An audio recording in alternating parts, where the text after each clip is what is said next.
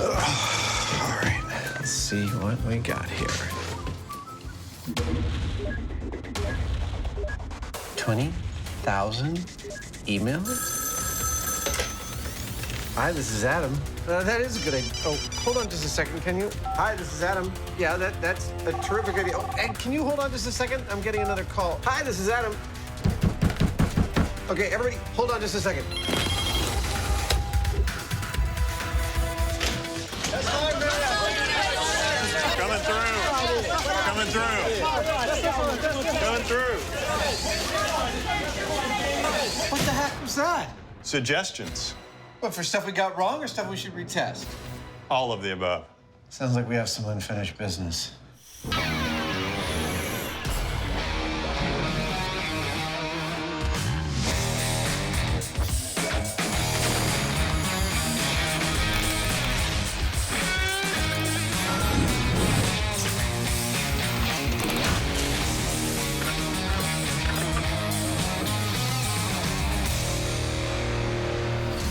What's all this? This is a bit of unfinished business for us. Every single letter here represents a fan's request that we either A, retest a story they think we got wrong, or B, take a new tack on an old story. Is any of it any good? Actually, there is a bunch of really fine material in here. We've got stories about holding on to hand grenades to keep them from going off. Fans that want us to revisit some aspect of our old spy car episode, specifically involving the tire-bursting tacks. Whoa! And we've got a story about reloading automatic pistols. Can you really do it as fast as they do in the movies? Anything else? Yes. The first one I think we should tackle involves video games. Fans want to know, if you're playing a video game that is representing a real-world skill, can the video game make you better at that actual skill? Video games as a teaching aid. Yes, I think we should test that. That sounds great. I'm up for it. All right, let's do it. In the video game special, the Mythbusters had a blast. But fans say there's unfinished business. Because Adam and Jamie didn't test an idea that's as old as gaming itself. Can virtual practice provide real-world skills? To find out, Adam and Jamie first need a blank slate.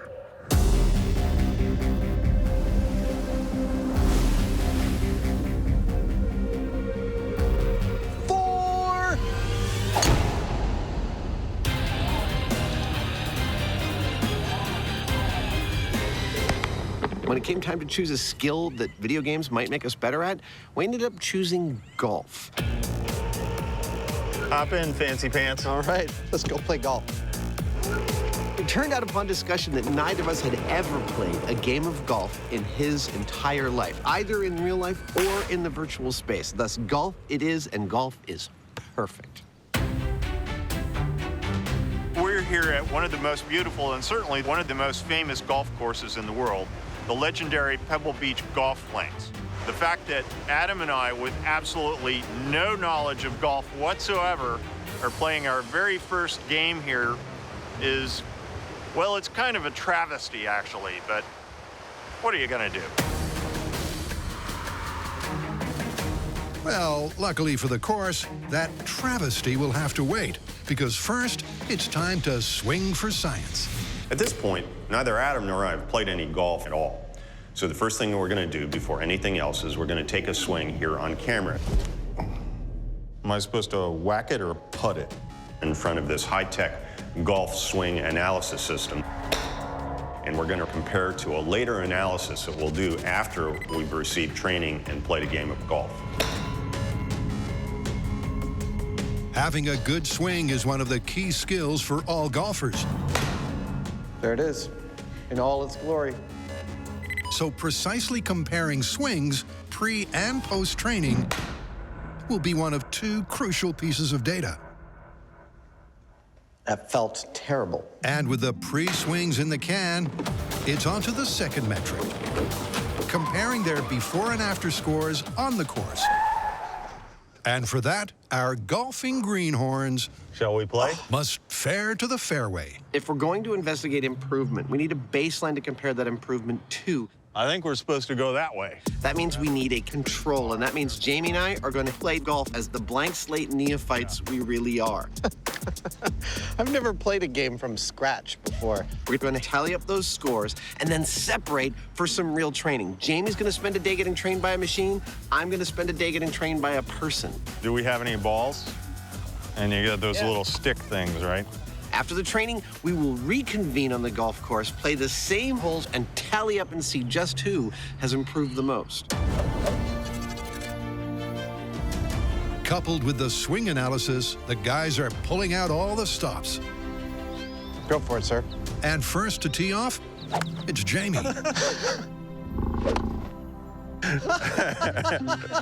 Who can literally only get better. What do I know about golf? Maybe you need a different club for that. Seems like it's as good as any.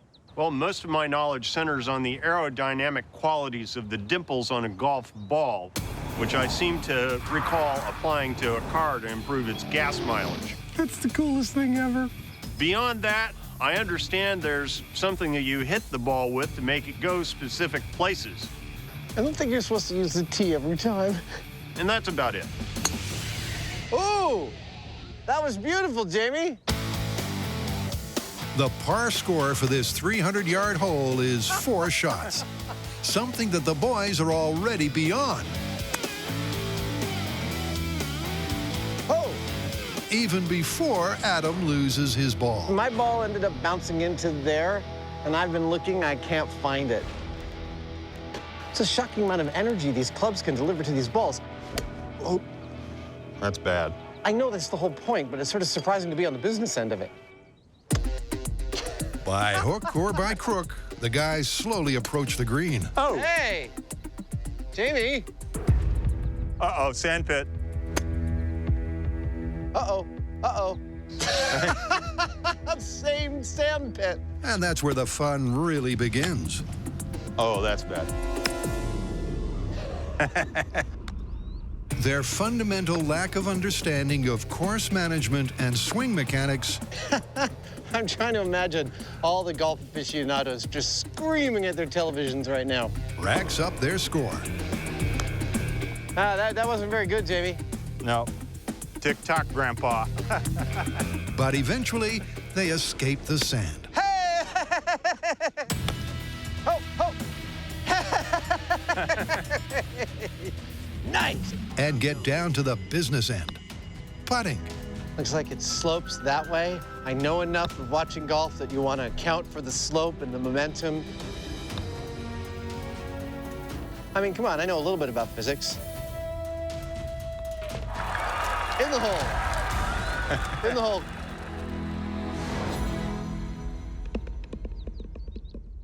So there you have it. For the first time in my life, I was able to get a little piece of plastic several hundred yards from where I started to a hole using some carefully engineered sticks. This is a very interesting process, trying to learn a game as complicated as golf without being told anything. There we go. Not bad. It's pretty clear that Jamie and I are improving certain things, Dude, that was so close. but it's also clear that it is this mountain of knowledge that we're not even touching. Feels like sort of stabbing around in the dark with a fork, trying to kill a bear. We should have been able to do this in 4.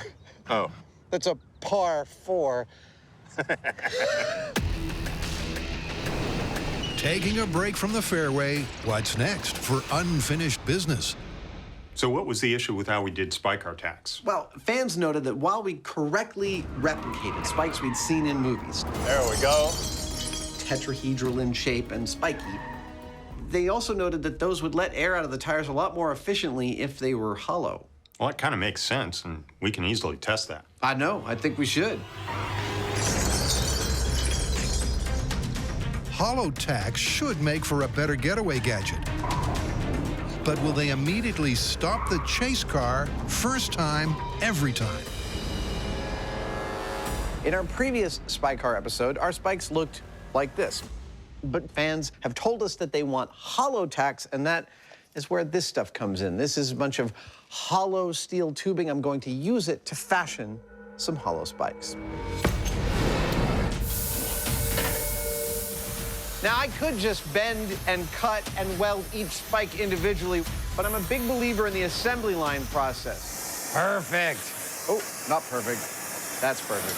So this bending, this is actually the first step in my assembly line for these spikes. It's the first step in a 4-part process. I love blacksmithing. So what's next for our resident Q? Step 2 of my assembly line process, the cutting.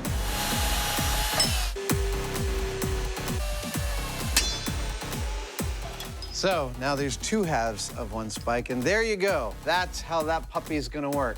Cut out a bunch of these, start to weld them together. Boom! We have our hollow spikes. With Adam cutting corners for science, it's soon onwards and upwards. Step 3 of my assembly line process, the welding. You may recognize the rig I'm gonna use for welding as the one I built for the first episode, and it works like this. Look at that. You sit the 2 parts in there and weld in the middle, bang, you're done. Isn't that cool? Because only a small weld is required per tack, it's not long before Adam sealed the deal on all 50. Ah, awesome. That's the last one. Now, normally if I was a cop making my own road spikes on the weekends, I would leave them this color because they blend in with the road. But we're making a television show and I want these things to be bright. So step 4 of my assembly line process is to paint them bright pink so we can see them on camera.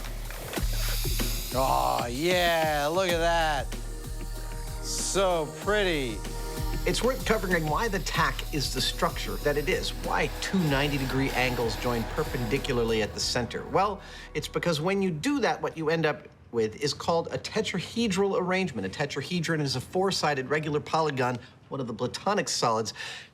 In layman's terms, it means one point is always facing up, and that means it's ready to pierce the tire. That's the theory. But at the runway, will it be license to kill?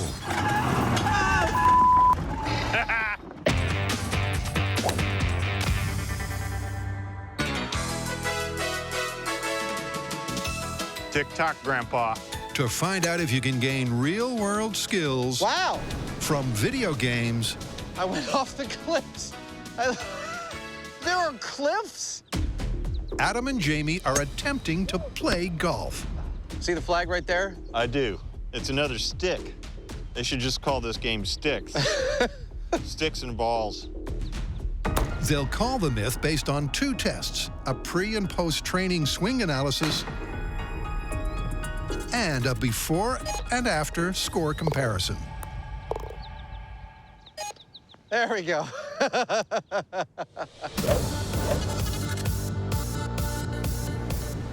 It's worth repeating right here that Jamie and I know absolutely nothing about the game of golf. Where'd it go? I think it's gone.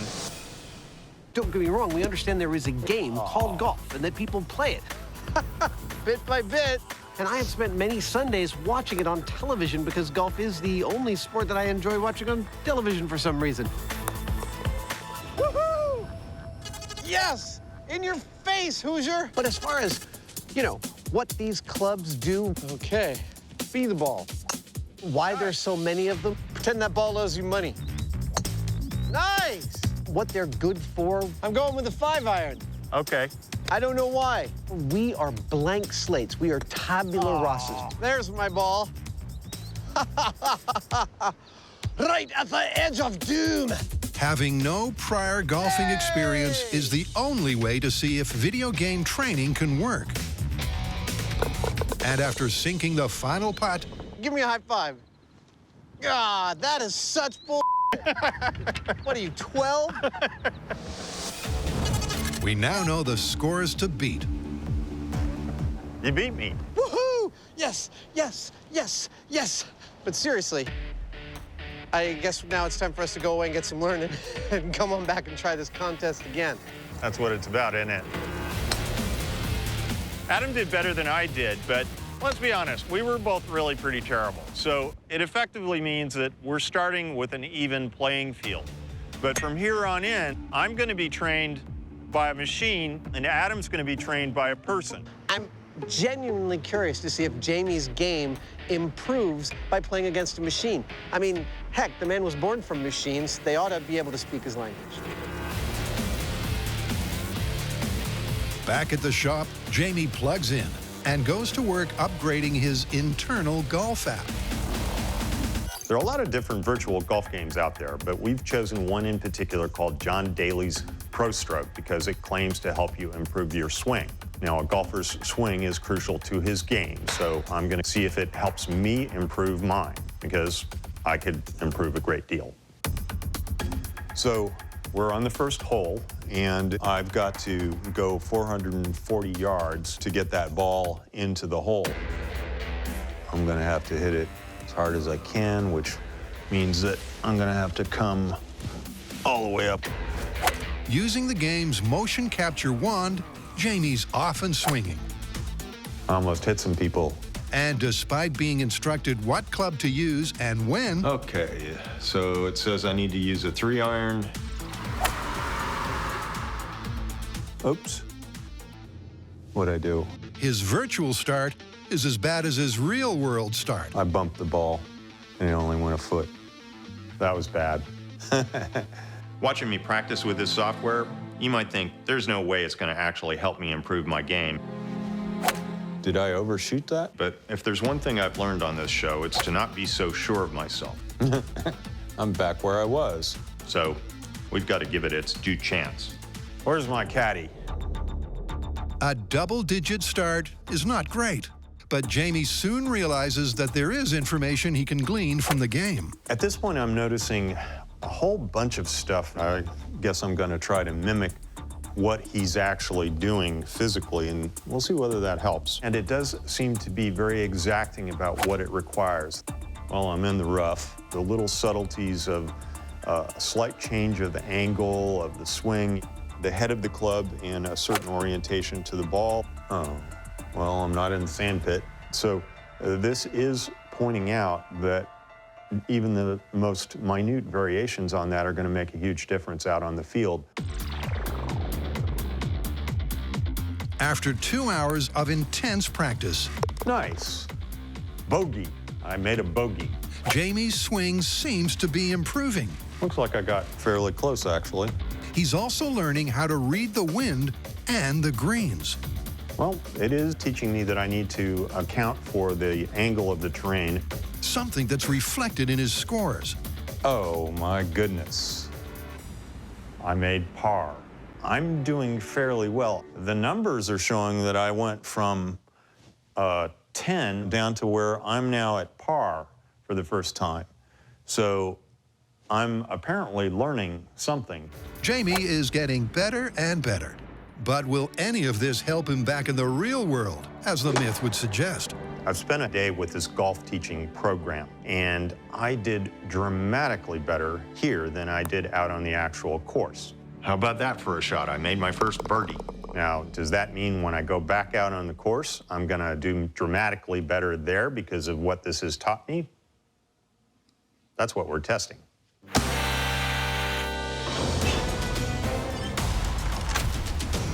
When Adam and Jamie recently took aim at grenades, there was fire in the hole. But fans have found a new detonation drama. So get a grip. Get a grip yourself. No. That is actually the name of the story that we're doing. There is a TV show called The Bridge, and on this show, a bad guy took a mother with her kids and locked them in a shed, but before he locked them inside, he handed the mom a live grenade. So that she's holding on to it, knowing that her ability to hold on to it is her only line between life and certain death. And after a couple of hours, she can barely hold on any longer. Her forearm's all cramped, and she's just about to let go when the hero shows up and saves the day. But here's the question. Is holding on to a grenade really that difficult? Well, I hope when we go to test this, we can use an inert grenade. That was the plan, yes. Well, do you mind if I put something a little extra in there, a little surprise, maybe? Something to raise the stakes?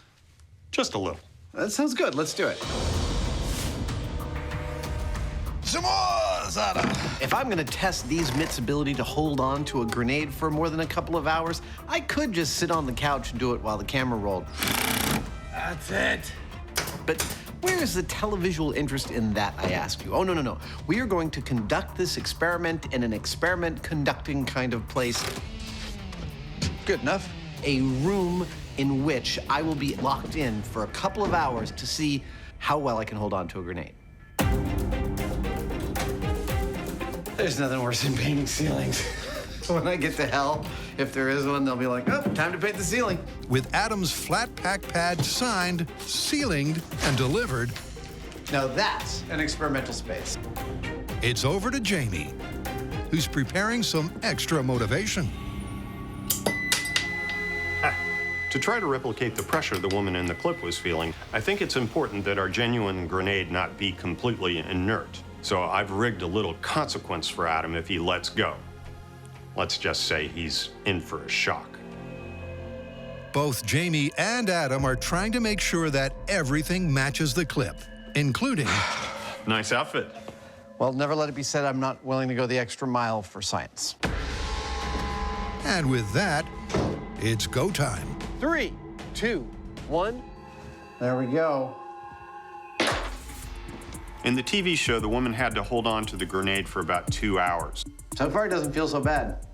But the thing is, there's a spring behind this that wants to flip that lever away. So over time, this could be really difficult. A lot harder than you think. 25 minutes in, and Jamie's prediction is turning out true. I have to say, I seriously thought this was going to be just a ridiculous cakewalk, but I am starting to feel a little fatigue in my hands. Well, I'm not exactly sure what Jamie set up in terms of his consequences. I have to tell you that it adds a genuine psychological aspect. Knowing that I will unleash some version of hellfire if I let go of this, it definitely makes it a little bit more accurate. Adam's basic instinct is to hang on for dear life. But will he go the distance?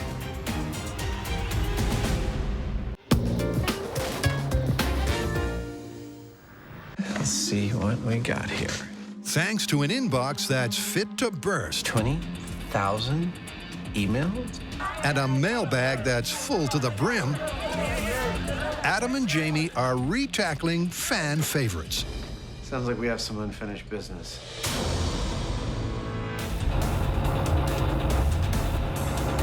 And next up, they're returning to the runway for Spy Car 2.0.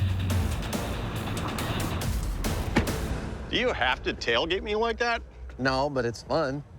Shall we set up the course? Yeah.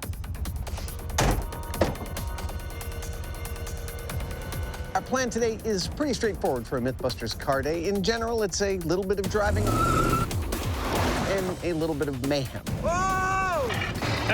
In specific, it's about a quarter-mile course, starting with a straightaway. Last one. Jamie will drive down that straightaway in a pickup truck at about 40 miles an hour, and I'm going to chase him about 3 car lengths behind. At a certain point, he'll drop his load of tacks and then make a U-turn followed by a slalom. Obviously, by chasing, I'm going to drive over those tacks, and I've got to follow him through that U-turn and that slalom as closely as I can, if I can at all. Our goal is to see how well our new hollow tacks work compared to the old non-hollow ones. There's no doubt that hollow tacks will puncture the tires, but will it stop the car stone dead as many viewers claim? A prediction? Look, I have a tremendous amount of experience from this show of driving cars that are out of control. Jamie! And my prediction is that I'm going to get a little more experience with that today. I think that these tacks are going to deflate my tires fairly handily, and while I may be able to make the U-turn after I run over them, I don't think I'm going to be very useful on the slalom, but I cannot wait to find out. Are you ready, Adam? Dude, I'm ready. Let's do this. Okay. Hollow tacks on the road in 3, 2, 1, go. Oh, this is gonna be fun. All right, we're up to speed. Jamie's got his bucket ready. Here it goes.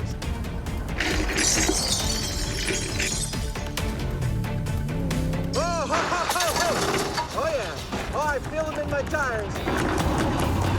Oh, now I'm making the turn. Okay. Hey, I'm still making the turn. Yeah, I'm still making the turn. Oh, whoa! Oh!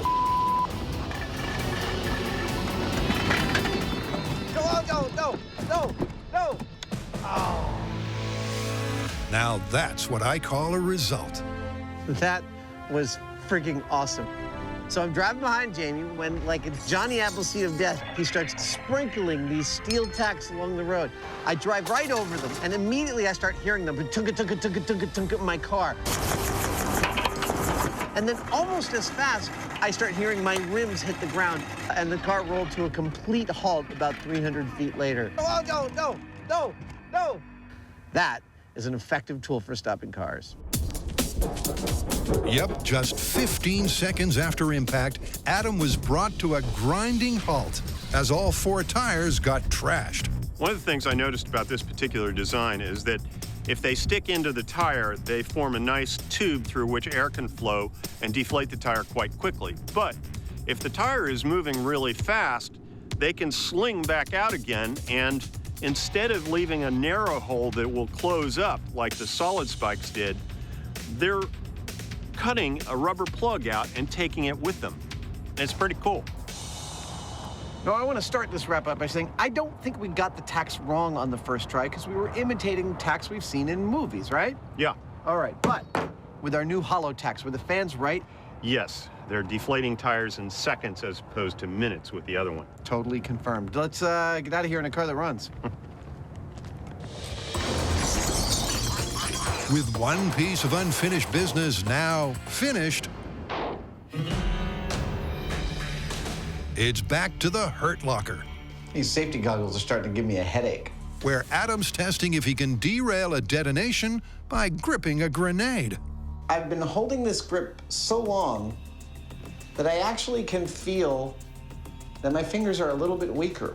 I can feel the spring of the spoon wanting to push my fingers outwards. That is interesting and not a little scary. The reason Adam is struggling is down to cramp.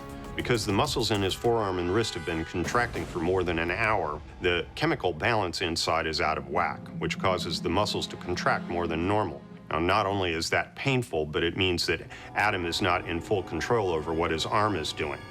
So he may just let go yet. That's the theory. How you doing?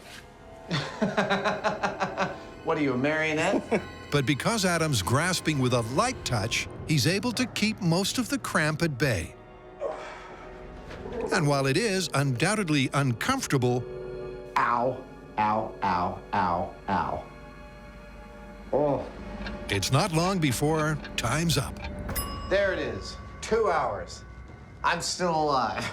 I just want to point out that in the show, she was saying that her arm was all cramped up and really hurting, but I don't feel anything like severe cramping. I could easily go for probably a couple more hours at least before, I don't know, I'd switch hands and I get another 4 hours.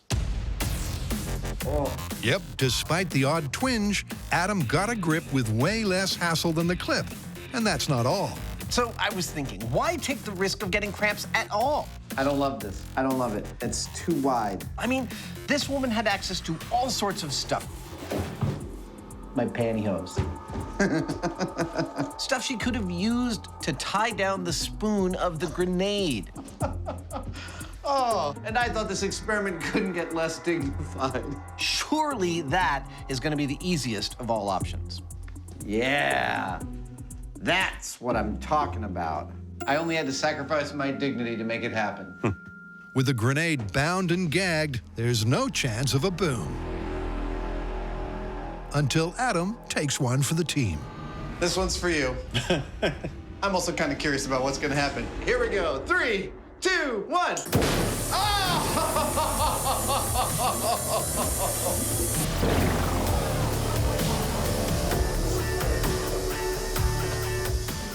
That was beautiful. So the myth that you can't hold on to a grenade for longer than 2 hours?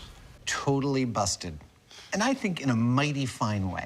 And what about being able to disable the grenade? Totally feasible. Pantyhose fit the bill.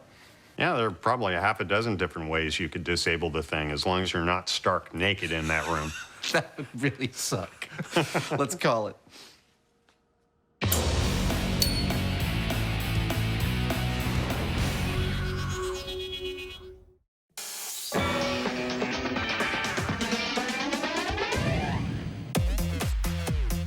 Can playing video games really set you up with real-world skills? To find out, Jamie's the test subject taming the technology, Bogey. I made a bogey. while Adam can't resist competing, courtesy of more traditional training. My training today is going to happen at the legendary Pebble Beach Golf Academy. Founded in 1996, it encompasses both the latest cutting-edge technology as well as some of the United States' best golf teachers. Mine today, Laird Small, was voted PGA's Golf Teacher of the Year. So, Laird, where do we begin? Well, why don't we start with the introduction of the golf clubs and how to use them properly. We're going to see if he can't take me from 0 to hero, or if not to hero, at least to an integer slightly above 0. Now, this hinging is a huge power source. If you think about a hammer and a nail, this gives you some leverage. This is a real treat for me, and it's totally fascinating. In science, we're always talking about eliminating variables. Well, this is all about eliminating variability, increasing repeatability. So let me see if I can get you in the right posture. Everything Laird is telling me about my grip and my stance There you go, beautiful. and my roll and follow-through. It's open, it's open, open, open, open, squaring, close, close, close, close. Is about increasing that reliability of the swing so that the ball hits are consistent. Good. Nice, see the ball just jumped right up? It sounds really straightforward, but physically it feels incredibly complicated. All right, should we go outside and hit some? Let's totally do that.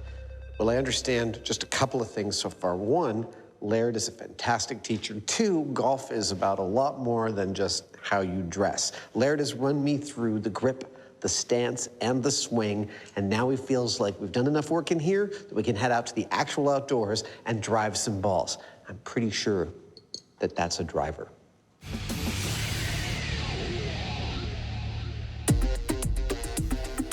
Adam's receiving a solid grounding in the fundamentals, Here's your driver. the clubs, the grip, and the mechanics of the swing. Hey! Nice, look at that. Wow! That is spectacular. It went like that way. Yes, that's right. And after a full day of this traditional training, Wow. Adam has clearly lifted his game. That felt great. Obviously, I'm an inveterate skill learner, and I have learned to do many things in my life. That was awesome. That's amazing. How'd that feel when you hit it? That felt incredible. Way to go. But I've very specifically taught myself a couple of precise skills that apply directly to golf. Wow. How about that? It left the trap. That was the thing that was flummoxing me and Jamie repeatedly. Nice. One is juggling, and the other is billiards. In both cases, it's about refining your physical movements and your body memory until what you're about to do is predictable. Yeah. And amazingly, I'm starting to see how it could actually work as a game. It is no longer a mystifying game to me. I now start to see its outlines and think, maybe I could actually play this. Yeah! Oh, yeah. Oh, yeah. Oh, yeah. Woohoo! I think I'm ready for the Hyneman. Laird, thank you so much. You've like radically, well, to say you've improved my game is a misnomer because I didn't have a game a few hours ago. I really, really appreciate it. This was a lot of fun. You did great. And you know something? Don't let this get out, but you're very coachable.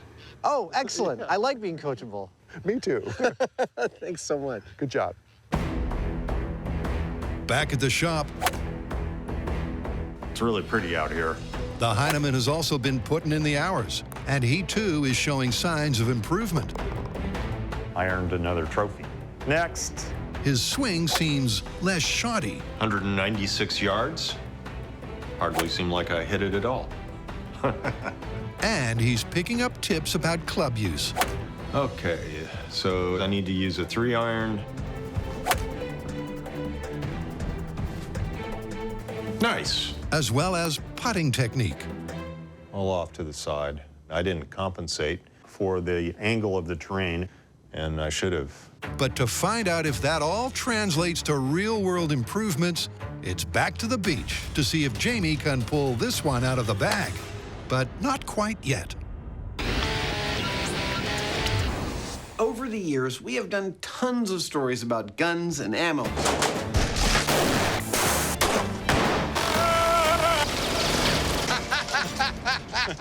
Now fans want us to tackle the modern version of the quick draw. What's that exactly? Well, there's a classic trope in action movies when the hero empties his gun, he's able to reload in a ultra super fast blink and you miss it fashion. And the fans want to know if that's actually possible. And so do I. Okay, then. Let's get shooting. When it comes to being trigger happy, Adam and Jamie have history.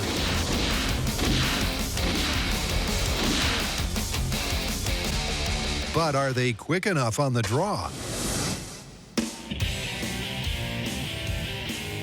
And we'd be remiss if we didn't examine the fact that everyone in movies can spray an unlimited number of bullets in a tiny period of time with a high degree of accuracy. And so Jamie and I are going to take a look at just what the real-world threshold is for speed, number of bullets, and accuracy. And so we've come to Milpitas Gun Range in Milpitas, California to test just that. First up, Jamie and I are going to try to shoot 3 full magazines of bullets as fast as we possibly can. Now, this first test is about speed, not accuracy, and so the bullets we'll be using have this funny little pinched end. That's a blank, not a real bullet. Start shooting in 3, 2, 1, go. Mechanically, firing and reloading the gun is a pretty basic process. When the magazine is out, you press a button, out comes the magazine, you put another one in, and you're ready to go again. Wow. But the thing you have to remember is that there's this horrific noise and percussion. It's a really kind of disturbing, violent action that is going on here. And so trying to put that sequence really smoothly together, it's not easy. That's it. 38 seconds. You got slower towards the end there. Jamie's shoot speed was solid, but his magazine change was nothing like the slick and quick action hero. My turn. Can Adam do any better? 3, 2, 1, go.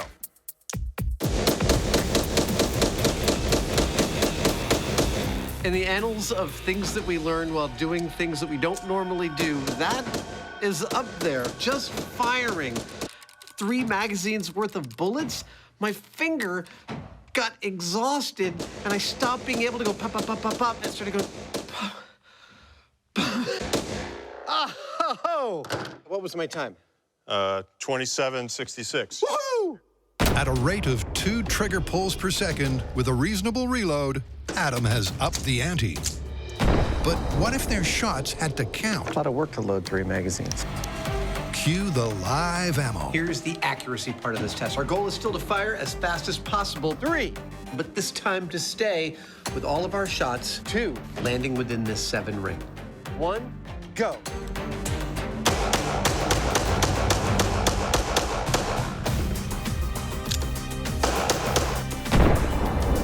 Nicely done. You improved on your time the first one, 33 seconds. Marginally faster, but from reasonably close range, Jamie missed a stationary target several times. Well, looks like 3 landed outside the target area. And when Adam also misses the mark,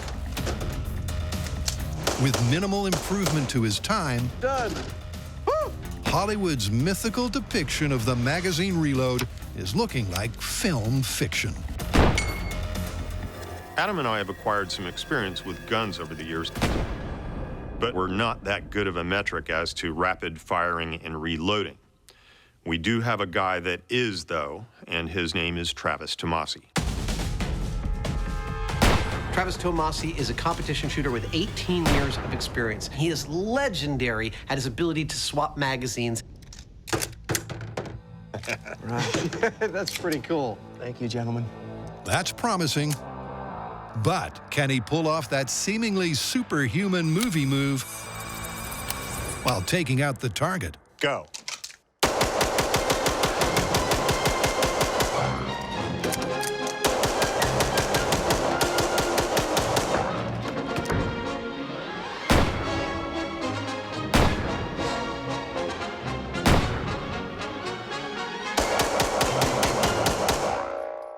Wow. Clear. That was amazing. What was his time? 17 seconds. 17 seconds. That was incredible. Watching Travis work is kind of like watching a machine gun. It's almost surreal because, I mean, he's moving so quickly that you can't really even see what he's doing. But the real test is right here. Not only was he doing it almost twice as fast as I was, he was pretty much hitting dead center on the target. You know what I like about this is for years on this show, we've been finding things that are really common in movies and demonstrating how ludicrous they are in real life. But in this case, we've done kind of the opposite. So we've actually taken something that seems ludicrous in the movies and we've bettered it in real life. That's pretty cool. Yeah, that much lead being put through a pistol in that amount of time accurately, it's unreal. Let's get out of here. Okay.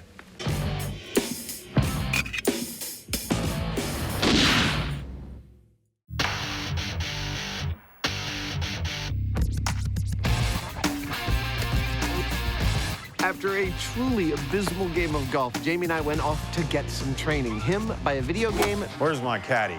me by a person. Now we've come back to the links at Pebble Beach, and we're going to put those potential skills to the test. Remember, this isn't about whether machine learning is better than person learning. It's about whether learning from a video game has any efficacy at all. Whoops. That's one. I'm just here to provide a control, and control is what I hope I finally have over this guy right here. Let's get started. Having been trained by a pro, Nice. Cool, that felt good. Adam's first 2 shots show immediate improvement. That worked like exactly how I wanted it to work.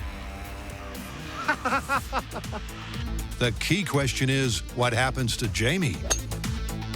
Nice. Will his video game training result in any improvement at all? Ah. Well, not so far. In the real world, his swing is still unbalanced. That wasn't very good at all. And without computer assistance, he's guessing which club to use when. I think I'll try this one.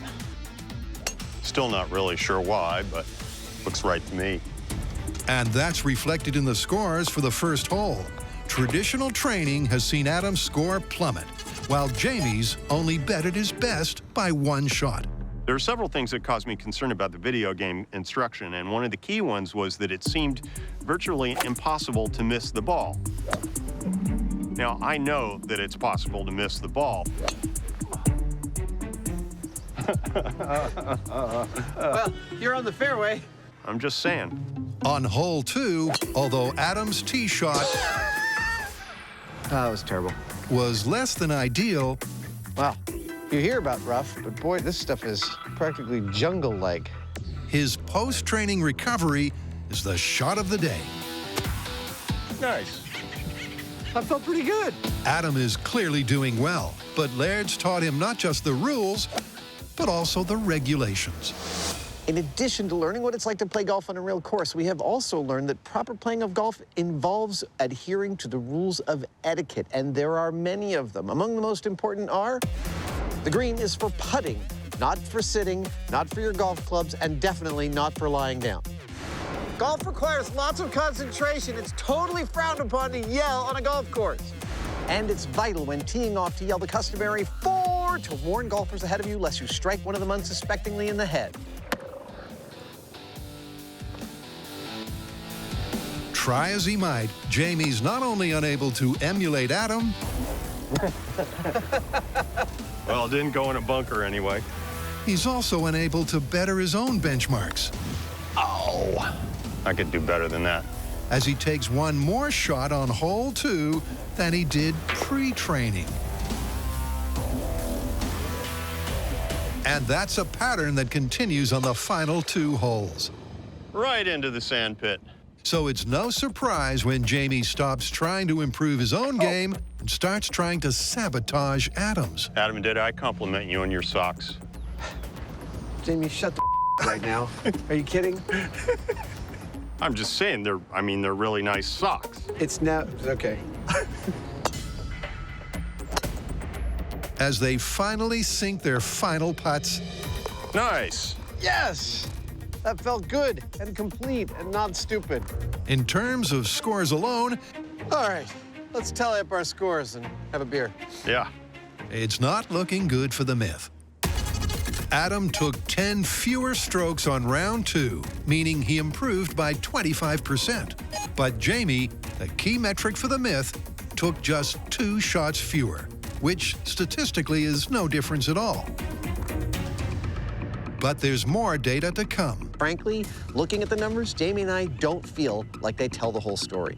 Luckily, because we're thorough types, we did grab one other metric, unarguably the most important metric in the whole of golf, and that is the swing. Laird examined our swings both before and after training, and the results are pretty interesting. How did I do, Laird? Well, come on over. So you can see that as you swing the club back, you can see how your weight is more between your feet. You can see over here that you've landed beautifully on your left foot. Right foot's perpendicular to the ground. Laird, on a scale of 1 to 10, what would you say the comparison is? Well, I think on the first one, I'm going to give you a 3. On what we finished up with, I give it 8.5 to a 9. I think you did really great. Wow. As on the course, Adam's improvement is immense. Can Jamie compete this time? The difference that we see is in terms of how much more range of motion you have. So because of that, you can develop more speed. By developing more speed, you have a chance to hit the golf ball farther. But what's the all-important score? On the first swing, I'll give you 1.5. Second swing, I'm going to give you a 2 at the best. There's not any improvement in terms of the striking of the ball. There is some in the range of motion and your athleticism, so that's great. But in the delivery of the club to the ball, sorry, no improvement. Excellent. Yep, despite his hours spent flying solo, Jamie's swing is still not the thing. As far as I'm concerned, while the video games did offer some guidance, they seem to be more focused on entertainment than instruction. Oh, this is actually kind of fun. So, were they of any real help? Not half as much as coming out here and just playing golf. So what do you think, Game Jockey? You think we've answered the question as to whether video games can make you better at real-world games? I think we have. And that answer would be? No. That's pretty definitive. Shall we play another round of real golf? Sure, it's nice out here. I agree. I've learned some things about my swing I could show you. Oh, shut up.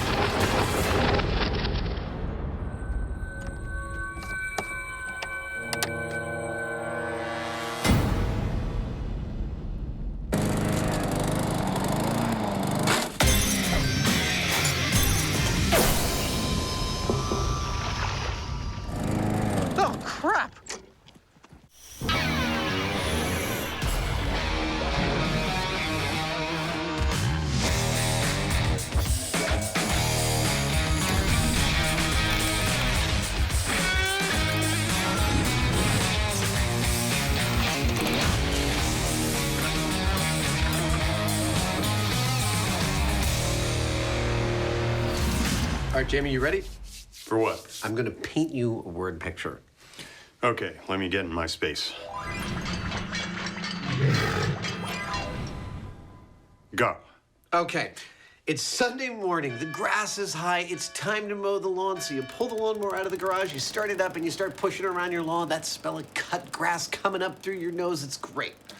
So you're almost done. You're close to the driveway where there's some rocks on the lawn, and your lawnmower goes over one of those rocks, kicks it across the street, kills somebody. Kill somebody? But it doesn't actually have to kill somebody. The idea is that a rock kicked by a lawnmower can have an equivalent amount of force as a bullet delivered from a .357 pistol. Lethal lawnmowers. I like it. What else we got? Well, continuing in the theme of accidental ammo, we have a construction site myth called glass guillotine. Goes a little like this. Pane of glass in a building. Guy walking down the street. Pane of glass comes loose. Shing. Well, that sounds like a pain in the glass. Exactly.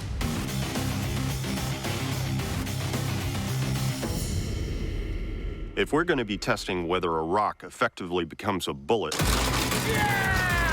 when it gets hit by a lawnmower blade, we need to be someplace like this. We've actually been filming in this very location for 10 years. Down there is the range in which Jamie and I first got trained to fire sniper rifles. And this is where we made hands out of chicken parts. High five. And cut them to ribbons with the off-gassing from a Magnum revolver. Today, we are using one of their more remote ranges. All right, here we go. Oh! Remote, because in an episode devoted to accidental ammo, What are we doing with all this plywood? You'll find out. the Mythbusters are bringing some ballistic bedlam to their soon-to-be-made backyard. What did one sheet of plywood say to the other? We're screwed. Yes, we could do this test on a real lawn, but remember, this isn't about whether lawnmowers cut grass. We know this. This is about what happens to rocks when they interact with a lawnmower. I walked in my own path. So we've created our lawn laboratory here in order to remove variables and to clearly see what happens to those rocks. Our experimental design today is pretty straightforward. We are going to lay down these rocks. Now it's starting to sink into me what we're about to do. Turn on this gas-powered motor and run it over them. What we want to witness is what happens in the reaction between the stones and the blade of the lawnmower. This is going to be a horror show.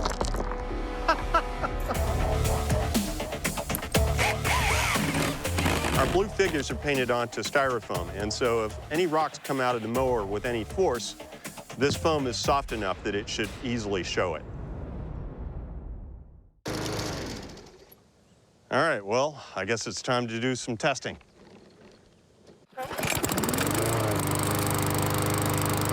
The mowers when Jamie was a kid didn't even have wheels. They had a really interesting name. They were called, what was it? Oh, goats. Okay, let's see if this thing starts up. Modern metal mowers have debris deflection more than covered with this spring-loaded safety flap.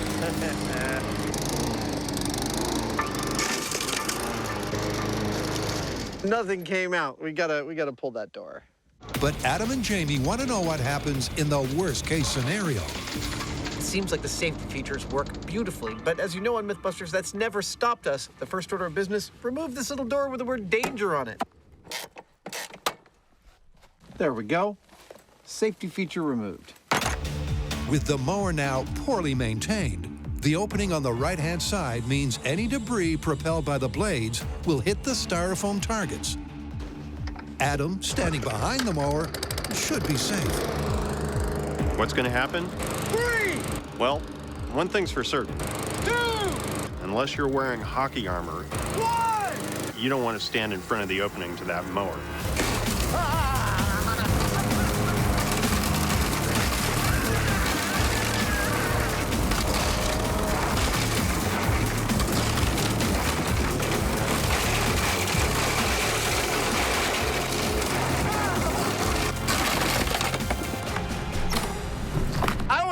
Anymore. This is terrifying.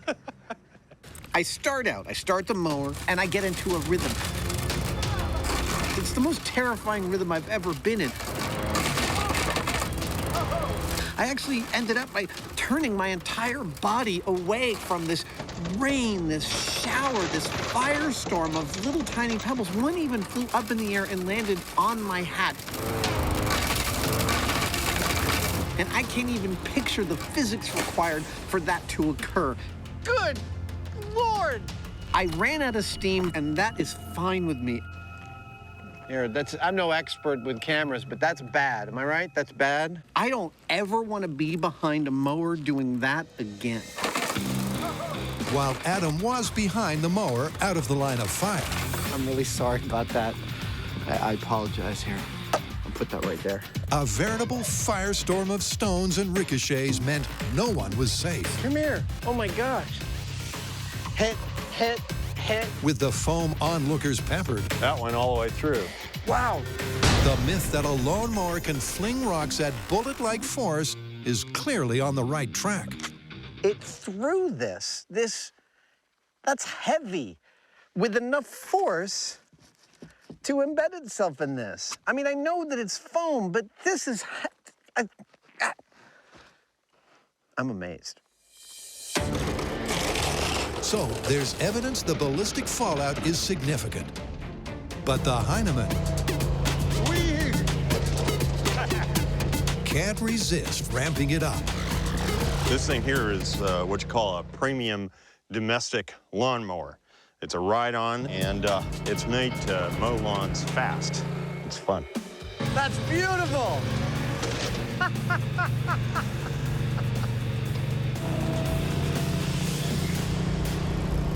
With an engine 4 times more powerful, Jamie, are you ready?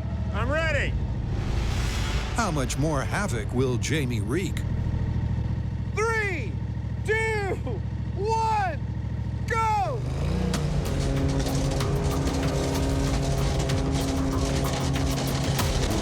Oh, no.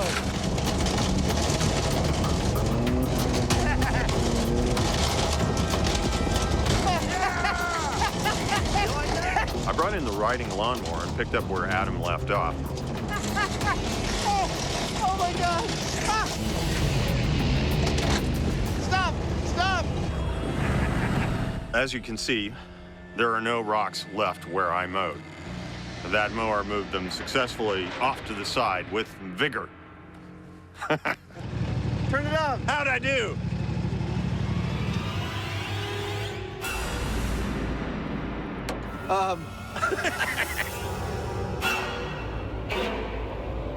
You know, I don't really care. You might want to think twice before inviting a Mythbuster to mow your lawn. I'm just saying.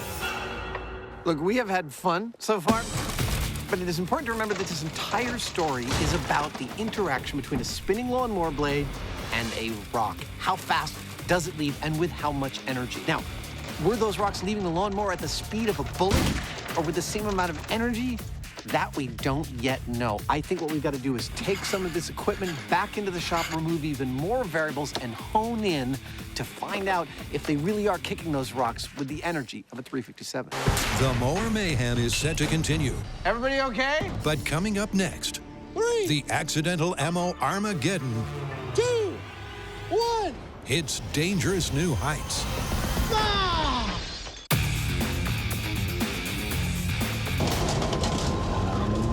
I did not expect that level of carnage from our lawnmower.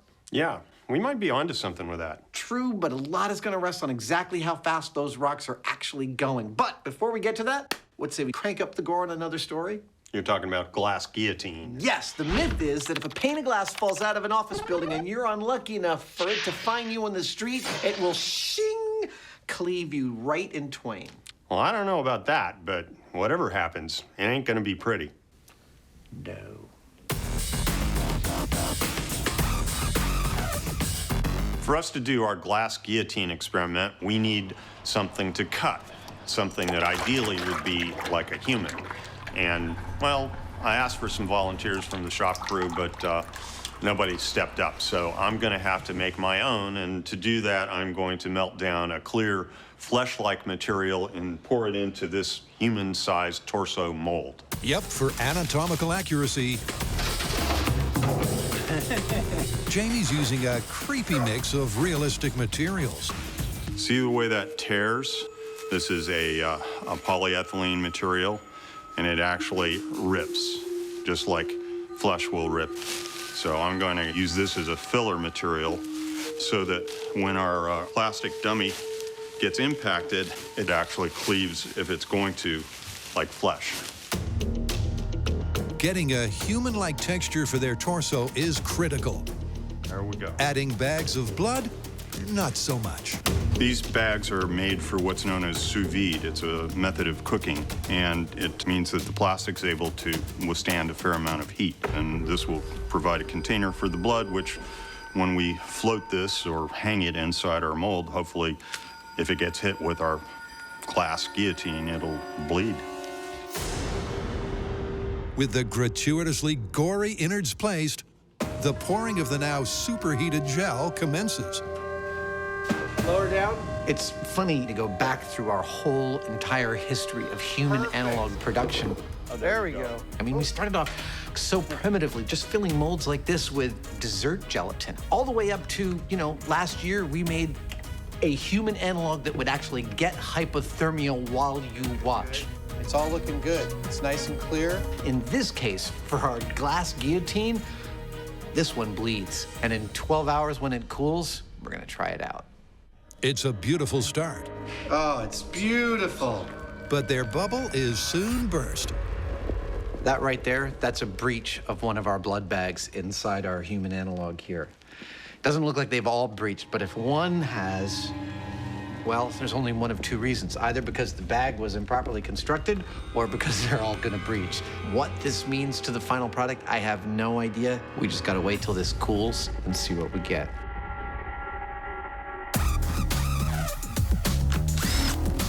This is how Jamie was born. Ta-da! Hey! Oh, he looks a lot better than I was afraid he'd look. Yeah. Wow. I'd say it looks pretty usable. Nice. This is the first of our castings, and frankly, we were worried that we had ruined it. But while it's not perfect, hey, Sorry. it's usable, and it'll serve for one of our tests.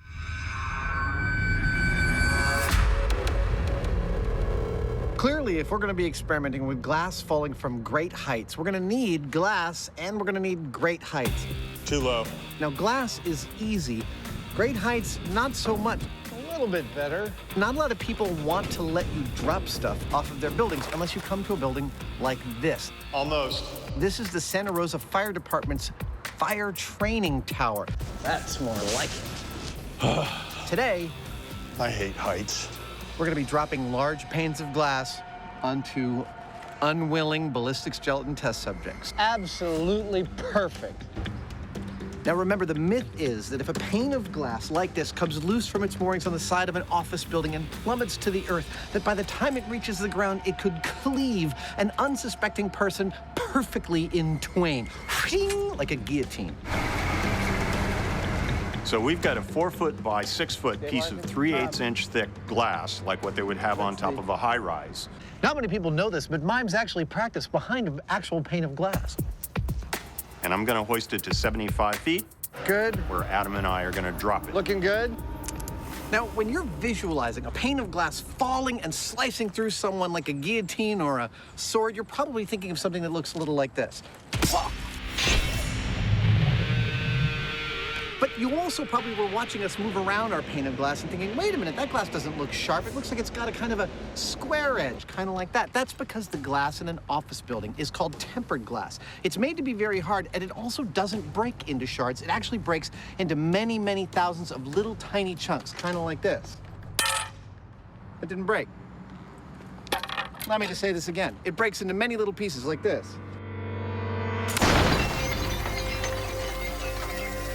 There you go. So it's more akin to actually hitting the melon with the back of my blade rather than the front, like this. Now, is that what's gonna happen to our guy when our glass falls on him? Frankly, I have no idea. I'm just as curious as you are. All right. Nobody underneath this. Jamie, I will meet you up at the top. Here we go.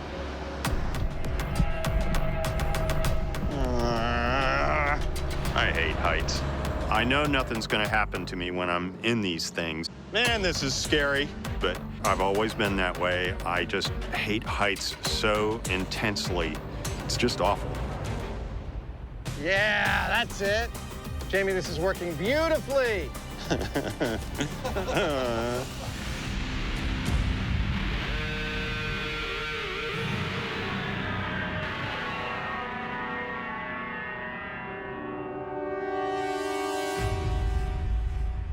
You know, I can't help but feel like we're about to enact a scene in a movie called Clumsy Window Movers. For clarity, it is worth restating that what we are looking for from the glass here is not whether or not it kills him. Okay, now, I figure we hoist it over our heads. Yeah. Although that would be the end result no matter what, if it hit him. Okay. 3. Oh my God. It's that it would cleave him in two like my sword did with the melon. Shing. 3, 2, 1. Oh! It did a little turn right at the very end. It looked like it was gonna be perfect, and at the very end, it fishtailed. Oh my gosh. It was so close. For like the first couple of seconds, it seemed to be falling perfectly like a knife towards him. I'm like, oh my God, it's gonna hit him. It's gonna hit him. And then what feels like just before it got to our dude, it went like this and hit the ground perfectly flat and spread in every direction. Oh my goodness. It looks worse down here than it did up there. Oh my God, it's so pretty. When I was like 10, I would have taken these home and pretended they were diamonds and pretended I had treasure. I would have sold them to the neighborhood kids and made a profit. It's clear that this test was a fling and a miss.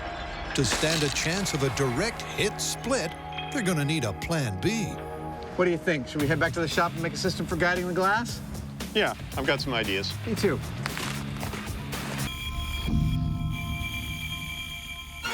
Lurking innocently in your garden shed, a lethal accident is waiting to happen. Or is it? We have been trying to determine whether a lawnmower can fling rocks with the same amount of energy as a bullet. What we'd like to do is measure the speed at which the rocks are leaving the lawnmower and then see how that compares to the speed of an actual bullet.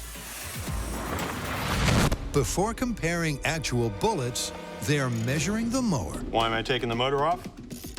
Well, for us to test it in the shop, we need to look closely at it and run it for a while. And so instead of having this noisy, smelly gasoline engine going in here, we're just gonna swap it out with an electric motor, nice and clean and quiet. This thing's stuck.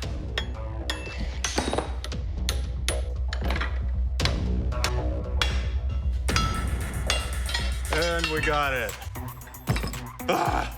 The way this motor is wound, it's going to give us 100 RPM for every volt that it sees.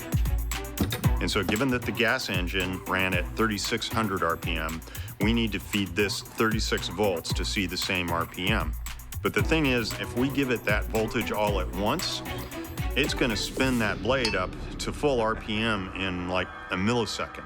You just built a lawnmower that I want to be behind a blast shield in order to start. And that's scary. It might end up putting the blade in the wall or in me or something, because something's going to break. So I've got to figure out a way of doing it a little more gently. To gently deliver that power, once again, Jamie uses equipment in ways for which it was never intended. This is working perfectly. He's hooked up a DC-powered welding machine to a lawnmower. I love it when things actually work the way you hope. I mean, it is somehow a little counterintuitive to run a motor off of a welder, but yeah. DC power is DC power. That's amazing. All right, we can get it up on a stand. We need to be able to deliver the rock to the spinning blade in a way that we can actually see what's going on. Now it's looking like something. But Adam and I have come up with a way of doing it, which involves putting the whole mower up on top of a sheet of clear acrylic, and then we can see from underneath. Yet another in a long line of pristine surfaces, soon to be destroyed and sullied in our hunt for the truth. And we'll simply raise the mower, get the mower up to speed, and then lower it down onto the rock. Bang. So how are we going to keep this stuff from going all over the shop? Well, we've cut away the whole side here, so we wanted to go there. So I thought we'd put some uprights of plywood here to protect the walls. We already know that a lawnmower can hurl a rock at a fairly good speed. But we don't know what that speed is. Cool. All right. That's position one, medium-sized rock. So we're gonna power up this lawnmower to its full speed. We're gonna feed rocks into it, watch them on our high-speed camera, and measure exactly how fast they leave. You ready? I'm ready. Well, let's do this. 18, 25, 32, 34, speed. All right, here we go. Dropping a lawnmower onto a rock. 3, 2, 1. Cut it. Blink and it's gone. Because when the mower is lowered, the blade instantly slices the stone into chunks. Oh, wow, just absolutely decimated that piece. Question is, were any of the fragments moving at a bullet-like velocity? The fastest chunk was going 250 feet per second, and that's actually pretty significant for a chunk of rock about 1 inch long and a ½ inch wide. But we're gonna keep running this, see if we can't find even faster debris. 250 feet per second is a good start. Okay, so we got a whole pile going in. But this time, they're giving their mower more to aim for. Start her up. What could possibly go wrong? Speed! Dropping big pile of rocks. Cover your eyes. 3, 2, 1.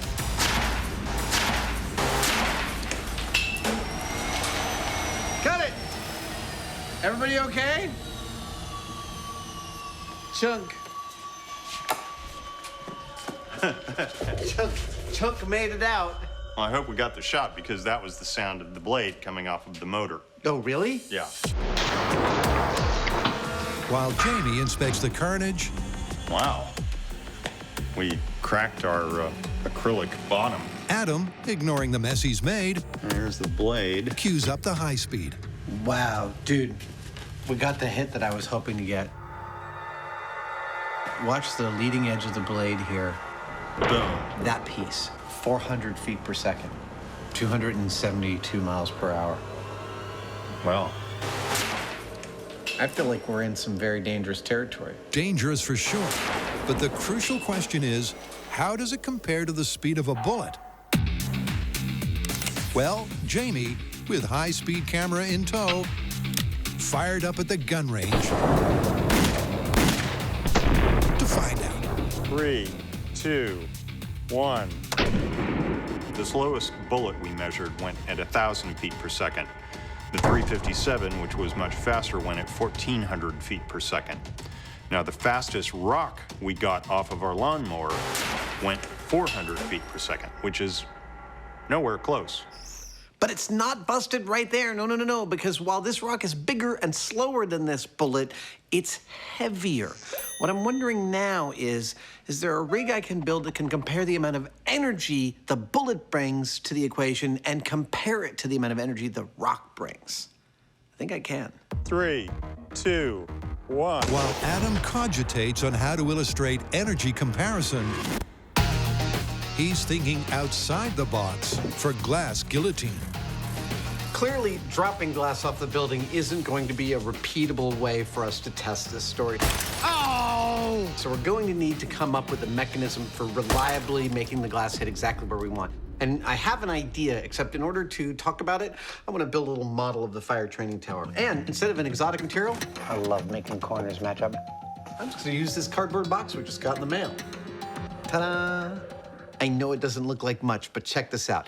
This coat hanger will be a welded steel rack which we sit on the lip of the building. You are clear. These red pieces of parachute cord are guide wires which we mount to the ground. Awesome. The glass has riders on it that keep it aligned with the guide wires. They say the glass is tempered, but is it bad tempered? We bring it up with a winch. Go ahead and winch up the glass. Oh, here she comes.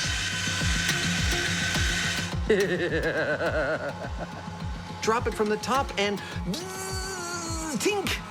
It hits our test subject square where we want him to and slices him right in half, or not. That's what we're gonna find out.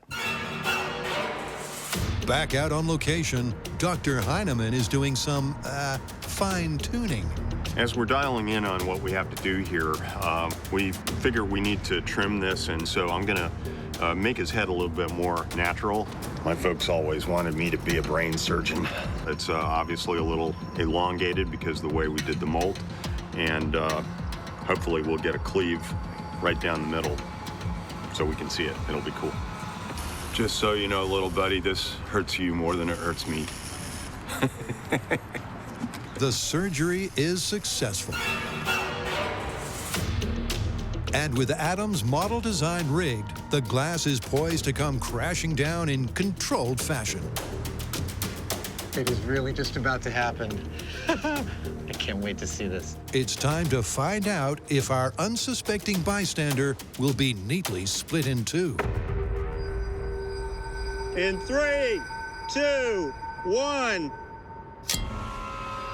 Here it comes. Ah! That was perfect. Dude, that was beautiful. He's still in one piece. It looks like he's still in one piece. Of course, there's blood everywhere.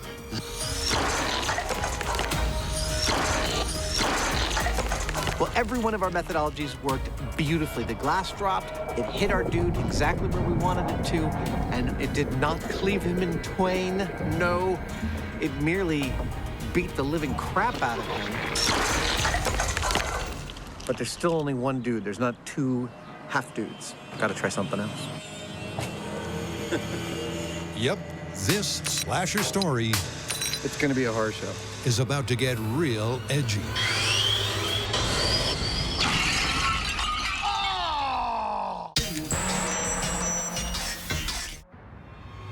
Could a 1 in a million high-rise slip ever really slice you in half? Not according to the evidence so far. And you might be watching thinking, of course it didn't, you idiots. That tempered glass you dropped had this big square edge on it. But that's the thing with tempered glass. It doesn't break and have sharp edges. For that, you've got to move to plate glass. Now, they don't use plate glass in office buildings specifically for this reason, but for due diligence, we've got a piece of plate glass here, and we're gonna break this so that we get a nice, clean, broken edge of plate glass. All right. And we're gonna drop that on the next unsuspecting bystander we pulled out of our mold. Okay, I'm gonna move him in. Yep. Our next victim doesn't have blood bags. That is right down the center. Not quite as much fun, but a little bit more consistent as far as the physics. Go ahead and raise him in 3, 2, 1, go. While it's on its way up, I feel confident that I think that that is gonna slice our dude in half. The edges of that glass, they're really sharp. It's gonna be a horror show. All right, go ahead and count it down and let it go. In 3, 2, 1. Here it comes. Oh, it's good, it's good. Oh! That was beautiful. I mean, I don't know how well it worked, but it looked great.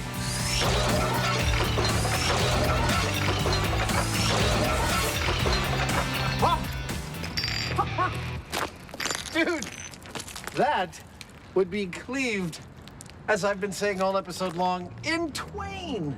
Not exactly a bullseye to the brain, but in twain, he truly is. I couldn't see that chunk fly off of him from where I was standing. It just looked like unfettered destruction. But dude, that's amazing. These two dummies tell the whole story. The first one we dropped a piece of tempered glass onto, and they manufacture that glass so that people don't get cut. And the result is appropriate to that. Our guy would have had his skull crushed and a lot of bones broken. but he wouldn't have been cleaved in half. The other one, we dropped a piece of plate glass on that had a broken edge that was very sharp, and as a result, he got cut cleanly in half. The end result is the same. You would have died. Take your pick.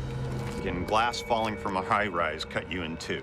But this is an interesting one because it's kind of a yes and no situation. If it's the glass they make high-rises from, then no, it's not going to cut you in two. It's going to kill you, but it's not going to leave you in two parts. But if it's the wrong kind of glass, then absolutely it can leave you in two big chunks. So right kind is busted, but wrong kind is plausible. Let's say plausible. All right, I'll buy that. All right, let's get out of here.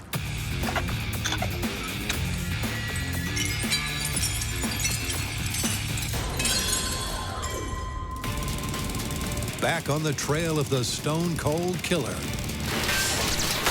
Adam and Jamie have proven a rock from a mower does not travel as fast as a bullet. But speed is not the only vicious vector.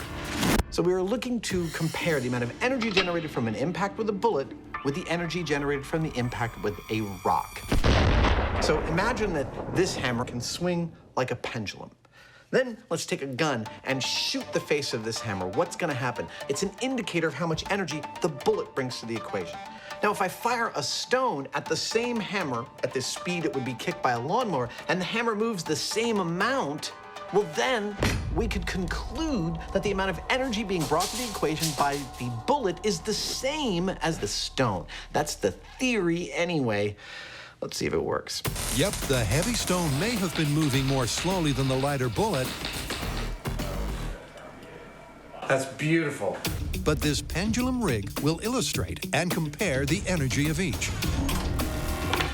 Its acrylic impact pad will efficiently transfer the energy of the bullet to the pendulum and can be replaced for each test.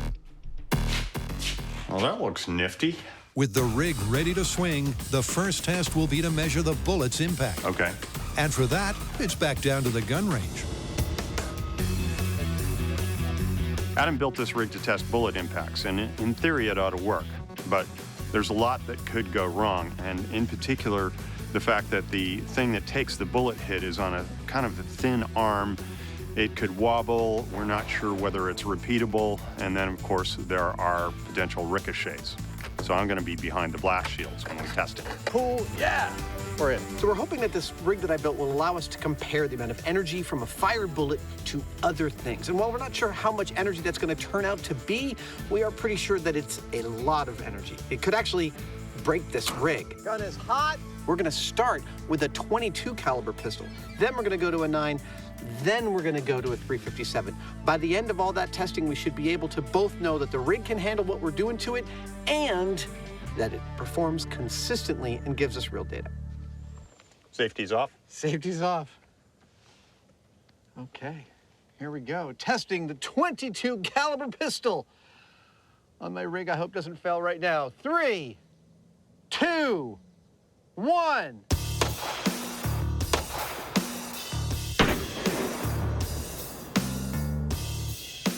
All held together. And it looks like it might have kept the bullet. Good. Ready for another? 22. And 3, 2, 1. I'm no expert, but that looked pretty similar. I think it was. Actually, it looks really good. Super consistent. All the 22 bullets knocked the rig to exactly 15 degrees. Cool, so the rig's working. So far, let's move up a caliber and see if it keeps on working. 9mm! I hope the rig holds up. And 3, 2, 1.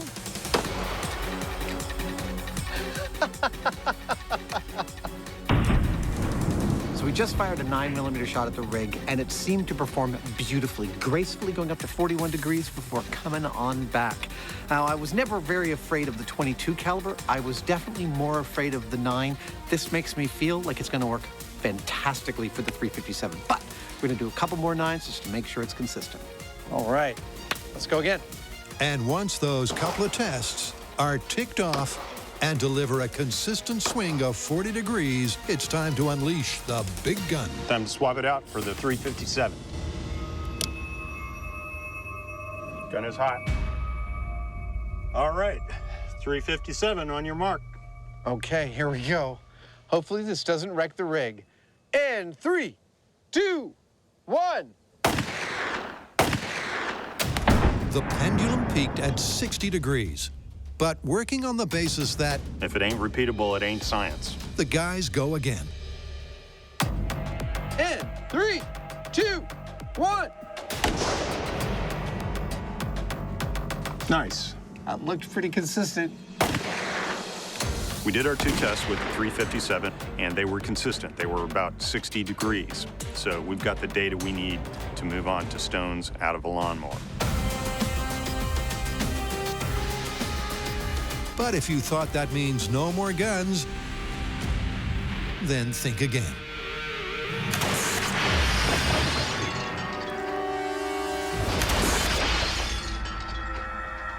Wow.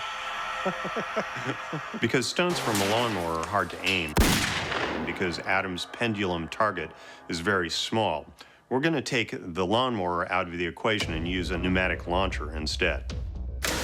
I'm going to first check to see that it's shooting the rock at the correct speed. 406. Seriously? Awesome, let's bring it in and shoot this thing. And then we're going to bring in Adam's energy rig, hit it with a rock shot at 400 feet per second, and see how far up the pendulum goes. This is it. Good to go? Okay, safety's off. Will a stone the same mass and velocity Firing in 3, as the fastest speed test stone 2, match the energy of the lighter, lethal bullet? 1.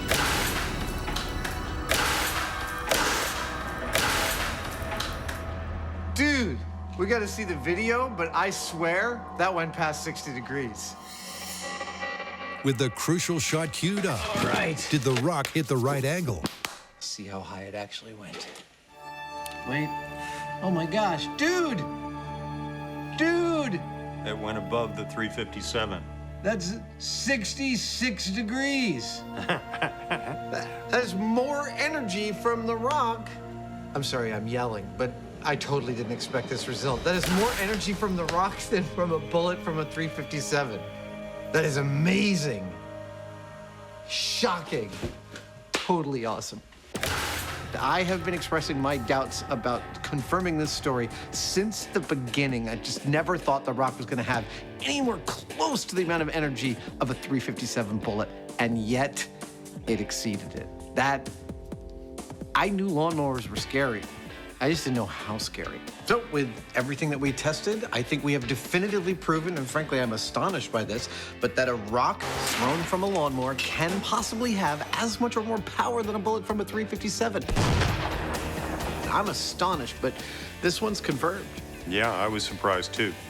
But you know, that gave me an idea. What?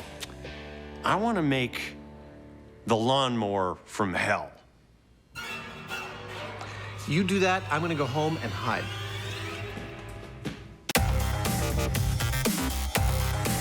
What are we doing back here at the Chabot gun range? Well, remember that we have absolutely determined that a lawnmower can hurl a rock with the same amount or greater force than a bullet from a 357. That means that a lawnmower can be weaponized, and that fact, well, let's just say that fact was too tempting for Jamie. When it comes to terrifying engineering and gratuitous ramping up, the Hyneman has history.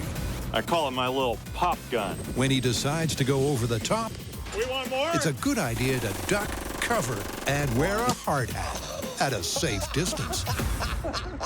So we've seen what your average garden variety of lawnmowers do. Yeah! Now it's time to step it up a little bit. So while this lawnmower looks pretty normal right now, let's just say it's gonna be evolving. Well, here we go. So what I'm thinking is that everything below this line and forward of the seat is gonna go away. There we go.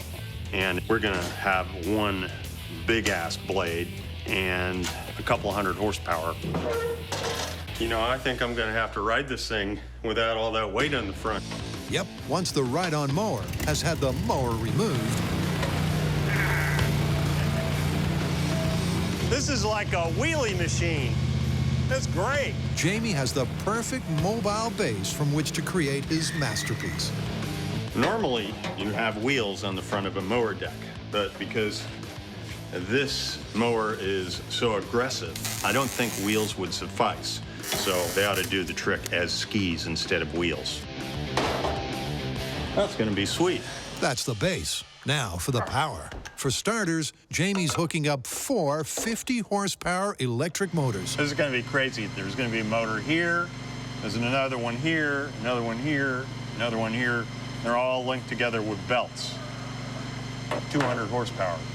Oh, I think I can make that work. With the motors harnessed together, Last one. the Hyneman's hellish mower is starting to take shape. Realize the blade is coming out like this in the front at like 5,000 RPM. It's terrifying. Next up, the source of the power. Oh my God, that's one big battery.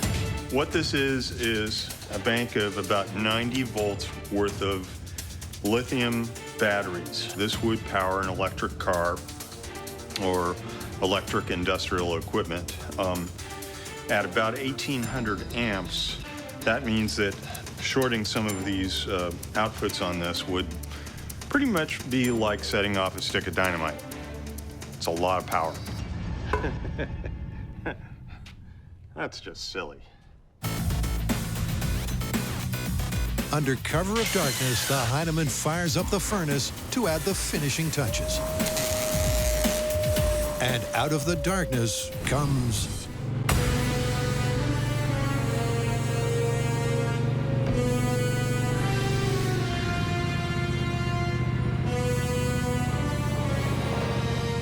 Introducing the Lawnmower from hell. You've got 200 horsepower of electric car motors, 1,800 amps of lithium batteries. They'll be spinning a 50-pound tool steel blade at upwards of 5,000 RPM.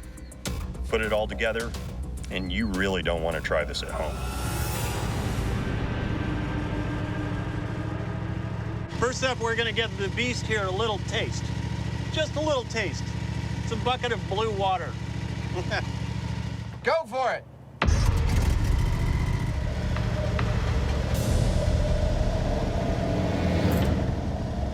Oh, I've rarely been so happy to be behind the bulletproof shields.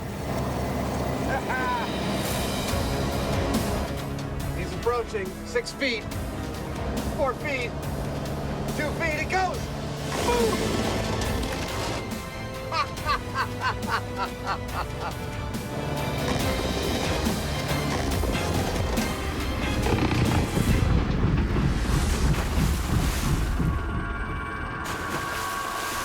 Dude, that was beautiful. Tell you what, why don't you take this thing around the corner? I'll set up a really fun course for you to implement as much destruction as possible. I'll let you know when we're ready for you. Okay. So how do you put a ridiculously souped up and almost definitely dangerous lawnmower through its paces? I decided on a broad range of material. Now we're getting serious. I wanted some small, hard things to get that bullet-like carnage, Like a frat house lawn. and I wanted some big things to get some awesome high-speed camera carnage. I call this section The palate cleanser. My prediction? gotta have some willing victims. Frankly, I just hope no one gets hurt. Last one, like some sort of kumbaya dance circle. In fact, it's a circle de los muertos.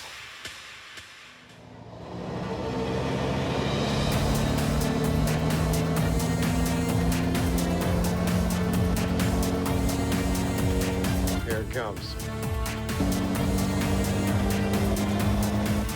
I'll bet Jamie's just a little bit nervous right now. Oh yeah, watermelons are first on the menu. Holy crap, something went flying! I think we had a total failure of the rig there. What just happened? What happened was scary as hell. The axle broke. Oh, yeah. Oh, dude, the axle's sheared? Look at this. Oh, it went, oh my gosh.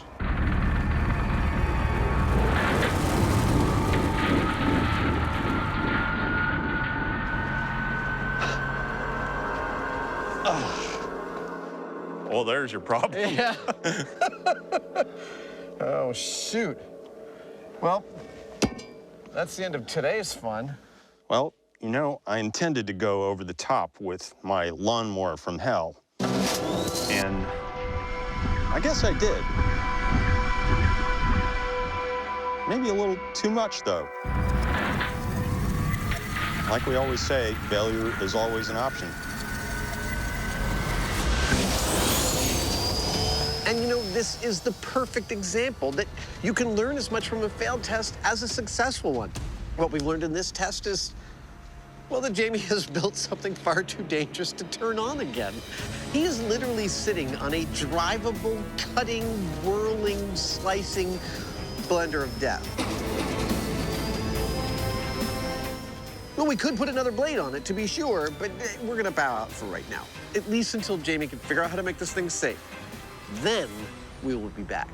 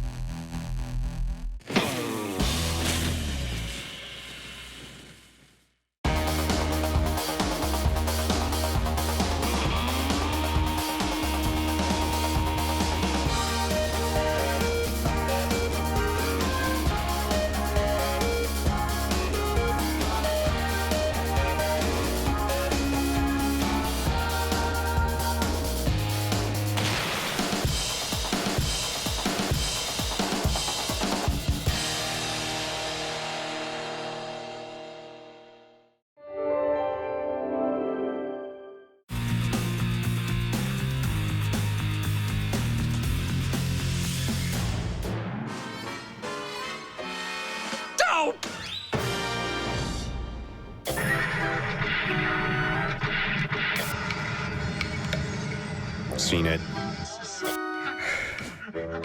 Definitely no.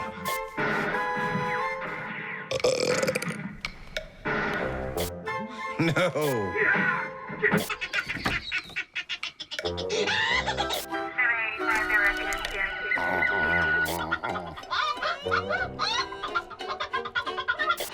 No. Nope. Boring. So many channels, nothing's on. Welcome to Myth Crackers. Oh.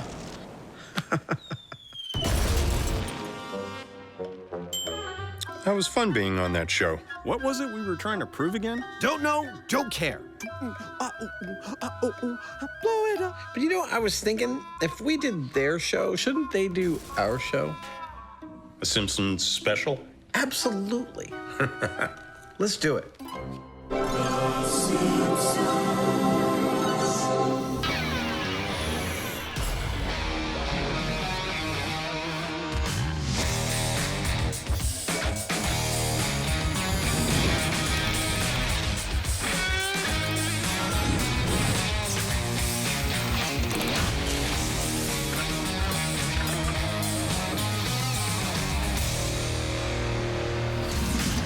Hi. Hey, Who's this? it's Al Jean. Okay. Hi, Al. Pleased to meet you. Jamie, it's Al Jean, I'm sorry. the executive producer and the showrunner of the best animated series ever and the longest running scripted show on television, The Simpsons. Oh, The Simpsons. Welcome, Al. You were thinking South Park. So, are we going to be animating? No, look, their writing staff is packed with science and math geeks, right? 110%. And they try and hold to the laws of physics, right? Yeah. Conservation of mass, it's the law. Ish. We're gonna do a couple stories from The Simpsons. Like what? Okay, we've got one where Bart throws a lit cherry bomb into the sewer system of his school and turns all of the toilets in the school into geysers. One of my favorite episodes, The Crepes of Wrath. Okay, that works. What else? We have another one where Homer protects his house from a 5,000-pound wrecking ball by putting his body between the wrecking ball and the house. So, cartoon physics in the real world. That's Jamie excited. He's excited to get out of this room. Yeah, probably.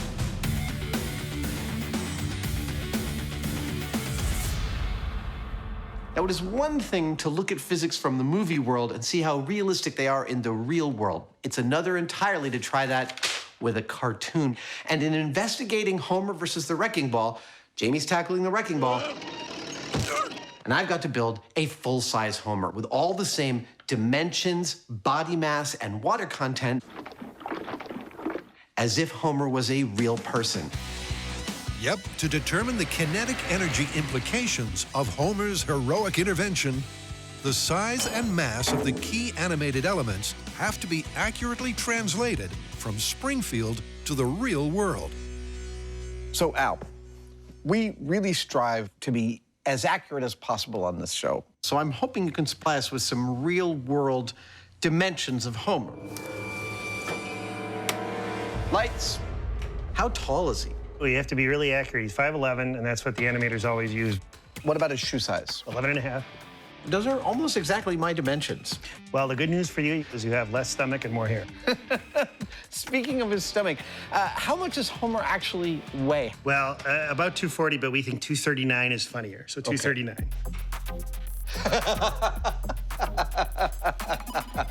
Ladies and gentlemen, this is Homer Simpson, full size. Al, thank you so much. I'm going to leave you alone with the donuts. Is that okay? They'll be gone when you're back.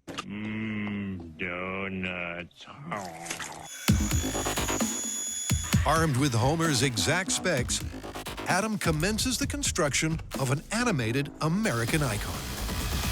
USA! USA! Starting with upholstery foam, That's pretty good. Adam utilizes a method with familiar, family-friendly results. This technique that I'm using of gluing an open cell urethane foam to itself is referred to as additive foam building. Because instead of like casting and mold making in flexible foam, I'm physically building the parts that I need out of sheet foam. What you might not know, this is how all your Muppets were made. Yep, same technique. There we go. Do I look like Homer at all? Hi.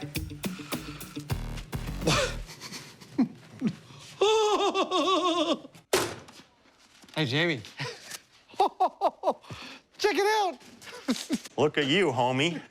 I'm Foamer now, not Homer. I'm Foamer Simpson. How you doing? So we're gonna put you on the sphere, and you're gonna be the Homer, are you? No, I will not. You are not allowed to touch this ever again. You're filthy. Bye. Bye. With the arms starting to take shape, it's onto Homer's famously tubby torso. This kind of work, it brings me right back to the sense memory of being the mid-90s working in commercial special effects. It was just like this. Super short timelines, tight budgets, and when we needed something carved out of foam, we didn't have time to find someone who was an expert in foam carving. We just had to figure that stuff out for ourselves, job by job, piece by piece. It's been 20 years and I'm still doing the same thing. 1, 2, 3, 4, and 5. Doesn't look like much, but that's going to be Homer soon. A series of cylindrical discs glued together form the tapered shape. Yeah! The human-like mass and density will come later. For now, Adam's immersed in his art. I know exactly what it feels like to be Michelangelo. Well, maybe not exactly, but, just like a little bit, if he carved in foam and made cartoon characters.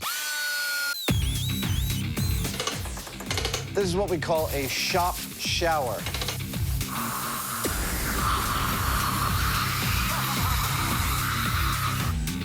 Next, the arms are attached to shoulder joints. And the legs are measured, cut, and positioned on the posterior. That's it, ladies and gentlemen. And with those foam pieces of the puzzle in place, All right, I'm pretty happy with that. That's looking a lot like Homer. Adam heads out for help with Homer's head. This is the center of what used to be Industrial Light and Magic. Now, behind that blue door is legendary machinist Merrick Cheney, who built armatures for the stop-motion films Nightmare Before Christmas and a million other movies, and he's going to help us get Homer's head screwed on right. So, Merrick, how's this going to work? So we've taken your model of Homer's head. I've converted it into a machinable file, and I've cut it up into like 8 chunks. That is cool. And they all fit together kind of like a three-dimensional puzzle. And that 8-piece puzzle will form a central cavity, a negative space mold of Homer's ironically large cranium. So there you go. That is mold block number 1, comprising the bottom left side of Homer's face, the front part. That's number 1 of 8. While Adam waits for all 8, the Hyneman has been concocting an ingenious plan. In the cartoon, Homer appears to be on a wrecking ball that's about as tall as he is. And because it's so much larger than a real-world wrecking ball, I've got to make my own. And that's not exactly an easy task. But I've got an idea. Easy as pie. The task at hand is to build a custom wrecking ball the same dimensions as the one in the clip, but weighing in at a realistic 5,000 pounds. So you're starting to get the picture? It's a unique manufacturing assignment the Hyneman is tackling in his own unique way. There are a lot of different ways of making a big, heavy ball, but the quickest and easiest way I know of to do it would be with steel-reinforced concrete. Now, to do that, you need a mold, and I've come up with an idea of creating what amounts to a hemispherical-shaped auger that I can chuck onto the back of some earth-moving equipment and dig 2 hemispherical holes right in the ground. It looks like it might sort of just make it. We pour our concrete in there around a steel armature, let it cure, put them together, and you got a ball. One big-ass heavy ball. Yep, to make 2 hemispherical molds. It's working! For the 2 halves of the concrete wrecking ball, That's what I'm talking about. Jamie's designed and constructed a one-of-a-kind tool. This is working great!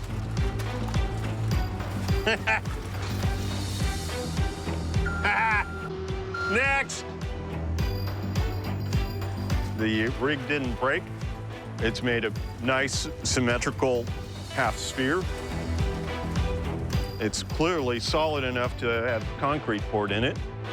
It's perfect, which is what's going to happen pretty much next. Oh, look at that. The steel armature, made back at the shop, will provide structure for the concrete half shells. And you could say the Hyneman is happy. This is working exactly like I had in mind. Normally, if you want to make a big sphere like this, you'd start off with a big chunk of foam, you'd carve it into a sphere. Our little hose are perfect. You'd put fiberglass over it, and then you'd make another mold of the interior cavity, and it'd take several people pretty much all week long just to accomplish this. Instead of doing that, we just dug a hole. I'm just saying. With the concrete shaped and edged with matching seams, phase 1 of Jamie's big ball is complete. Now that has to sit for about a week and a half, and then we're gonna pull that one out, turn it upside down, and put it on top of this one. And we'll bond the 2 things together, and we've got a wrecking ball. With 2 weeks before Jamie can wreak wrecking ball havoc, it's back to the shop for part 2 of this Springfield spectacular. So what's next? Toilet bomb. Al, you want to do the honors? Thank you, Adam. Well, in one of the early episodes of The Simpsons, Bart flushes a cherry bomb down the toilet. So long, sucker! And it immediately sends geysers of water shooting out of every toilet on the block. So explosives in toilets. I'm thinking we should start small scale. I totally agree. I am licensed to drive this. Oh, whoop. The scale we've chosen is not that small. It's 50%. And the reason for that is that water doesn't scale well. If we double the size of the pipes the water's in, we're more than doubling the water's volume. And the physical behavior of the water also changes a lot more. So that's why we're limiting our scale reduction to 50%. I have to stick the tongue out, otherwise it doesn't work. The myth is that an explosion will travel through a plumbing system, causing multiple geysers out of the toilets. That's the bowl, and that's where the magic happens. And to test that, we're gonna do 3 things. Number 1, I'm gonna make 3 transparent working toilets so we can really see what happened when things go boom. Number 2, I'm gonna connect them with an accurate waste disposal system.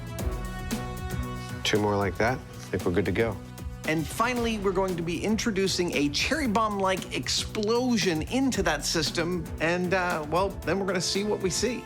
Recreating Springfield Elementary's plumbing system sounds elementary. Melting my brain. But it's anything but. Wow. I'm trying to work out how to do this, and because I'm molding it, effectively I have to think upside down and backwards. So the negative space here, you see, I'm going to fill with a stone plaster. So that when the stone plaster sets, I'll pull out all the bead foam, and I'll be left with a toilet negative, the front to which I will mount a piece of acrylic. Excellent. So that we can see what's happening in the toilet. It's gonna be freaking awesome. And after the plaster is set, the negative space molds are removed. Okay, 1. To reveal the balls. Number 2. Number 2, get it?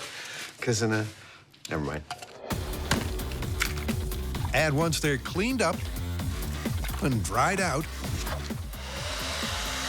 A little bit of an oven. Adam mounts them and seals the system with a transparent sheet of 1/2-inch acrylic. I get excited about a good experimental rig. There we go. She is a freestanding toilet sculpture. I think it's time to flush a toilet. So long, sucker. I want to watch one of these work right now. Now, right here, this is where the important part of the functionality of a toilet is about to happen. We think of toilets as like there's water and it's water all the way down, but it's not. Toilet systems are mostly air, and here's how it works. If you put more liquid in the system than it can handle, it just spills over here. Now, if I flush this toilet by putting more water in, check out what happens. That works just like a toilet. But that's only half the story. Now that the toilets are finished and actually working, it's time to plumb them into a system. Excellent. Okay. See, the toilets in Bart's school would have all been connected to a central set of pipes. That's what I'm about to build in scale.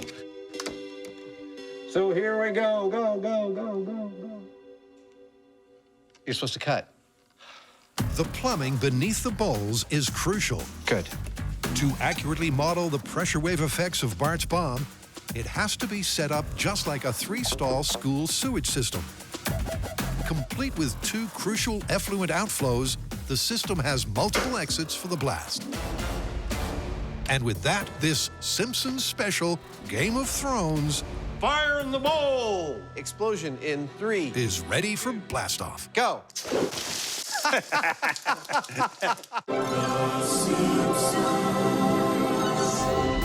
Welcome to Myth Crackers. Adam and Jamie have hit Springfield again. Tonight, we take on the classic myth that a cat will always land on its feet. But this time, instead of experimenting as animated characters, What was it we were trying to prove again? Don't know, don't care. they're animatedly experimenting. And with a transparent trio of toilets ready to blow, they want to know if Bart's bomb could have really gushed multiple geysers.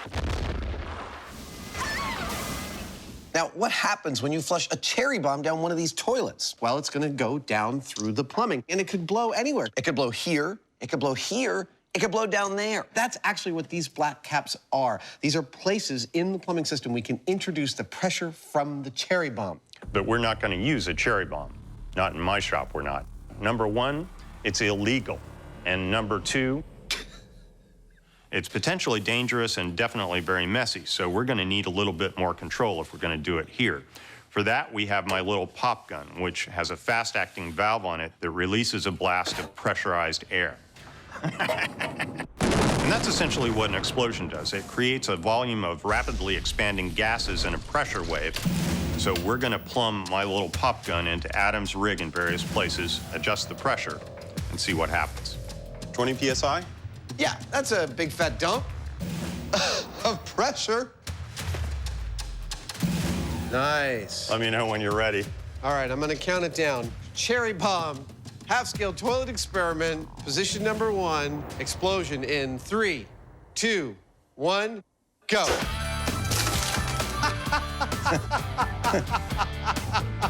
Go. A simultaneous tsunami and the physics of Springfield are looking surprisingly accurate. This first test showed that pressure delivered to the middle toilet was pretty evenly distributed to the other toilets around it. It's quite pretty, actually. Yeah, it's like a little bit of a water ballet. Some sort of modern art. Now we want to know what would happen if the cherry bomb and its pressure went here or here. Would that make any difference? I don't know about you folks, but whenever I go to the toilet, I always take my umbrella. Half-scale cherry bomb toilet experiment, position number 2. 2. Explosion in 3, 2, 1, go.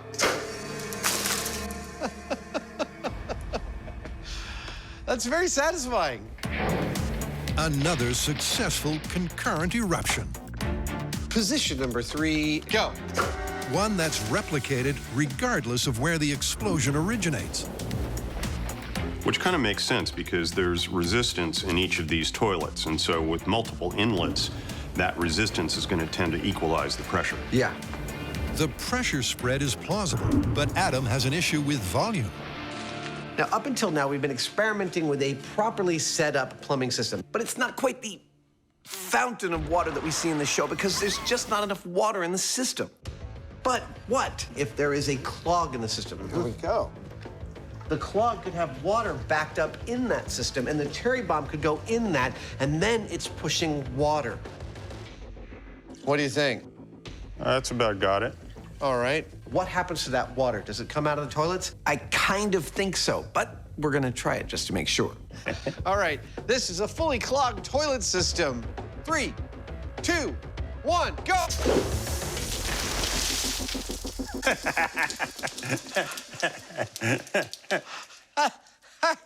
I think we found the explosion we were looking for.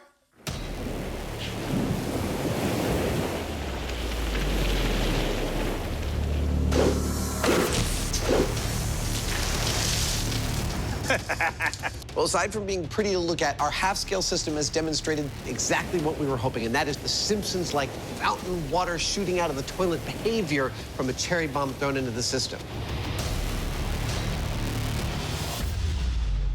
So, I think we're gonna go full scale. I think we're gonna detonate our cherry bomb back behind some clogged up water. The question we have when we go to full scale, will the cherry bomb actually generate the pressure we need? We don't know. That's why we're gonna do it. Excuse me. Sorry. While the crew completes the cleanup, the epic odyssey of Homer's heroic intervention continues. Because Jamie's big ball has hardened. And his distinctly unconventional plan has paid off. The dirt infilling technique seemed to work pretty well. I feel like I just planted a big potato. It's created a more or less hemispherical inside, which is exactly what the plan was. So it looks, it's looking pretty good. Next, he makes the two halves a whole and seals the deal with a super strong sealant. This is a specially formulated epoxy for anchoring things in concrete. So my plan worked exactly as I had in mind, and we've got a nice spherical shape.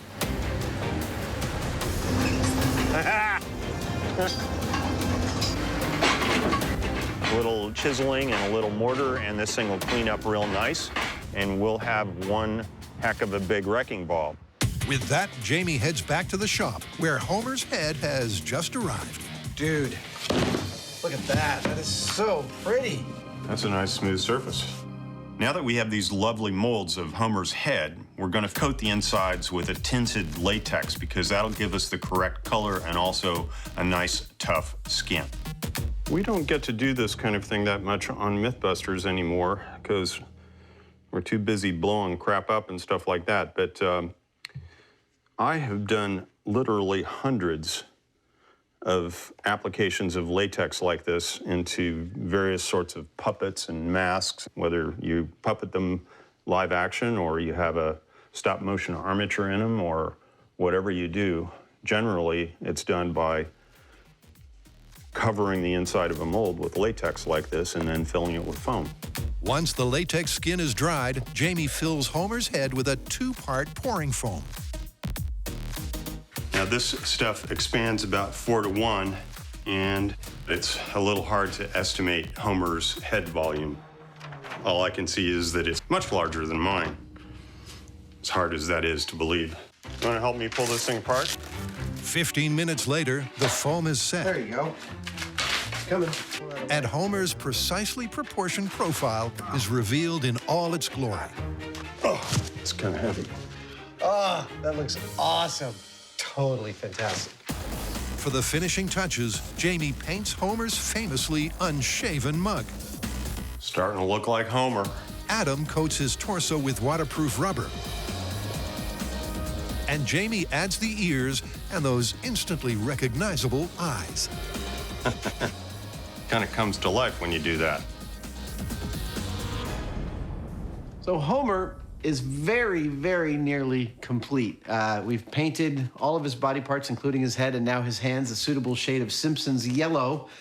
After this, we'll send his measurements out to our seamstress to make him a full set of clothes. Then it's time to take him out to the location and abuse him.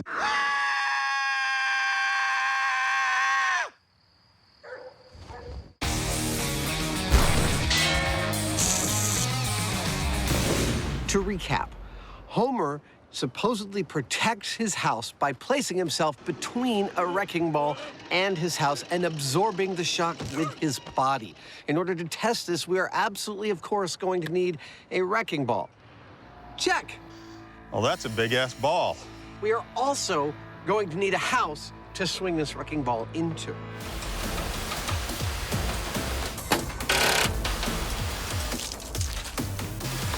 So we decided to build our own. Actually, we built 2. We're always painting some before we destroy it.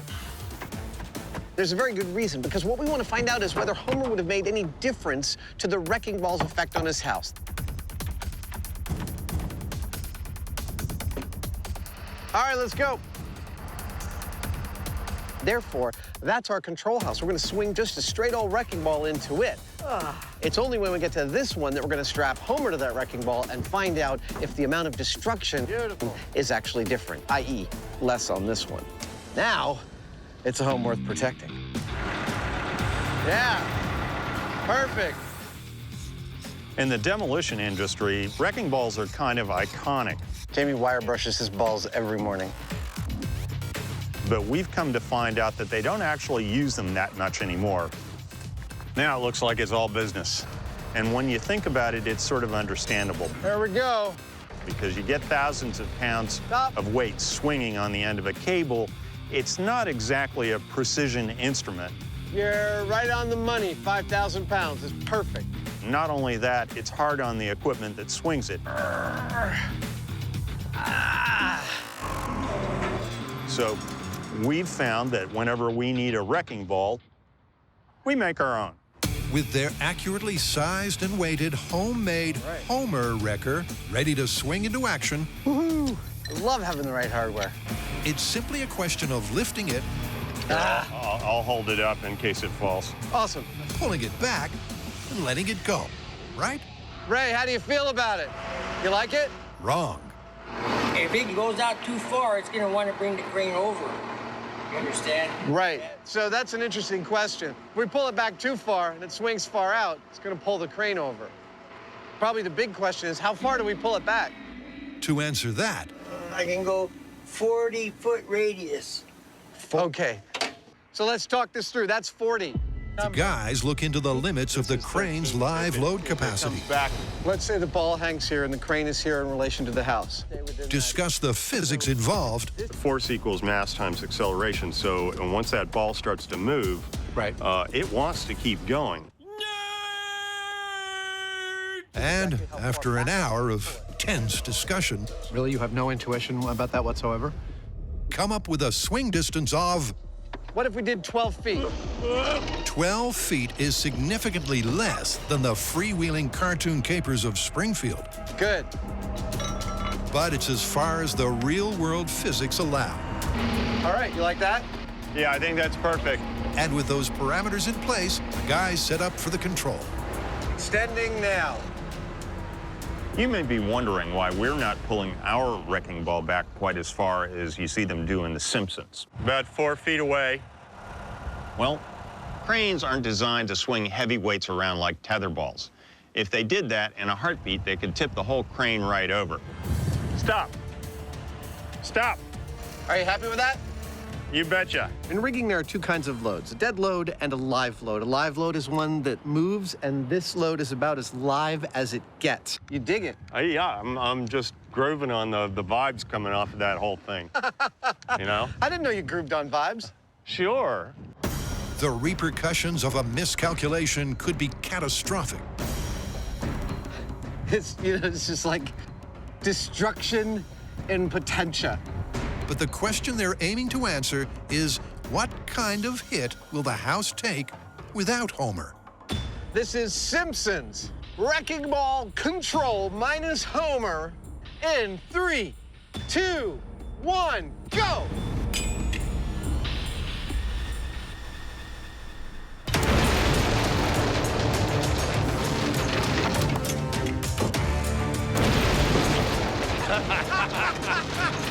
Yeah!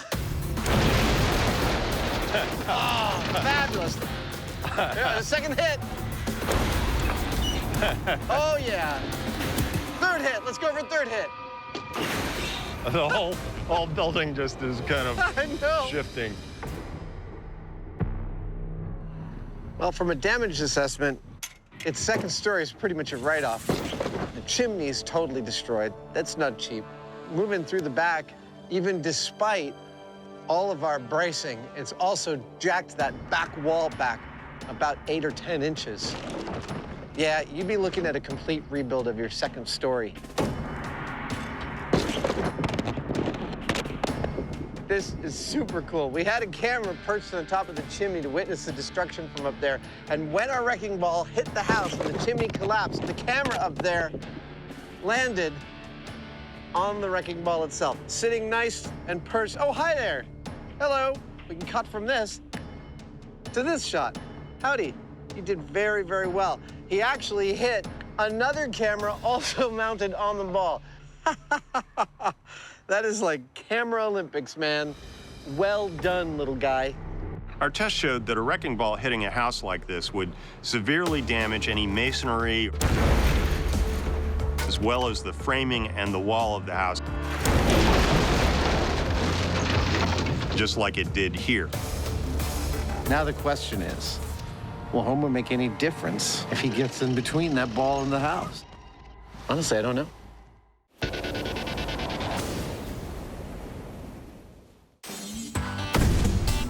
The Mythbusters and Toilet Tall Tales go way back. That's significant. And to continue this Game of Thrones, they're taking on Springfield's prankster-in-chief. To find out if Bart's Bellagio-esque fountain will translate from the success in small scale to full scale, the Mythcrackers hit the bomb range. After having played with miniature toilets to our heart's content, go. We're going to assemble 3 real toilets on a platform 7 feet off the ground with a real full-scale plumbing system. Ready to get started and build this thing? Can you give me a minute? Sure. So that we can cherry bomb it all day long. And believe me, we will. Yeah, come on. 1 toilet, 2 toilets, 3 toilets. To recreate the exact same setup as the shop test, Remember, kids, proper care of your toilet requires brushing twice a day. but as a standard-sized sewage system, It's almost like Godzilla. the guys plumb the multiple inputs. Yes, that's it. A gas vent and central waste pipe to a 7-foot-high platform. Maybe we should just back away a little bit. And up top, Adam finishes with 3 fully functional toilets. Hey! That totally worked! All right. Now, what about the boom that shakes the rest? Cherry bombs are illegal in the U.S. Okay, I'm gonna light it up. You wanna get behind the shield? What? The only reason that we've got these now is that we're doing it under the supervision of a licensed pyrotechnician and the Alameda County Sheriff's Department bomb squad. Come on, cherry bomb. So if you do find yourself in possession of one, don't even think about setting it off. Cute but deadly. It's really dangerous. Here it comes. Nice. Oh, look, the casing's on fire. It's an added bonus.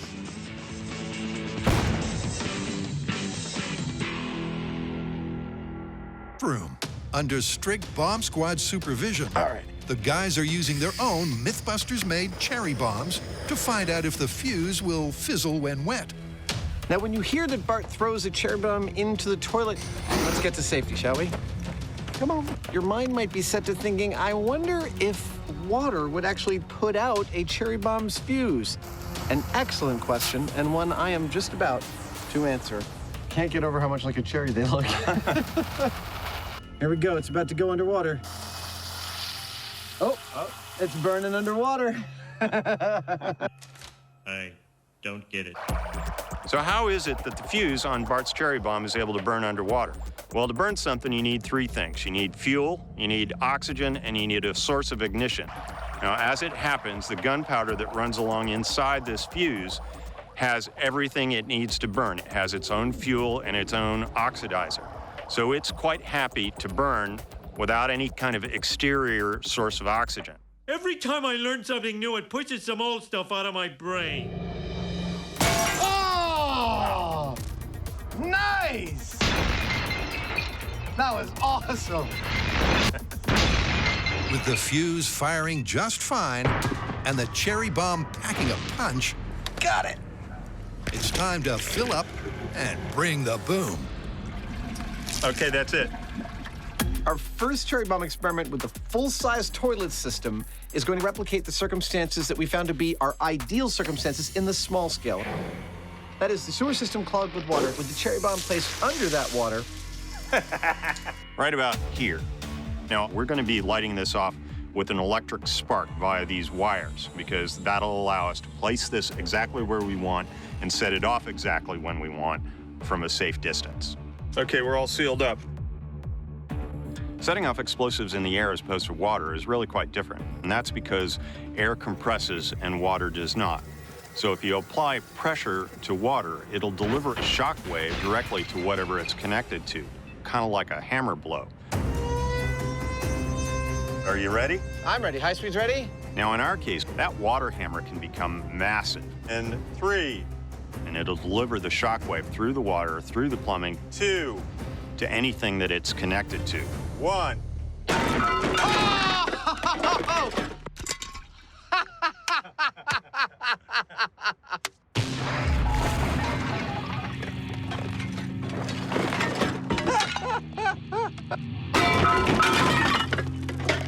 That was catastrophic.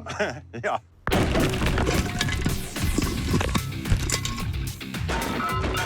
Yep, Jamie's hammer theory nailed it. In contrast to the shop test's Simpsons-like water fountain, Oh, yes. Hey, this camera's still rolling here. When faced with the same firepower as a real cherry bomb, It is a freaking horror show up here.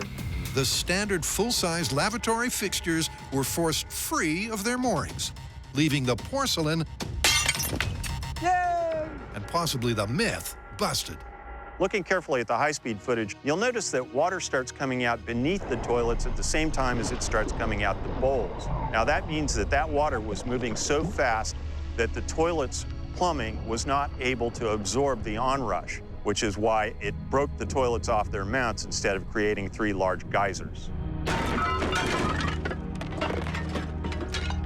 Our cherry bomb gave us a stunning explosion. Unfortunately, it also happened to rip all 3 of our toilets right out of the floor.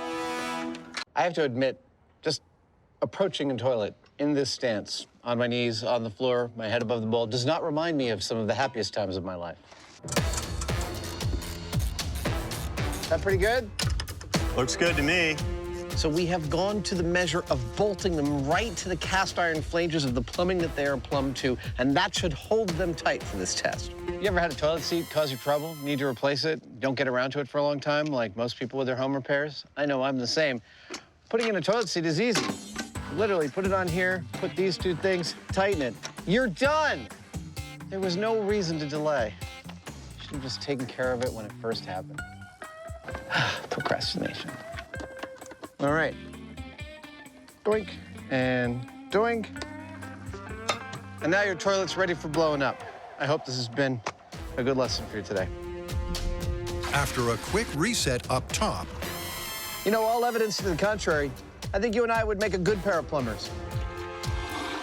this time they place the cherry bomb at the lowest possible point of the plumbing. The guys are hoping the larger volume of water above the explosive will absorb more energy and give them the mythical gushing geysers. This is it. After small-scale and large-scale experiments, this is the blast we hope will work. We have changed the position of the bomb. Hell, we've even bolted them to their own plumbing, which is totally unrealistic, but it's what we hope it will take to give us the geysers that we're looking for. And it's just about to happen. Are you ready, sir? I am. Okay. 5, 4, 3, 2, 1, go!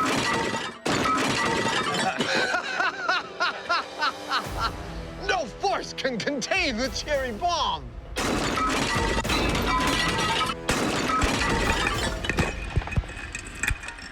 What are you gonna do? Yep, the power was simply too much. The pressure blast couldn't escape through the narrow plumbing fast enough. And something had to give. This is clearly why we can't have nice things. I have to say, I'm pretty impressed with the power of that blast.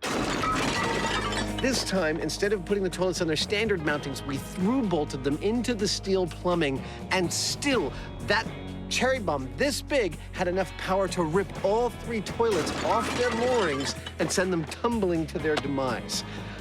It's not exactly what we saw in the show, but I'm impressed. What we're seeing is that if you have enough energy to push a lot of water up and out of those toilets using something like our cherry bomb, that same energy and the shockwave that accompanies it is also going to break the toilets off at their bases. They're simply not strong enough to stay in place. So, as far as I'm concerned, using an explosive, you're never going to see the kind of geyser that we saw in the cartoon. In this house, we obey the laws of thermodynamics. The cartoons don't reflect reality? Wow, this is big. This is, what is the word? Busted. It's busted. Yes. Yeah! Kicking toilets apart since 1930. Them some steel-tipped shoes. With the porcelain pummeled, Adam and Jamie head back to Homer's house, where our humble hero awaits his moment of glory. Go! Hello, friends. If you're like most people, you probably are sad that you haven't been able to afford your slice of the American dream, but now it turns out that you can. On the outskirts of Springfield, a new development has arisen, one that provides picture-perfect homes if viewed from the right angle. We've reduced homeownership to its barest essentials. One wall, one couch, one floor. Welcome to Shady Acres. Pay no attention to the wrecking ball.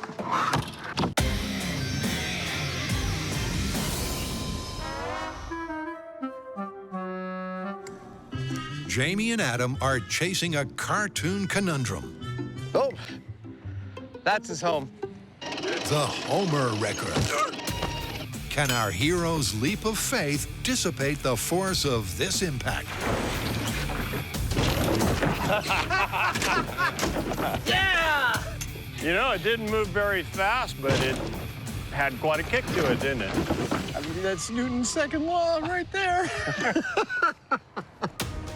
Now, we're going to leave all this damage intact as it is. Ah, couldn't be better.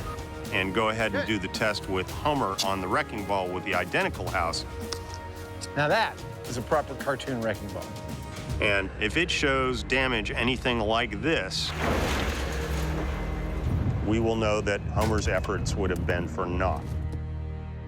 And ta-da! Allow me to introduce you to the completed, ready-to-be-tested with hero of this episode, Mr. Homer J. Simpson. Ladies and gentlemen, let's give a round of applause.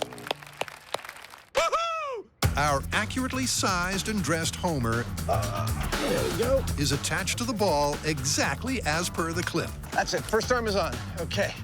with a final crucial component. Since part of this is what happens with Homer's body mass on the ball, we need to give him some body mass other than just foam. We're doing that by adding water. The average density of a human body is within a couple of percentage points of water. Perfect. So a water-filled Homer is an almost perfect energy absorption analog for a real person of that size and shape. Oh, Homer is substantial. Our cartoon character is coming to life. The question is, with a real-life mass of 239 pounds, can he save his house? I think we're good to go up. All right. It's happening. We're making sure that we're positioning the ball exactly the same way that we did the first time. We'll let it settle, so the physics should all be the same, except for Homer. Does it look like his ass is dead center? He couldn't be more perfectly on the horizon of the lines of force between the ball and his house. Look at the potential energy. As per the control, the velocity on impact may only be a pedestrian 6 miles an hour.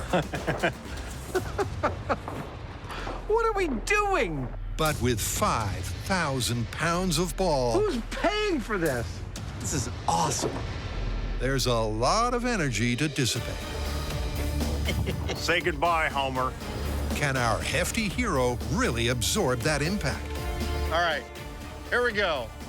Homer versus the wrecking ball. The final experiment. 3, 2, 1. Here he goes. Yeah. Oh. That's a result that I never would have bet on. He's clearly made a big difference. Yeah, I mean, look at this house, and look at that one. Wow. I'm just saying. Homer's ass is quite impressive, actually.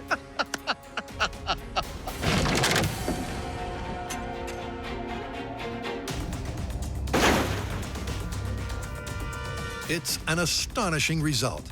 The house didn't escape completely unscathed, but Homer did help. He did crack the chimney. It almost fell, but the fact is that it didn't, and that's a result. Yeah. Well, there you have it. Identical houses, identical swing on the wrecking ball, but not identical results. Look at that house versus that house. Homer, it would seem, had quite the impact, so to speak. Well, astonishingly, it turns out Homer did in fact make a difference by placing himself between the wrecking ball and his house. He clearly made a heroic effort, and it had a heroic outcome. Those cartoonists don't get enough credit for proper engineering. I am too smart. I am too smart. S-M-R-T. I mean S-M-A-R-R-T. All right, Al, I got some good news and some bad news. I'm gonna start with the bad news, which is the toilet bomb. Unfortunately, all we got was total toilet destruction. It's busted. Well, you forget that the school is near a nuclear plant run by idiots. It's funny because it's true. And there could be a nuclear explosion at any moment, which means that the toilets are ultra super reinforced, not busted. I see where you're headed with that. And the good news? The good news is Homer Wrecker. We are totally amazed by these results, but the fact is that Homer made a difference. By placing his body between the wrecking ball and his house, he was successfully able to keep it from being damaged. So you're saying the show is 100% scientifically accurate? Sure. Thank you, gentlemen.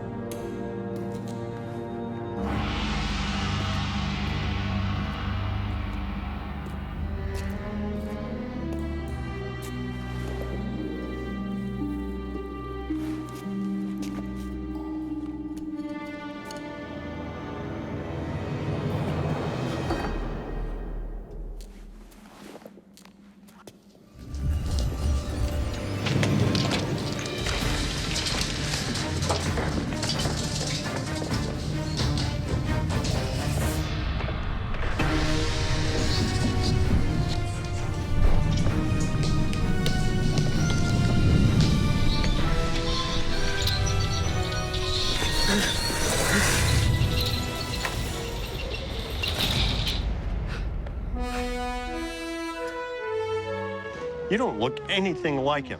I know. Let's get to work. Okay.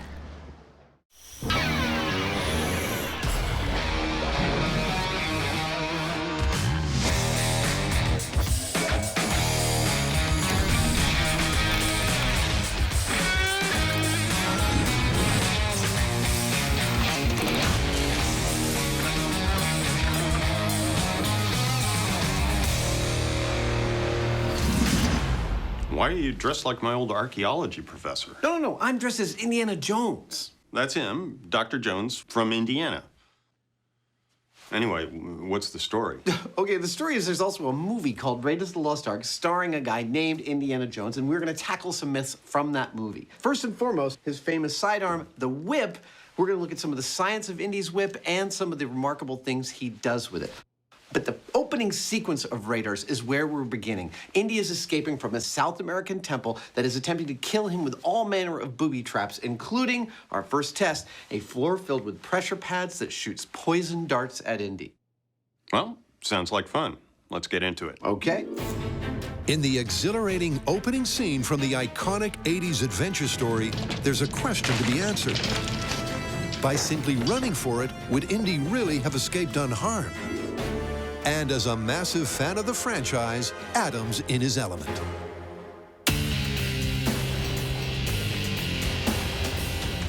We're going to do this temple run and really figure out if we truly can outrun the darts. We're going to need to know how long that run is going to be. So I'm going to look at some video, do some measurements, and actually work it up in a little diorama for little Indy Adam here. You can't tell, but he's totally psyched about it. This kind of work is something I used to do all the time in the film industry. It's all coming together. In the film industry, it's often used as a pre-visualization technique. Now I'm just having fun. Like, I will mock up a set in foam core just so I understand all of its dimensions before building it in the actual materials it'll be built in. Got hot glue threads on my face. Ah. Seeing something in that white space, for some reason, to me, it's deeply, deeply satisfying. I put my head down and I can see what it looks like from different angles. It's like I'm building a playground for my brain. I've actually also learned a few things. I've carefully checked screenshots of Harrison Ford against many parts of the set, knowing how tall he is. I've determined that dart pads are about 40 inches long, and that room is about 30 feet long. If it's 30 feet long and the dart pads are the size they are, Harrison Ford, Indy, will encounter at least 16 of those pads, likely setting off 16 darts. That's how many he's got to outrun. That's how many we're going to set up. Did you notice that I managed to keep the label of the pipe facing the thing so you really see 450 PSI? It's really shattering the illusion.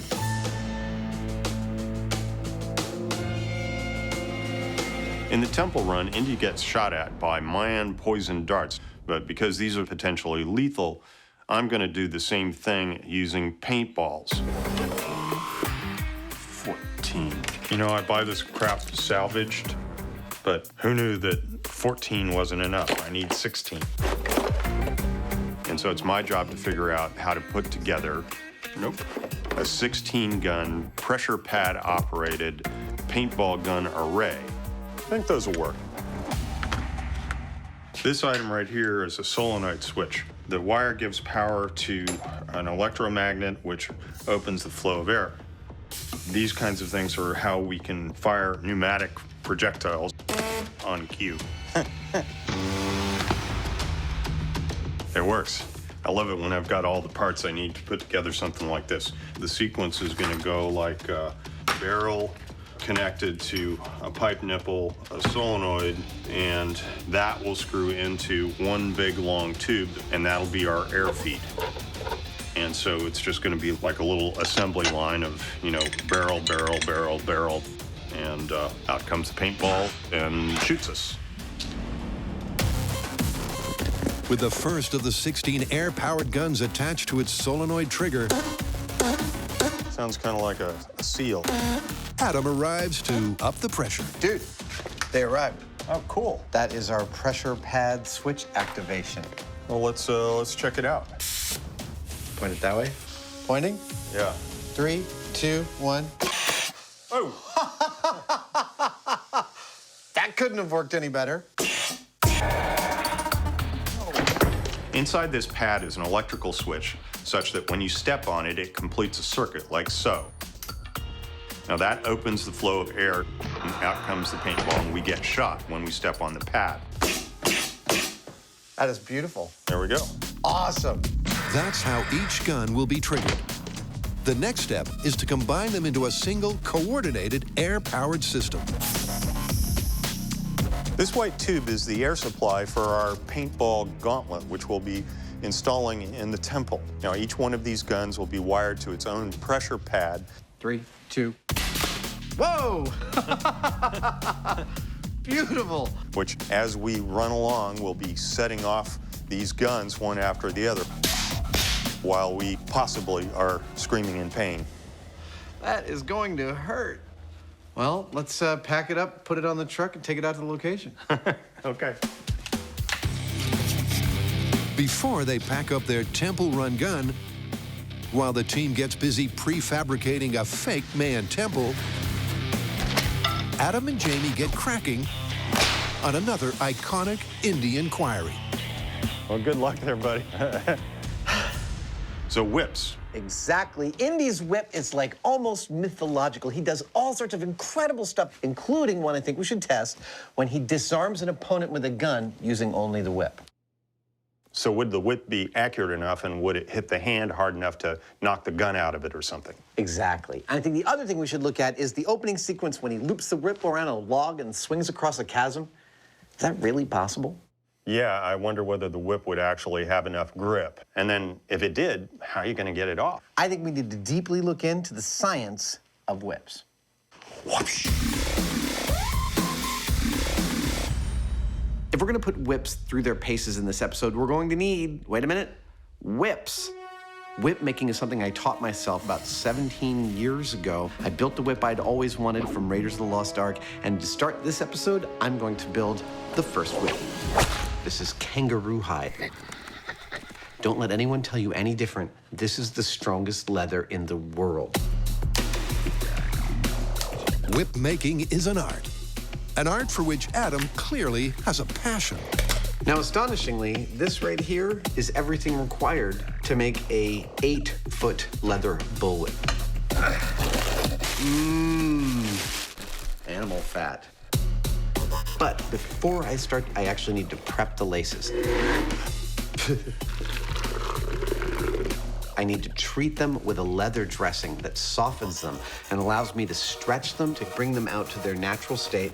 Then I'm going to braid them. I'm going to do a 4-plate braid, that is using 4 laces, and this will comprise the inner and smallest core of the whip. This will be the center. Now you're starting to see where this is going. That is called the belly. The first belly, the interior belly of the whip.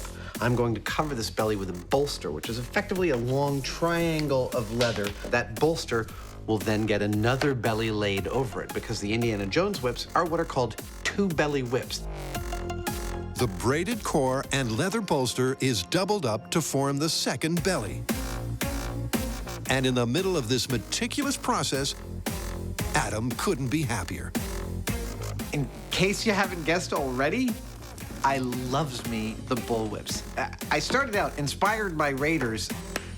I'm done with the second belly, and I quickly learned that I love 2 distinct things about the practice. These will be the 12 laces that make the actual outer coating of the whip.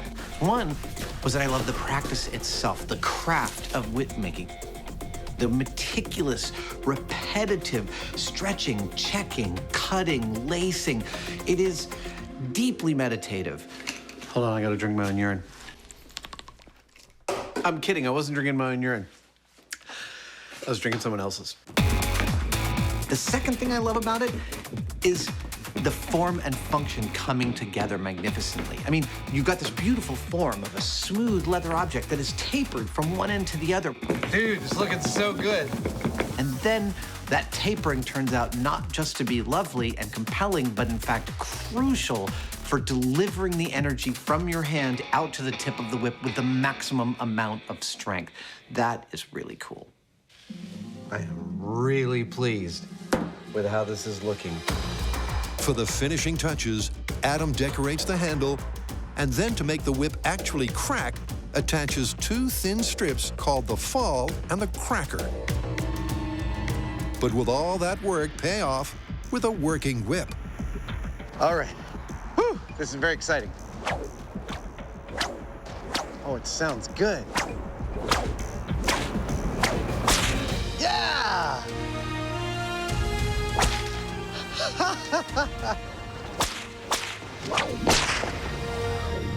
It's pretty loud. Can you hit anything with it?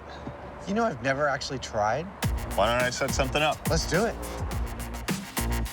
Indiana Jones nonchalantly and surgically disarmed his armed foe. Come on. Adam, however, can't seem to take out a few cans. Not exactly precision shooting. Until he gets real close and the laws of probability weigh in. Yeah. Yes. He hit it. As long as I've got 10, 12, 15 tries, you are in trouble, man. Yep, to find out if you can indeed disarm armed adversaries, Adam and Jamie clearly need some expert help. And a spectacular change of scene to set up for some Temple Run fun. Totally gonna get shot.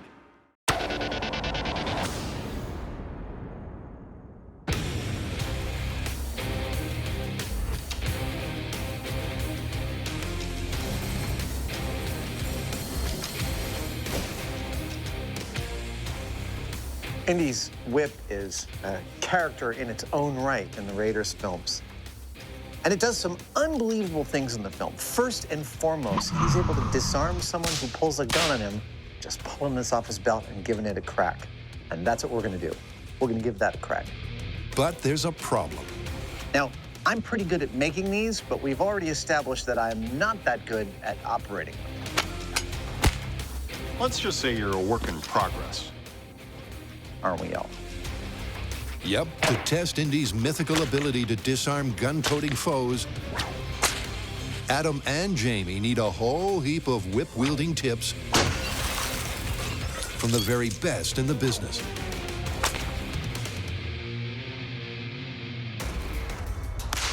The science of the whip is the acceleration of kinetic energy. All energy added to the whip is multiplied. A small amount of focused energy literally produces explosive results. Wherever I point the handle, this is where the whip is going to go. So I'm literally aiming with my whole body instead of this kind of, I sure hope this works. That's pretty much the school I'm in. Weight on the back foot, weight on the front foot. We brought a lot of experts onto this show over the years, but Anthony might be my all-time favorite right now. And then, now it's just timing. I have rarely ever had someone teach me something so quickly. And I got results I really didn't think were gonna happen within such a short period of time. Open your hand, straighten your arm, close your hand. Hey! Perfect. That totally worked. This is awesome. This is a far more precise tool than I thought it was. Bend. We've gotten a lot of the basics of whip handling from Anthony. Excellent. But now it's time to see if we can't use the whip to grab a gun out of somebody's hand. But it's important to note that we never actually see how Indy disarms the bad guy. So to cover all our bases, we're gonna run a couple of tests. So stretch it out and send it out. Better, okay? First, we're gonna see if that whip tip could wrap around the wrist and/or the gun and yank it in such a way as to spoil the shot. We're gonna see if a direct hit to the wrist with the whip tip is enough to make somebody drop the gun. This is the scariest thing I've done all day, isn't it? Go ahead. That was perfect. That was a nice crack. You got it was that. right on the tip of your thumb. Yeah. That would have hurt a lot. Jamie's making contact, but there's no mythical grab and aim-spoiling pull. Go for the wrist. Go for the wrist, Hyneman. That's it.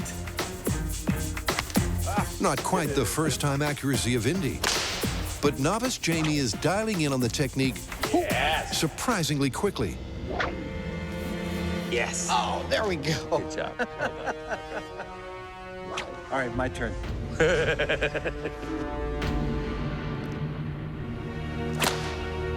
Did I get you? Yeah. Adam missed his target a couple of times and connected with me instead. But he was actually able to wrap the tip of the whip around my hand to where he would be interfering with my aiming of that gun. Yeah. And that was actually pretty effective. The grab and tug is clearly plausible. But what about the second option? The hit to the hand. Would that force you to drop the gun?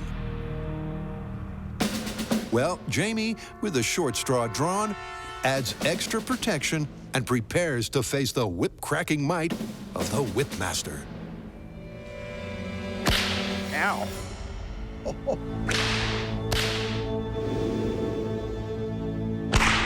I'm positive I wouldn't have been able to hold on to that gun if I didn't have this glove on. It would be equivalent to somebody slicing at your hand with a sharp knife. You'd drop the gun. Yep, without padding, Jamie's dropping the gun every single time. Yeah, I don't think there's any way I would have been able to hold on to this if I hadn't had this protection. So, Anthony, it strikes me that we have enough experimental evidence gathered thus far to conclude that the first appearance of a whip in Raiders of the Lost Ark is actually pretty reasonable, that it is feasible to disarm someone with a gun if you're only holding a whip. Would you agree? I do agree. I think a targeted strike to bare flesh is going to make it pretty much impossible to hang on to the gun, let alone operate it accurately. So this is plausible.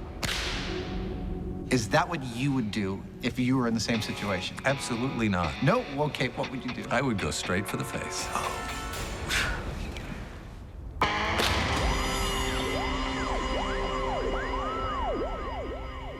With the gun whip myth all tied up, it's time to set the scene for the temple run. Not many people realize, but the Mayans built their temples just like this. Yeah. And Adam's having a whole heap of fun. Look, I know that some of the lengths we're going to seem a little bit over the top. Now, I'm thinking right about this level. Yeah, upper torso. Yeah. We could have just set up 16 paintball guns on like a wooden rack in about an hour and a half. But honestly, we couldn't. We're special effects guys. This is what we did for a living for decades. Looks pretty good. I know it looks like crap, but it's fun. It would offend our sensibilities not to make it look period and timely to the actual film we're replicating. Of course, any decent temple's got its share of deities and gods, so we've got ours. It would offend my sensibilities. Frankly, I think Jamie thinks this whole experiment is an excuse for me to dress up, which it might be. While Adam completes the scene setting,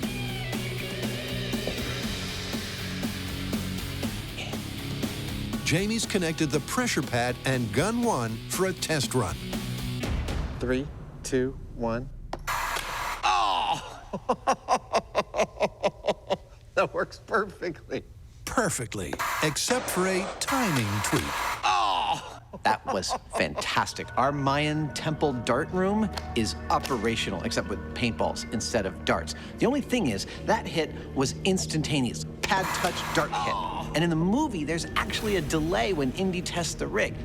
My question is, how much of a time delay is there between the time that torch pushes the pad and the time the dart hits the torch? That's 1 second. That's gonna be our delay. Over to Jamie. It's tricky, but by inserting a timer between the pressure pad trigger and the air-powered paintball gun, he can delay the firing by the required 1 second.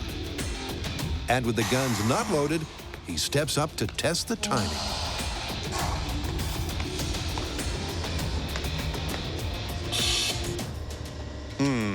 Hoosier, we have a problem. That's, not quite what we had in mind. If you wondered exactly how Adam and Jamie got the ball rolling on this Indiana Jones junket, wonder no more. Believe it or not, this is actually going to be our spherical temple run stone. Jamie's gonna love this. Rise! Rise! This is just as much fun as I was hoping it would be. This inflatable sphere will form the basis of their boulder. I don't think I'm getting ahead of it. I'm gonna pass out. And so far, it rocks.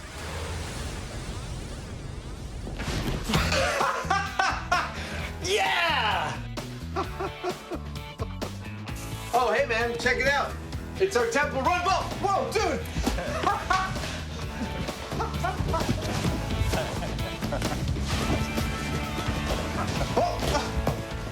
You all right? I could seriously mess with you in this. You sure about that? Dude, does this make a perfect temple run sphere or what? Yeah, this is great. All right, now, how do I get out? This is perfect. It's our temple run ball. But it doesn't look like anything anyone in a movie would be frightened of. So we're gonna have to scenic this puppy up. That's sort of mimicking my birth. And luckily enough, Jamie and I did that for decades before we had this job. So we've got our big clear plastic ball, but to make it look like a boulder, we had the idea that we'll take this 2-part foam and mix it together and slather it all over the surface. If we do it kind of sloppy, but in the right way, it might just look like a big stone thing, which is what we want. So here we go.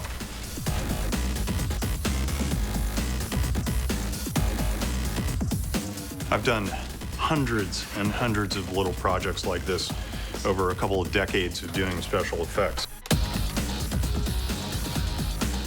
I think it's gonna work great. And it's actually kind of a joy to just get back into that world for a little bit while doing this. Pretty soon, this is going to be solid. When I first started doing this work, it was in New York City at a model shop there, and the guy that ran the shop would see us doing our work, and he'd say, "It up. You gotta it up so it looks natural." See these little stripes here? That's the kind of stuff that I'm looking for, and that just means, you know, I haven't thoroughly mixed it. I've kind of it up.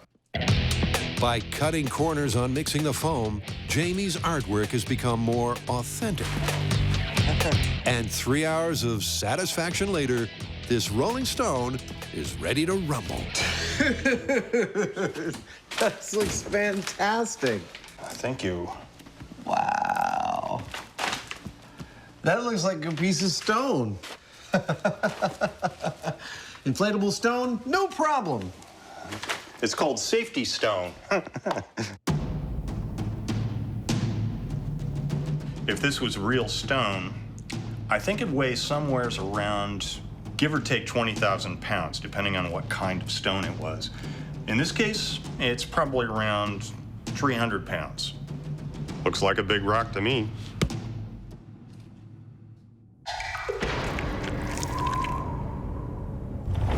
As soon as this episode got rolling,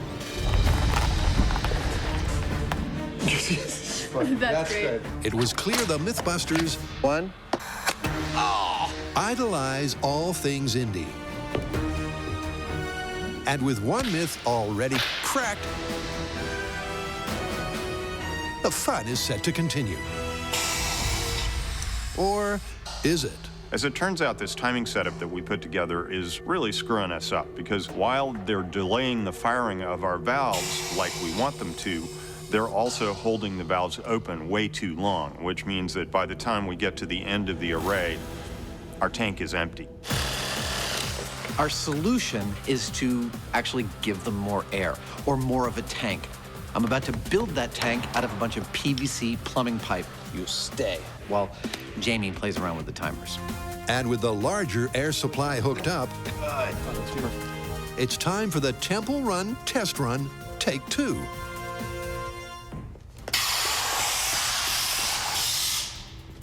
That was good. Yeah. That's exactly what we wanted. Yep. With the rig successfully firing on the big cylinder, the set dressing is complete, the gun's armed for action. 16 barrels, 16 paintballs. There we go. And Adam's geared up, ready to run the paintball gauntlet. Any second now, I'm gonna grab that idol and hightail it across this chamber. Now, if the myth is true, if the movie's version of events are correct, I should make it to the other side alive. That's what we're gonna find out. Remember, their run has the same number of booby traps as the movie, and they'll shoot with the same 1-second delay. You ready? Yep. See you down the other end. Okay. The question is, will Adam, who'll run with the same hunched protective shuffle as Indy, make it out unscathed? Okay, in 3, 2, 1, go. Something's not turned on. That was anticlimactic. Anticlimactic and a mystery. 3, 2, 1, go.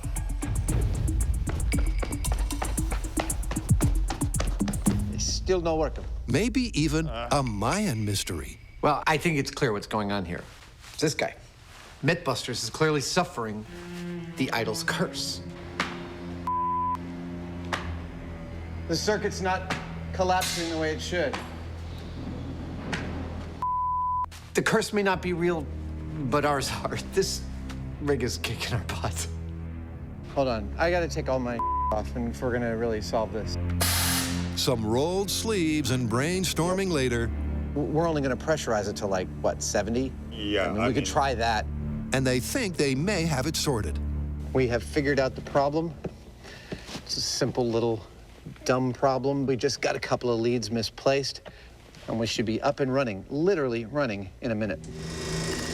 A minute and a test fire later. Oh, yeah. With vigor. The curse of the crossed wires is lifted. All right. And the temple run is ready to rock. 3, 2, 1, go.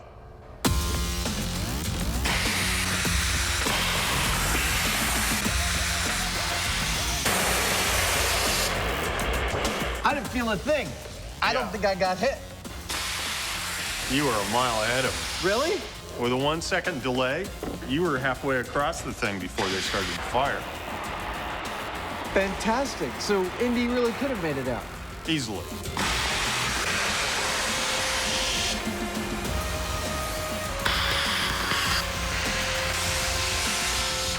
We had all the parameters we needed from the setup of the temple in the film, and we applied them to our set and discovered that Indy would indeed have made it out alive with his idol, wouldn't he?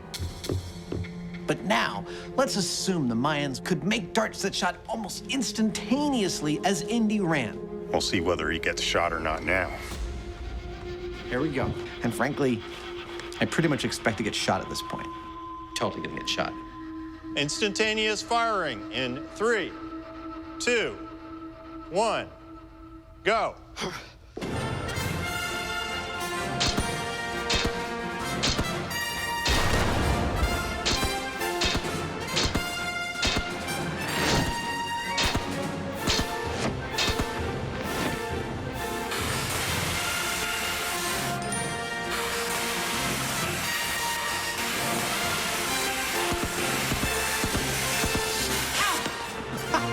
I totally got hit. I got one in my back. That's the only one I see on you. Really? Yeah. Well, as I expected when we set the darts to instantaneous, I got shot and I'm dead. It's a poison dart after all. What I didn't expect is that I only got shot once. So as far as I'm concerned, if you ever find yourself looting a piece of precious Mayan gold from a temple while you're probably gonna die, I say run for your life.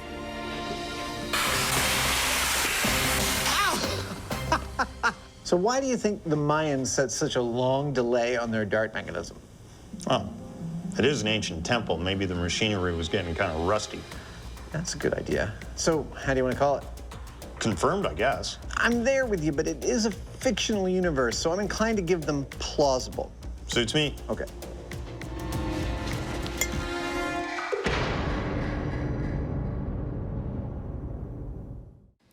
At this point, I think it's worth pausing to discuss a little bit about how whips work and why their structure is intrinsic to how they work. Now, I'm sure everybody has had the experience of being at one end of a rope and giving it a flick and watching a bump travel down the length of the rope. That bump is a wave. When you flick the rope, you are actually propagating a wave, and a whip works in exactly the same way. Give the handle a flick, and a wave travels down the length of the whip. But a rope is uniform in its thickness all the way down, and a whip is tapered, thick at the handle, thin at the end. And that turns out to be key to how a whip actually does its job. When you give the handle a flick, the wave starts to travel at a certain speed, but as the whip gets thinner and thinner and thinner, that wave starts traveling faster and faster and faster because of how energy balances itself, until it gets all the way out to the end of the cracker where, rumor has it, it breaks the speed of sound. I think it's worth pausing right now to take you on a little tour of the wonder that is Indiana Jones' outfit. Pants are wool. There's a leather gun belt, which only holds up the gun holster. That's a cavalry-style gun holster. The gun is a 6-shot 45 caliber pre-war revolver. The whip, as we've already learned in this episode, is a 2-belly, 2-bolster, 12-plate overlay kangaroo hide whip between 8 and 10 feet long. Moving on up, Indy wears a satchel. That satchel is, in fact, a World War II gas mask bag. Fun little fact, this bag did not exist at the very moment in time the movie Raiders of the Lost Ark was supposed to have happened. Ha! Film. And then on top of all that goes the leather jacket. Finally, the hat, made of fine beaver felt. The maker of this hat actually makes them for the Indiana Jones films. You cannot get any more accurate than this. This is one of my regular daily wear-around hats. There you go. Happy Halloween.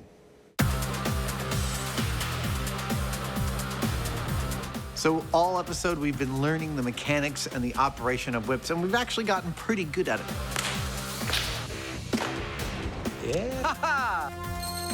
But before we continue, we think that we'd be remiss if we didn't address the idea that a whip is supposed to break the speed of sound. Is this really true? Is there enough of the kinetic energy transfer from the handle out to the end? That's what we are about to test. All right. Using our high-speed camera and all of the stagecraft we've learned in 10 years of doing this show, we're gonna try and prove that the end of the whip breaks the speed of sound. 3, 2, 1. Because the tip of the whip is moving so fast and over such a large area, it makes it really difficult to see where and when it's making the crack. Yeah, the tip's starting to swing around at about 4D.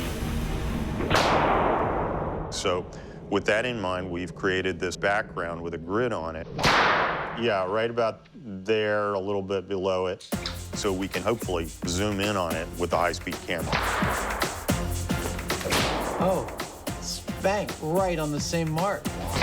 But with the camera recording at the 6,000 frames per second required to measure the speed of sound, zooming in and capturing the exact moment of the crack is a very tricky task.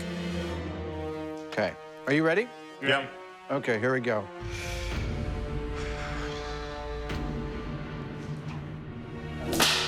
Too low. Try that.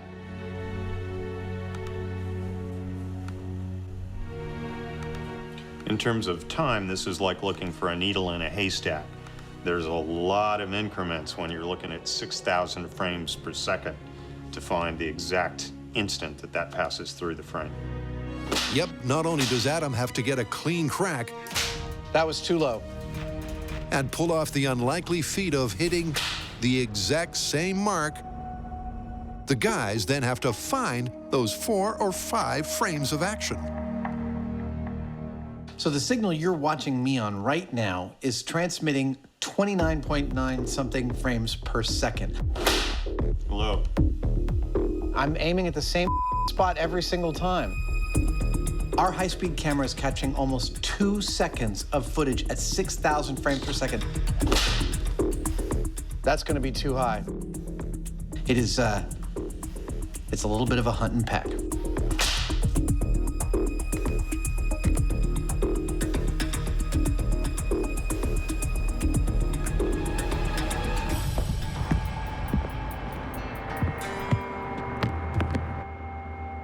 I want to go for the loudest possible crack because I think it's traveling the fastest possible speed.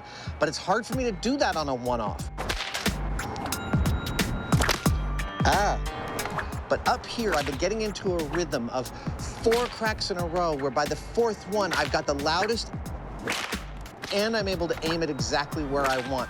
So that's the technique I'm going to take back downstairs to try and get this on camera, breaking the speed of sound.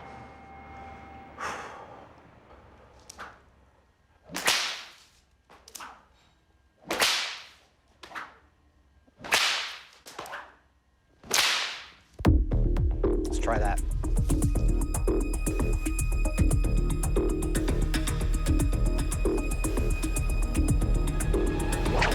There it is. Finally, in glorious 6,000 frames per second high speed. Now, how fast is it going right here? That's 5 frames to travel 12 inches.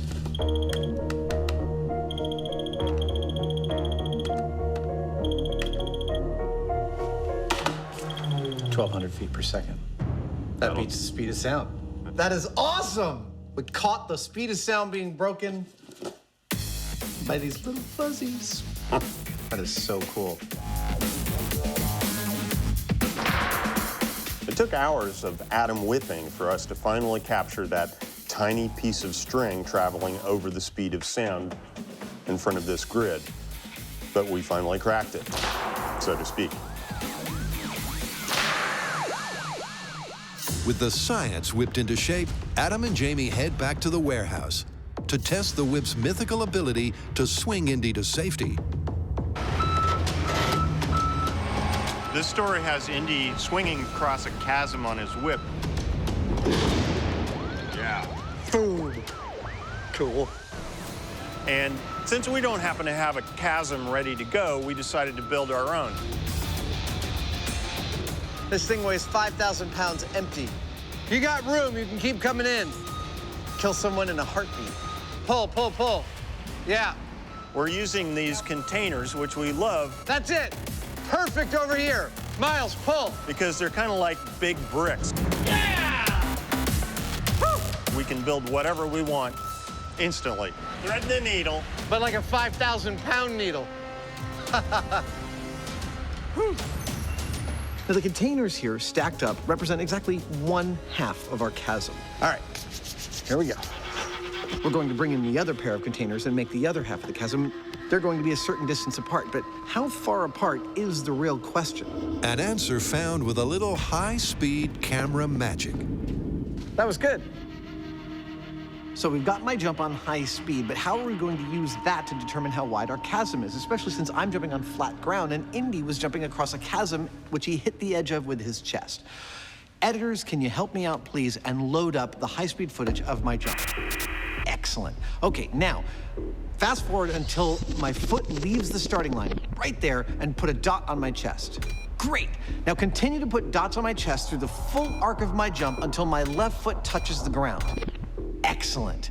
Now, draw a line that intersects all those dots until you've got a curve, and continue that curve until it hits the ground where my number stripes are. Perfect. Okay, can you count up how many number stripes those are? 12? Beautiful. That is the distance of our chasm, 12 feet. With the exact distance marked off, the far side of the chasm is dropped into position.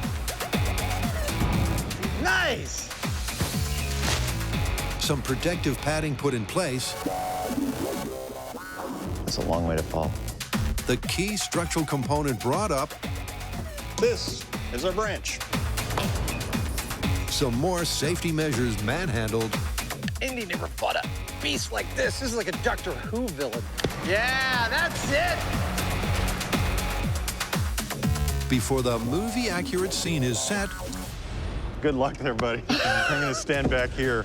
For Adam's date with whip-swinging destiny.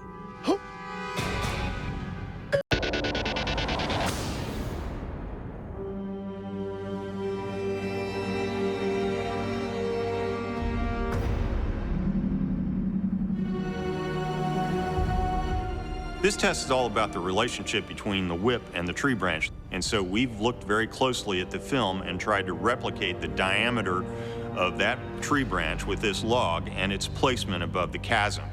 Now, the next thing that we've got to do is take our whip and throw it across the tree branch and see whether it creates a knot that's strong enough to hold a person. Here we go. Because if it ain't, I've waited my whole life for this moment. they're falling to their death. But before Adam tests the strength of the swing, Oh, hey! Okay. Wasn't bad. That was not bad. he has to actually secure the whip on the log. This test goes down in history as one of my all-time favorites. But it did not start out looking that rosy. Oh. First, just trying to wrap the whip around the log, I was not getting enough surface area, not getting enough friction. I want to feel that solid bite. The leather on the log. What I really needed was a kind of a knot. Actually, the technical term is a half hitch.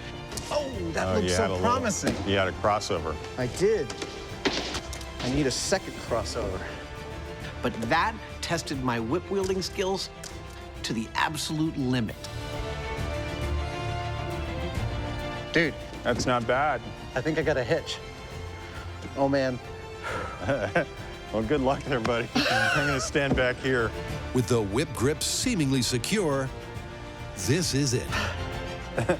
This is terrible. Actually, I'm genuinely scared. Was Indy's mythical swing to freedom feasible or a fictional fancy?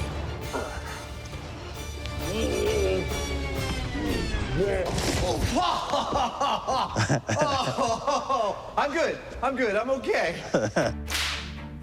So, I got the loop around the log. It felt really, really secure. I think I got a hitch. And then just before my feet reach the other side, the whip unwinds from the log and I go tumbling. All right, we got to try this again. That was too much fun. Even though Adam fell, I have to say I'm surprised he did as well as he did, because from this distance, you're only going to get around 3 wraps out of it. There you go. So a single half hitch holding a close to 200-pound guy, pretty low odds if you ask me. Yeah, you're moving the whole log, dude. Am I? Yeah, I think you're going to do it, buddy. Here we go.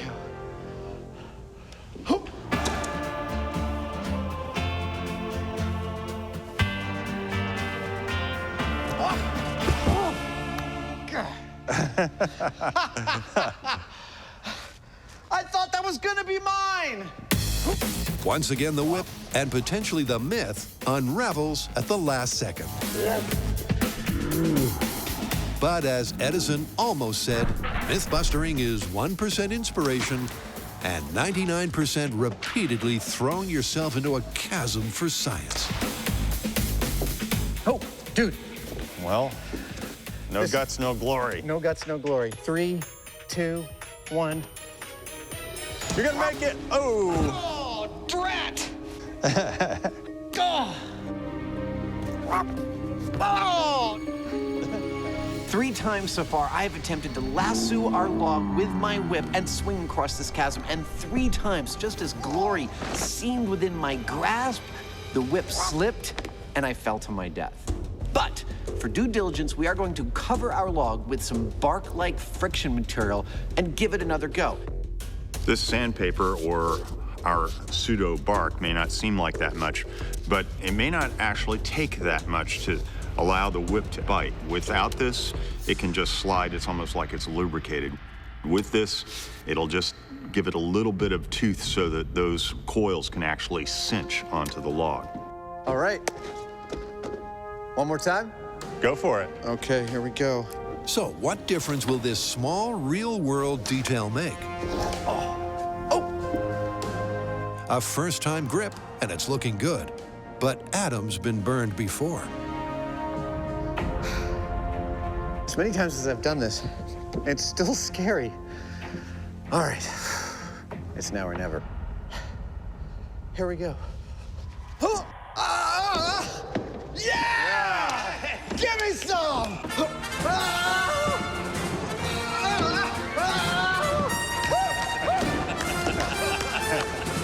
You could say Adam's happy with the result.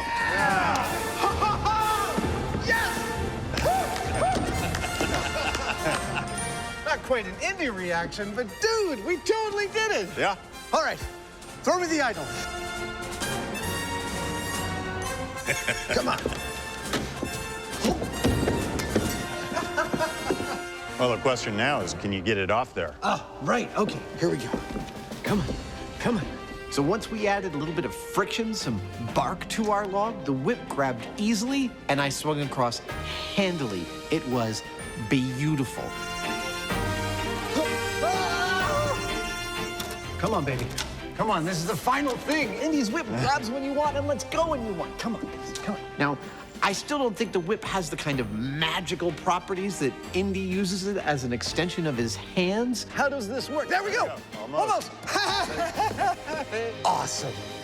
But we've pretty much proved it can do everything we've seen in the movie.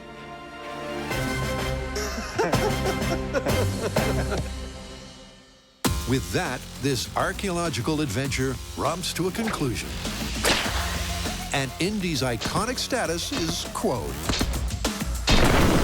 Dr. Jones was not doomed in the temple.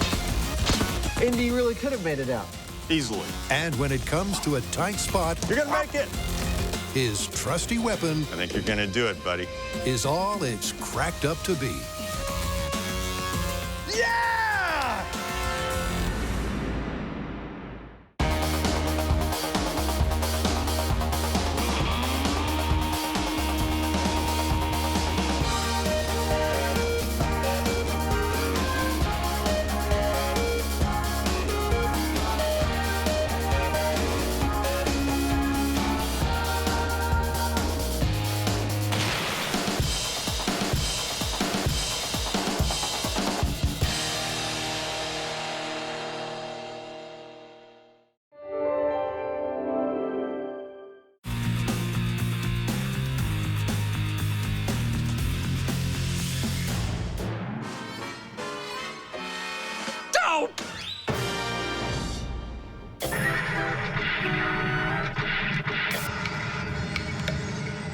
seen it.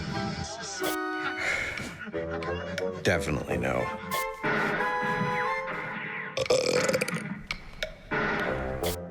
No.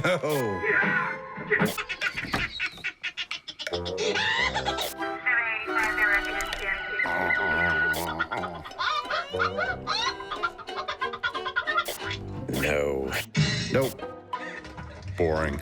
So many channels, nothing's on. Welcome to Mythcrackers.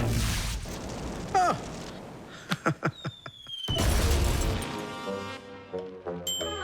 That was fun being on that show. What was it we were trying to prove again? Don't know, don't care. Blow it up. But you know, I was thinking, if we did their show, shouldn't they do our show? A Simpsons special? Absolutely. Let's do it.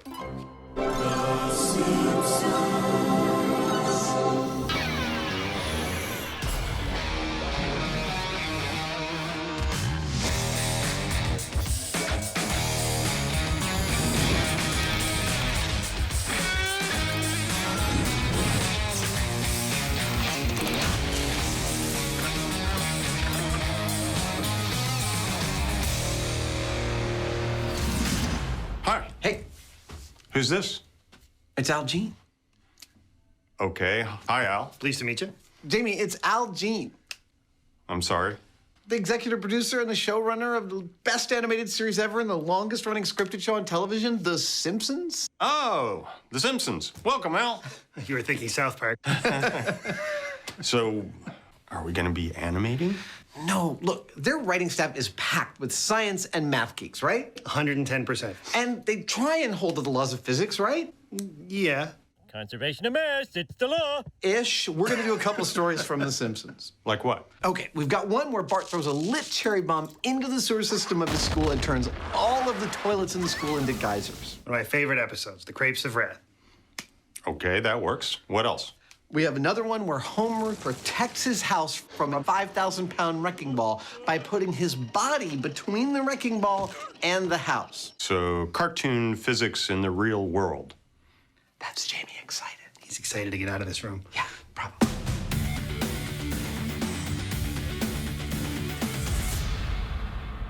Now, it is one thing to look at physics from the movie world and see how realistic they are in the real world. It's another entirely to try that with a cartoon. And in investigating Homer versus the wrecking ball, Jamie's tackling the wrecking ball, and I've got to build a full-size Homer with all the same dimensions, body mass, and water content as if Homer was a real person. Yep, to determine the kinetic energy implications of Homer's heroic intervention, the size and mass of the key animated elements have to be accurately translated from Springfield to the real world. So, Al, we really strive to be as accurate as possible on this show. So I'm hoping you can supply us with some real-world dimensions of Homer. Lights. How tall is he? Well, you have to be really accurate. He's 5'11", and that's what the animators always use. What about his shoe size? 11.5. Those are almost exactly my dimensions.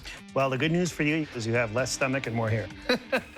Speaking of his stomach, how much does Homer actually weigh? Well, about 240, but we think 239 is funnier, so 239.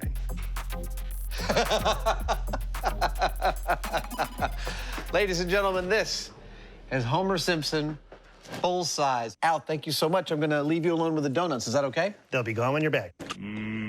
Donuts. Armed with Homer's exact specs, Adam commences the construction of an animated American icon. USA! USA! Starting with upholstery foam, That's pretty good. Adam utilizes a method with familiar, family-friendly results. This technique that I'm using of gluing an open cell urethane foam to itself is referred to as additive foam building. Because instead of like casting and mold making in flexible foam, I'm physically building the parts that I need out of sheet foam. What you might not know, this is how all your Muppets were made. Yep. Same technique. There we go. Do I look like Homer at all? Hi.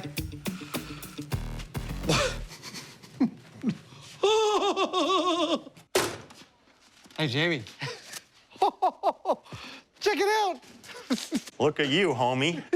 I'm Fomer now, not Homer. I'm Fomer Simpson. How you doing? So we're gonna put you on the sphere, and you're gonna be the Homer, are you? No, I will not. You are not allowed to touch this ever again. You're filthy. Bye. Bye. With the arms starting to take shape, it's onto Homer's famously tubby torso. This kind of work, it brings me right back to the sense memory of being in the mid-90s working in commercial special effects. It was just like this. Super short timelines, tight budgets, and when we needed something carved out of foam, we didn't have time to find someone who was an expert in foam carving. We just had to figure that stuff out for ourselves, job by job, piece by piece. It's been 20 years and I'm still doing the same thing. 1, 2, 3, 4, and 5. Doesn't look like much, but that's going to be Homer soon. A series of cylindrical discs glued together form the tapered shape. Yeah! The human-like mass and density will come later. For now, Adam's immersed in his art. I know exactly what it feels like to be Michelangelo. Well, maybe not exactly, but, just like a little bit. If he carved in foam and made cartoon characters. This is what we call a shop shower.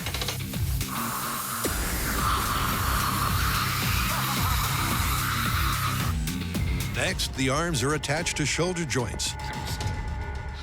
And the legs are measured, cut, and positioned on the posterior. That's it, ladies and gentlemen. And with those foam pieces of the puzzle in place, All right, I'm pretty happy with that. That's looking a lot like Homer. Adam heads out for help with Homer's head. This is the center of what used to be Industrial Light and Magic. Now, behind that blue door is legendary machinist Merrick Cheney, who built armatures for the stop-motion films Nightmare Before Christmas and a million other movies, and he's going to help us get Homer's head screwed on right. So, Merrick, how's this going to work? So we've taken your model of Homer's head. I've converted it into a machinable file, and I've cut it up into like 8 chunks. That is cool. And they all fit together kind of like a three-dimensional puzzle. And that 8-piece puzzle will form a central cavity, a negative space mold of Homer's ironically large cranium. So there you go. That is mold block number 1, comprising the bottom left side of Homer's face, the front part. That's number 1 of 8. While Adam waits for all 8, the Hyneman has been concocting an ingenious plan. In the cartoon, Homer appears to be on a wrecking ball that's about as tall as he is. And because it's so much larger than a real-world wrecking ball, I've got to make my own. And that's not exactly an easy task. But I've got an idea. Easy as pie. The task at hand is to build a custom wrecking ball the same dimensions as the one in the clip, but weighing in at a realistic 5,000 pounds. So are you starting to get the picture? It's a unique manufacturing assignment the Hyneman is tackling in his own unique way. There are a lot of different ways of making a big, heavy ball, but the quickest and easiest way I know of to do it would be with steel-reinforced concrete. Now, to do that, you need a mold, and I've come up with an idea of creating what amounts to a hemispherical-shaped auger that I can chuck onto the back of some earth-moving equipment and dig 2 hemispherical holes right in the ground. It looks like it might sort of just make it. We pour our concrete in there around a steel armature, let it cure, put them together, and you got a ball. One big-ass heavy ball. Yep, to make 2 hemispherical molds. It's working! For the 2 halves of the concrete wrecking ball, that's what I'm talking about. Jamie's designed and constructed a one-of-a-kind tool. This is working great!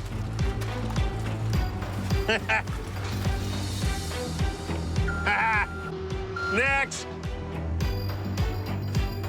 The rig didn't break. It's made a nice, symmetrical half sphere. It's clearly solid enough to have concrete poured in it. It's perfect, which is what's going to happen pretty much next. Oh, look at that. The steel armature made back at the shop will provide structure for the concrete half shells. And you could say the Hyneman is happy. This is working exactly like I had in mind. Normally, if you want to make a big sphere like this, you'd start off with a big chunk of foam, you'd carve it into a sphere. Our little hose are perfect. You'd put fiberglass over it, and then you'd make another mold of the interior cavity, and it'd take several people pretty much all week long just to accomplish this. Instead of doing that, we just dug a hole. I'm just saying. With the concrete shaped and edged with matching seams, phase 1 of Jamie's big ball is complete.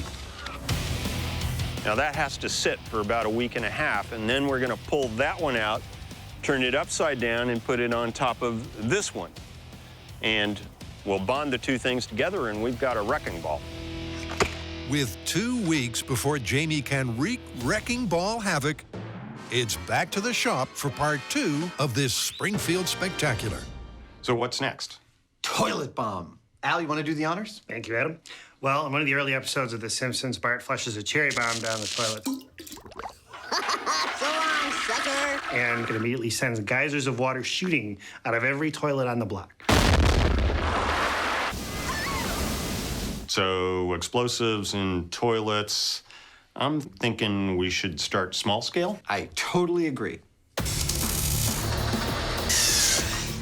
I am licensed to drive this. Oh, whoop. The scale we've chosen is not that small, it's 50%. And the reason for that is that water doesn't scale well. If we double the size of the pipes the water's in, we're more than doubling the water's volume. And the physical behavior of the water also changes a lot more. So that's why we're limiting our scale reduction to 50%. I have to stick the tongue out, otherwise it doesn't work. The myth is that an explosion will travel through a plumbing system, causing multiple geysers out of the toilets. That's the bowl, and that's where the magic happens. And to test that, we're gonna do 3 things. Number 1, I'm gonna make 3 transparent working toilets so we can really see what happened when things go boom. Number 2, I'm gonna connect them with an accurate waste disposal system.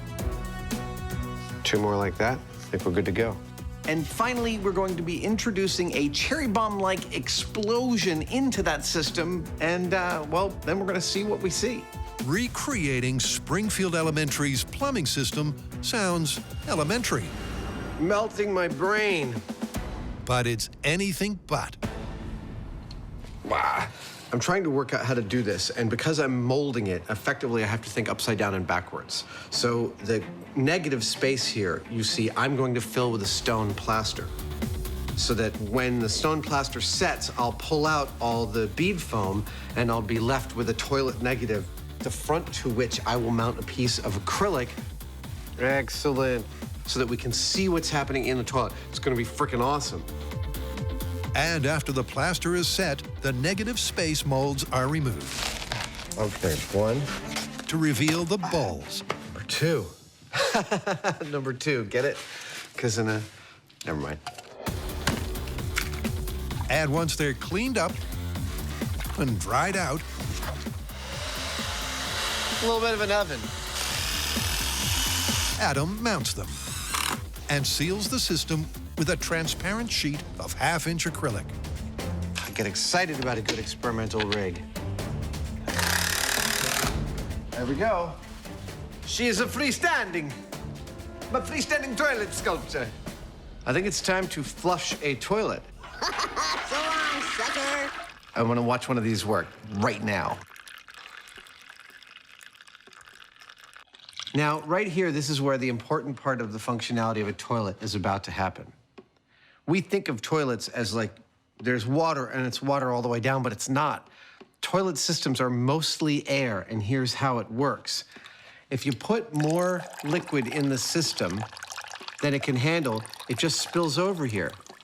Now, if I flush this toilet by putting more water in, check out what happens. That works just like a toilet. But that's only half the story. Now that the toilets are finished and actually working, it's time to plumb them into a system. Excellent. Okay. See, the toilets in Bart's school would have all been connected to a central set of pipes. That's what I'm about to build in scale. So here we go. Go, go, go, go, go. You're supposed to cut. The plumbing beneath the bowls is crucial. Good. To accurately model the pressure wave effects of Bart's bomb, it has to be set up just like a 3-stall school sewage system. Complete with 2 crucial effluent outflows, the system has multiple exits for the blast. And with that, this Simpsons special Game of Thrones Fire in the bowl! Explosion in 3 is ready for blast-off. Go!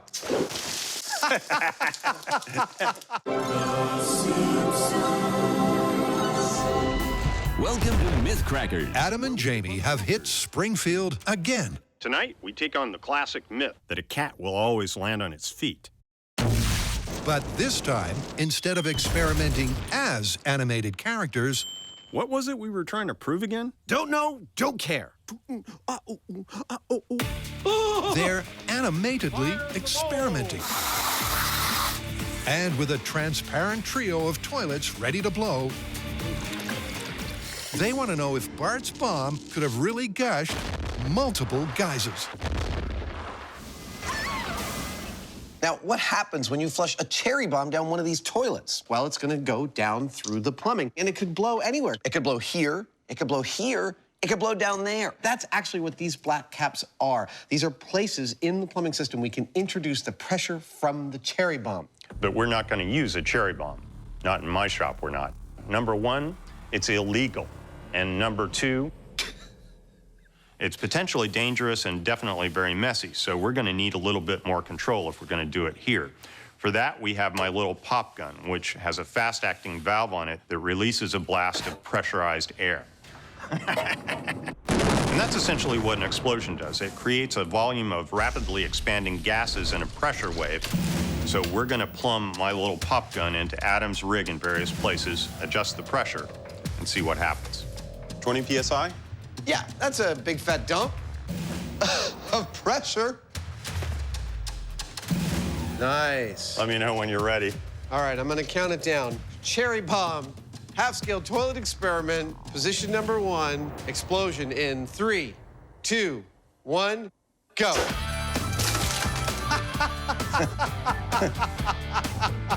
Go. A simultaneous tsunami and the physics of Springfield are looking surprisingly accurate. This first test showed that pressure delivered to the middle toilet was pretty evenly distributed to the other toilets around it. It's quite pretty, actually. Yeah, it's like a little bit of a water ballet. Some sort of modern art. Now we want to know what would happen if the cherry bomb and its pressure went here or here. Would that make any difference? I don't know about you folks, but whenever I go to the toilet, I always take my umbrella. Half-scale cherry bomb toilet experiment, position number 2. 2. Explosion in 3, 2, 1, go.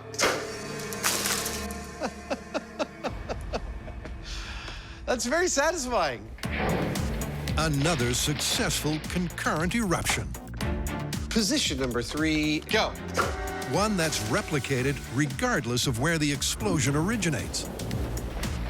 Which kind of makes sense because there's resistance in each of these toilets, and so with multiple inlets, that resistance is going to tend to equalize the pressure. Yeah. The pressure spread is plausible, but Adam has an issue with volume. Now, up until now, we've been experimenting with a properly set up plumbing system, but it's not quite the fountain of water that we see in the show because there's just not enough water in the system. But what if there is a clog in the system? Here we go. The clog could have water backed up in that system, and the cherry bomb could go in that, and then it's pushing water. What do you think? That's about got it. All right. What happens to that water? Does it come out of the toilets? I kind of think so, but we're gonna try it just to make sure. All right, this is a fully clogged toilet system. 3, 2, 1, go!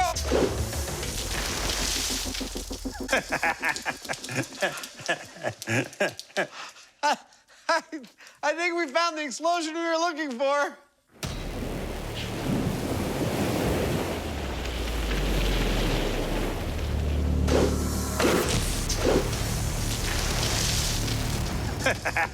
Well, aside from being pretty to look at, our half-scale system has demonstrated exactly what we were hoping, and that is the Simpsons-like fountain water shooting out of the toilet behavior from a cherry bomb thrown into the system.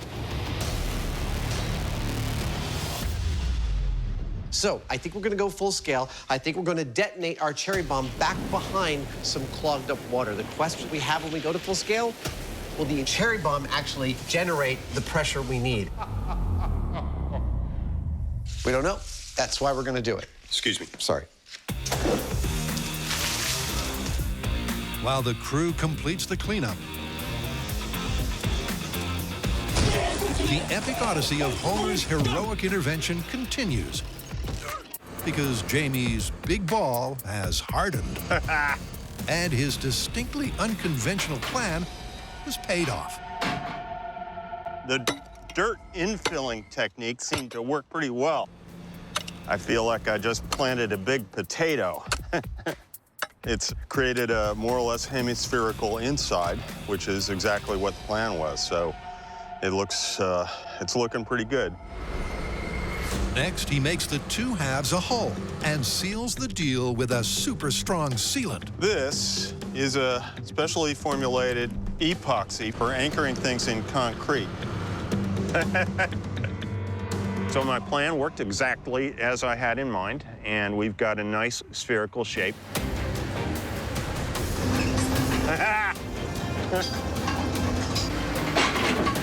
A little chiseling and a little mortar, and this thing will clean up real nice, and we'll have one heck of a big wrecking ball. With that, Jamie heads back to the shop, where Homer's head has just arrived. Dude, look at that. That is so pretty. That's a nice smooth surface. Now that we have these lovely molds of Homer's head, we're going to coat the insides with a tinted latex because that'll give us the correct color and also a nice, tough skin. We don't get to do this kind of thing that much on Mythbusters anymore because we're too busy blowing crap up and stuff like that. But I have done literally hundreds of applications of latex like this into various sorts of puppets and masks, whether you puppet them live action or you have a stop motion armature in them or whatever you do. Generally, it's done by covering the inside of a mold with latex like this and then filling it with foam. Once the latex skin is dried, Jamie fills Homer's head with a two-part pouring foam. Now this stuff expands about 4 to 1, and it's a little hard to estimate Homer's head volume. All I can see is that it's much larger than mine, as hard as that is to believe. You want to help me pull this thing apart? 15 minutes later, the foam is set. There you go. Coming. And Homer's precisely proportioned profile is revealed in all its glory. Oh, it's kind of heavy. Oh, that looks awesome. Totally fantastic. For the finishing touches, Jamie paints Homer's famously unshaven mug. Starting to look like Homer. Adam coats his torso with waterproof rubber. And Jamie adds the ears and those instantly recognizable eyes. Kind of comes to life when you do that. So Homer is very, very nearly complete. We've painted all of his body parts, including his head and now his hands, a suitable shade of Simpsons yellow. After this, we'll send his measurements out to our seamstress to make him a full set of clothes. Then it's time to take him out to the location and abuse him.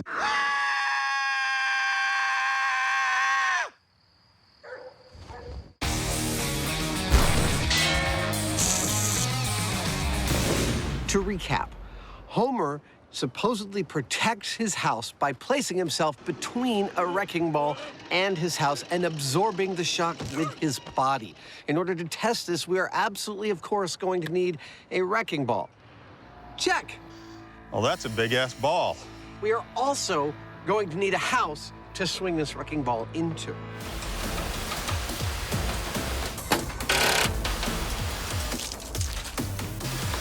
So we decided to build our own. Actually, we built two.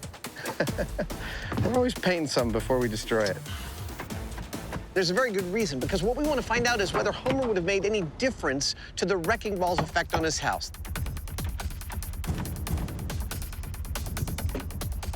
All right, let's go. Therefore, that's our control house. We're going to swing just a straight old wrecking ball into it. It's only when we get to this one that we're going to strap Homer to that wrecking ball and find out if the amount of destruction is actually different, i.e., less on this one. Now, it's a home worth protecting. Yeah, perfect. In the demolition industry, wrecking balls are kind of iconic. Jamie wire brushes his balls every morning. But we've come to find out that they don't actually use them that much anymore. Now it looks like it's all business. And when you think about it, it's sort of understandable. There we go. Because you get thousands of pounds of weight swinging on the end of a cable, it's not exactly a precision instrument. You're right on the money. 5,000 pounds is perfect. Not only that, it's hard on the equipment that swings it. So we've found that whenever we need a wrecking ball, we make our own. With their accurately sized and weighted homemade Homer wrecker ready to swing into action. Woohoo! I love having the right hardware. It's simply a question of lifting it. I'll hold it up in case it falls. Awesome. Pulling it back and letting it go, right? Ray, how do you feel about it? You like it? Wrong.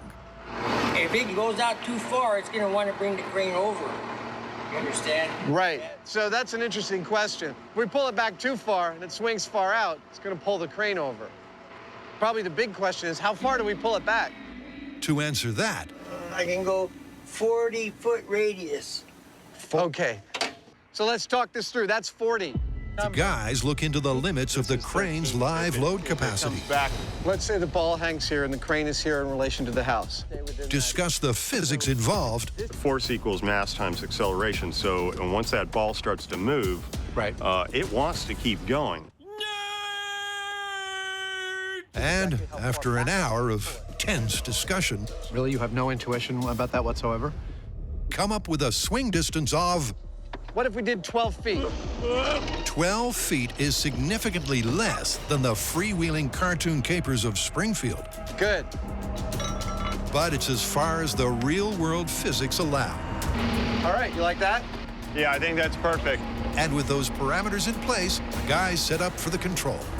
Extending now.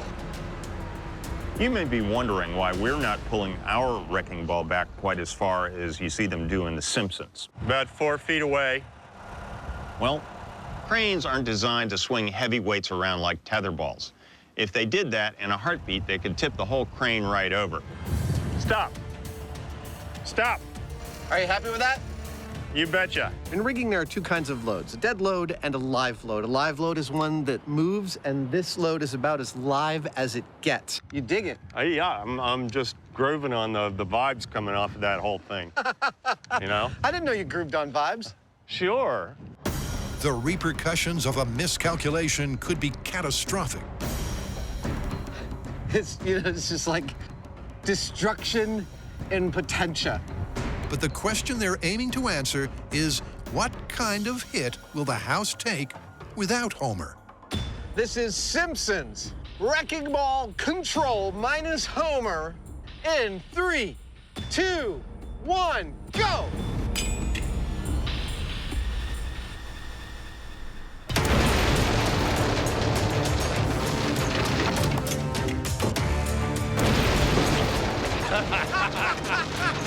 Yeah! Oh, fabulous. Yeah, the second hit. Oh, yeah.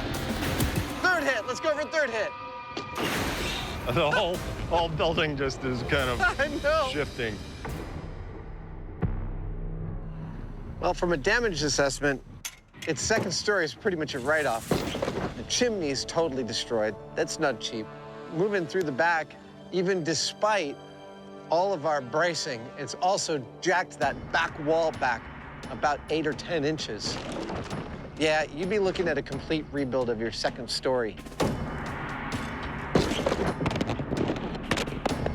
This is super cool. We had a camera perched on the top of the chimney to witness the destruction from up there. And when our wrecking ball hit the house and the chimney collapsed, the camera up there landed on the wrecking ball itself, sitting nice and perched. Oh, hi there. Hello. We can cut from this to this shot. Howdy. You did very, very well. He actually hit another camera also mounted on the ball. That is like camera Olympics, man. Well done, little guy. Our test showed that a wrecking ball hitting a house like this would severely damage any masonry, as well as the framing and the wall of the house, just like it did here.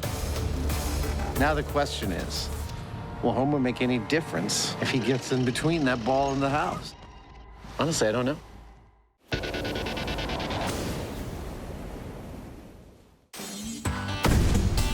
The Mythbusters and Toilet Tall Tales go way back.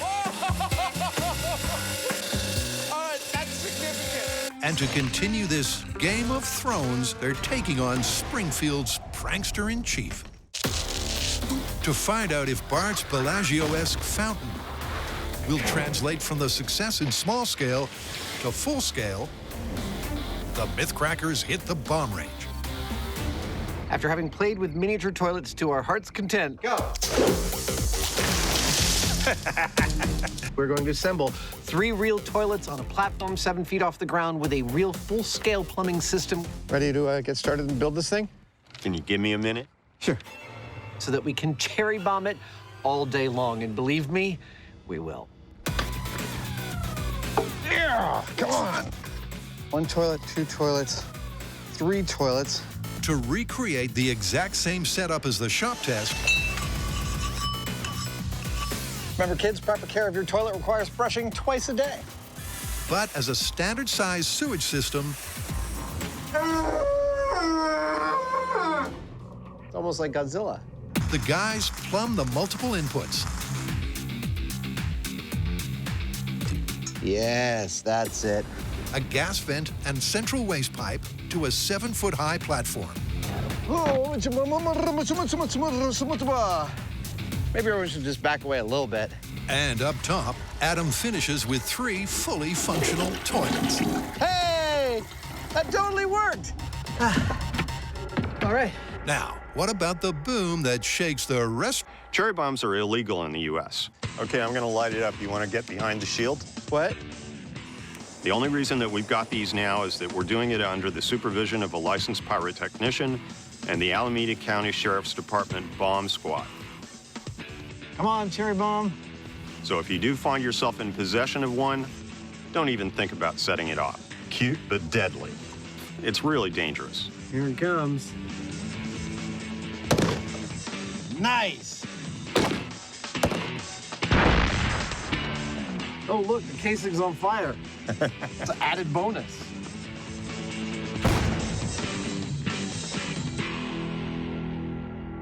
Room. Under strict bomb squad supervision, All right. the guys are using their own Mythbusters-made cherry bombs to find out if the fuse will fizzle when wet. Now, when you hear that Bart throws a cherry bomb into the toilet, let's get to safety, shall we? Come on. Your mind might be set to thinking, I wonder if water would actually put out a cherry bomb's fuse. An excellent question, and one I am just about to answer. Can't get over how much like a cherry they look. Here we go. It's about to go underwater. Oh, it's burning underwater. I don't get it. So how is it that the fuse on Bart's cherry bomb is able to burn underwater? Well, to burn something, you need 3 things. You need fuel, you need oxygen, and you need a source of ignition. Now, as it happens, the gunpowder that runs along inside this fuse has everything it needs to burn. It has its own fuel and its own oxidizer. So it's quite happy to burn without any kind of exterior source of oxygen. Every time I learn something new, it pushes some old stuff out of my brain. Oh! Nice! That was awesome. With the fuse firing just fine and the cherry bomb packing a punch, Got it. it's time to fill up and bring the boom. Okay, that's it. Our first cherry bomb experiment with the full-size toilet system is going to replicate the circumstances that we found to be our ideal circumstances in the small scale. That is, the sewer system clogged with water, with the cherry bomb placed under that water. Right about here. Now, we're going to be lighting this off with an electric spark via these wires, because that'll allow us to place this exactly where we want and set it off exactly when we want from a safe distance. Okay, we're all sealed up. Setting off explosives in the air as opposed to water is really quite different, and that's because air compresses and water does not. So if you apply pressure to water, it'll deliver a shock wave directly to whatever it's connected to, kind of like a hammer blow. Are you ready? I'm ready. High speed's ready? Now, in our case, that water hammer can become massive. And 3, and it'll deliver the shock wave through the water, through the plumbing, 2, to anything that it's connected to. 1.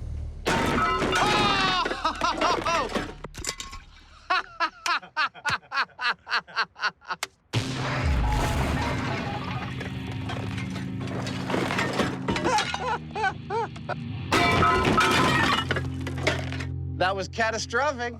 Yeah.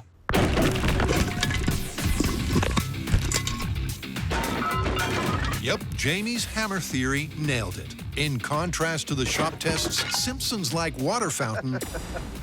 Oh, yes. Hey, this camera's still rolling here. When faced with the same firepower as a real cherry bomb, It is a freaking horror show up here.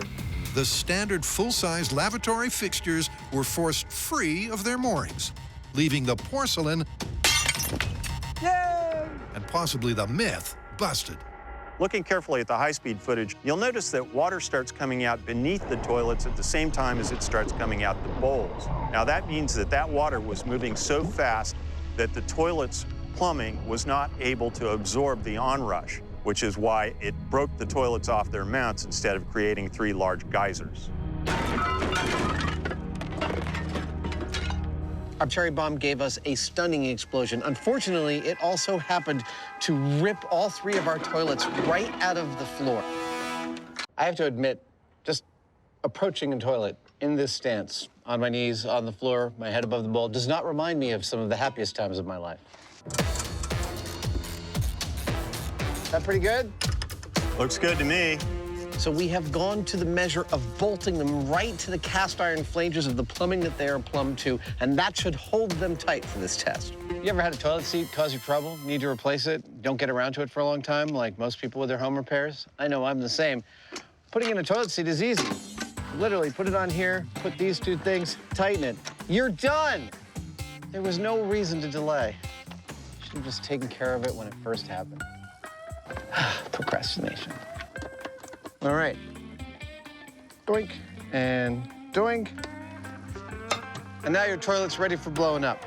I hope this has been a good lesson for you today. After a quick reset up top, You know, all evidence to the contrary, I think you and I would make a good pair of plumbers. this time they place the cherry bomb at the lowest possible point of the plumbing. The guys are hoping the larger volume of water above the explosive will absorb more energy and give them the mythical gushing geysers. This is it. After small-scale and large-scale experiments, this is the blast we hope will work. We have changed the position of the bomb. Hell, we've even bolted them to their own plumbing, which is totally unrealistic, but it's what we hope it will take to give us the geysers that we're looking for. And it's just about to happen. Are you ready, sir? I am. Okay. 5, 4, 3, 2, 1, go!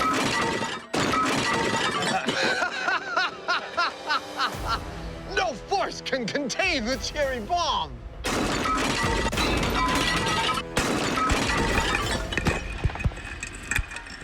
What are you gonna do? Yep, the power was simply too much. The pressure blast couldn't escape through the narrow plumbing fast enough. And something had to give. This is clearly why we can't have nice things. I have to say, I'm pretty impressed with the power of that blast.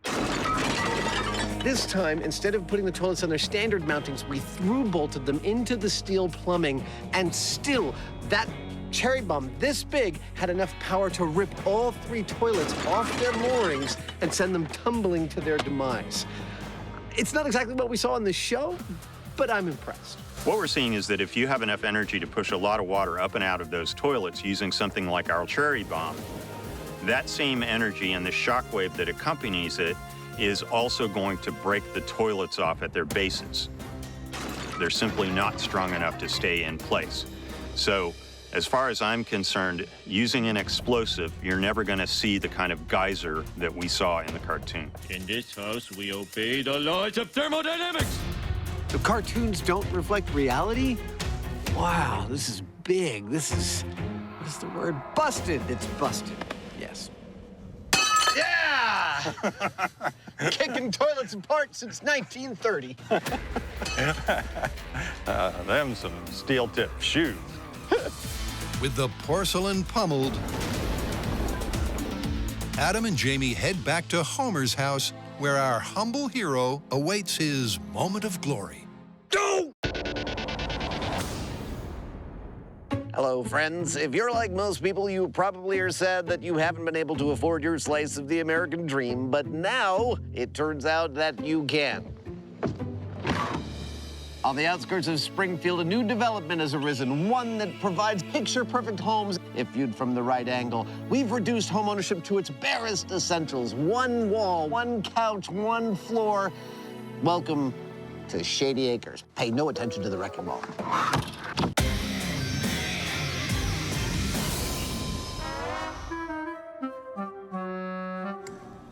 Jamie and Adam are chasing a cartoon conundrum. Oh, that's his home. The Homer record. Can our hero's leap of faith dissipate the force of this impact? Yeah! You know, it didn't move very fast, but it had quite a kick to it, didn't it? I mean, that's Newton's second law right there. Now, we're going to leave all this damage intact as it is. Couldn't be better. And go ahead and do the test with Homer on the wrecking ball with the identical house. Now that is a proper cartoon wrecking ball. And if it shows damage anything like this, we will know that Homer's efforts would have been for naught. And ta-da! Allow me to introduce you to the completed, ready-to-be-tested with hero of this episode, Mr. Homer J. Simpson. Ladies and gentlemen, let's give a round of applause. Our accurately sized and dressed Homer there we go. is attached to the ball exactly as per the clip. That's it. First arm is on. Okay. With a final, crucial component. Since part of this is what happens with Homer's body mass on the ball, we need to give him some body mass other than just foam. We're doing that by adding water. The average density of a human body is within a couple of percentage points of water. Perfect. So a water-filled Homer is an almost perfect energy absorption analog for a real person of that size and shape. Oh, Homer is substantial. Our cartoon character is coming to life. The question is, with a real-life mass of 239 pounds, can he save his house? I think we're good to go up. All right. It's happening. We're making sure that we're positioning the ball exactly the same way that we did the first time. We'll let it settle, so the physics should all be the same, except for Homer. Does it look like his ass is dead center? He couldn't be more perfectly on the horizon of the lines of force between the ball and his house. Look at the potential energy. As per the control, the velocity on impact may only be a pedestrian 6 miles an hour. What are we doing? But with 5,000 pounds of ball, Who's paying for this? This is awesome. there's a lot of energy to dissipate. Say goodbye, Homer. Can our hefty hero really absorb that impact? All right, here we go. Homer versus the wrecking ball. the final experiment. 3, 2, 1. Here he goes! Yeah. Oh! That's a result that I never would have bet on. He's clearly made a big difference. Yeah, I mean, look at this house, and look at that one. Wow. I'm just saying. Homer's ass is quite impressive, actually.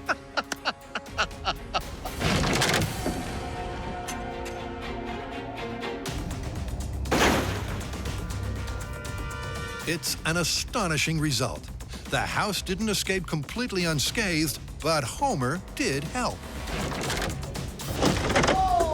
He did crack the chimney. It almost fell, but the fact is that it didn't, and that's a result. Yeah. Well, there you have it. Identical houses, identical swing on the wrecking ball, but not identical results. Look at that house versus that house. Homer, it would seem, had quite the impact, so to speak. Well, astonishingly, it turns out Homer did in fact make a difference by placing himself between the wrecking ball and his house. He clearly made a heroic effort, and it had a heroic outcome. Those cartoonists don't get enough credit for proper engineering. I am too smart. I am too smart.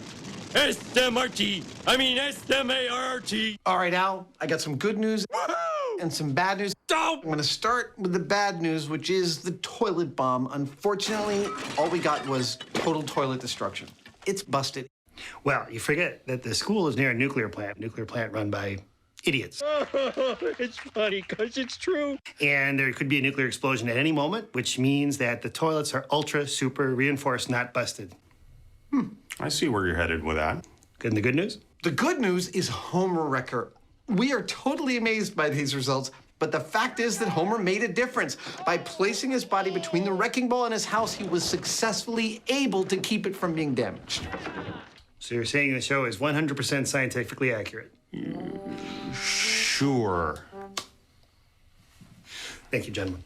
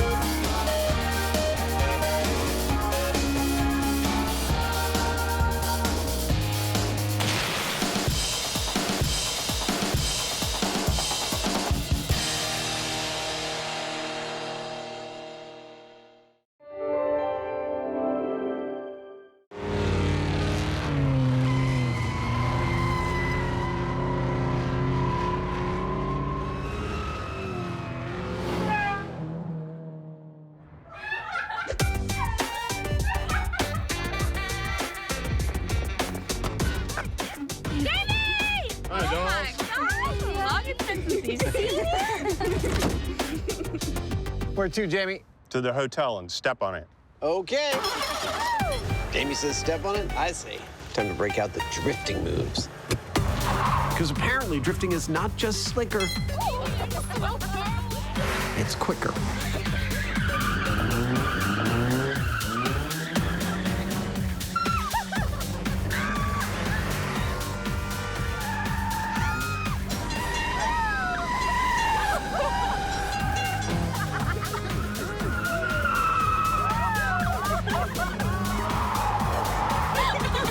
Here we are.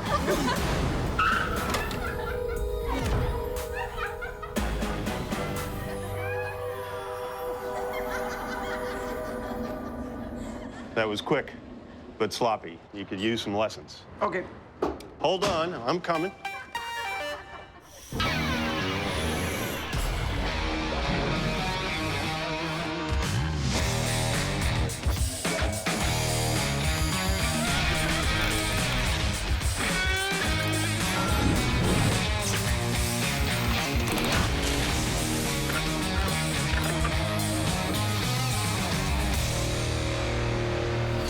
You know what drifting is, right, Jamie? Yeah, it's a style of racing where they spin the rear wheels and are able to slide around corners going sideways. Exactly. You know, it's funny, that's the one thing that I can think of that we haven't actually been trained to do with cars. Well, that ends right now because this entire episode is devoted to drifting. Later, we're gonna power slide into a parking space. But first, we have a myth on the docket that drifting is actually faster than regular race driving. Time to break out our racing gear. Exactly. The perfect drift requires a precisely timed sequence of moves. The engine's revved, the handbrake momentarily engaged, and the power applied. Then by steering into the slide and keeping the throttle floored, the kinetic friction of the spinning tires supplies the centripetal turning force. But is it actually quicker, or does it just look slicker? To find out, it's driver training with a difference.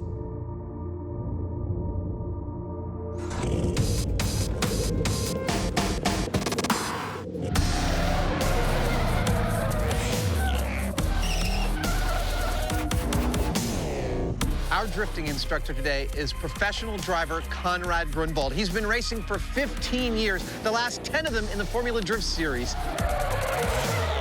And he's going to show Jamie and I a little bit about what's what when it comes to drifting. Shotgun. Okay.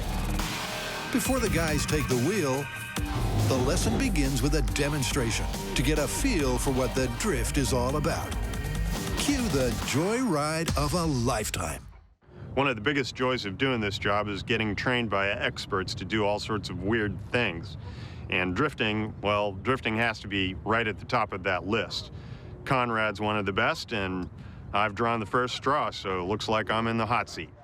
Conrad, I can tell already this is going to be pretty high on the brown pants index, watching you come up here. I think you'll be fine. He's right about the brown pants, though. All right, Jamie, you ready? All right. Okay, let's slide. Uh-oh. Here we go. Oh, my God. Whoa! Holy. Whoa.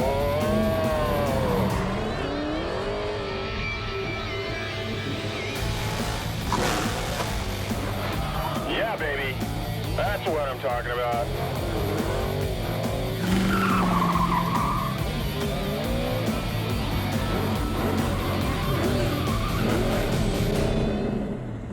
That's a little taste of a drift car. What do you think? That's insane. But I do think I need some earplugs or something. What? With Jamie suitably impressed and 4 tires already totaled, it's Adam's turn to calibrate the brown pants index. All right, Adam, do the best you can to pay attention to how I move the steering wheel and what I'm doing with the gas pedal. All the movements are going to be quick but subtle, all right? All right.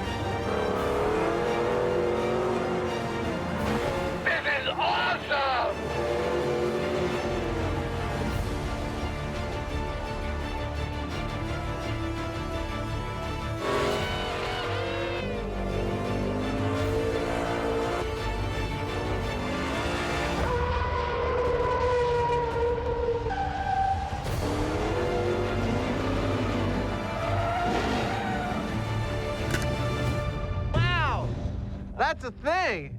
I have to admit, I didn't pay attention to anything you said to pay attention to. I was just sort of along for the ride. That was crazy. All of my driving training is about not allowing to happen what this is all about. Keeping your car from losing its tension with the road. This is about maintaining that. I absolutely can't wait to get behind the wheel. With the demo done and dusted, first up for actual hands-on instruction is the Hyneman.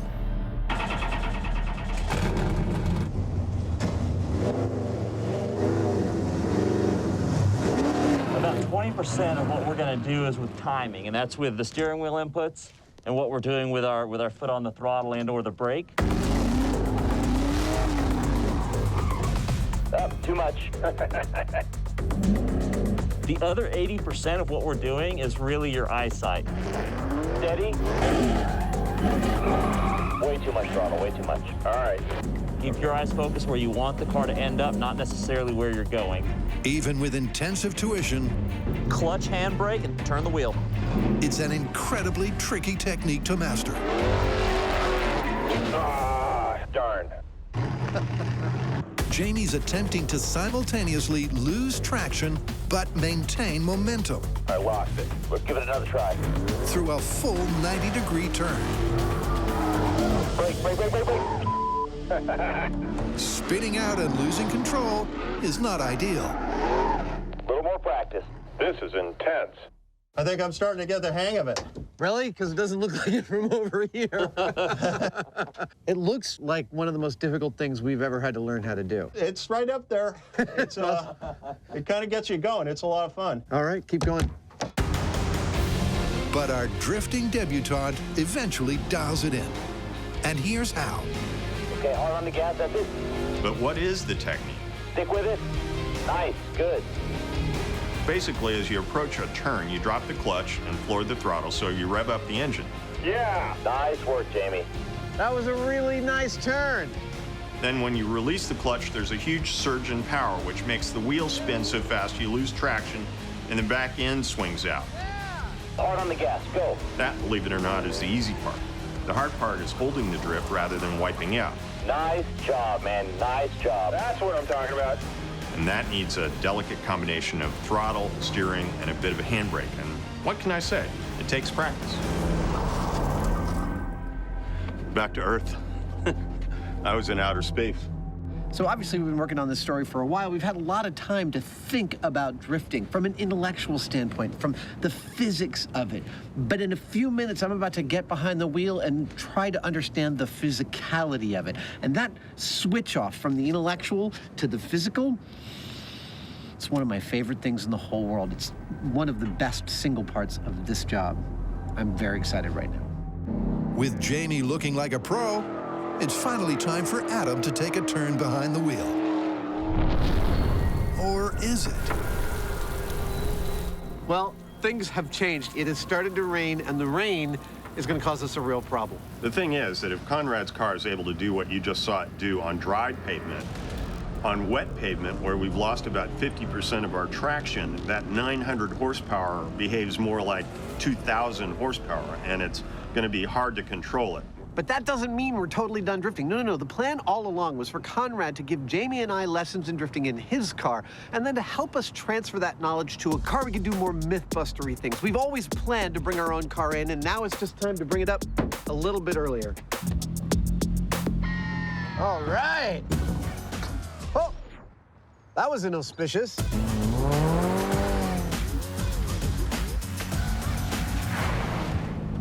Hey, man. You want to show me some ropes about how to do some drifting in this thing? Yeah, let's do it. Just go ahead and give it some gas and look where you want it to go. Wow. It may be a world away from Conrad's supercar, but to drift, this more mythbustery motor requires the same technique, which is just as difficult. Part of what Conrad is teaching is you start going in a circle, gun the engine a little bit to break it free, and then kind of feather it, keeping it exactly that same RPM. Too much. You did everything right, just the timing was off. And then if you don't control it just right, you go too far and you end up going backwards and stopping just like that. Look that way. Whoa! It's a tricky task to master. A little too much. A little too much. Adam takes a while to get a grip on letting it slide. That's it, that's it. Yeah, really good. Off the handbrake. Good. Aha! Very good, Grasshopper. Nicely done. I have to tell you, this is one of the most fun things I have ever learned on this show. Power, go. Yeah! That was the best one yet! Maybe it's because it's so hard to get right. That feels good. Wow, the whole world changed shape there for a second. Doesn't it? Maybe it's that when you get that 180 right because you've shifted into gear and you're starting to give the gas and the wheels start to spin out and you're looking at this spot to your left and you're spinning around it like you're attached to it by a chain. Oh, what a show off. That was pretty good. It's a rush. Have I made that clear? Good speed, clutch, handbrake, turn the wheel. It's been a long, hard training day. Tough on the tires and tough on the trainees. Back off, back off, back off, back off, slow down. But after 12 hours of intense instruction... Oh, nicely done. Where did that come from? Holy dude, that was great. Our dynamic duo are ready to delve into the myth. If we're going to get to the meat of this story, and that is whether drifting is better than driving, we're going to have to deconstruct the drift, set up some courses, and see if that is, in fact, looking like the case.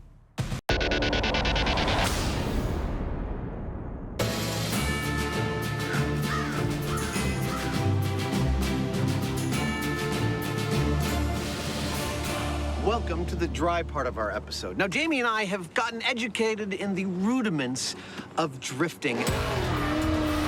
Yeah, nice work, Jamie. But now it's time to bump that up a level and do some actual testing. So we have abandoned the runways of Alameda, California, and come to California's Central Valley to this beautiful dry runway. That's it. This is a former NASA testing station. But for right now, let's just call this Adam and Jamie's Mythbusters drift testing facility. How does that sound?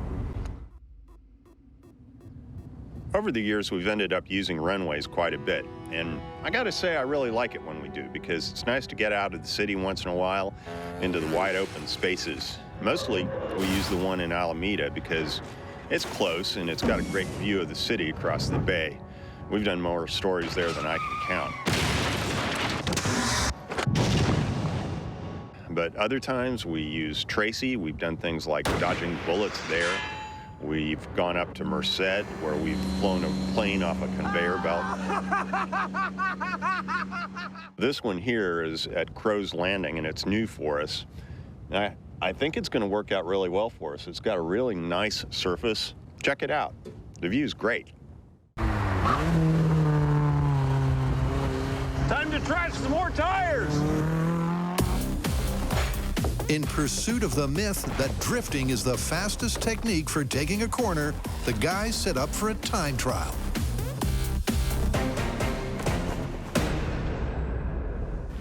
Let me run you through our course. We're going to be trying to gather consistent timings with 3 metrics, the first and foremost being entry speed. We're always going to be crossing the starting line of our turn at 45 miles per hour. When the car crosses the start line, I click. We'll be doing 2 kinds of turns, one drifting and the other non-drifting. And when he crosses the finish line, I click again.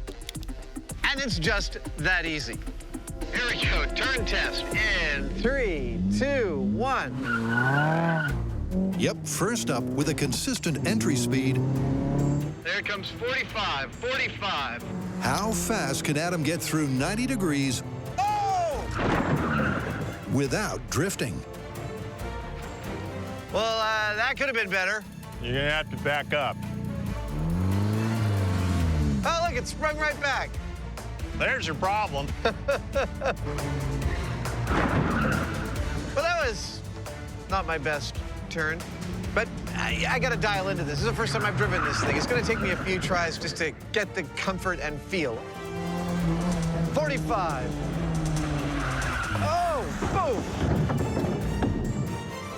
Well, there goes our car. I'm actually a little surprised. I thought Adam would ease into it until he got the right feel for that corner, but it seems like he's not. Here I come. It's an inauspicious start. Pulling to the outside. But from there on in, yeah! Adam dials it in and nails the corner. What was that? 4 seconds. In a consistent time. 4 seconds.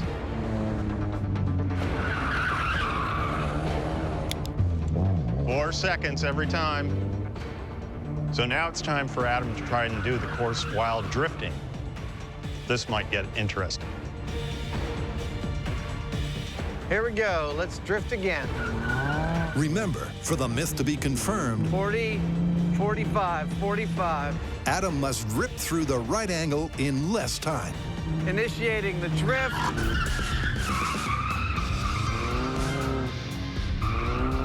Yeah! That was cool! But a PDQ power slide, it ain't. That felt genuinely cool. How was my time? 7 seconds. From the start to the end? Yeah. All right. Do it again. Yep.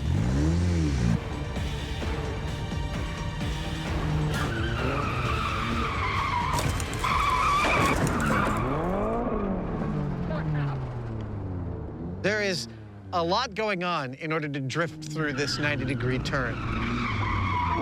I've got to choose a specific spot, and at that spot, pull on the e-brake just a little bit while pushing on the clutch and then steering against the turn so that I slide into it and then give enough gas so I can come back out of it. I need a couple more to get scientific about this. That's it. 43, 44, 45. I'm at 45 miles an hour. This is perfect. I'm going to do it now. Yeah! Damn, that feels good. Woo! What did I get? 4 seconds. Excellent. Well, I've done my runs. Yeah! Woo! And while I had some mishaps here and there, I did get 2 really nice fast times, one in drifting, one without, and they were identical. So while I know it's too early to call, the fact already seems that even though it looks cooler, it might not be looking good for drifting as a myth. So far, not so good. But the Hyneman's up next. Can he beat his control time? 4 seconds. Nicely done. When he tackles the turn with a perfectly timed drift. Go. He starts to turn there at the stanchion, and boom! Well, that didn't go as planned.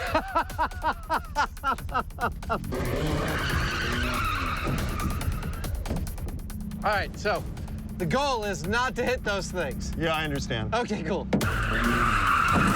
Well, I have to say it's kind of strange to throw the car into a state of slide right when you're facing something that you're about to impact.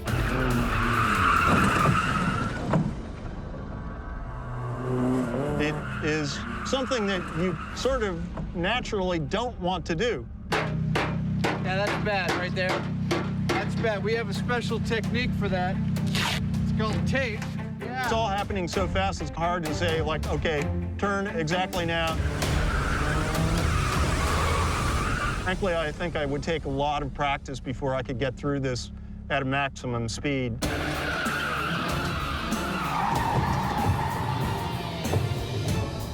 Oh, that's bad.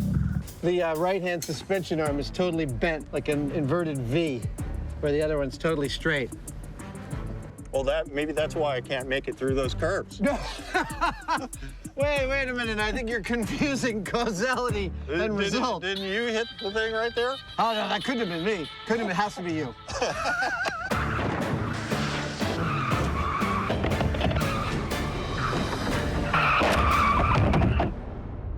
That's the cue for more less than subtle running repairs. Never happened. And a new angle of attack. With the 90-degree left-hand turn under our belt, it's now time to add a real wrinkle to this, and that is a 180-degree turn inside of two-lane road. A complete reversal of the direction of momentum is the ultimate turning test. But there's a tweak to the planned protocol.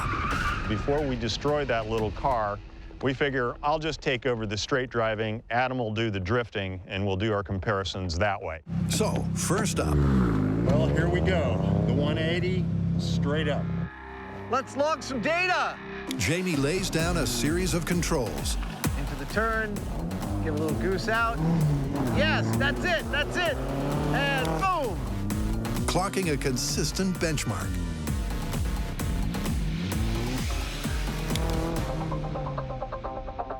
Eight seconds, like clockwork. Literally, like clockwork. Well, Jamie's done his straight runs on the 180-degree turn. I'm about to try and drift the same thing. All right, here I come, drifting 180. I'm looking for one really good one. That's what I want.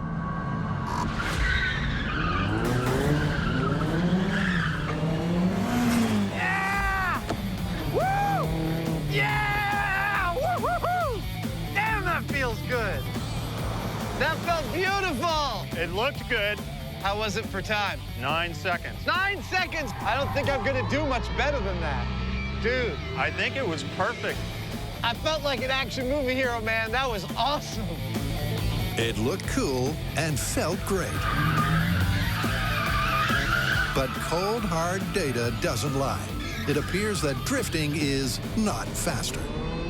Which I'm frankly totally astonished by, because if you look at Jamie's 180 in regular driving and my drifting 180, I swear that mine looks like the faster run, but it's not. It was slower by a half second in my best of all runs. Yeah! It's not looking very good for this story. So we've run ourselves through a couple of very sharp turns, which would be about as sharp as you would ever run across in an urban environment, which is exactly where we're going next.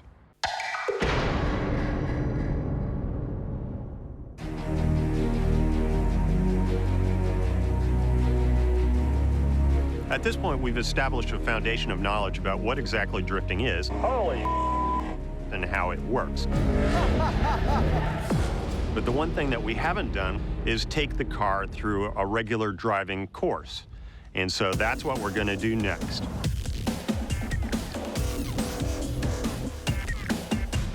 All right, let's go.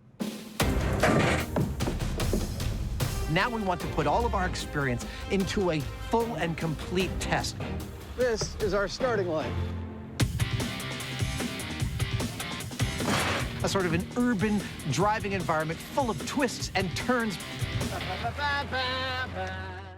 Both hard and soft, easy and difficult. I love this game. And put drifting to the test against regular driving. Yeehaw!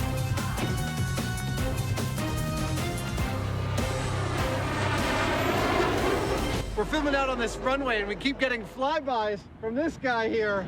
It's kind of loud. Hello! I'm not even sure what that is. Is it like a MiG or something?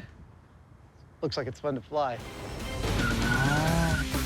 This is our course that we feel provides a really good balance of twists and turns and both standard and exciting driving maneuvers to make this test fun, but also experimentally valid. Now there's nothing to do but to drive. Jamie's up first. I don't know how to make that work. But before that, here's 2 insights into the workings of Adam's brain. Exhibit A. As you can imagine, I'm a little hard on my equipment. Earlier today, I actually dropped my walkie into a water-filled traffic barrier and had to get it out. And through the magic of a thing we call a flashback, you can see exactly how it went. A call on the radio. I seriously did drop a walkie into one of these traffic barriers. Ah, all right. Oh, okay. Oh, no. Ah, there it goes. Ha! Got it. Ha! Ow. Luckily, when it's your show, no one yells at you. They'll yell at someone else. And Exhibit B. This is a very cool location. As we said, it is a former air testing facility for NASA, and behind me is the boarded up, really spooky control tower. I got about 3/4 of the way in before I was too afraid of getting bitten by some cornered rodent, and I left. But what really fascinates me is the question of what the heck happened to the ladder. Look at that. There's only 2 possibilities. A Japanese monster. B, a plane hit the freaking control tower. In either case, what happened to that ladder is the worst thing that ever happened to that control tower. I guarantee that. Now back to your usual transmission. Now it's time for me to run the course with straight driving as fast as I can. We'll take my best time and compare it to Adam's best time while he's drifting. In 3, 2, 1, go! Sounds exactly like that when Jamie leaves for work every morning. To clock his fastest time, Jamie will take as many laps as he needs.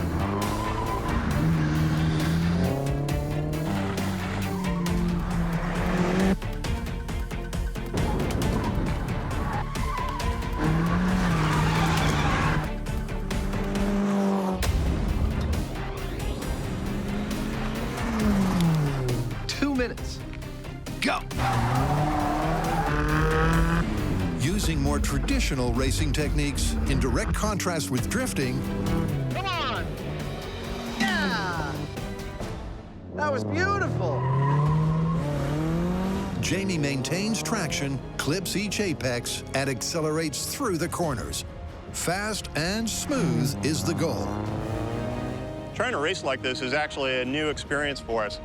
And in this case, with my skill and with that car, I'm as fast as I'm gonna get. Here it comes, it's gonna be a good time. That's what I'm talking about. Now, if this myth is true, drifting should allow me to ride this course much faster. I'm not talking like 1 or 2 seconds. I'm talking like 5 to 10 seconds. That's what we're looking for, a nice big difference between these two types of runs.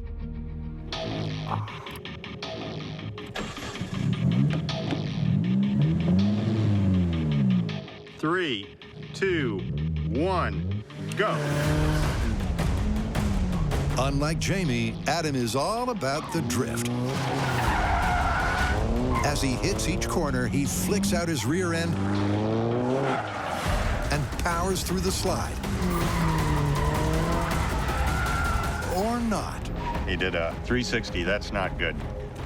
Not unless you want to do a 360. See, that's the thing. You start to slide, you lose traction.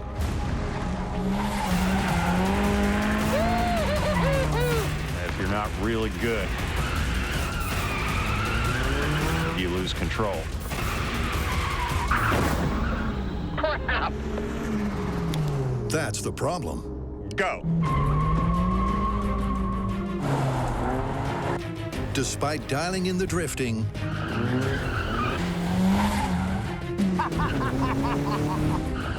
Adam makes at least one major time-sapping error on every lap. To accurately test the myth, he needs one mistake-free run to compare with Jamie's control. One more. Let me do one more. Back up, you've got a cone. Okay. There we go. That was cool. I screwed it up by hitting it too fast on that last 180, but up until then, everything was dialed in beautifully. I think one more chance I'll get my best time yet. Whew. All right, sir, I'm in place. Starting in 3, 2, 1, go.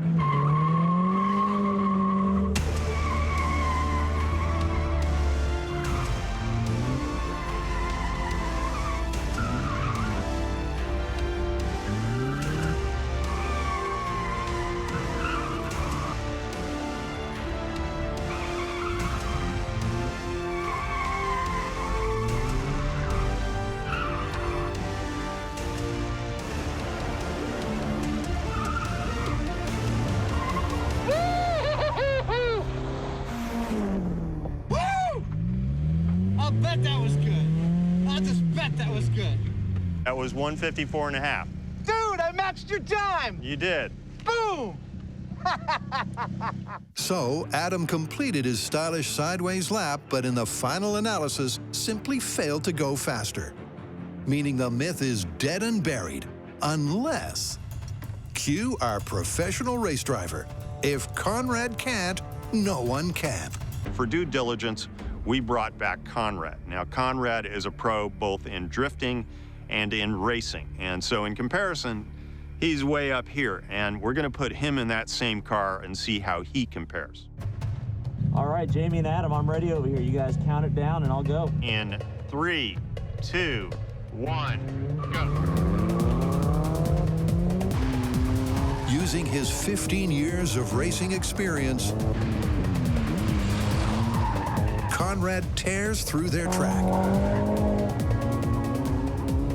Without doubt, his regular driving is seriously speedy. I think he's gonna beat us by over 15 seconds. That would be awesome. It's nice to know sometimes how far down the totem pole you actually are.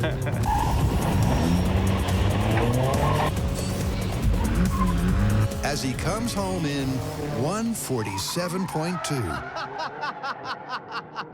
Over 7 seconds faster than Jamie. The question is, can he trim more time off when drifting? Adam and Jamie, count it down. I'm ready to go. 3, 2, 1, go! That sound just makes me so happy.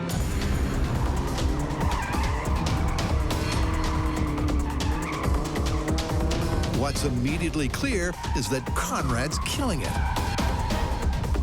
His drifts are bigger, better, and louder. He's squealing a little more than you were. That is as it should be. But how does this more talented technique time out?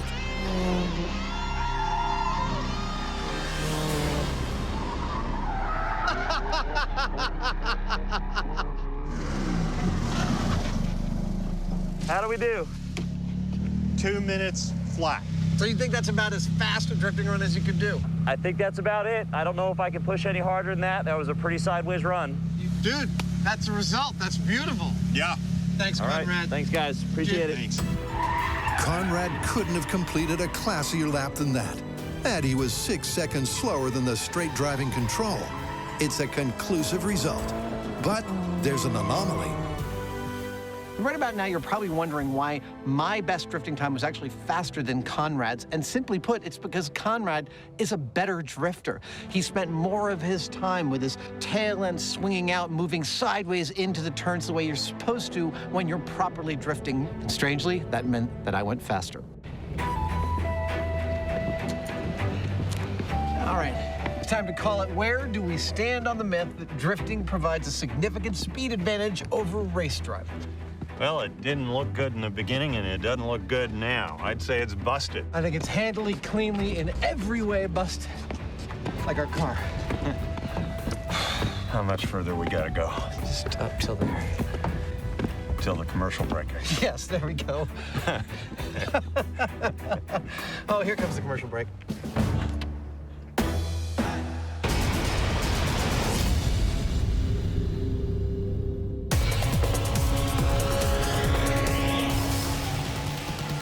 Now that we've shown that drifting is not necessarily a faster way to race, I had an idea that maybe there is something that is quicker to do with drifting. What's that? Parallel parking.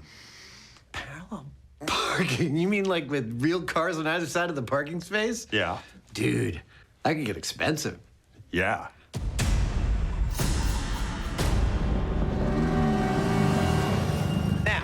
No clear investigation of the slipping and sliding and racing and speeding would be replete without an investigation of parallel parking. The bane of everybody's driver's test. You got to pull up alongside the car and turn the wheel according to some formula your mom told you. No, no, no. The action movie hero has a totally different way of parallel parking. They drive at speed towards the parking space, slam on the brakes, and power slide perfectly right into the space they want. Now, Jamie has been practicing out on the open tarmac. That was really cool. And he feels like he's got it dialed in. Yeah. Yeah! There we go. So we've got a little parking space right here, and he's gonna put his practice to the test and see if it works. All right. Here we go. So I don't know how this is supposed to be done, but what I'm doing is getting up to the right speed, throwing the wheel over, pulling the handbrake. Oh, so close! Breaking free of the rear wheels with that handbrake. That was better. But then stopping with the foot brake at exactly the right time. Oh, there's no room for error on this thing. rush hour. You want the space before anyone else steals it. It's gonna be yours. You're gonna take it. You're gonna own it. Own it. Here it comes.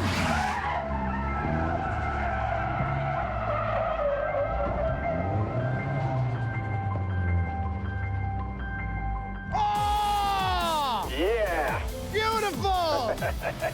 Yes! You are literally like kissing the cones on the other side. That is what I'm talking about. I'd say the evidence is pretty clear that this car was not parked in a normal fashion. You can tell by the linear black marks on the pavement that the driver must have brought this in at speed and hit the rear brakes, swinging the rear end of the car exactly into position against the curb, if you catch my drift. That's a great start, and it's seemingly as simple as the movies would suggest. But at 90 degrees, they're only halfway there. Here we go. 3, 2, 1. And he's off. Hollywood would have us believe the full 180 is just as easy.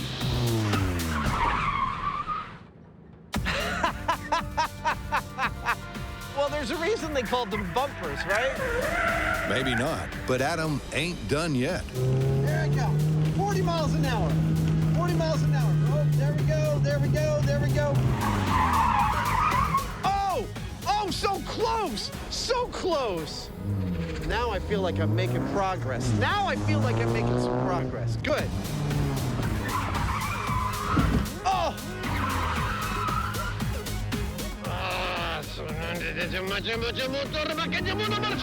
Come on! Totally make this work.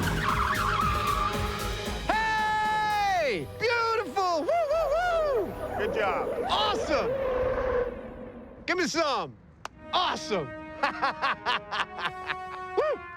Oh, if only there was a horn, I would honk in celebration. Here, sound guys, could you give me a horn? Thank you very much. It was a thing of balletic beauty. But it's time for a dose of reality. Well, it's one thing to try and do a 180 parallel parking job with cones surrounding you. It's another thing to do it into a real parking space with real cars around you. For Adam to get in here at speed doing a 180, well, if he makes it, it's only going to be by a hair, so it's almost a guaranteed impact. With that in mind, we're going to have him in a helmet with a neck guard, like going into battle, with a 4-point harness, with shin guards. Snug as a bug in a rug. Everything that we can possibly do to keep him safe. Not only will a mistake mean a major impact, the space itself is tighter. Now, how will this nonchalant movie maneuver stand up to this level of real-world detail? Okay, Adam, on your mark. Here we go.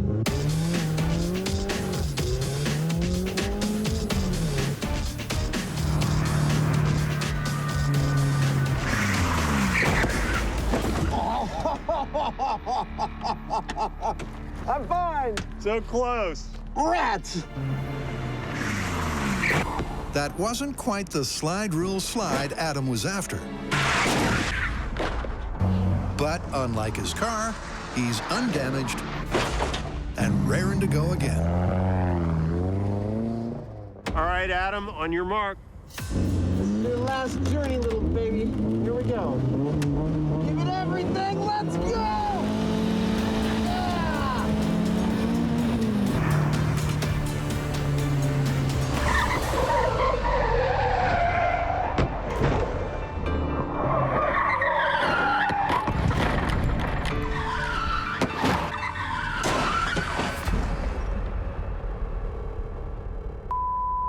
I kept seeing the cars, and I was not steering towards them as like a natural survival mechanism.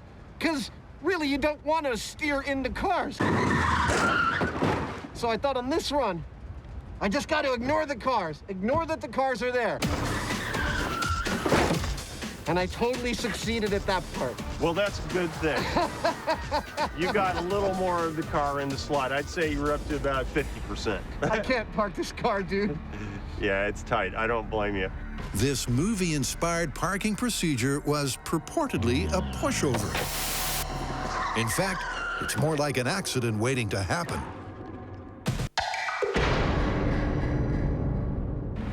With the course marked out in cones, Yeah!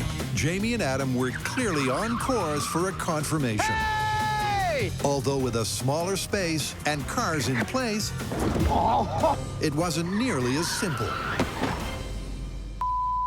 I have to say, as the skilled collectors Jamie and I have been all our lives, this episode holds a special place in my heart. This is one of the coolest things we've ever... I think it's time to bump it up a little.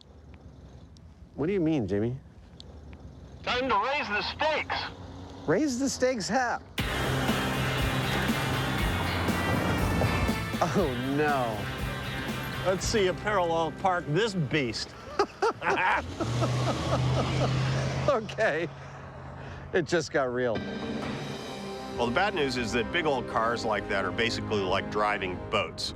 They got crap for suspension, they're spongy, they're all over the place. They're anything but a precision driving machine.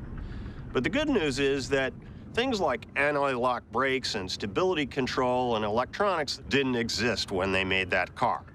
So between the two of those things, I'd say it's a toss-up whether Adam hits the mark spot on or not. Because the guys are not allowed to damage the vintage limo, the parked cars are played by foam cutouts. Okay, Adam, are you ready? I'm as ready as I'll ever be. 3, 2, wish me luck.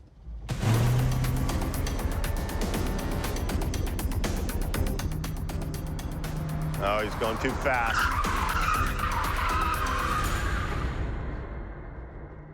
Told ya. I think I might have hit something, like another car.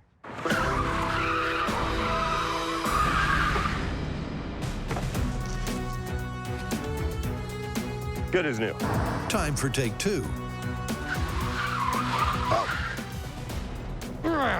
Well, a few attempts in, and I'm doing abysmally. That was me trying to remember everything and forgetting everything simultaneously. It's just terrible what I'm doing. I'm not 180ing at all. Ah, what a piece of that was. I just hope the limo lasts long enough for me to get this right. Too fast. Ah. Like I said, too fast. Well, after the last crash, we've reset as best we can. We're gonna give him one more try.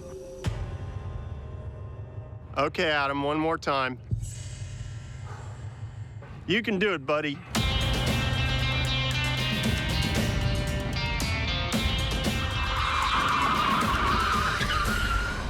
That was terrible. That was terrible. Did you order a limo? I'm here. I think it's time we brought in an expert. Conrad, you're up. All right, Jamie, I'll give it a shot. I call this maneuver prom night. Wow! That was amazing! That was astonishing. That was beautiful. Thanks, Adam. Amazing. Nice work. Thanks, Jamie. Can be done. No, it can be done. I just can't do it, but it can be done.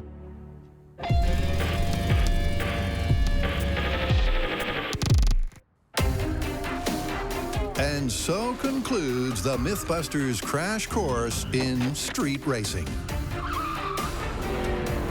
2 cameras, $600. 18 tires, $3,600. 1 second-hand car, $3 grand. Yeah. Spending all day drifting, priceless. Give me some. And back at Crow's Landing, the course deserves a fitting finale, a drifting masterclass. Why on earth would we still be on the runway? Why indeed when all the testing is done? Well, it turns out that Conrad Grunwald liked the testing course that we built so much he's going to pay us the high compliment of drifting through our testing course in his own race car. For your viewing pleasure, ladies and gentlemen, Conrad Gridball.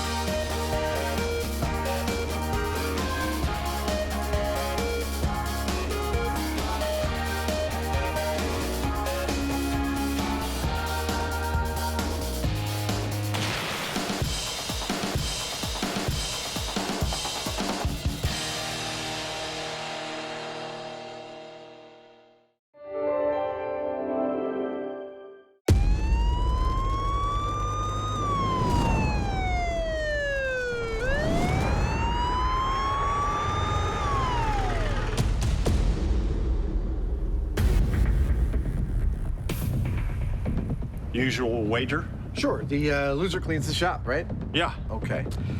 Count it in, I'm ready. 3, 2, 1. Hey, wait a second. There we go. Hello?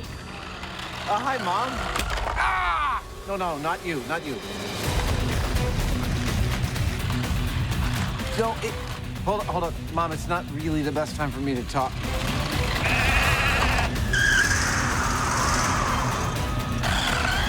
Saturday? Sure. Oh, Mom, hold on. I gotta go. Okay, I'll talk to you later. Ah! I lost. You're looking a little distracted there. Yeah, but I did pretty good in reverse. All right.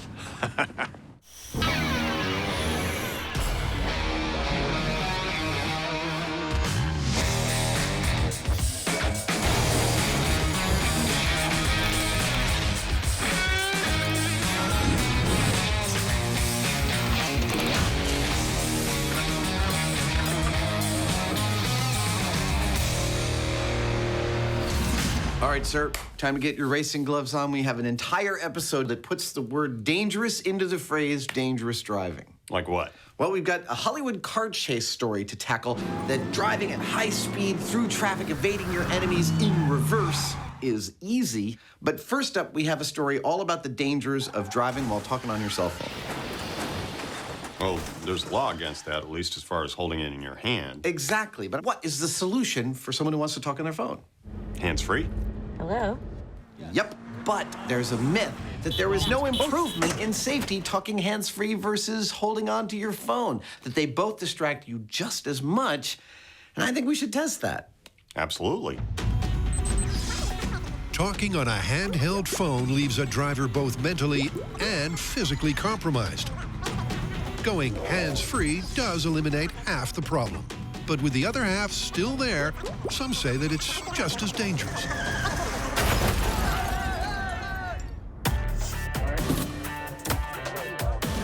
To find out, the Mythbusters crew have constructed a classified course designed by drive expert Dave Storton. So the first section here is a slalom, so that's going to test their steering ability while talking on the phone. Right now, Adam and Jamie are being deliberately kept in the dark. Coming out of the slalom, they'll immediately have to get on the brakes for our low-speed exercise called the offset lane. because any pre-existing knowledge of the route could discredit their data.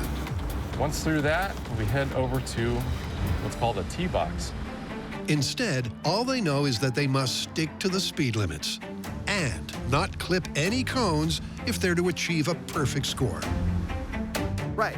If you bolt the two together, maybe some sticky tape in the middle, and that should totally... Okay, hold on. I got a thing to do. Okay, wait right there. Okay, so while we know that driving in a car while holding onto a cell phone and talking is bad, sorry, that wasn't for you, the myth is that driving hands-free is just as bad, that there is no difference between hands-full and hands-free, and we are just about to test it on the course behind me. I can see it from a distance, but that's as close as I'm gonna get because my ignorance of this course is intrinsic to our test. Like Adam, Jamie's also going that extra mile to make sure their science is sound.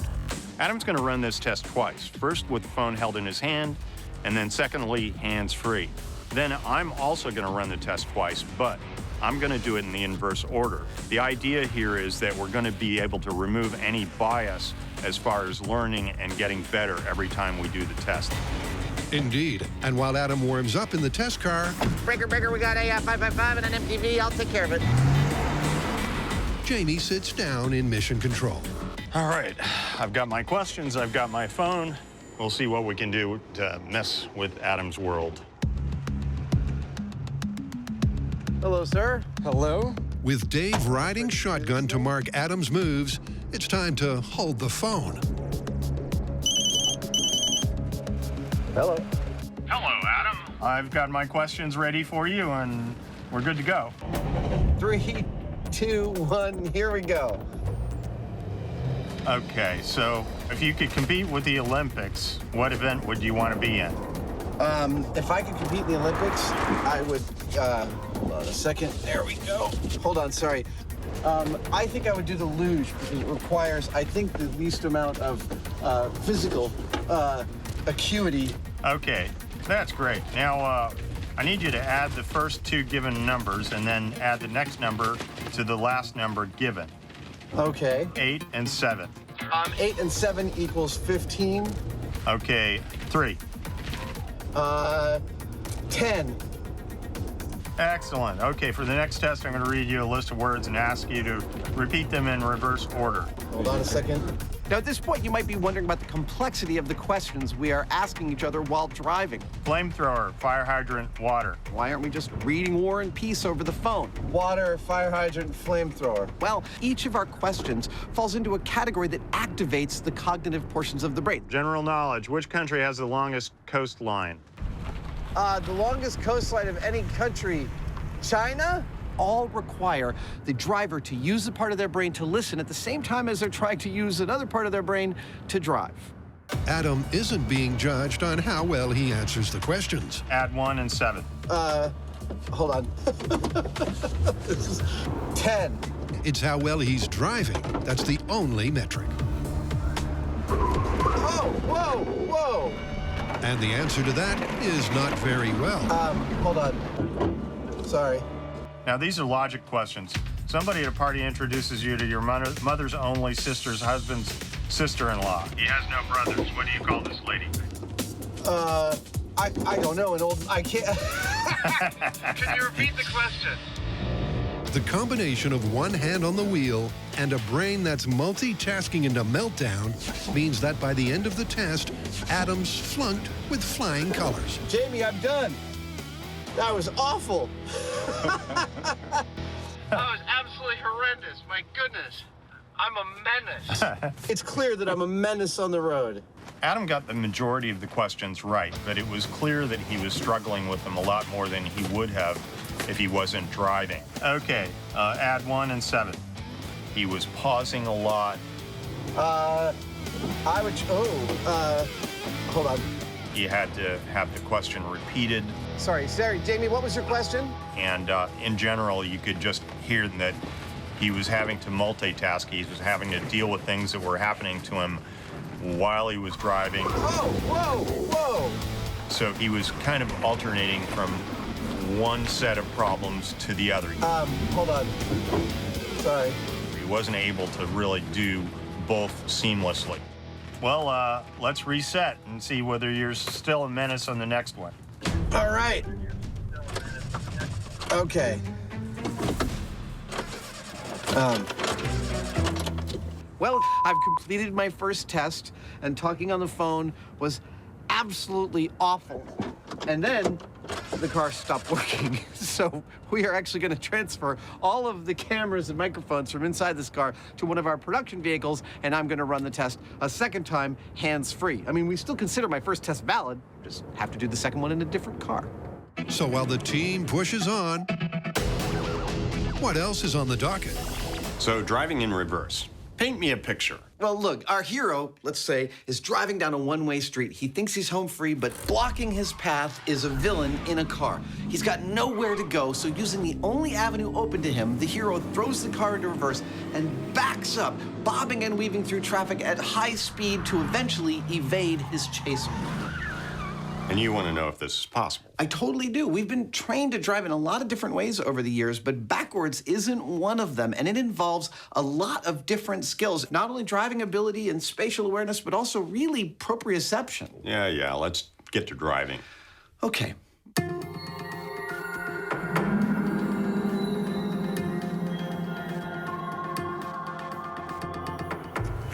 Beautiful day. Wide open, empty runway. The conditions are perfect. Oh, wait, we need a car.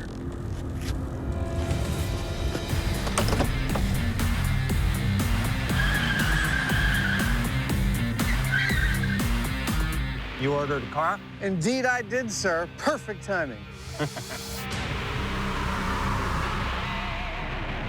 Now, the movies are packed with people who can drive well, but they would lead you to believe that you could drive forward or reverse, however you choose. We're constantly seeing our movie heroes racing away from the bad guys, avoiding obstacles and driving all over the place with the rear end of the car facing the direction that they are actually going.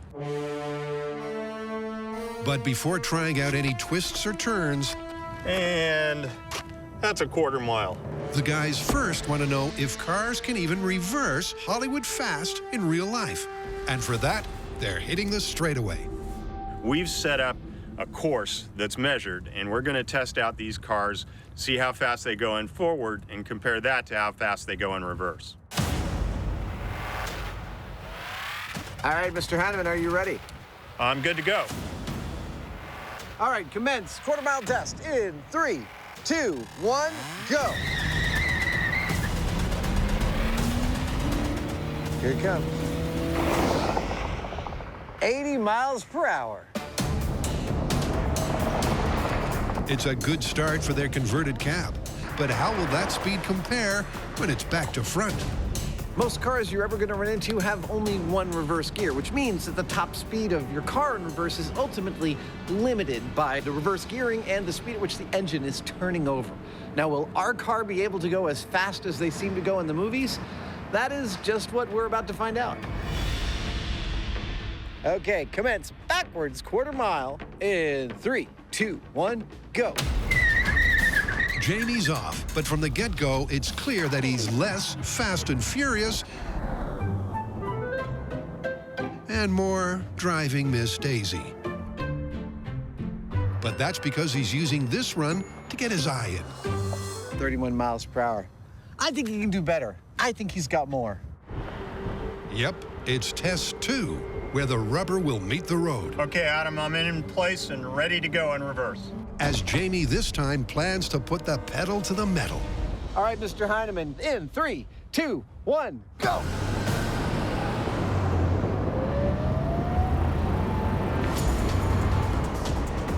$49.50, 52, 53.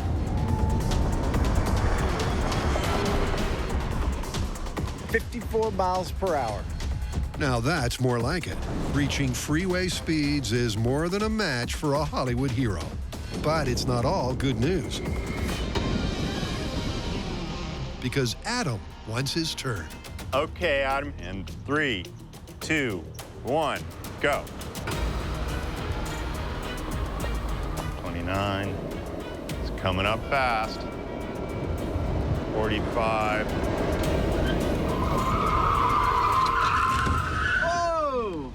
That's what I was talking about. And correct a little too much, you're gonna lose it. Yeah, you started to lose it at about 50. Man, it was like bump, bump, bump, bump, bump, bump, bump, correction, overcorrection, undercorrection, overcorrection. Yeah. I'll give it one more shot, but I'm not sure I'm gonna get much faster than that. Okay. Adam resets for his final run. There we go. And it really is now or never. In 3, 2, 1, go. Here we go. But will he be able to better Jamie's best? 30.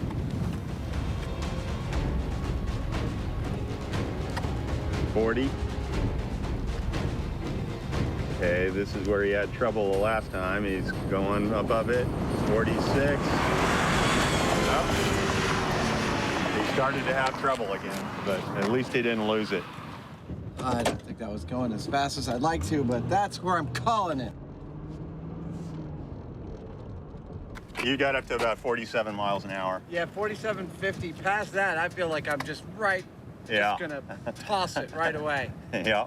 And you're not going to go much faster anyway, because the car won't. Well, I've just completed a few runs on our quarter-mile track in reverse as fast as I felt comfortable, and my comfort speed was a little slower than Jamie's, 47 to 50 miles an hour to his 55 miles an hour. And I tried it actually, I tried one looking in the rear view mirror, I tried a couple in the side view mirror, and I tried one looking over my shoulder. And frankly, they were all terrible. Whoa! The control you have over a car going fast in reverse is so much more limited. It's absolutely awful. But these are kind of worst case scenarios, long straightaways. We're gonna get to some maneuvering and see if it's a little easier on that front. The trick with driving at a high speed in reverse was to not do very much, just kind of hold still and try and keep the car in a straight line. But unfortunately, we're not going to have that option now, because now we've got to drive through a slalom in reverse, and that's all about steering. That's going to be really hard.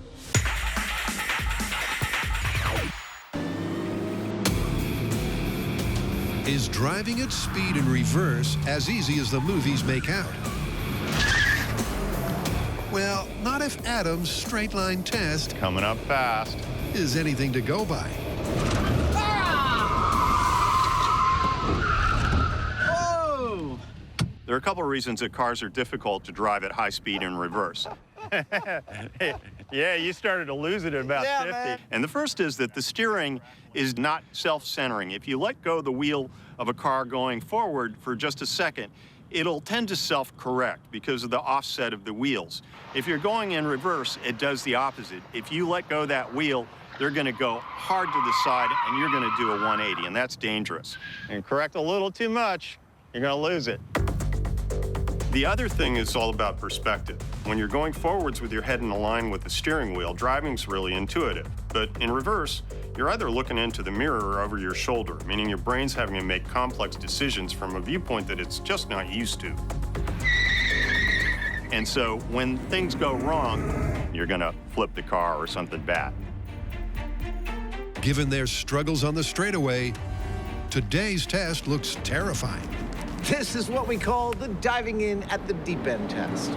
We've got a course that's full of the kind of challenges a Hollywood hero has to face, and we're gonna see if we can reverse through it at high speeds without crashing.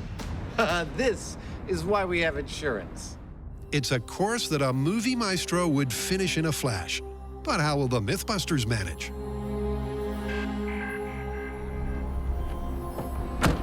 All right, first run in 3, 2, 1, go. Adam's off. And from the outset, he's ignoring the mirrors. Whoa! Oh, there goes a cone. And going with the over-the-shoulder technique. Ah! But it's hardly paying dividends. Because not only does poor steering cripple his cone count,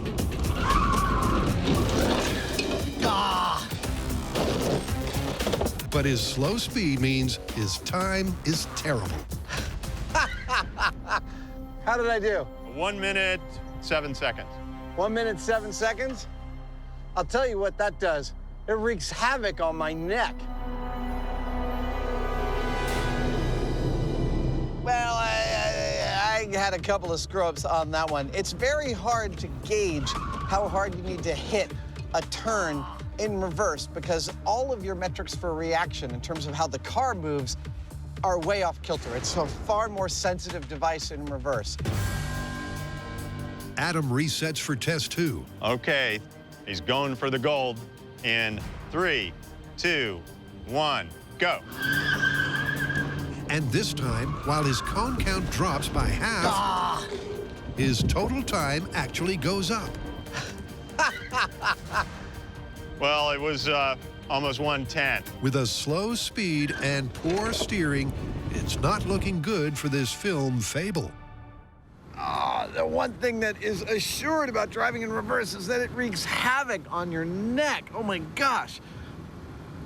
And I tried using my mirrors at the beginning of that. There's no go. There's no maneuvering trying to use the 3 mirrors. Indeed. But can Jamie master the method and reverse this myth's fortunes? All right, cowboy, here we go. And 3, 2, 1, go! I love that this is our job. Unlike Adam, Jamie's using the mirrors and the over-the-shoulder system. But it's not a winning combination. Because his crash course is even worse than Adam's. But eventually he crawls to the finish line in a sluggish 72 seconds.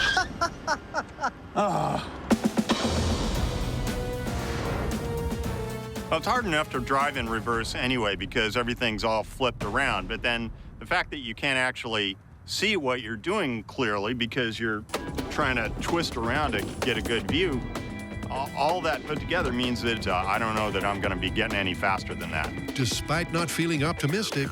All right, cowboy, you feeling mean? Trying to get comfortable. Jamie does reset for take 2. And 3, 2, 1, go! Where his prediction turns out true. That looks like the way my grandmother used to drive forwards. Because not only does he hit more cones, he also does so while driving more slowly. Which is not good news for the myth. Okay, you win. But all is not lost. Look, there is no doubt that this test was hard. The course was difficult, and we are at the novice end of the reverse driving spectrum. But with some expert training, will we be able to bring this myth back from the brink? That's what's next. Actually, not quite. Because next, the guys are jumping ship back to Alameda. To find out if hands-free is as distracting as holding the phone, hello, Jamie. Adam started with a hands-full control. Oh, whoa, whoa. That went so badly, his car refused to continue. Okay. So it's out with the old. All right, Dave, let's do it. And in with the new. But will going hands-free really be just as bad? Here we go. Why, hello, this is Adam. Well, hello there, Adam. Should I start driving? Yes. Okay. Go ahead. Like last time, Adam must complete the course while answering questions both easy. Okay, on which continent is the Sahara Desert? The Sahara Desert is on the African continent. And hard. If Buster walks halfway around a circle and then turns around and walks halfway back, is he now back where he started? Yes, he is. No, he's halfway back. Okay. But despite the obvious burden on his brain, his driving has got better. And although a clipped cone sees him marked down, sorry, I just hit something. His final score has improved. But was it due to the phone? Well, I've completed my hands-free run of our driving course, and I did it a lot better. But here's the thing. I found taking the questions from Jamie just as distracting as I did the first time. I feel like my better performance on the second test could be chalked up to just understanding the course a little bit better. But that's why Jamie's gonna start hands-free and then go to hands-full. If that is an effect, we should cancel it out by changing the order that we do the test in. That's the theory, anyway. Want to see what you can do with it? I'm gonna suck, I can tell you already. Not only will Jamie increase their sample size, but by going hands-free first, Jamie and I almost never actually speak on the phone, so this actually has a bit of novelty to me. the guys are trying to eliminate any course learning bias. This is Jamie. Ah, good afternoon, Jamie. It's Adam. Go ahead and start driving, and I'm going to start asking you some questions. Adam starts with a simple icebreaker. All right. Hey, Jamie, if you could wake up tomorrow and gain any single quality or ability, what would it be and why? I could fly. Why? But even that proves too much for Jamie. Well, because then I could go, what was the question again? Why would you like to fly? Well, because that would, it would save a lot of gasoline, actually. And, you know, I could, oh, look at that. I bumped over a whole bunch of things. With no improvement over the rest of the course, I'd like you to add the numbers 4 and 7. Let's see, 4 and 7, Tick-tock, Grandpa. 10. Or no, 11. Jamie scores the worst result of the day, a disappointing 66. That was awesome. He starts every answer with, let's see. I'm sure I was doing the same things, but it's very enjoyable to listen to someone so distracted. A quick reset later, and they're set for the 4th and final run. Hello. All right, Start your driving. Jamie, hands full. I'm going to read you a list of words and ask you to repeat them in a reverse order. Crash, burn, demolish. Demolish, burn, crash. EMT, ambulance, doctor. There's quite a narrative implied by these. Doctor, ambulance, EMT. Yes. Despite having only one hand on the wheel and swapping the phone mid-drive, Jamie scores 72. A fail by some distance, but an improvement nonetheless. So what does this mean for the myth?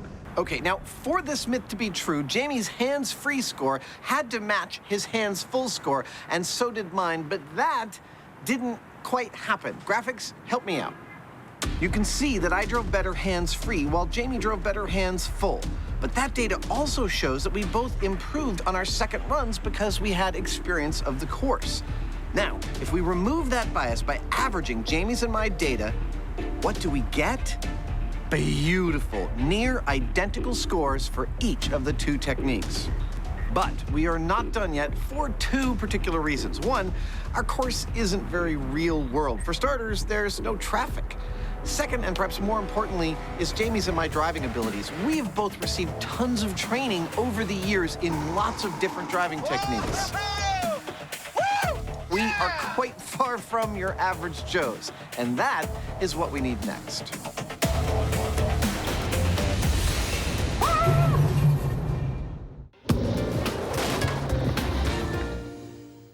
3, 2, 1, go! Now, Jamie and I have already gone pretty far teaching ourselves the rudiments of driving in reverse.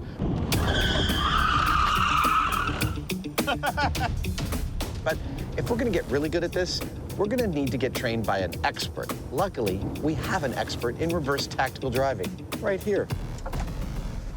Hello, sir. Hello. Brian Fraser is a trainer at the Emergency Vehicle Operations course here in California. Now, we've used him repeatedly over past years whenever we've had to learn how to deal with a particularly difficult driving situation. And driving at speed in reverse certainly qualifies. All right, Brian, where do we start? We're gonna put barrel here, 2 barrels here, one on each side of the car. All right.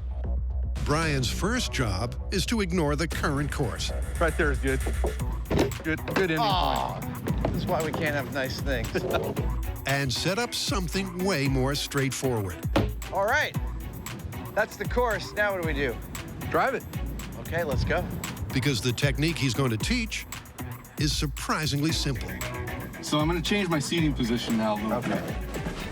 I'm gonna prop myself up, loosen my seatbelt, turn yourself as far as you can around, get your body almost in the center of the car. Okay. I'm gonna steer the car now with one hand, but this hand will never leave the steering wheel.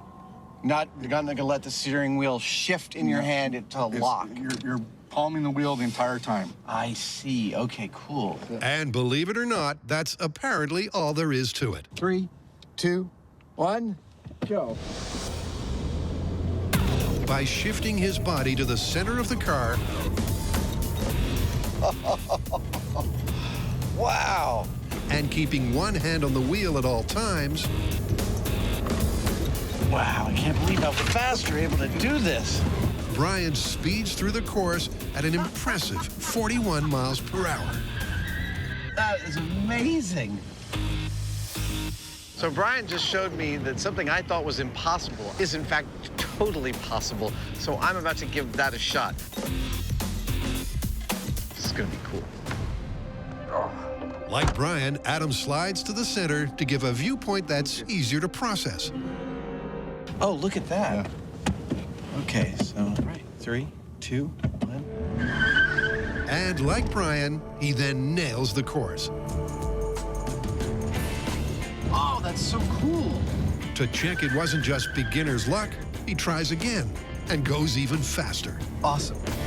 I gotta say, this is amazing.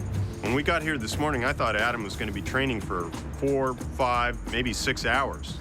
But it's not been like that at all.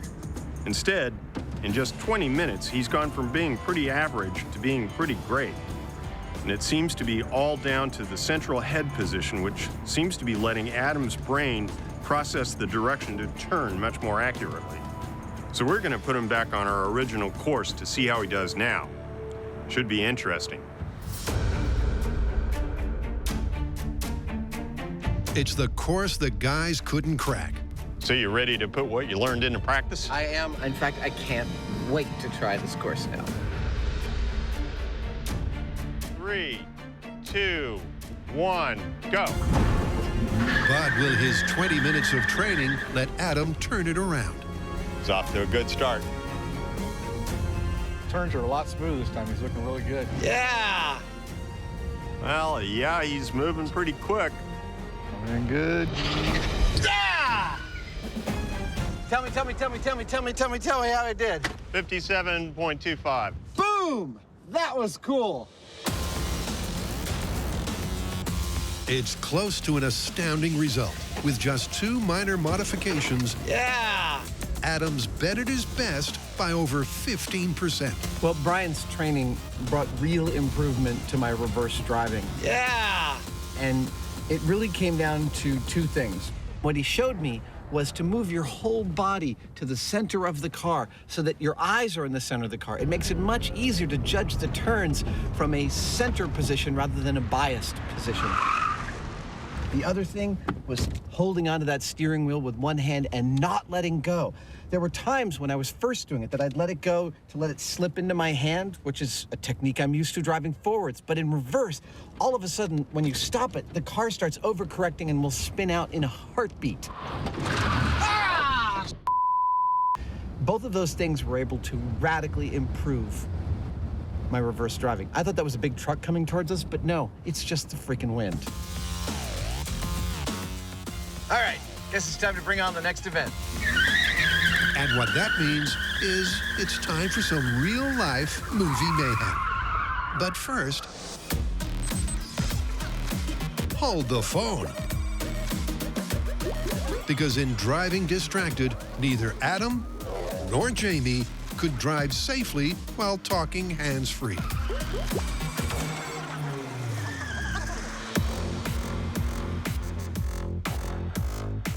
But now, in a location way more sophisticated, It's locked. it's time to up the ante. Jamie and I have realized we need much more controlled, scientific, and realistic conditions, which is why we've come here to enlist the help of the experts at the Stanford University Automotive Innovation Facility. When we asked for their help in getting more realistic, they showed us a virtual world. Come here. This is their state-of-the-art driving simulator. It is awesome. From the front seat of this car, you are completely immersed in a world controlled and designed by a computer, into which we can add all sorts of traffic, pedestrians, obstacles, and surprises for all of our test subjects. That's right, many, many test subjects, while we get to the bottom of this myth. It's a multi-million-dollar machine. All right, then. Going for a drive in the simulator. Which Jamie can't resist turning up to 11. Okay, here we go. I want to go the other way. Whoa, this is crazy.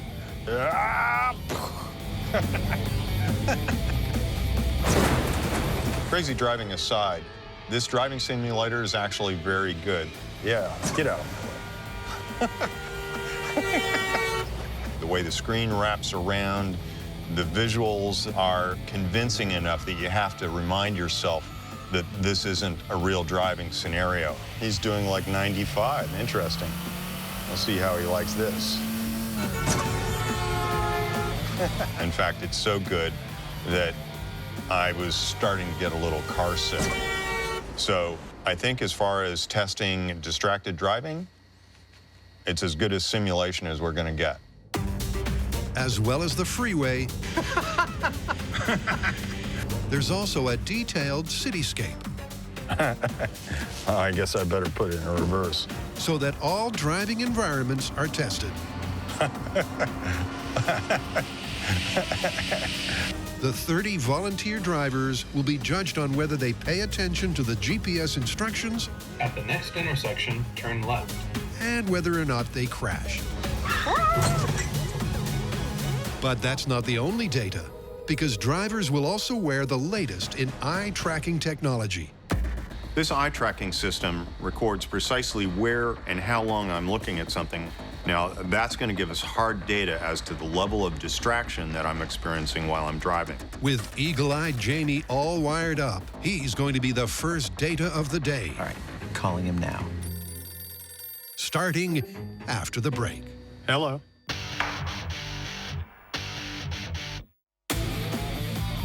Using a phone on the road is bad news. But is going hands-free just as foolish? To find out, the Mythbusters have a simulator that's second to none. I love this thing. All right, calling him now.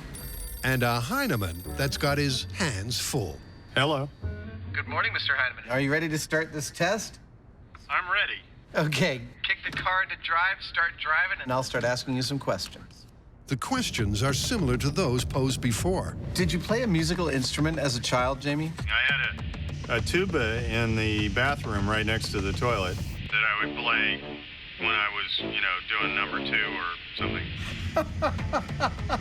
But what's interesting is that on the freeway, speed underwater camera. Jamie's driving.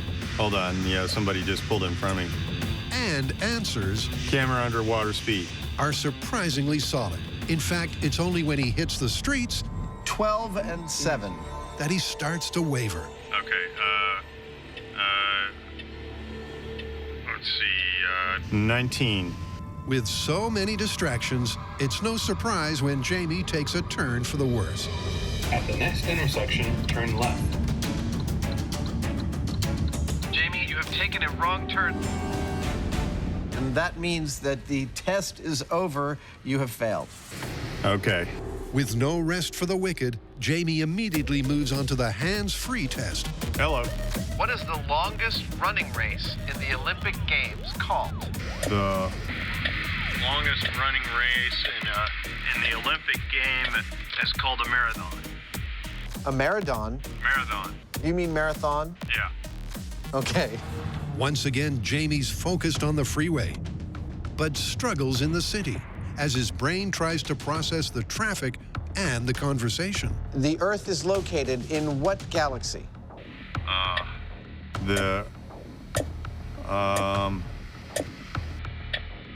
don't know the answer to that question. Like last time, at the next intersection, turn left. Jamie doesn't crash, but he does ignore the GPS. Oh, I'm sorry, I screwed this up. Meaning he's failed again. Well, the long and the short of it is that Jamie has done this test twice in our virtual environment, once holding the phone, once hands-free, and he has failed both times. It's looking pretty good for this myth, but we are not leaving it here. No. We're going to funnel a whole bunch of volunteers through this testing procedure to get some real numbers to back up our potential conclusion. And speaking of volunteers... And there they are. This lovely group of people is, in fact, our first set of volunteer test subjects. Soon we're going to have them talking on cell phones and driving potentially dangerously, luckily through a virtual world. The volunteers will drive the same set course as Jamie and will wear the same sleek headset.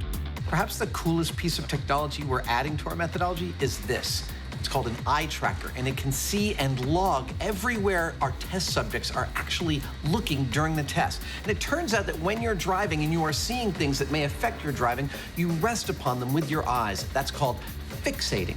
These will allow us to directly compare the fixation abilities of our test subjects holding onto a cell phone versus driving hands-free.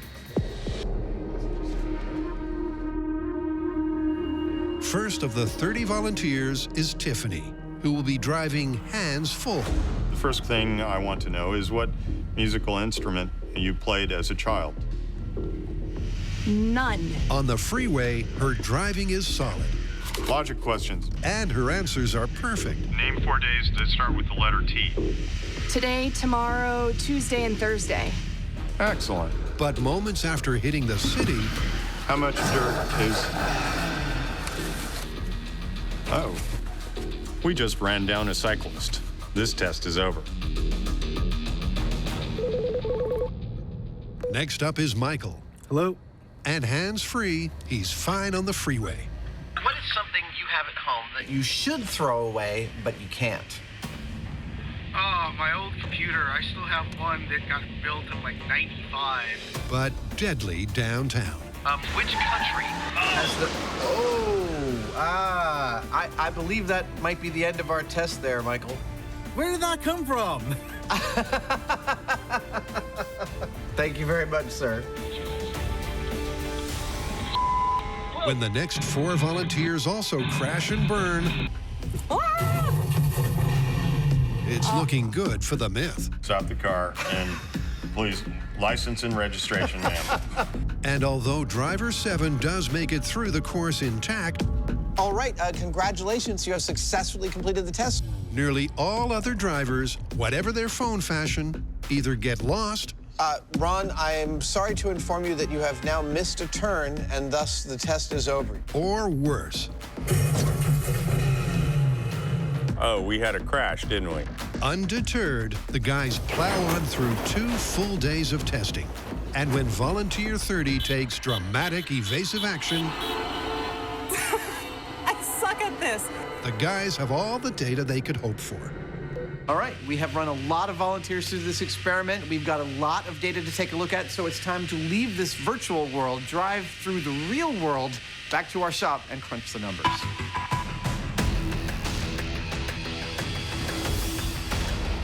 No way, they said that? That is hilarious. Hold on just a second, what? We were waiting for the results on distracted driving. Okay, I gotta call you back. Yes, we have results. We tested 30 drivers out in Stanford, 15 hands full, 15 hands free. Here is the result. Hands full, 1 passed, 5 failed by driving the wrong way, 9 failed by crashing. Hands free, 1 passed, 6 failed by getting lost, and 8 failed by crashing. What's that mean statistically? Statistically, it means no difference. And what about eye tracking? The eye tracker was very interesting. Across all 30 drivers, the amount of time they spent looking at something other than the road was identical between hands-free and hands-full. Well, there you have it. Don't use your cell phone while you're driving. Yeah, I'm done. Okay, so where do you want to meet for lunch? Absolutely.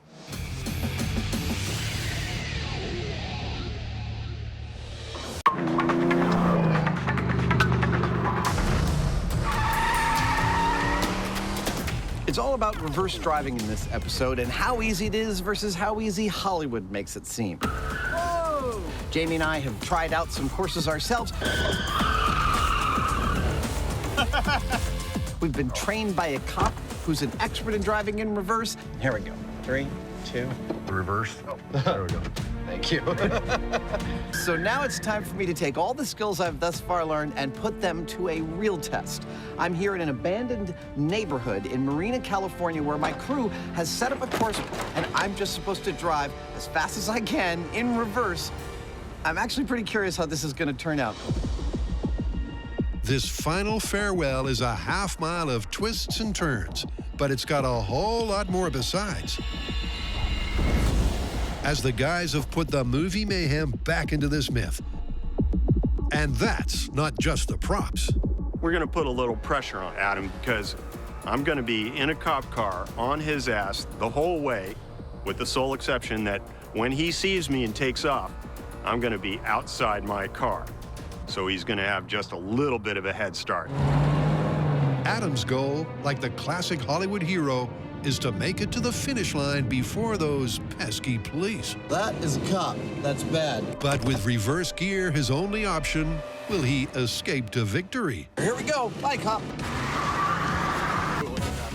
The chase is on. Here we go. Getting the heck out of here. And by the time Jamie's got going, Adam's already out of sight. Make a right-hand turn here. Don't let go of that wheel. By shifting to the central position, he's able to navigate with skill. Whoa! Flaming car! Dude! Oh, man! Post-apocalypse! At least when he wants to. I want those boxes! Come on! Yeah! But while his steering is supreme, I don't know where he is. I hope he's not close. his speed, while fast, is no match for Jamie. Oh, fruit stand! I'm not gonna miss the fruit stand.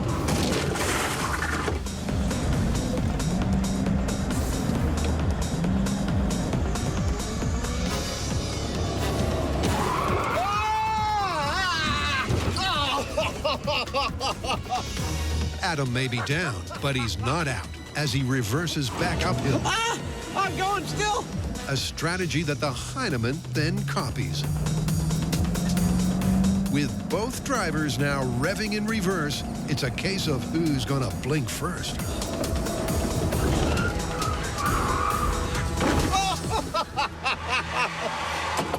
Oh, yet another in a long line of things that we should just set up for the public and charge money for. That was awesome. Step out of the car with your hands up.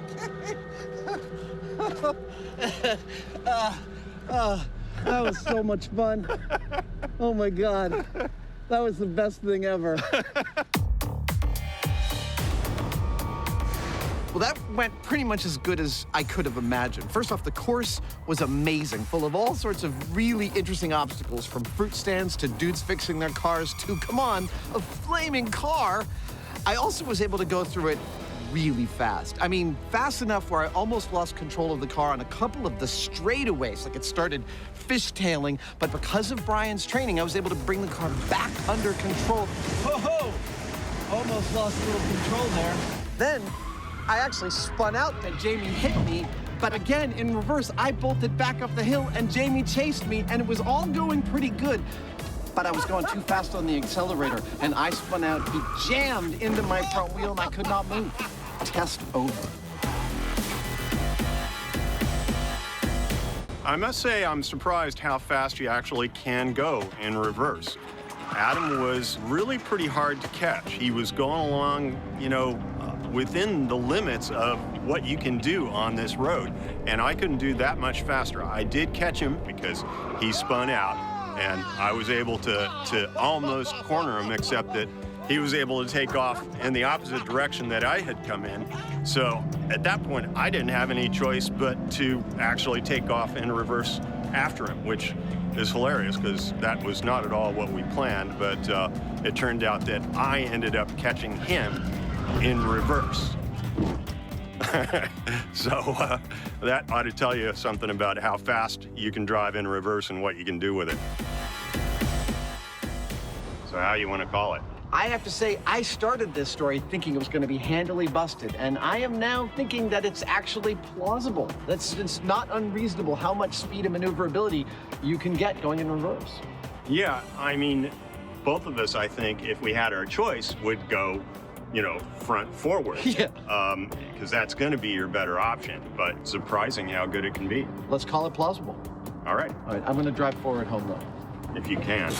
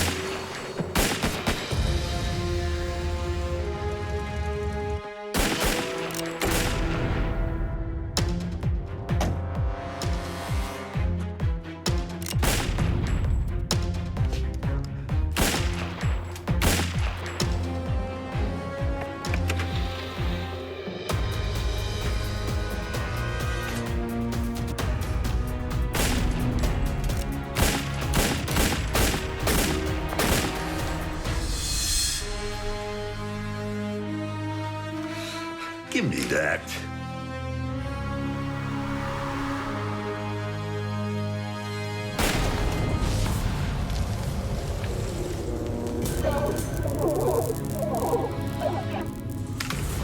Amateur.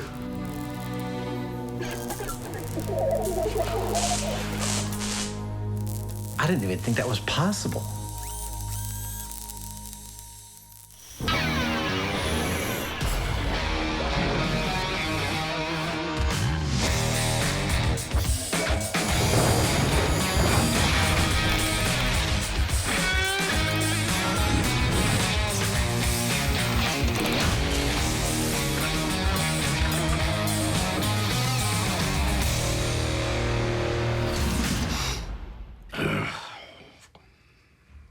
Why is he here?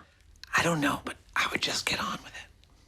So, I could be mistaken, but I'm getting the sense that we're doing something with guns? You are totally right. Specifically, shooters with seemingly supernatural abilities with guns. Later on, we've got a story about a guy who fires bullets that he holds in his hand while he holds his hand in a fire. So the bullets are like between his fingers? Exactly. But first up, we have a sort of a classic movie Hitman trope in which Hitman is tracking his guy. His guy goes behind a wall, but it turns out to be no barrier for the Hitman. He knows where he is, tracks him, shoots through the wall, and right through his prey. So we want to find out whether or not a bullet would go through a wall easily, and whether you can actually track somebody behind the wall without seeing them. Exactly. I've been wanting to do this story for so long. It is going to be awesome. Now,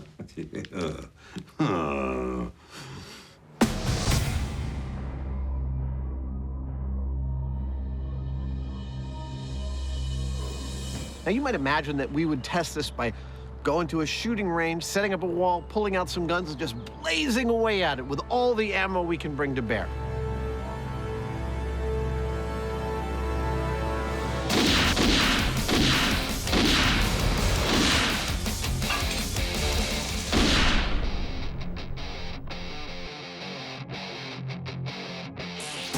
But we need to get scientific. We need to look at a wide range of walls and figure out just how bulletproof, on average, they actually are. We need to go back to the shop and get scientific about this. That's too bad. I was having fun. Yep.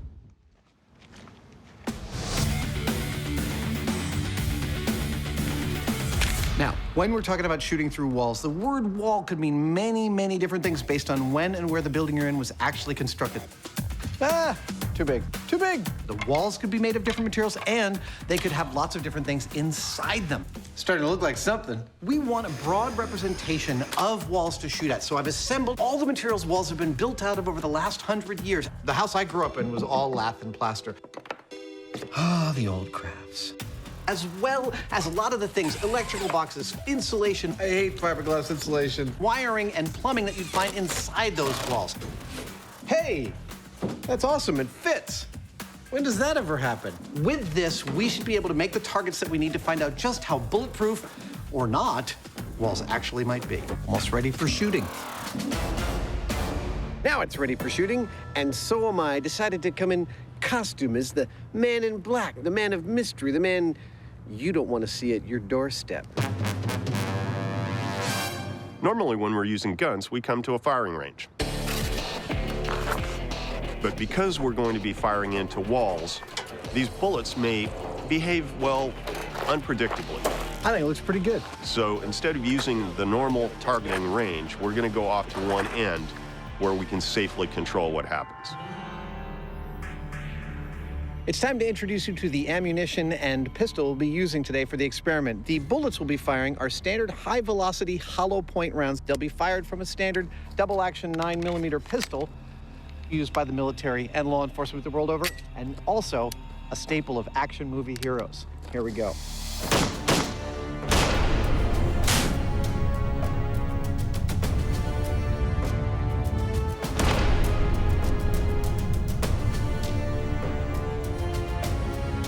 And you know that's true because you heard it from the Hitman. Did I pull that off? The panel we'll be shooting into is composed of the kinds of things that you would find in a standard wall, from sheetrock to a solid wood stud, sheet metal stud, sections with plumbing fixtures, and lastly, an electrical box. Now, we'll be firing bullets out of this 9mm pistol into those sections. I guess that ought to do it. Of course, for safety, we'll be triggering this from behind the blast shields.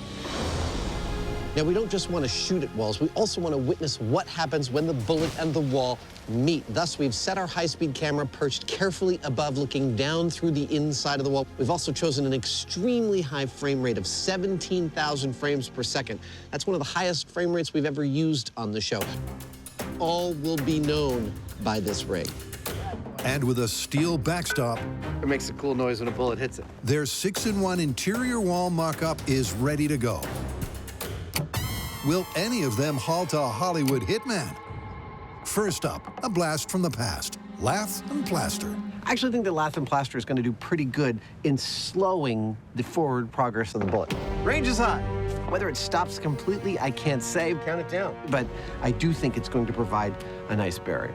Okay, 9mm into lath and plaster in 3, 2, 1.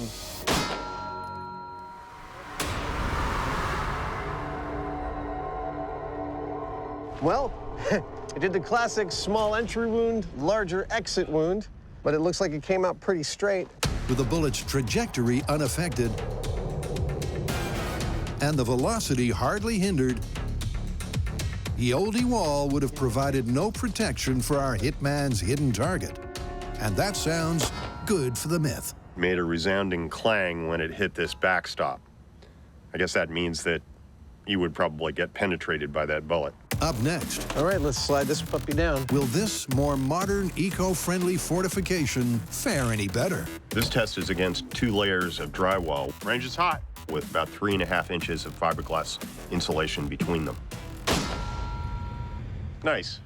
Right through the square, heard the ding of the steel. Couldn't have gone better. More good news for the myth. 2 targets taken down, and no sign the bullet has been significantly slowed or in any way altered. I love that sound.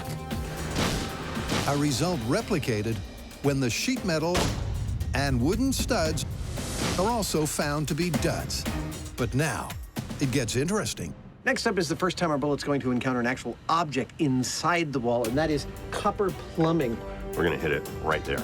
And this is the reason for all of our safety shields. The bullet could spatter in a lot of different directions when it hits this. Firing in 3, 2, 1. Oh, that looks like a perfect hit. A perfect hit through and through. With the bullet's trajectory and speed only marginally affected, the myth that a hitman can hit his hidden target is still looking good. But what about the toughest target yet? A steel junction box. Oh!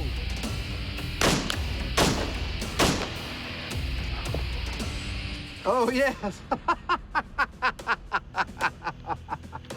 Oh, you're gonna love this. The whole story of the bullet's stoppage is apparent in this one shot, which we will cut to right. It took a solid piece of steel in exactly the right place to halt the bullet's momentum and disperse its kinetic energy. But clearly, this is the exception and not the rule. The myth is on track. I have to say I'm pretty surprised at the results, that only one of our in-wall obstacles, the electrical box, actually stopped the bullet cold. The rest made it through. Now, what that means for the myth, as walls are okay to shoot through if you're a hitman, from my vantage point, it's looking pretty good for the myth. And so it's back to the shop, where our hard-to-please professional is waiting for an update. So is that it?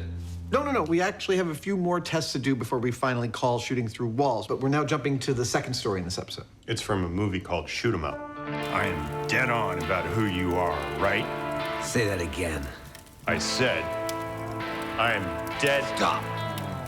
That part of it you got right. At the end of the movie, our hero is cornered. It looks like he is dead. He doesn't even have a gun. But what the bad guy doesn't know is that the hero has a handful of bullets. Shoved between his fingers, he thrusts his hand into the fire, and 2 seconds later, no more bad guy.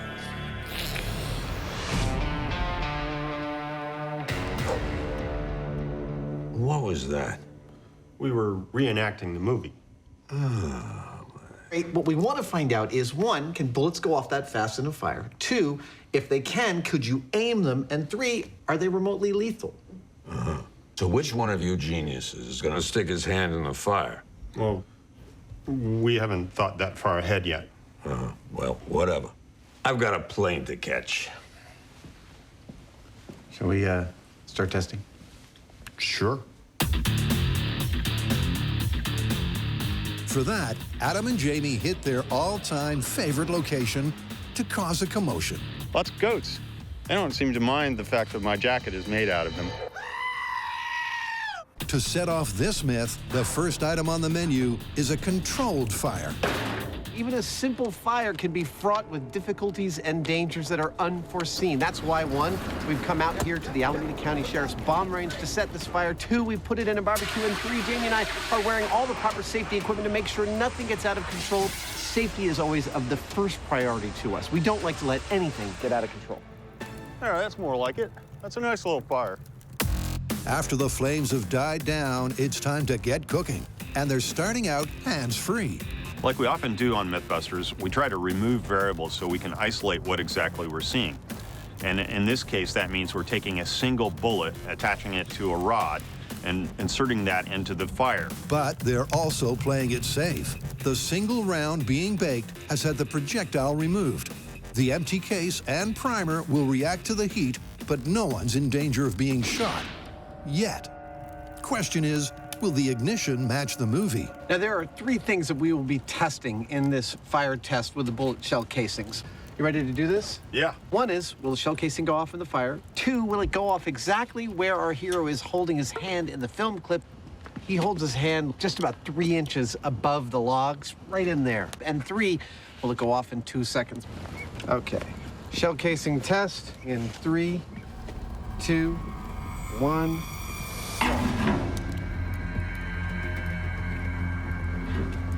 That's longer than 2 seconds. 5. We know that the chemical in the bullet primer ignites at about 300 degrees or above. 15. That's just where he was holding his hand. But the thing is, it's surrounded by metal, and that metal is insulating it from the 1500 degree plus heat in the fire.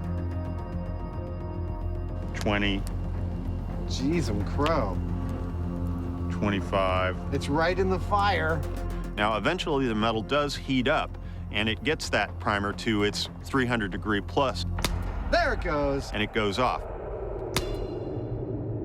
43 seconds. 43 seconds. That's a lot. It did go off, but it took its sweet time. Time our Hollywood hero would not have had. But Adam and Jamie aren't giving up. Up next, it's go big, but not at home.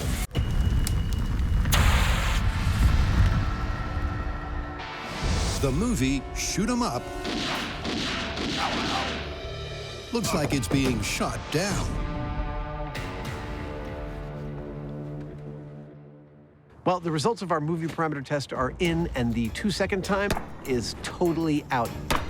43 seconds. But the fire gets a lot hotter inside among the hot coals. I think we should do another test to find out if there's any place in this fire where we can get the bullet to go off in 2 seconds. And frankly, I predict we totally will. So for test 2, Jamie stokes the fire. Mommy, I don't like barbecues at Jamie's house. Because this time they're baking the bullet deep among the coals. A temperature differential from test 1 of 800 degrees. All right, sir, you ready? I'm ready. I'm going all the way in this time. Looking for the hot spot. Looking for something close to 2 seconds. 3, 2, 1. 2, 4, 5, 6, 7, 8, 9, 10. Those didn't sound like regular seconds. What kind of seconds were you counting there? 2, 4, 5, 6, 7, 8, 9, 10? What kind of seconds are those? Who counts like that? What was the time? 10 seconds. 10 seconds. For due diligence, the guys try 3 more times. But their fastest fire is still pedestrian. 8 seconds. 8 seconds. Well, you can color me surprised at the end of this testing. We exposed our bullet to every part of this fire that we could imagine and couldn't get it to detonate in any less than 8 seconds. I think we've definitively proven that there's no way a bullet is going to go off in that fire in 2 seconds flat. Yeah. I mean, it will go off, but not in 2 seconds. Even exposed to the hottest heart of the fire, at temperatures no human hand could survive, the primer did not reach its flash point in anything like the time it took in the movie. I think we could use a hand on this story. But although one facet of this film fable is an obvious fiction, the guys aren't done yet. Well, it's true that the timing of the hand in fire is busted. Nevertheless, I've got to find out whether bullets fired in that manner are both accurate and lethal. So to do that, I need a hand that I can heat up safely. Yep, Dr. Franken Hyneman is making a heat-resistant human hand. Well, I've got a good start with the grinder, but from here on in, it's mostly going to be blacksmithing.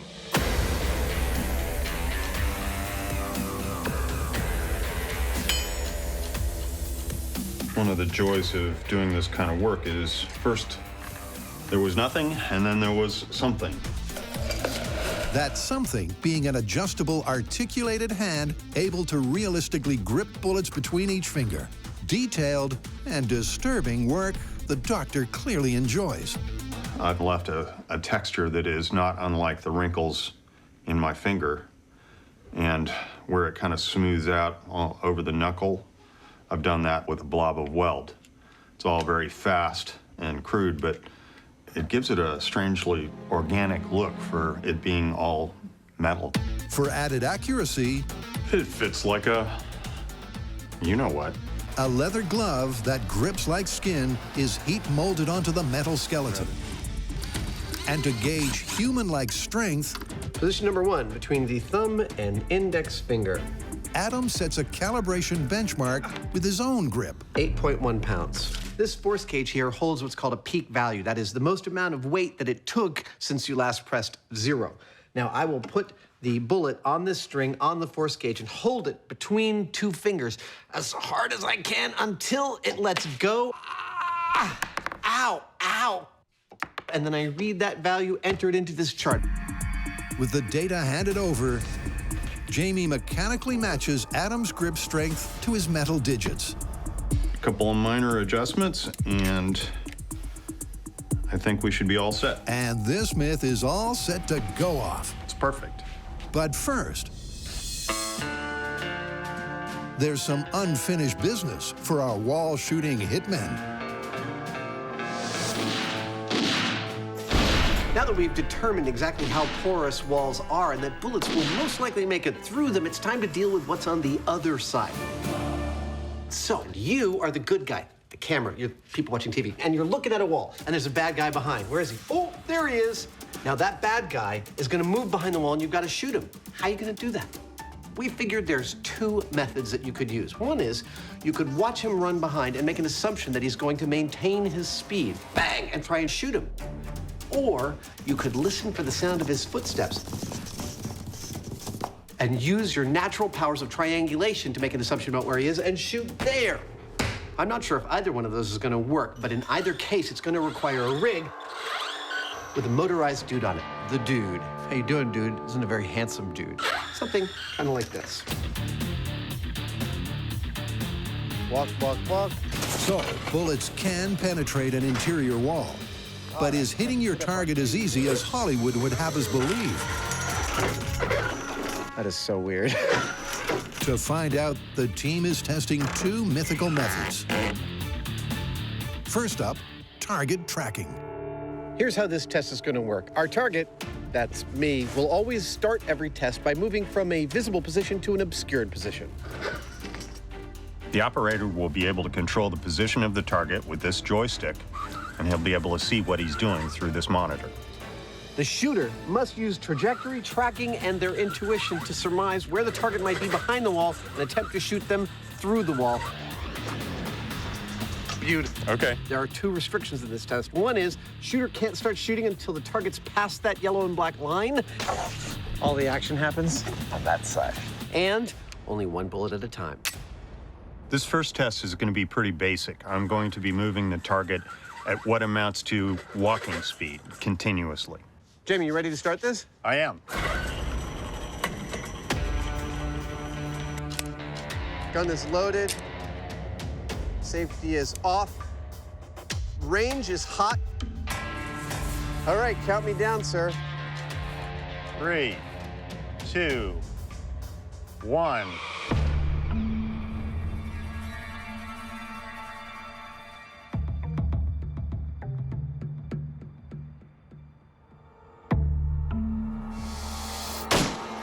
Stop. Let's see if I hit him. I'm gonna go inspect.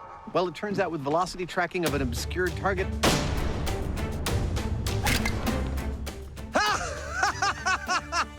a perfect hit! I'm actually pretty good. I got myself in the face on the first try. A perfect hit. But maybe Adam got lucky. It's Jamie's turn. Okay. Range is hot. Time to double down on the data. Let's go see if you hit me. With nothing to go on but the projected trajectory of the target, how did Hyneman the Hitman fare? Yeah. Nice! Right there, took out my left lung. Adam and I both got what might have been kill shots on our first go, but that was following a consistent movement. So that obviously is the best case scenario. Look at that. Nice little boo-boo. The reality is going to be more like somebody is starting and stopping. Who knows what they're doing back there? And the only thing you might have to go on is sound. So that's what we're going to try next.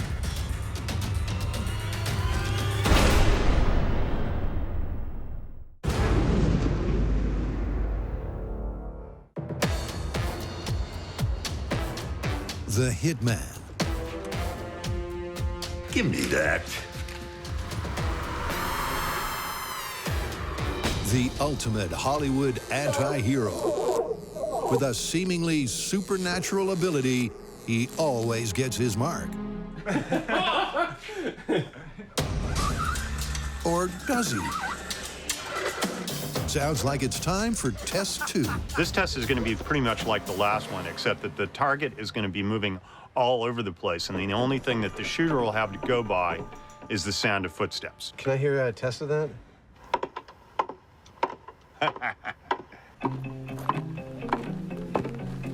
With the fake footstep audio coming from a speaker attached to the target,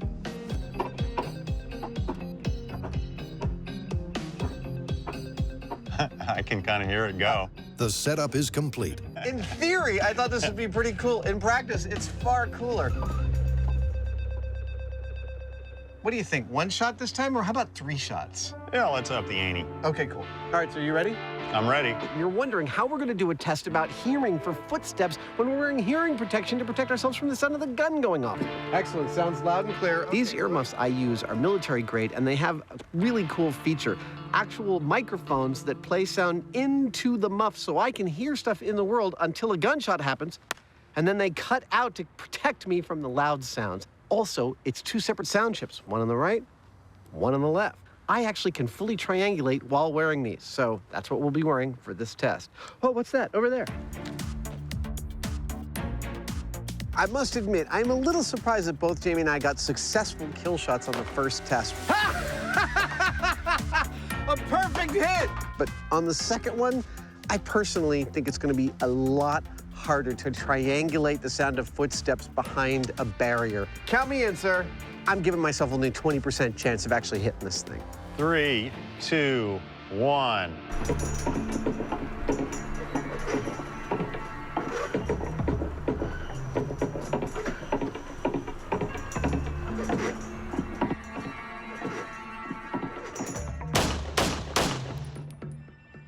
Let's see if I hit him. Adam acoustically and intuitively tuned in to his target's tread and took him out. Oh, looks like you got him. No way. Oh, no, I'm sorry. Or not. No, that was there before. That was from that? this, yes. Oh, Adam missed. you survived this time, savage. And you'll notice that he clustered 3 of his shots in one small area.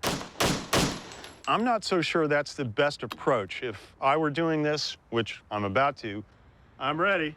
I think I'd be inclined to do a sweep across an area to try and bracket in the sound, because we can hear the sounds, but pinpointing it, not so much.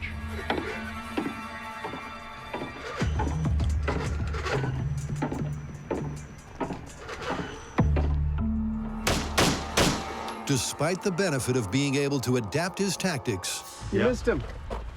Yeah. Entirely. Jamie missed as well. So, while you can easily shoot through a wall, the real-world detail of the prey's unpredictable position makes hitting a moving target tough. And this myth is on the ropes. But we have one more test up our sleeve. This is the spray and pray technique. We're going to unload an entire magazine of bullets at the wall while he's moving around behind the wall and see what his odds of survival are. I'll tell you one thing.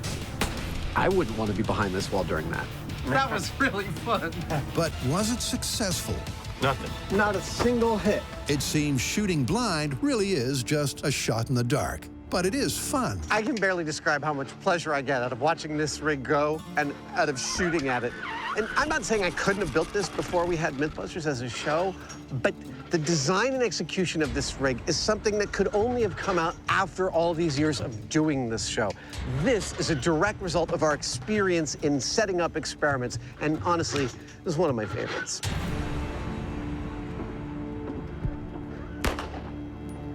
Up next is the Hyneman.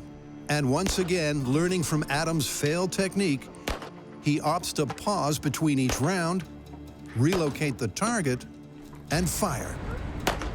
But will this distinctly deliberate method pay dividends? I was pretty sure that I could at least get 1 round into our target. Hey, that looks like you might have gotten 1 hit. Yes, 1 hit in the elbow. And, well, I did, but only 1. I winged him. You winged him. Turns out being behind a wall is a very safe bet, even if the wall is quite porous. Following the sound of somebody's footsteps and trying to use that for targeting information, it's not really a very solid technique. So what do you think? If we answered the question of shooting people on the other side of the walls, and how easy it is? Well, mechanical moving targets are all well and good, but I don't think there's any substitute for the real thing. I think we ought to shoot at each other. Maybe. Not with real guns, right?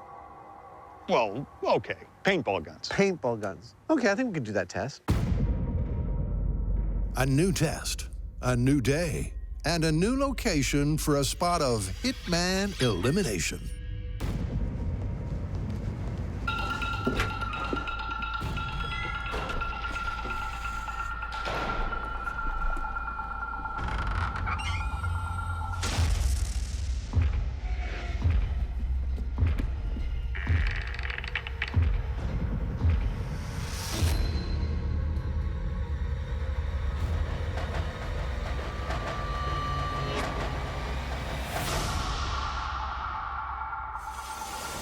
Morning. Morning. Shall we get to work? Yeah, let's do. We have brought you to an abandoned machine shop in Mare Island, California to put all the disparate elements of this story back together for a nice, violent, fun-filled, family-friendly finale. Jamie, you want to tell the audience where we stand? We've shown that a pistol round fired through an interior wall can potentially be lethal to somebody on the other side. And we've also shown that somebody moving at a consistent speed behind that wall can be fairly easily tracked and hit. Ah, look at that. Nice little boo-boo. But the minute they start to move inconsistently, the chances of being hit drop dramatically. Nothing. Not a single hit. So it's time we ramp things up and use live human targets that are moving, namely Adam and I. That's right. It's you and me, Hyneman. Suit up. Am I out? Aw, crap. For this gunfight head-to-head, so freaking cool. Adam and Jamie are putting the human back into the experimental equation. This last test is a classic cat and mouse. We're building a Hitman fantasy camp. Jamie and I are going to stalk each other through a labyrinth, created of walls, making hallways, rooms, doorways, the whole kit and caboodle. Excuse me. We must try and win this stalking contest by shooting each other through one or more of the walls of our labyrinth. Our walls are made of paper. Our weapons, paintball guns. With help from their origami army. Go ahead, Willie, pivot around. And an artistic finishing touch or two. Lovely. The 8-room Assassin's Arena is ready for the showdown. But it won't be a free-for-all. These are the rules. First, there's no time limit. The winner is the first one to shoot the other through a wall. We each only have one 8-round clip, so every shot counts. Finally, during the test, we are not allowed to travel beyond the boundaries of the experimental space. So that we can hear each other, the piece de resistance is some special footwear, tap shoes. Seriously? Absolutely.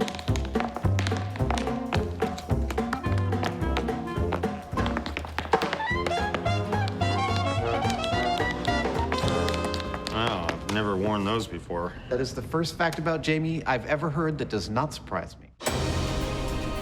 And with the rules laid down, Adam and Jamie are all set for a Hitman hunt.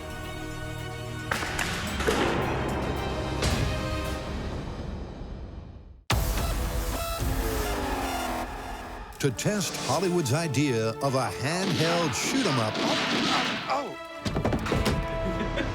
the Mythbusters need bullets,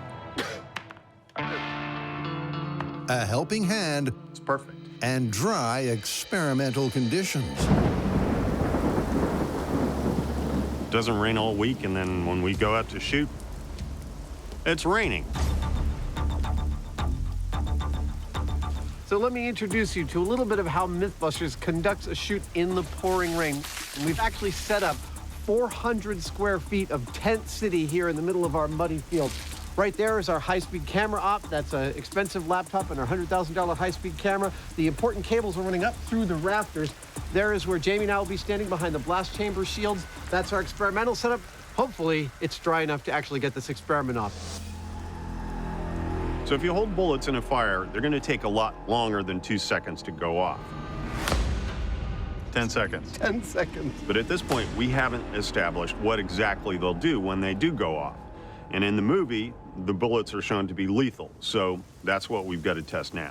Mythbusters during the monsoon season. Despite the deluge, the team has a handle on the situation and is all set to fire up. For this test, we've got a single bullet mounted on the hand right here, and I'm going to have a single flame coming out of this tiny copper tube. Let's try it quickly. When I pull on a cord, the flame will swing in, and we'll set off the bullet. That's it. You're right on the bullet. You're right on the bullet. This time, the round is live. Come on, bullet. Come on, bullet. With primer, powder, and projectile intact. Ah, it just blew out. This program is rated frust. Frustrating. In theory, they'll use the high-speed camera to capture the bullet's speed. You're good. Still lit, still lit. Oh, it just blew out. In practice, that's not happening. Just goes to show, best laid plans of mice and men are often screwed up by the rain. The wind and damp conditions are raining on their bullet-firing parade. Come on, we brought heat to the party. It's time for you to do your part. Oh, come on! That's amazing. It's right on the cap. I know. Come on, bullet. We're now up to like the 3-minute mark. Yeah, it's starting to burn the glove. So it turns out our tiny little flame wasn't concentrated enough. The torch head we're going to use this time is called a pencil torch, and that means that it literally has a point on it that's similar to a pencil point. Jamie, you're good to light it. And I'm going to aim that right at the cap, and I think that'll get us where we need to go. There it is.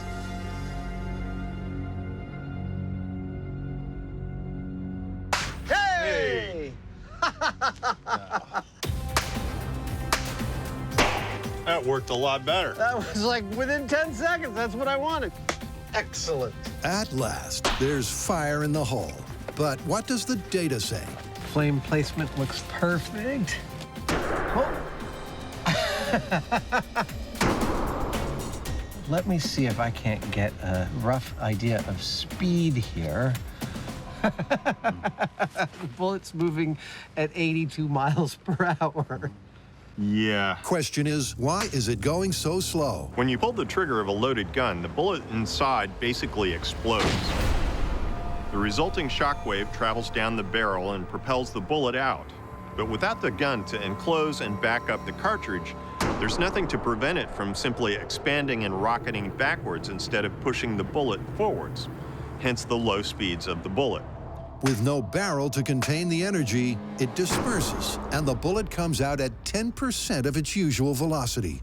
I don't think that's going to be lethal, but for due diligence, let's put our dummy in there and see what happens to him. Sure, why not? Okay. Your days are numbered, dude. So, will a handheld bullet accurately hit a target with lethal impact? Awesome. We are close. Our villain is about to meet the business end of justice. This test with a flesh-accurate ballistics gel dummy is going to find out. Okay, coming in. That's it. It's on. I can hear it going. Hey, there it went. I don't know if it hit him. The early signs for accuracy are not good. Well, I don't see any bullet holes. I don't see any bullet holes, nor do I see any bullets. This is a job for the high-speed camera. Bang. Oh, it went way down. Boink. Is it bounced off? Actually, it looks like it's still there. Apparently, the camera never lies. It looked like it hit him. It looked like it hit him right in the middle of the chest. But maybe it has. I don't see what looks like any kind of break. I'm confused. I'm gonna look at high speed one more time. Yeah. It actually hits him right there. Spoink. And that is literally right here. Well, this is a mystery. This is right about where it looks like it hits, right? Well, see any reason why I shouldn't excavate? I don't see any reason why you shouldn't excavate. High speed says bullet entered the dude. We should cut him open and find a bullet. Let's see. Okay, there it is. Whoa, no way! Embedded in his chest. Amazing! It's a satisfying and surprising result. But with such shallow penetration, it wouldn't have been lethal, merely painful. I have to admit, I am totally astonished. This bullet, which I thought was gonna bounce off him like a rubber ball, ended up embedded an inch into his chest. If only our hero could hold his burning, fleshy hand in a fire until it melted and kept that pressure on, well, he might have just injured the villain. That is awesome. All right, let's count down the components of this story. Bullets going off in a fire in 2 seconds or less? Busted. Okay, what about the lethality or danger of those bullets after that? Well, that is where it starts to get a little interesting. But no, it's still busted. It's still totally busted. Dude, what are you doing? I think I have an idea how to make all of these bullets go off. No way, serious? Yeah, you might want to clear out. Okay, I'll turn this guy to be your target. There you go. I'll get behind the blast chamber shield. Okay. Awesome. I'm not sure what Jamie's doing, but he's got some cockamamie plan for getting all 4 of those bullets to go off at once. I really hope it works. Don't feel like we're done until we've replicated the exact thing we saw in the movie. Last thing.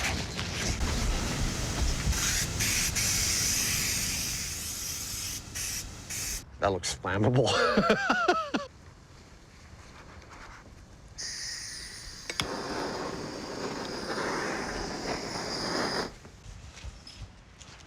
Okay, here we go. Count it in.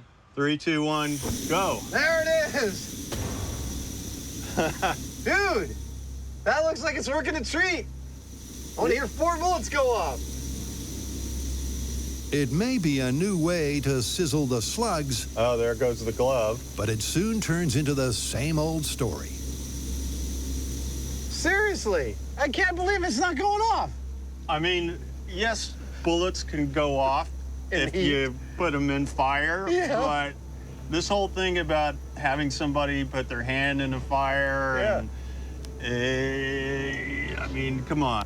Oh, there goes one. That was one. And now the hand just went, the hand's just extinguished itself. Well, the hand burned exactly the way I wanted it to. It stayed alight in a very aggressive flame for several minutes.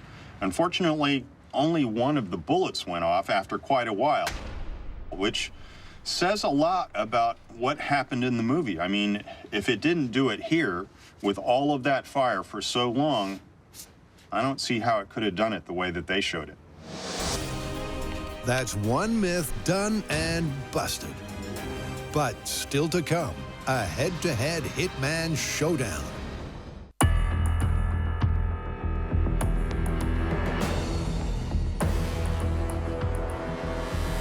It's showtime.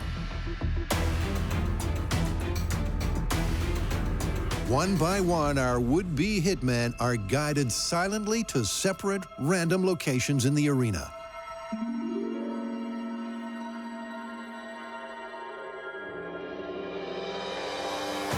Can a Hollywood hitman, gentlemen, really locate and liquidate a wall-hidden target? Are you ready? With supernatural-like acoustic ability and intuition. In 3, 2, 1, go. It's a stalk to the death to find out.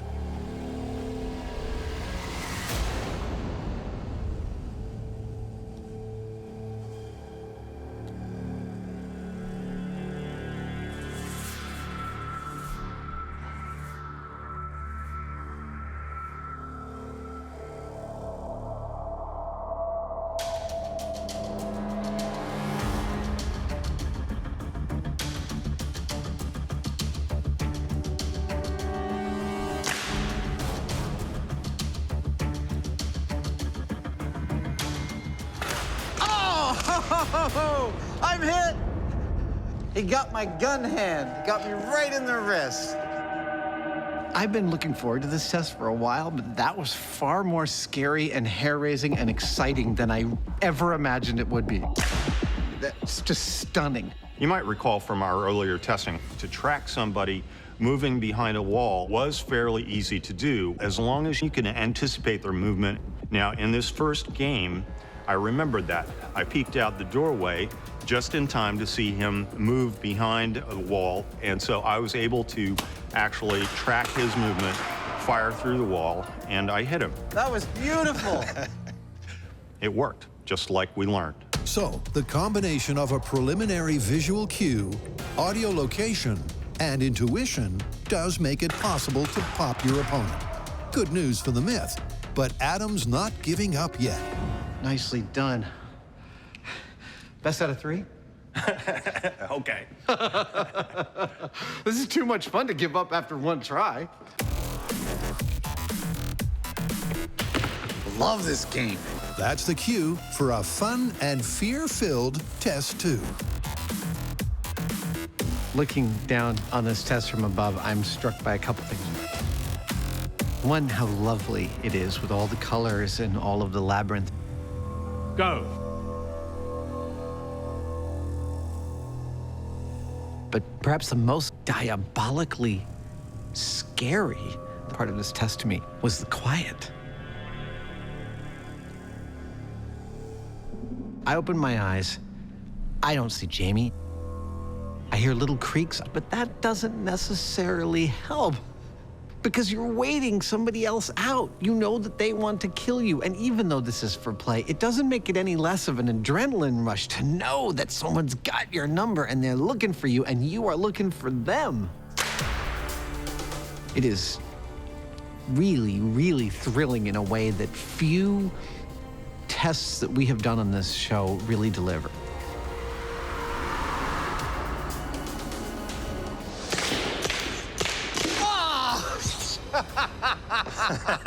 I'm hit. I'm hit. I'm hit in the leg. This whole test came together quite beautifully. Oh, that was scary as hell. Because in our earlier mechanical testing, we found only one technique that was effective. He got me right in the knee. That is a totally incapacitating hit. Well, you know, that's my personal style. You know, it sends a message. But here, with real human subjects, I found I had to put all of those techniques together. I used a little bit of sound to roughly locate where they were at. Once I did get any kind of hint of how they were moving, I tracked them, and then I sprayed. And putting all of those techniques together allowed me to win. You've nailed it. I'm dead 2 out of 2. I'd say you are the absolute winner, sir. Congratulations. Thank you. That was an awesome contest. Well, it would seem that, just like the rest of the world, it is very difficult for me to get a bead on James Franklin Hyneman. He seems to be a fan of shooting people in the joints. Maybe that's from when he used to be a loan shark. I don't know. But I couldn't hit him once. How do you want to call it? I gotta say, I'm surprised, but I think the Hitmen are onto something. Shooting through walls has far more efficacy than I began this myth believing. Yeah, I agree. Interior walls don't offer much protection, do they? No, they're far more porous than anyone thought. Let's get out of here. You coming? Sure. Oh, yeah.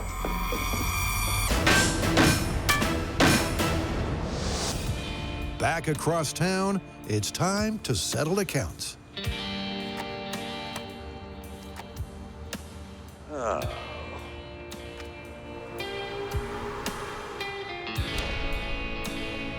You're going? Shooting through walls confirmed. Shoot 'em up? Busted. See you on the next bounce, boys. I don't trust that guy. Neither do I. Let's get inside.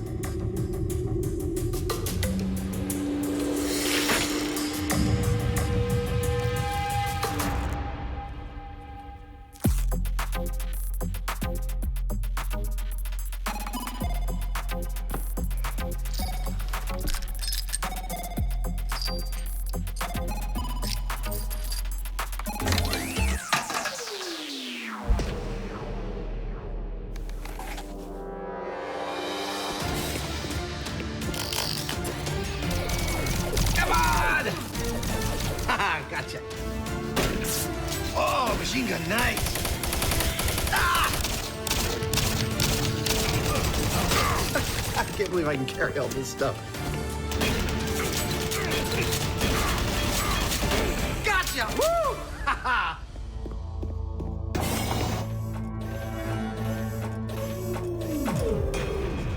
What? Game over. No! Welcome to the Mythbusters video game special. Nice one, Hyneman. Let's do it.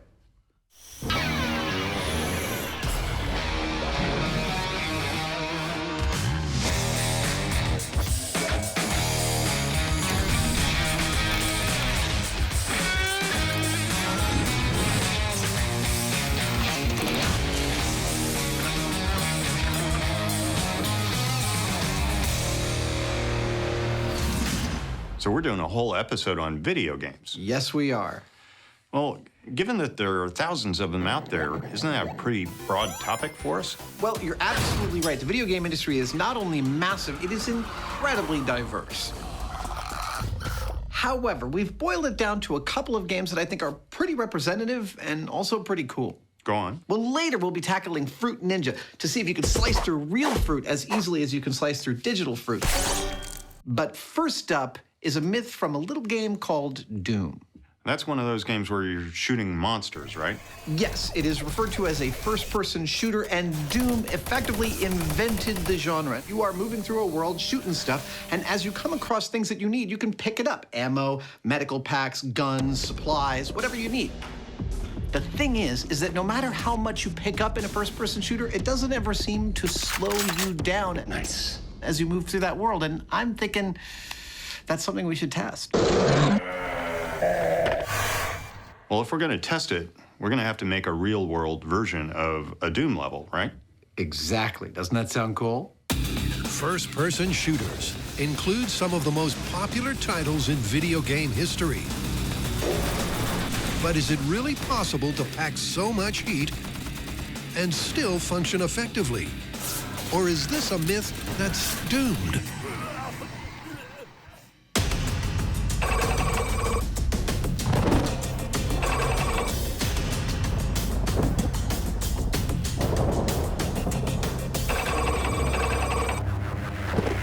We want to create a Doom video game level in meat space, that is, the real world. And in Doom, you're always running around in, effectively, a military-industrial complex. So we've come to, get this, a military-industrial complex.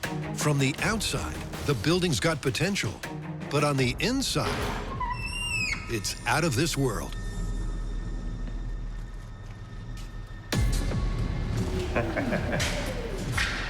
This is going to be perfect. This place is amazing. Nice.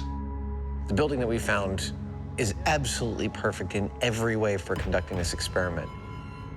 You think we need a Geiger counter in here? It's a military facility, which means there's reinforced concrete. The doctor will be right with you. Oh my gosh. It's abandoned, which means the paint is peeling everywhere and there's signs and evidence of human habitation, but clearly long since departed. It's a perfect blank canvas for us to build this real-world Doom level. When you play a first-person shooter game, you're supposed to pick up weapons, ammo, medkits, and carry it with you. Now, the myth is that having all that stuff on you does not in any way negatively affect your ability to succeed. But would it? Well, that's what we're testing. And to make sure that testing is accurate, it's like making a big bed. It's vital that their real-world course matches the virtual world. Ready? Both in terms of the spatial dimensions. This is going to be the sliding door where we start from. And the number and placement of monsters and munitions. Dude, I think this is perfect. Oh, yeah. And to ensure that, Adam's turn to the top. Our real-world Doom level is shaping up quite nicely, but we wanted to get a better idea of how it measured up to the real thing, or the fake thing, the video game Doom. Right. So we're bringing in Tim Willits, a 20-year veteran at id Software. He's developed thousands and thousands of levels. He's gonna take a look at ours and tell us how we're doing. I think this space is really cool. I mean, it has all the elements of a Doom map. It's got scary textures, right angles. It's got this great cheesy lighting. You know, I could show you this space in a Doom level. Totally. Virtual for the... That's awesome, yes. Let's do it. Okay. All right, Tim, this is the map. This is what we're watching ourselves walk around in. Yeah. Yes, this is our Doom editor. This is the top-down view, which is much like a CAD program. Okay. This is our render view, which is a preview. And then here is where we pick our textures or our wallpaper. And I can have a 3D space that is rendered in real time. This is our space? Yes, we're here. This is that elevator. Oh, this is the elevator we're standing right in front of. Yes. Dude, that's like windows on either side and everything. This is so cool. See, this is the hallway that we walk through. Here's the red lights. Dude. This is where you and I had the conversation. Yes. Wow. Thanks to his expertise in the virtual world, I can also show you the demons that you may want to use. This guy's on fire. Tim helps certify their course as correct.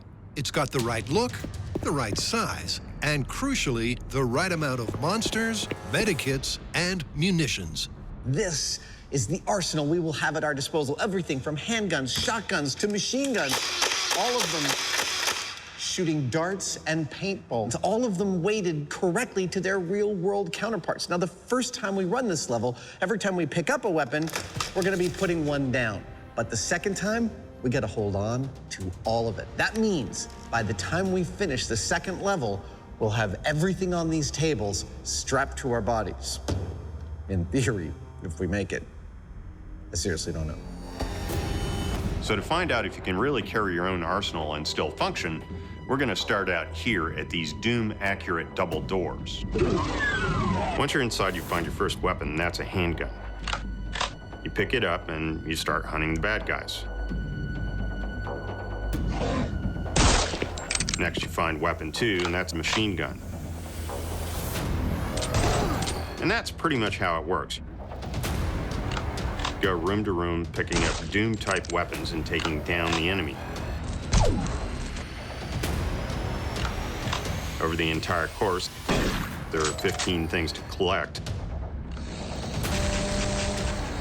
and 10 bad guys to eliminate, just like there'd be in the virtual game.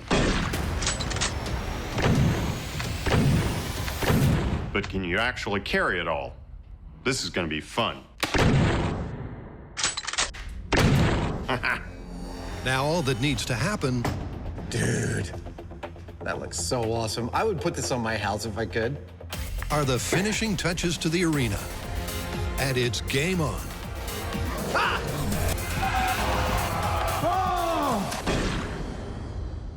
Before we cash and carry, what else is going on? Fruit Ninja! Wah-wah-wah! Even I've heard of that one. What about it? Well, this one falls into the category of, is it possible in real life? Go on. Well, is it possible to slice fruit as easily as the game would suggest? Tons of people tried out online with some mixed results. You all right? I'm good, dude. You are straight bleeding. I think we should give it a go. Fruit salad, here we come. Shing, shing.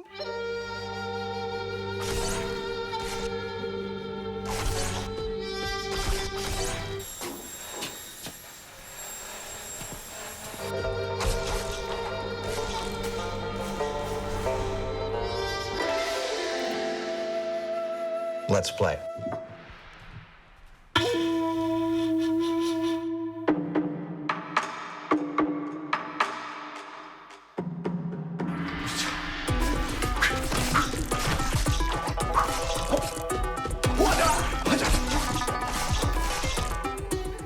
This is Fruit Ninja, one of my all-time favorite games. Yes! And the goal of the game is simple. Using a samurai sword, you slash fruit that is arcing into view in front of you. 5-fruit combo. Oh, you can play it on your phone or your tablet or a motion sensing console like this. Oh, missed the coconut. Oh. But I add a wrinkle to make it more entertaining. I use a real wooden practice sword called a boken. This is from my personal collection. Oh, man, if I ever meet some fruit in an alley, its ass is mine.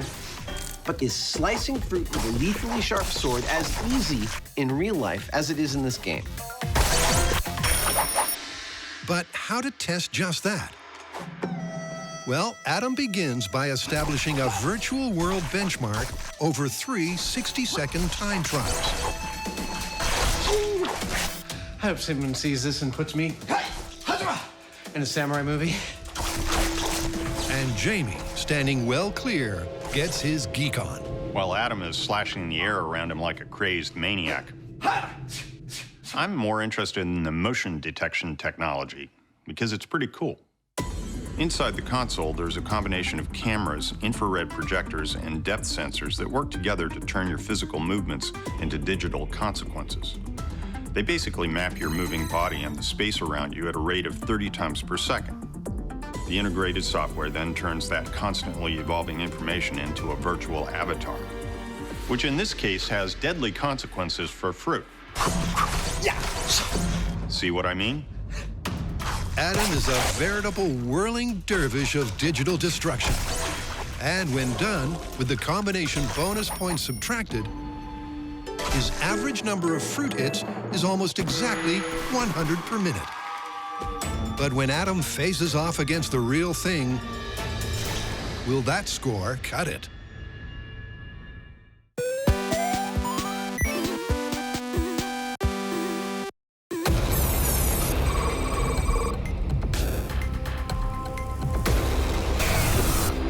This is so awesome. Right outside these doors, Jamie and I have constructed a real-world simulacrum of a level of the video game Doom.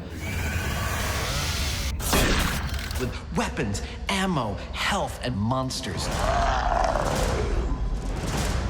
Jamie and I will have to move through that labyrinth, killing all the monsters, getting to the end, and timing ourselves. For time is going to be one of the critical metrics by which we compare reality to video game reality. They're testing the myth that your avatar can carry an array of artillery. All right, monsters, you guys feeling ready? And continue to take out opponents with the same lethal efficiency and speed. When I say go, I want you to retreat to your position, and then when you see Jamie, try and kill him. You might notice that some of our zombies are armed with wrenches, not guns. These are special wrenches, which I actually built back in the shop. They're basically a polyurethane foam poured into a silicone mold with a piece of aluminum to keep it stiff. How many people think of mold making as such an active sport? Coming out to play, little wrench. Painted in Doom colors, what you end up with is something that looks like a wrench. Oh, I love pulling masking off. It's like Christmas, but it's totally safe when you hit someone in the head with it.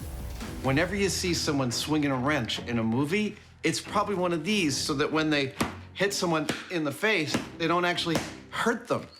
Isn't that cool? Will any of our monsters get to use their wrenches on Jamie? That's the next question. Well, it's time to find out, because right now, it's Jamie's control. For this first test, every time I see a new weapon, I put the one I'm carrying down, pick up that weapon, and proceed. Now, I have no idea where my enemies are. That says it's going to be tricky.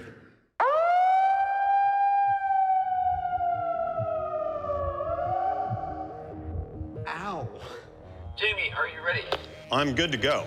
Okay. Commence the test in 3, 2, 1, go. Okay, so with Jamie in our Doom area, it's worth me clarifying a couple of things for science. First, the weapons we are using are props which fire darts and not bullets. But crucially, we've strapped lead weights to them so their mass exactly matches that of the real thing.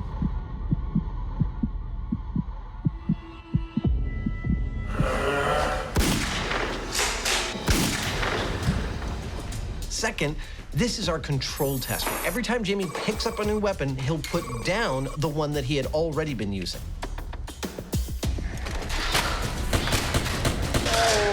It's 2 down.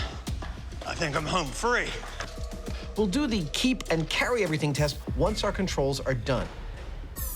Finally, the data. When we come to call this myth, our crucial metric is going to be time.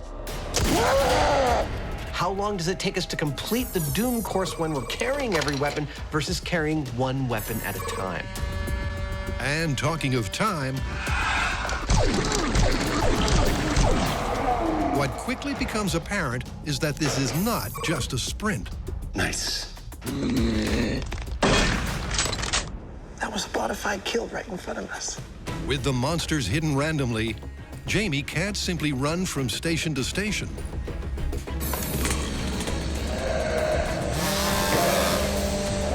To stay alive, he has to take a more considered and tactical approach. Meaning the extra gear in Test 2 may not slow him down as much as expected.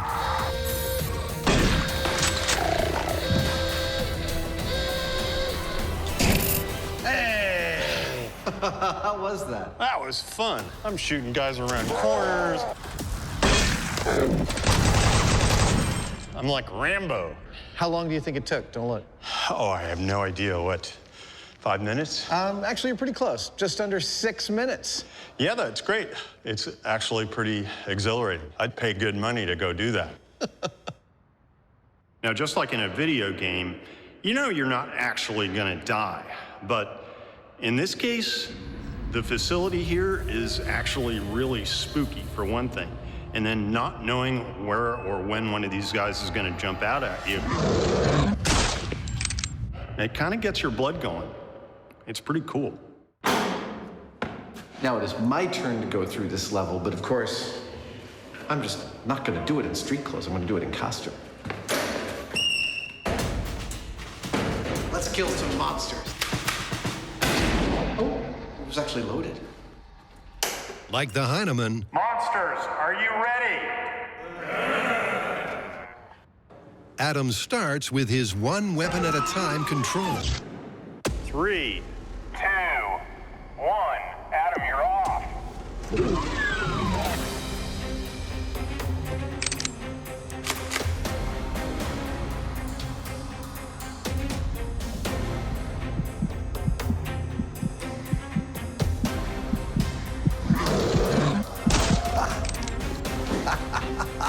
You know, you spend a lot of time talking through stories like this, setting them up and making sure the science is spot on.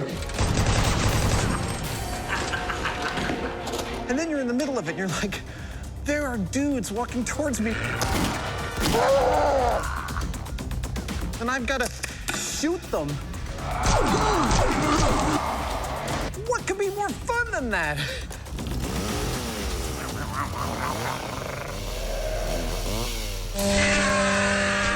You can hear the chainsaw spraying flesh and blood all over the walls. It's horrible.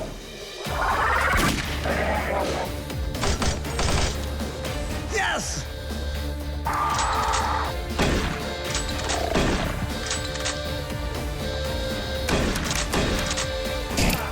Woo! That was fun! You're alive. Dude! 5 minutes, 38 seconds.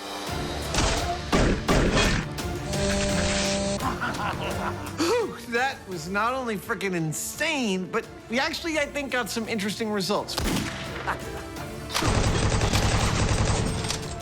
First of all, Jamie and I completed the course in just shy of 6 minutes, which is frankly longer than I thought it would take. I was shocked, however, that there is so much tactical gameplay involved that we both took it slow and steady. Now, of course, later when we're doing the pick up and hold on to everything test, it's going to be harder, but I'm not convinced it's going to take longer. Again, because of the tactical play. I'm kind of feeling like it's looking sort of good for the myth at this point. dealing out digital destruction in 2D is as easy as 1, 2, 3. But add a dimension and fruit of various sizes subject to real-world physics. Is it as simple?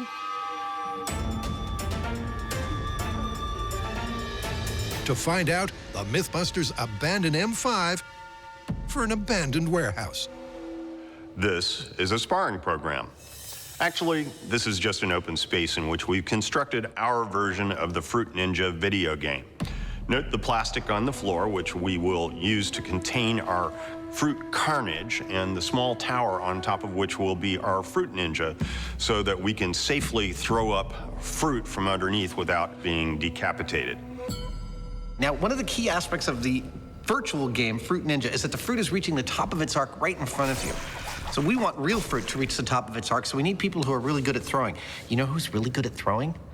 Jugglers. Our jugglers today come courtesy of San Francisco's own Circus Center. They are all experts at the art of non-lethal objects flying through the air. Their names in order are Erica, Nicholas, and Audrey. In the virtual game, the fruit is pitched to perfection. As it rises, gravity pulls it down and decreases its vertical velocity to 0 at the apex. And to match the game, that has to happen at exactly the right height in front of Adam. So, high, catch. Hey! Let's throw some fruit. All right. This is how this is going to work. We've got our basket full of fruit. We've got our jugglers to throw the fruit up in the air. All we need is our ninja up there to slice it. I'm totally ready. Let's do this. This is gonna be great. When it comes to wielding weapons of sword-like proportions, he's no novice. Ow. I've got a headache. So do I. But Adam has some concerns when it comes to his katana's capabilities. I'm not that worried about the blade of my sword making it through most of the fruit. I am, however, worried about this guy. I'm not even sure the blade can make it through a coconut, but it's such a central part of Fruit Ninja. I kind of want to try ahead of time just to see.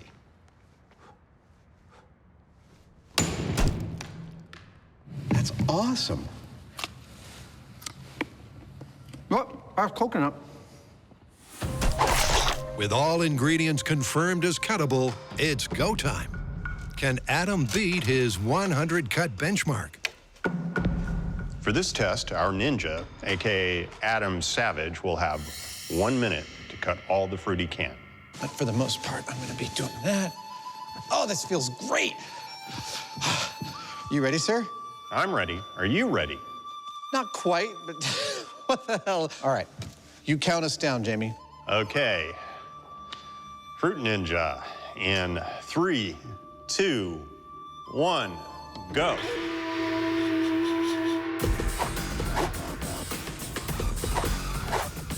Right from the get-go, it's clear that compared to the game, Adam, a trained swordsman, is having more difficulty making contact. Oh my gosh, I'm missing everything. The fruit seems to be moving much faster than the virtual equivalent. Yes! Oh! But once he gets his range, he starts to make an impact on the scoreboard. Yes! Pineapple! Tomato!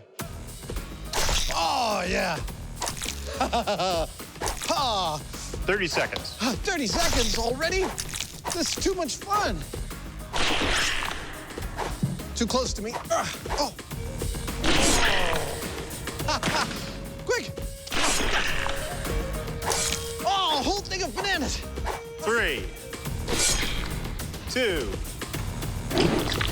1. Oh. Woo. That was perhaps more fun than should be allowed. I think my scoring was pretty poor on that. You got a few pieces of fruit. I cut a piece of a few pieces.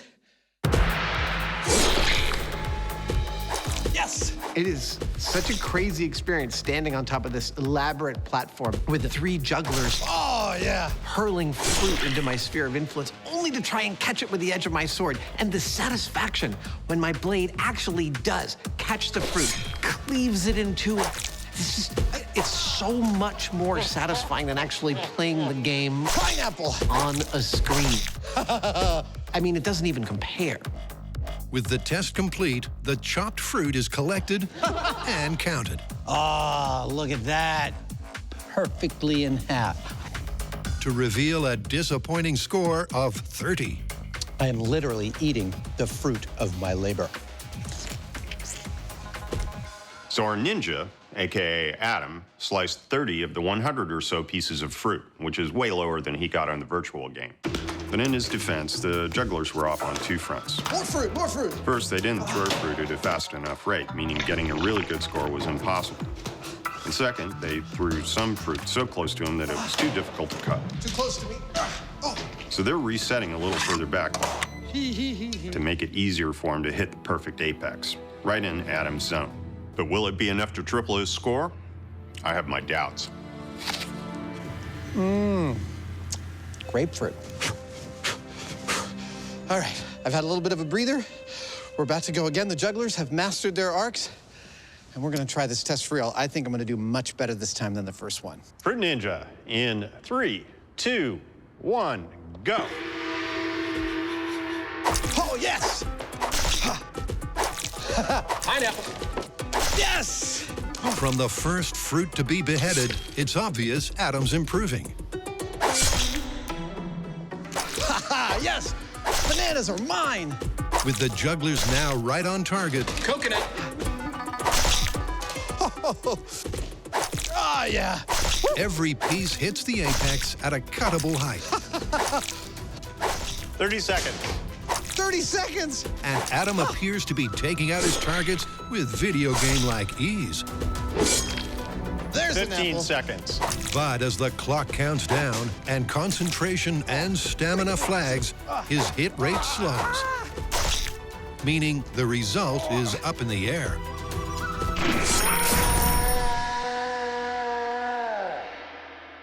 Whew. That is cool.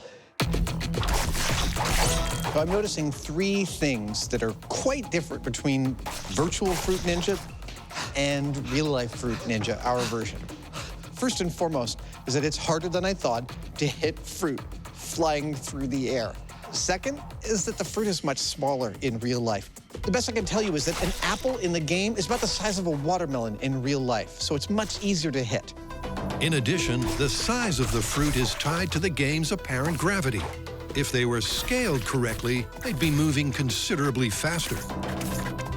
Third is the slicing itself. In the game, you just move your hand in the direction that you want to slice, and it slices the fruit. In real life, the actual edge of the blade has to be pointed in the direction that I'm slashing, and that requires a level of coordination that means I have to stay super, super concentrated. I'm missing them all. It's fun, but it's also difficult. And that difficulty is reflected in the score, because even with perfectly pitched fruit, Adam only chopped a few pieces more than half his virtual score. But that's given Jamie an idea.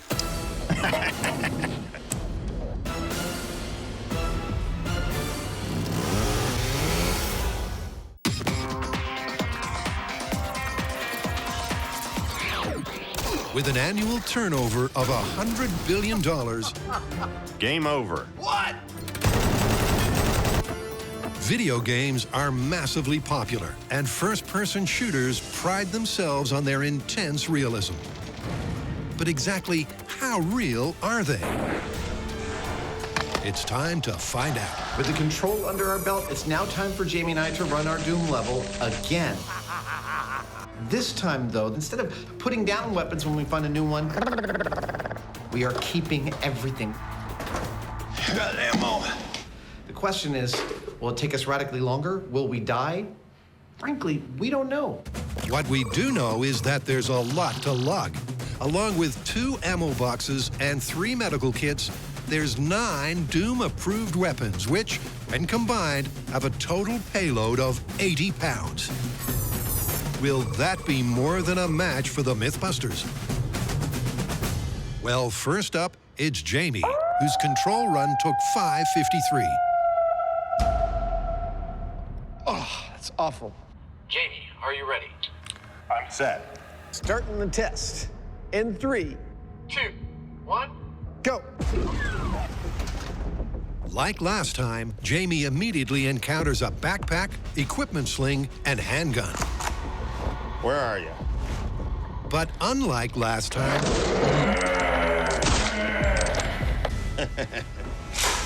When he finds gun 2, he doesn't drop gun 1.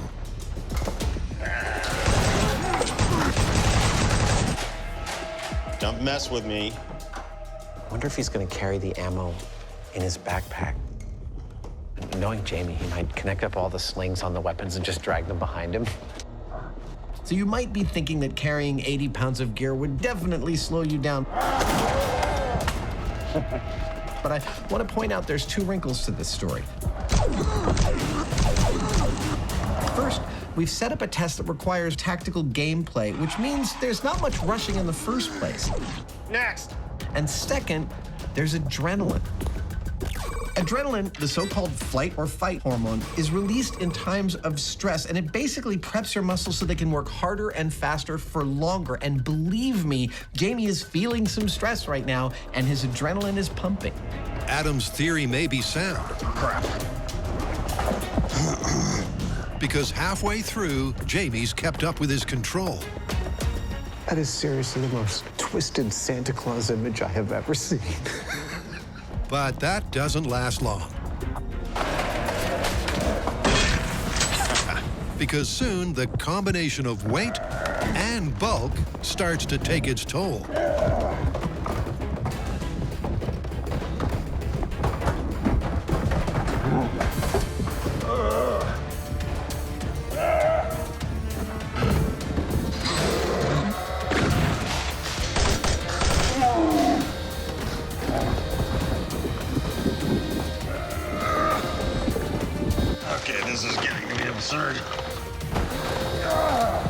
He gets in such a tangle that the final ammo box gets kicked to completion to reveal a duration that's double.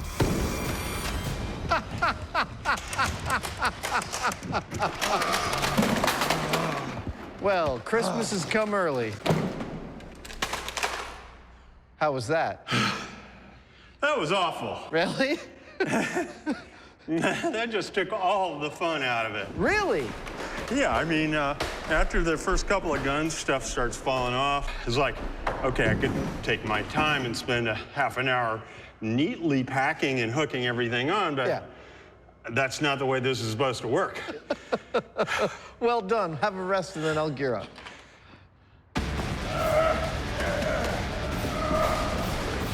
I got good news and I got bad news. The good news is Jamie made it through the level alive and gathered all the weapons. The bad news, it took him more than twice as long as his first run to make it through. That's pretty definitive that the video reality is not equivalent to reality. But now it's time for me to go through the Doom level, picking up everything. And I know Jamie said that it removed the entire fun quotient, but frankly, I think I might be better at distributing the load than he was. He was just carrying everything like a bag of groceries. Can't wait. Here we go.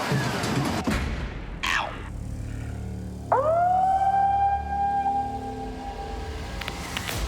Adam, are you set?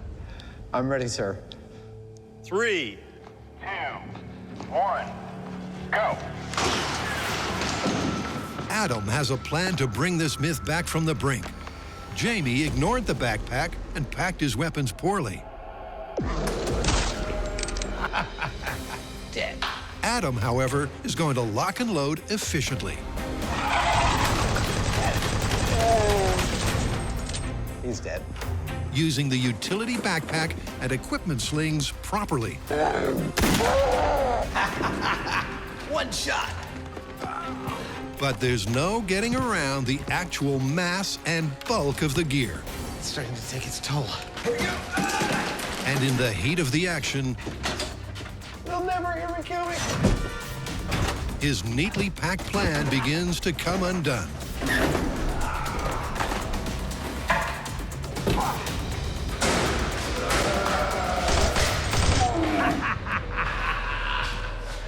Oh, crap, another ammo case.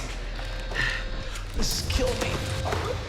As he slows to a painful-to-watch crawl.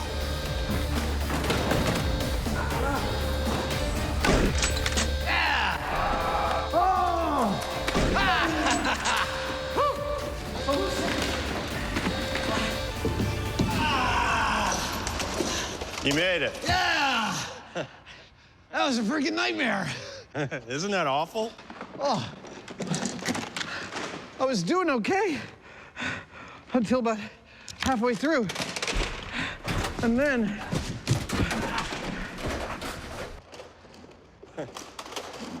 And then I just couldn't strap anything else to my body.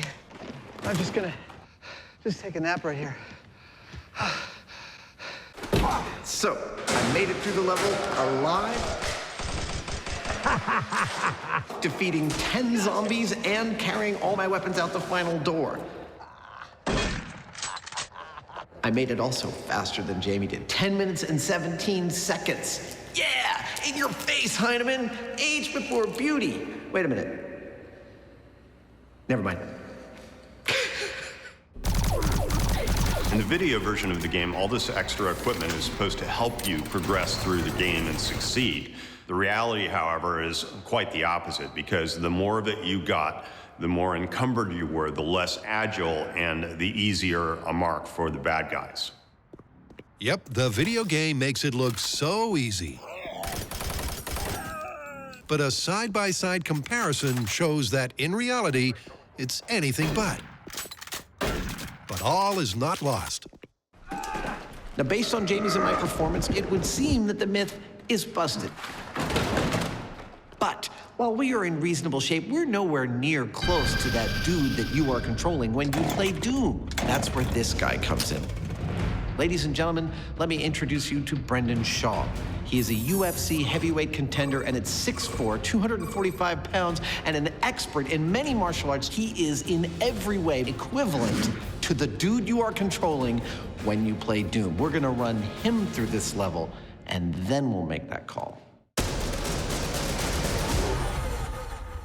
As Adam has comically concluded, Oh my gosh, I'm missing everything. mastering the 3 dimensions of real-world flying fruit is not nearly as simple as the game would have us believe. The fruit in the game is larger and floats in the air for longer, meaning the numbers just don't add up. But Jamie's not done yet. Samurais and ninjas and swords and things like that, they're fine, but they're a little passé. Jamie's gearing up for something you should not try at home. He's following the Mythbusters mantra that if it's worth doing, it's worth overdoing. Welcome to Fruit Chainsaw.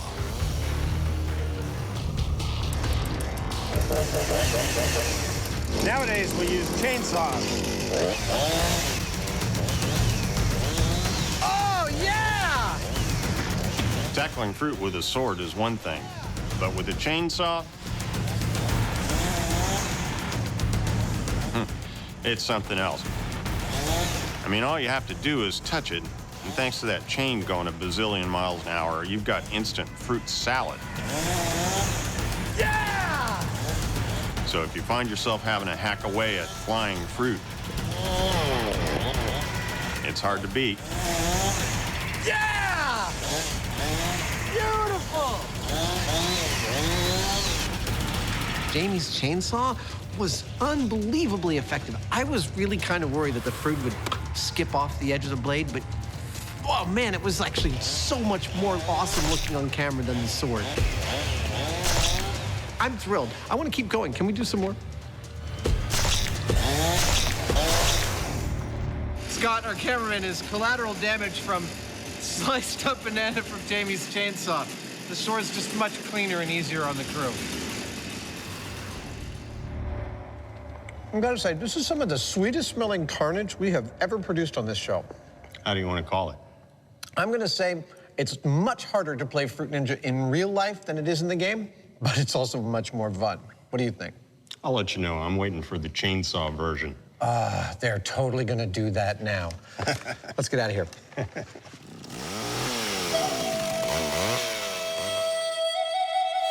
It may be game over for the false physics of Fruit Ninja, but coming up, the denizens of the Doom Dungeon. Brendan, are you ready? Let's do this. Face a more accurate avatar. Oh, right in the face. Cue our real-life video game superhero. Right in the moneymaker. We're gonna pause for a second in our slicing and dicing, because if you don't mind, there's something I'd like to cover. Sure. When do you think the first computer games were played? They had digital computing around the time of the Second World War. Yeah, didn't you work with the British codebreakers on that? And shortly after that, they had to be starting to play games with them. In fact, you're totally correct. The first computer games came about in the 1950s, just after the advent of the first computers on machines that could handle about 200 computations per second. Video games as we know it really blew up in the 70s after games like Pong, and kids today play at a completely different level on machines that manage a mind-boggling 2 trillion with a T operations per second. So basically, you're talking about 20 million times what the Apollo mission had to get to the moon. The Eagle has landed. Exactly. Just to make life hell for some digital fruit. Yes, isn't that awesome? Technology, man. Back to our regularly scheduled programming.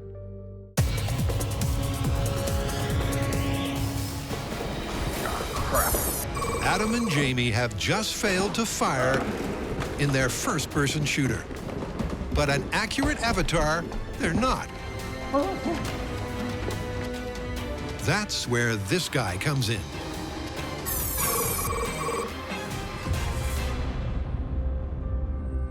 This is the moment of truth. Jamie and I have run this Doom level once each, carrying all the weapons with an average time of just over 11 minutes. Now it's time for Brendan to do the same.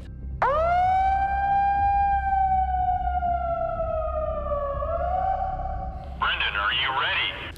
Yes, sir. I'm ready. Let's do this. 3, 2, 1, go. Like Adam and Jamie, Brendan starts with the 1 weapon at a time test, Let's do this. which he tears up. Yeah! Oh, right in the face. Got him. Boom!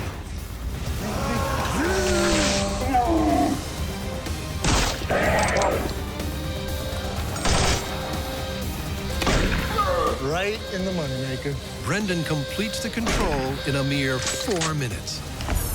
Good job. Thanks, sir. But how will this ultimate fighter fare when he has to collect and carry? Brendan, are you ready? Yes, sir. Let's do this. start the level. In 3, 2, 1, go. Right from the double doors. I'll bet he's gonna kick our butt at this. We'll see. Useless backpack. Check. Brendan tackles the course with the same energy as before. Right in the face, sniper. That's very fast first encounter. 2 guns and 18 pounds has no effect. Got him. 33 pounds, the same. Even the dreaded chainsaw impedes him not at all.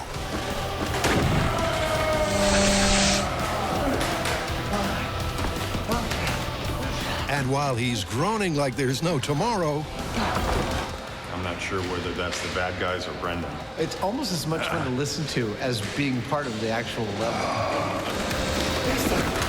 he's so fast that before the guys know it,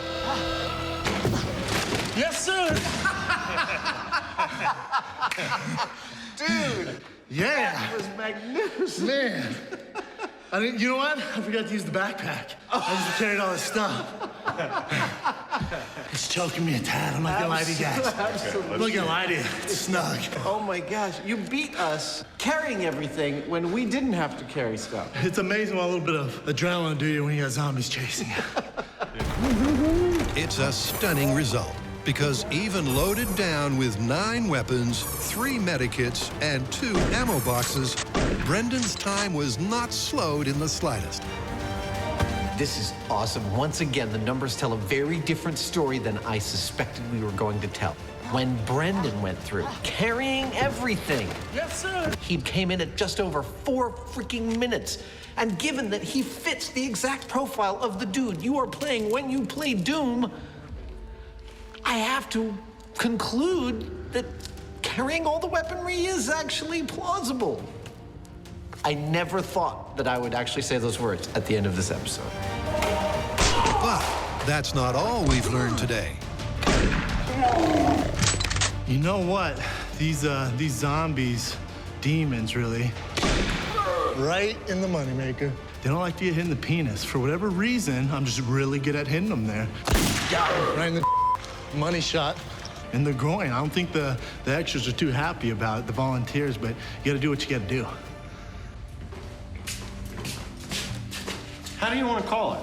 You know, it's funny because we got most of the way through this set of tests with me being convinced this was going to be busted all the way down the line, and then after Brendan's run, gotta say, I think it's plausible. I think you're right. Let's get back to the real world. Okay.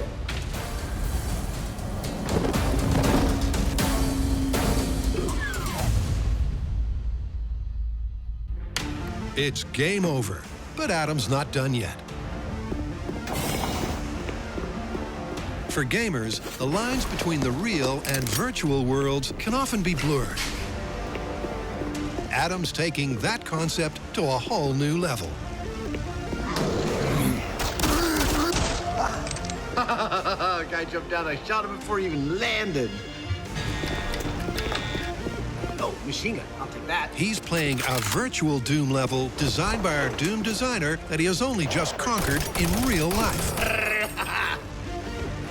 Can you spot the difference?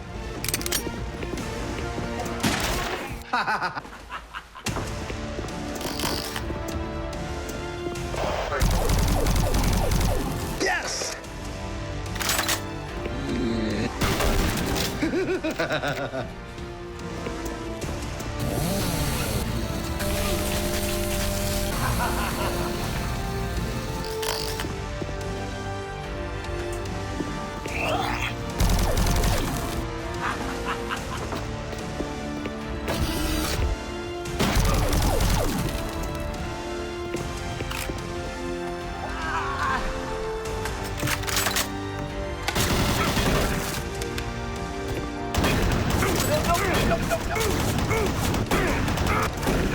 Gotcha! Woo! That was fun!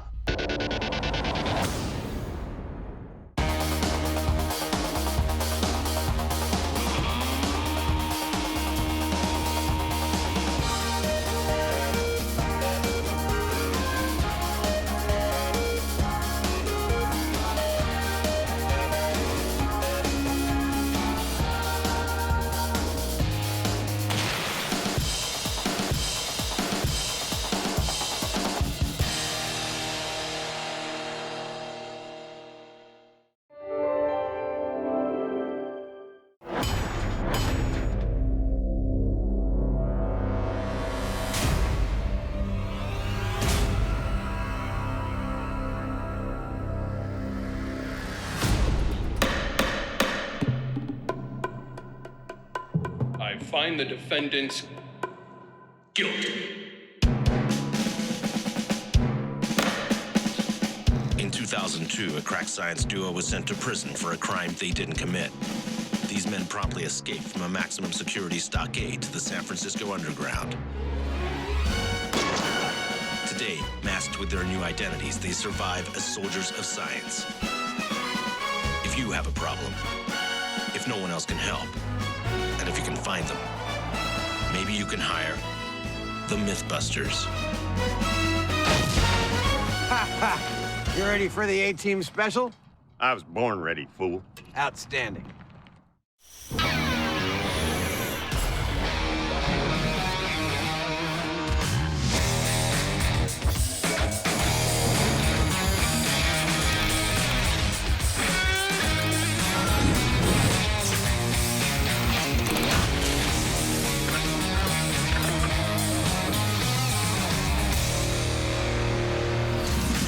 Jamie, did you ever watch that show, The A-Team? Sure. All right. Which character from The A-Team do you think I most closely resemble?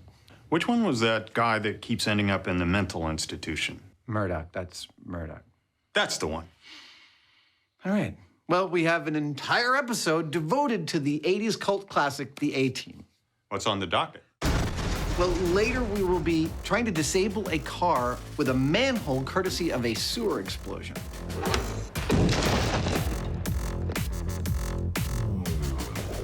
But First up, we have what is really a classic A-team trope. See, in almost every episode, the guys are stranded somewhere and they have to build a weapon with only the materials they have at their disposal, right? Right. Okay, so in this one, the A-team is stranded in a lumber yard. The bad guys are on their way back, and the A-team builds a cannon out of a log that shoots 2x4s with a controlled propane explosion to defeat the bad guys. Sounds dubious. Well, I think we should test it out, and if it doesn't work, maybe you and I could do better. Maybe. So. Don't touch me. Okay. So, shall we gather all the materials we saw in the clip? Are you gonna keep that thing in your mouth the whole time? As long as I can stand it. All right. So, solenoids. It looks almost exactly the same. In the show, the A-team guys built their wood cannon in a general-purpose shop that was attached to a lumber yard. Now, they had a log, and they drilled a hole down the middle of it to make a cannon barrel. Beautiful. They're using half 2x4s as ammo, and we did see a tank of propane, so that appears to be the propellant. That's what we've got to work with, so we're gonna use that equipment to build our wood cannon. Awesome. Having cross-referenced the clip, the guys collate all of the A-team's cannon components. Ammo for bad guys. Before Adam rolls out the barrel, literally. There I am. Now, in the clip, they drill the hole in the log using a drill bit like this called an auger bit. It's gonna take a while. But frankly, we could not find one in the size that we needed. We're using a different kind of drill bit called a Forster bit. One of my single favorite drill bits of all time. Adam uses the Forstner. I feel like the villain in some kind of movie. But even so, it's a tough task. I know. It seems strange to me, too, to keep having to sharpen this bit when all I'm doing is drilling into wood. But the fact is that the molecules that make up wood are incredibly dulling to metal blades. You gotta sharpen it all the time. In fact, it takes 40 minutes of hard labor before Adam's barrel is fully bored. There we go. Now that's a hole. So next, it's over to Jamie, who inserts a hose to fill the barrel with propane. Look at that, perfect fit. Before prepping the cannon's ignition system. So how are we gonna ignite the propane in our cannon? Well, the easiest way is with a spark. And the easiest way for us to get one of those is just to plug a couple of wires into the wall socket. But that's only gonna make a small spark, and we need a big one for reliable ignition of the propane. And for that, we're gonna use our favorite device for generating large sparks, and that's the neon transformer. And there it is. And once wired in, their cannon is the perfect copycat. It's got a 40-inch long log barrel, propane as fuel, a sparking ignition system, and planks as projectiles. Plus, the whole thing's mounted on a forklift, just like the A-team. But the question is, will it work? All right. Loading the device. There we go. Okay. Device is loaded. For test 1, 1,000, 2, 1,000, 3, 1,000. they're giving it some gas. 5 seconds worth of propane. Ignition in. 3, 2, 1, go. Nothing. Nothing. Give it another 5 seconds. Put a cigar in just makes everything you say sound a little more authoritative. Get those trucks out of there. Move those people over there. I'll put those oranges in my summer house. Stuff like that. 3, 2, 1. Nothing. Nothing? Well, that's weird. I would expect at least something. Figuring the sparker may have failed, Adam goes in for a closer look. Okay. Sparking now. Oh! That actually blew my hand. So there was enough residual gas. That tells me we need very, very, very little gas. Okay.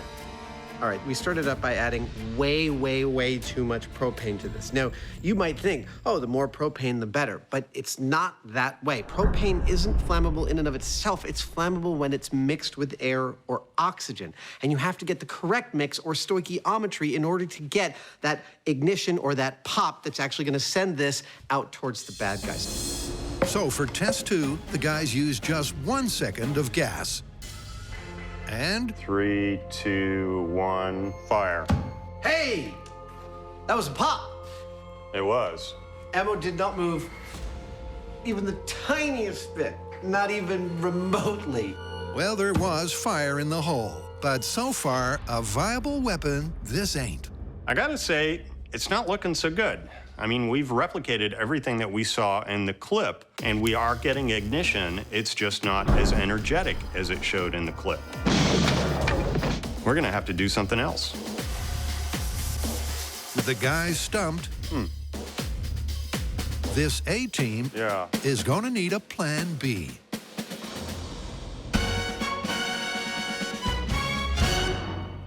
So forklift fire is all about improvised weaponry taking out the bad guys, but the A-team were also very adept at making their escape, and that is the next thing we're gonna tackle. Go on. Well, in one of my favorite escapes, they take a bundle of dynamite and put it in a sewer just under a manhole cover. Then they wait until the bad guy's driving over that manhole cover, they detonate the dynamite, boom, the manhole cover takes the car completely out. So the car is a write-off, but the dudes inside are okay. Exactly, no one ever gets hurt by the A-team. Well, explosive escapes. I like it.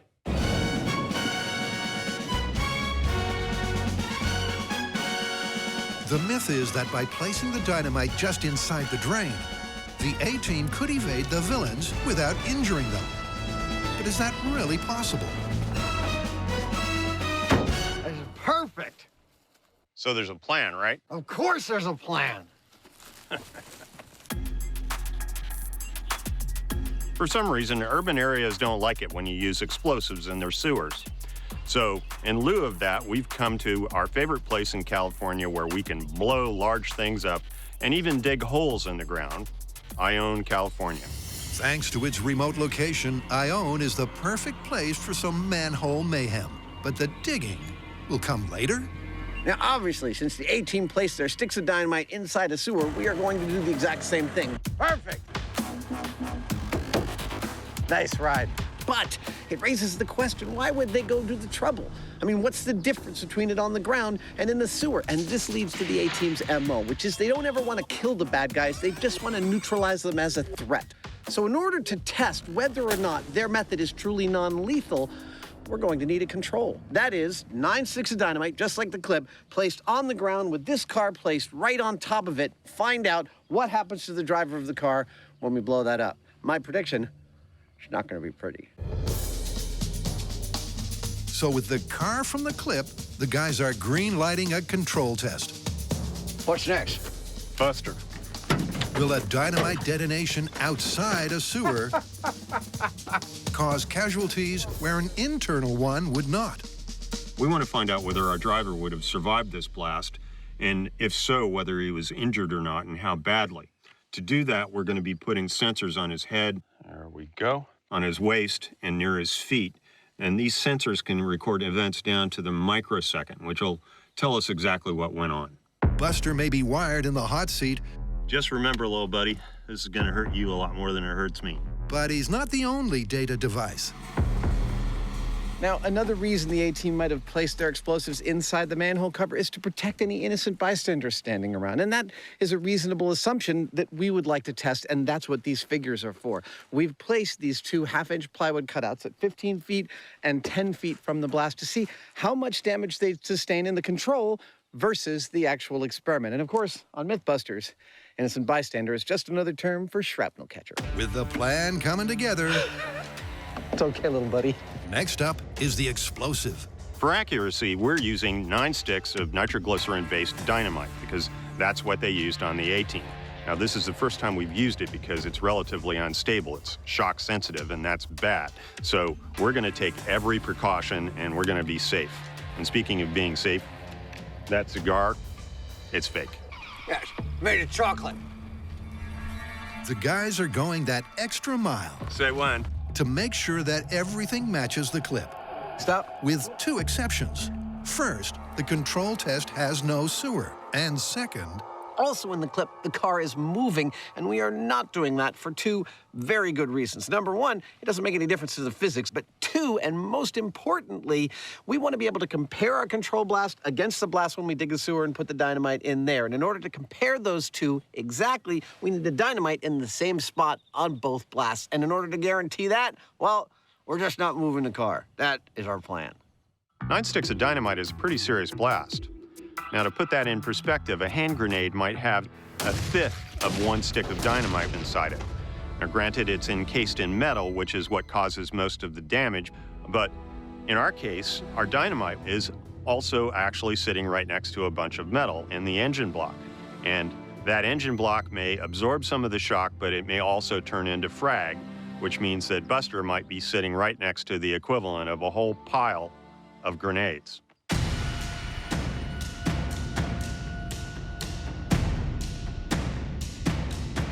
All right, sir.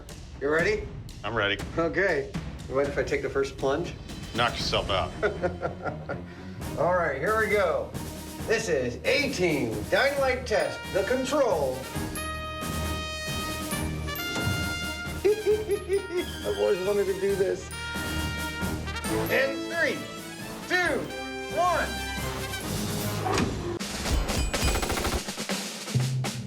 in the Mythbusters A-Team special, these things taste terrible. The guys were wired up to a countdown. In 3, 2, 1. That just got cut. What happened to our countdown? We'll get right back to it, I promise. I just wanted to remind everybody that what we are testing is how lethal 9 sticks of dynamite detonated on the ground under a car are to both the driver of that car and to innocent bystanders on the street. That is our control test. Now, back to our regularly scheduled countdown. This is 18 dynamite test, the control. In 3, 2, 1.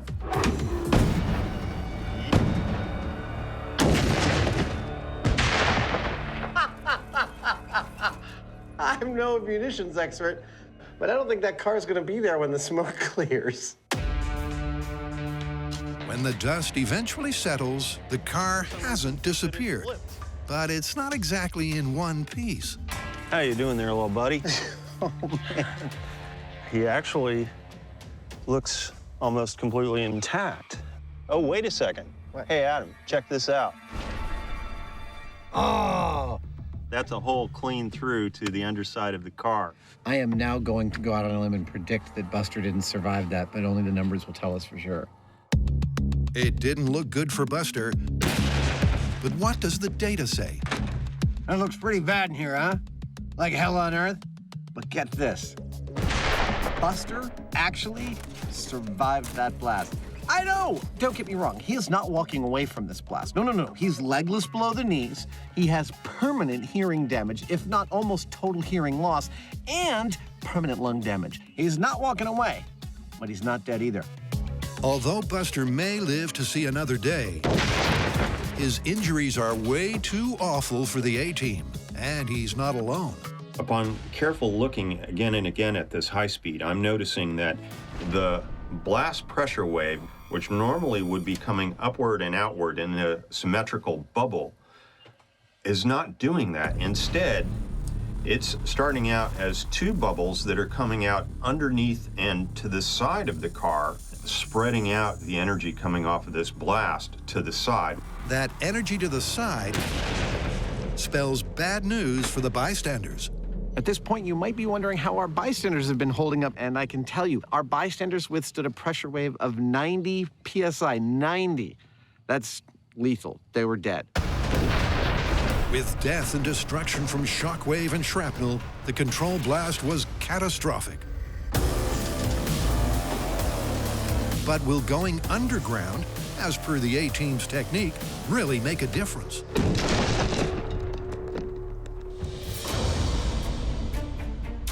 Back at the shop, Adam and Jamie's A-Team cannon 3, 2, 1. has so far flunked. But Adam knows why. What makes something leave something, like ammo leaving a barrel, is pressure behind the ammo. What we've got is ammo where pressure can't build up because there's almost as much space around the ammo as there is ammo. That means the gas can get right by it. This is the correct size hole from the clip and the correct size ammo for the clip. But I don't think we're gonna get anything out of this.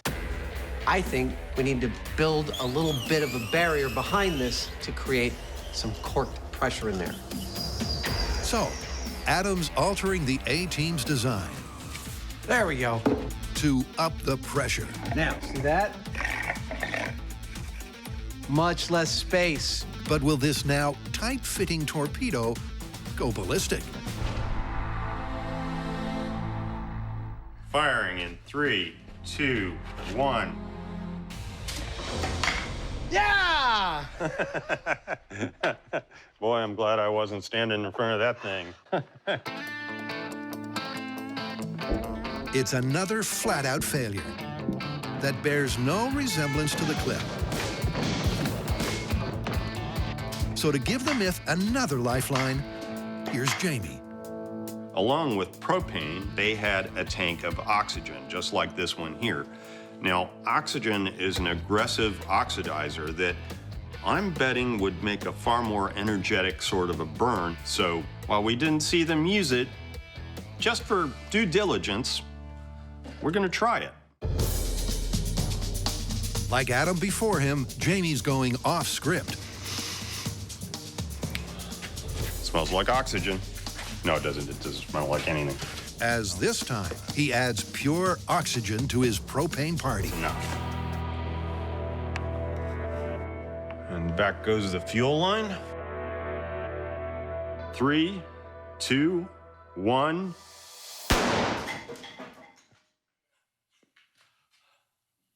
Oops. Wow, well, that wasn't exactly what I had in mind. I mean, I knew the introduction of pure oxygen in there would make a more energetic reaction, but I didn't think it was gonna blow up the whole barrel. I mean, it was kind of scary.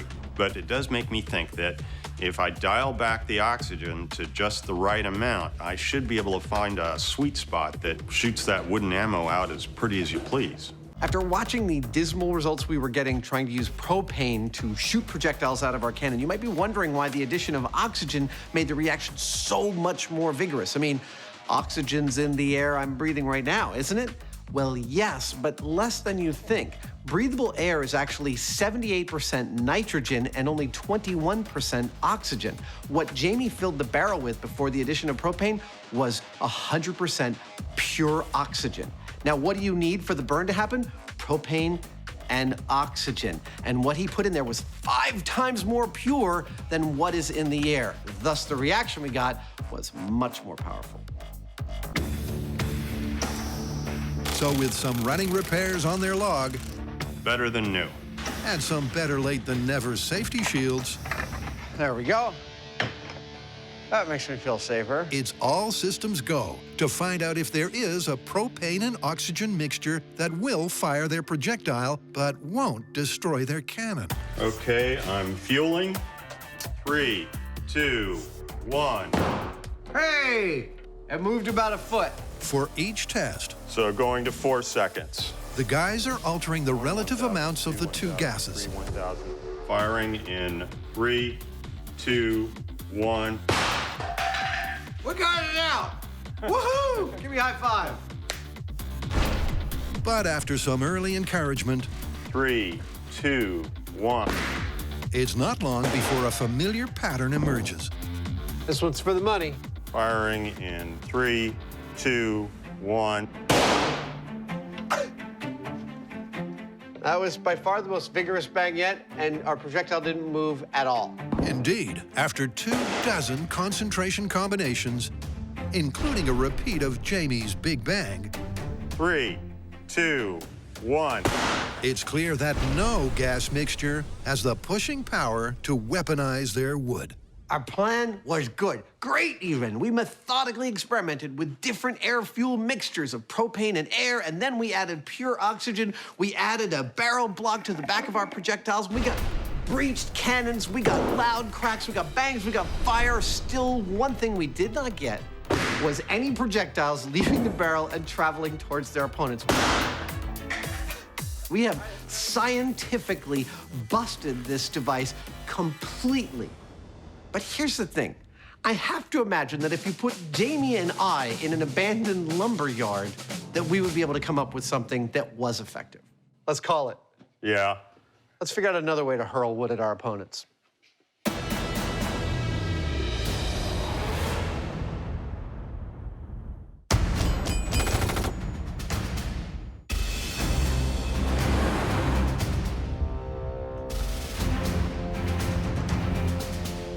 Welcome back. Here's the scene. The A-team is stranded in a lumberyard. The bad guys have gone away, but they'll be back in an hour. Now, instead of wanting to escape or run away, the A-team builds an elaborate device to punish the bad guys when they return. Now, Jamie and I have already tested the method that they used in the show. 3, 2, 1. And it totally didn't work. But we've stranded ourselves in a lumberyard, and we are going to attempt to build our own device to punish the bad guys when they return. Should be a pretty good show. The goal is simple. With 1 hour on the clock, can Adam and Jamie, using only the stuff they find, build a weapon that can take out the bad guys by firing planks as projectiles? Well, first up, they need a plan. So, shooting these as ammo. Yeah, I had some thoughts about an easier and more reliable way of doing this. I'm thinking something like a pitching machine where we get wheels spinning and we just feed our ammo into the wheel and it kicks it out. We got one on the... There's a trailer over there. The trailer is beautiful. And so somehow we spin that up, That's right? gonna be terrifying. If Oh, we get yeah. that up to a nice speed, what do you think? Should we use a motor off of like the compressor? Well, I saw this wrench over here. Dude. I think these suckers go like 5,000 RPM or something scary, which, you know, I mean... When you smile, it makes me nervous. All right, so I guess the first thing is to make sure that that thing can actually power that wheel at a speed we like. Then we'll figure out a way to make that structure aimable and shootable. Yeah. All right, I love this plan. Let's do it. It's a promising plan that gets better when the torque wrench does fit the wheel hub. But will it spin it up to speed? Okay, you ready? I'm ready. Go for it.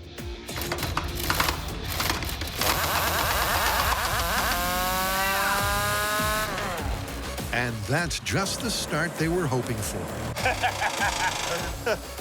I don't know how fast that was going, but... That seems, I'm gonna call that fast enough. Being able to spin their wheel of misfortune fast is vital to launching their lumber. But will the rest of the plan come together so smoothly? In theory, this is like a pitching machine, but remember, we're doing this with lumber. We're using various tools that were not made for this kind of thing, and there are a lot of moving parts here. That's a lot of stuff that we have to integrate if it's going to actually work smoothly, which is the whole point of this. While Jamie gets on with integrating the flywheel, all right, do it. Adam's taking aim at the ammo, where he's trying to outgun the A-team by going semi-auto. Oh, this is gonna be awesome. I absolutely love and adore working like this. Seat of the pants, on the fly, figuring stuff out with what's in front of you.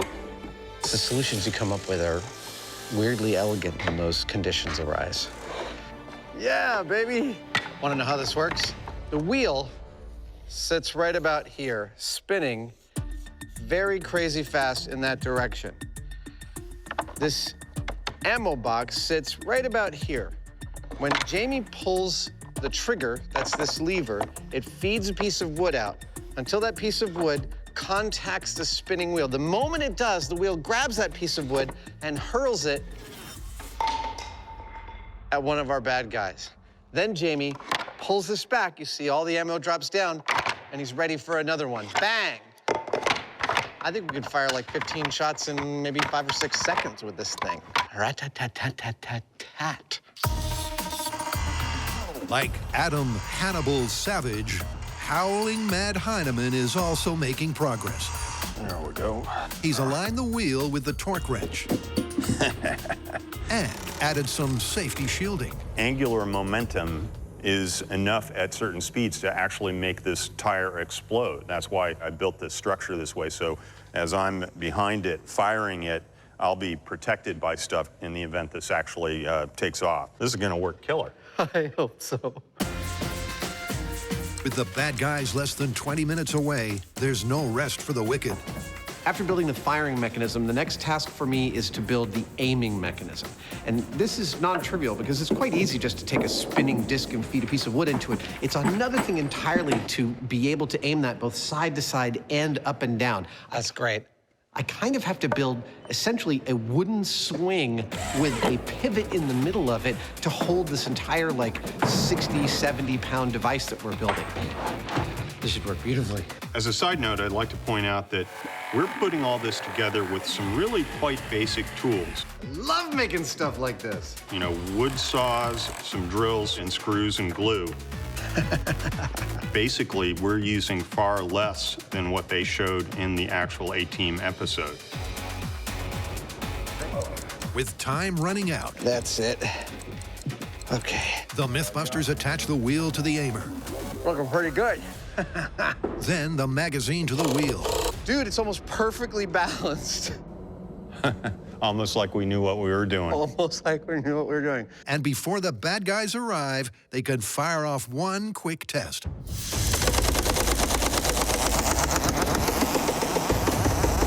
It's terrifying to stand here. Firing! 3, 2, 1!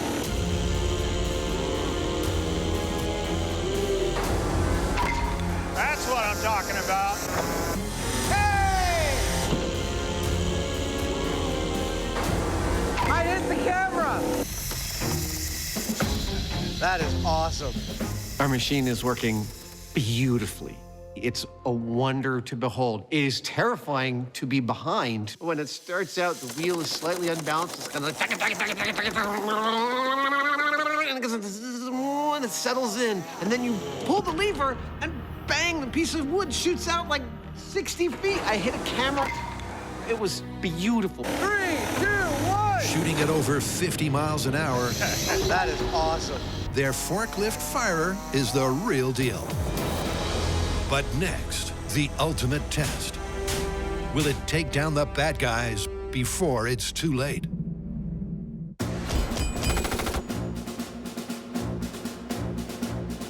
Adam and Jamie escaped from a maximum security stockade to an abandoned quarry, This is perfect. where their above-ground control caused carnage.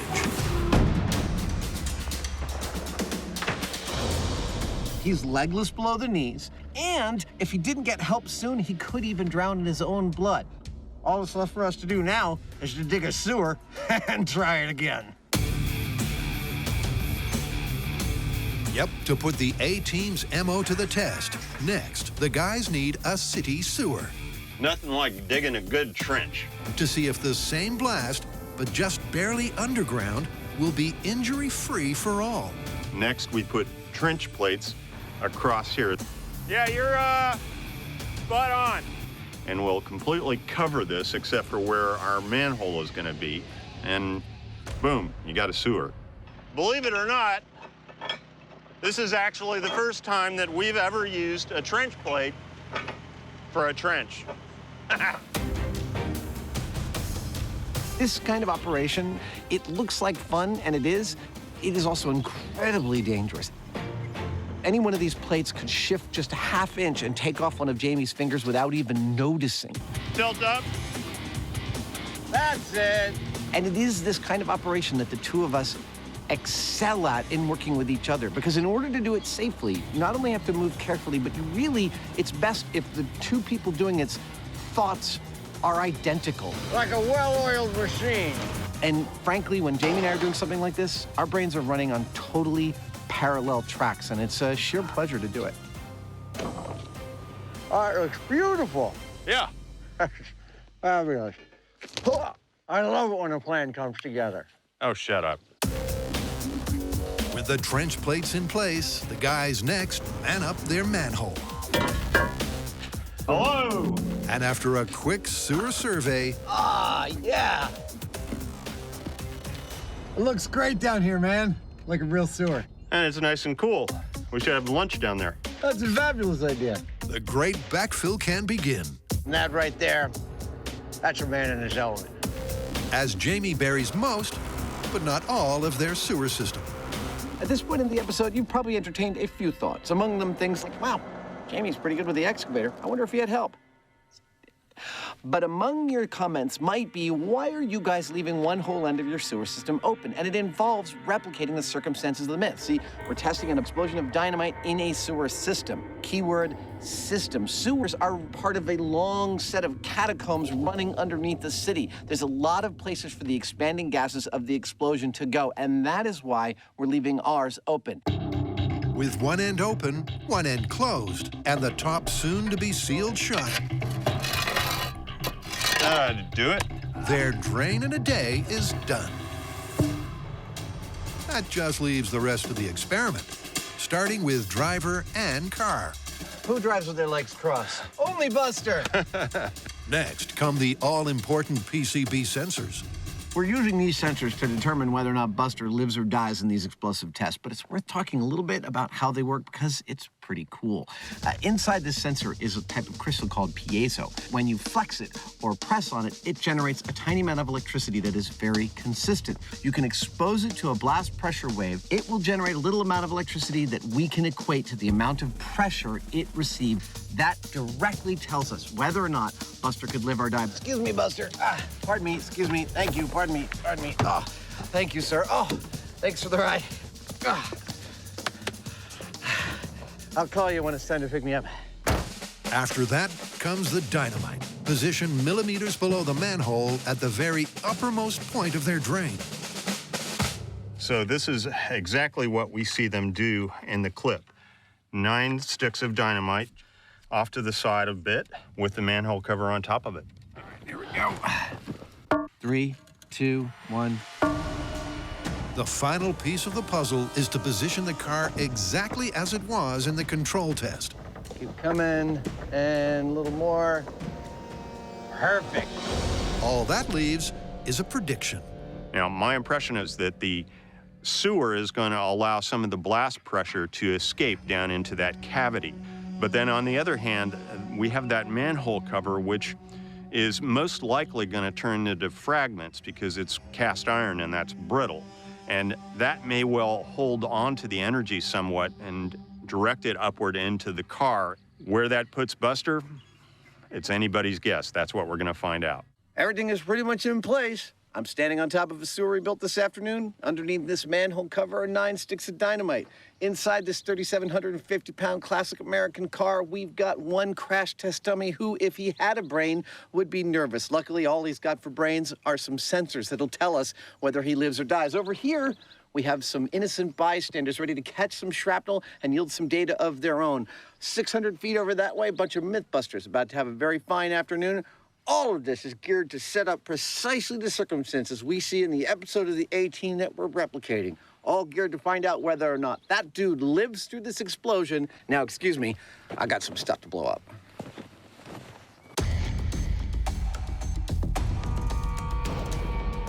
Are you ready? Yeah. All right, I'm gonna hook it up.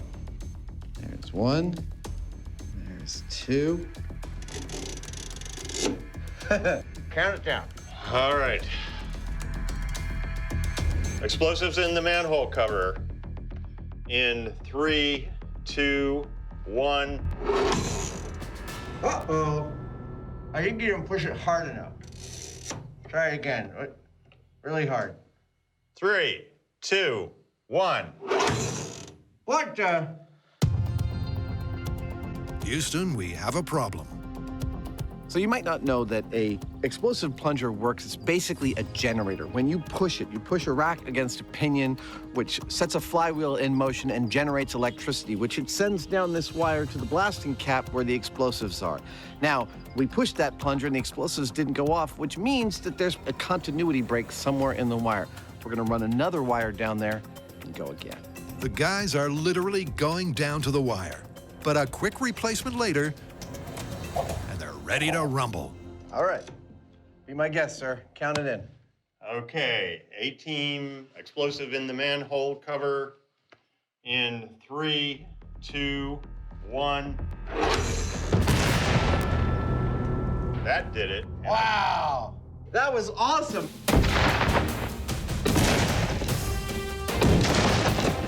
When the dust settles this time, it's clear that the car hasn't been torn apart. We have yet to crunch the data. We have yet to look at high speed, but on the face of what I witnessed and what I can see here, It held together better than I thought it would, that's for sure. I feel like that was a fantastic comparative set of explosions. Second explosion, the dynamite in the sewer, just as we saw in the A-team, dented the oil pan of this car, but did not break through. It looks like it didn't actually penetrate, though. Wow! My prediction, post-explosion, pre-data crunch, is that our dude is totally fine. But we gotta check all that stuff out first. Yep, while initial impressions are good, it's all down to the data. I've analyzed the data from the sewer-based explosion, and it's pretty interesting because the prior blast exposed Buster to 26 psi. This time, with the sewer, he only experienced 9 psi. That's less than half. And that means that as opposed to ending up in the hospital with some serious injuries, this time he would have walked away. A little unhappy and with some bruises, but he would have walked away. So Buster's only bruised. How about the bystanders? Last time, a lethal 90 psi. This time, 11 psi. That's right! Isn't that cool? Not only is the blast survivable for the guy inside the car, it's also for the bystanders by the side of the road. I'm no doctor, but you might want to have that shoulder looked at. Looks kind of weird. it's an astounding result.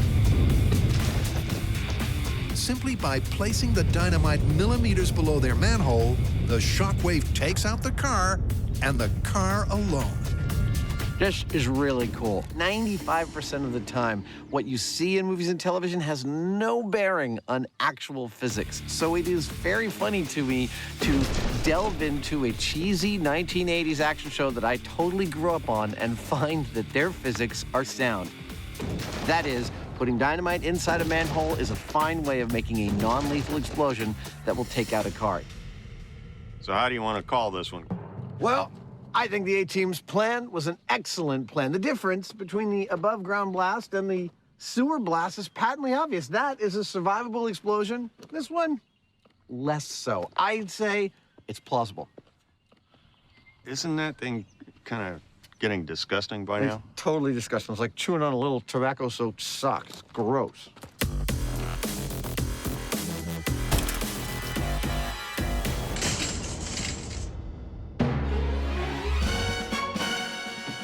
All right, let's get out of here. Where to, Colonel? Back to the lumber yard. Yeah!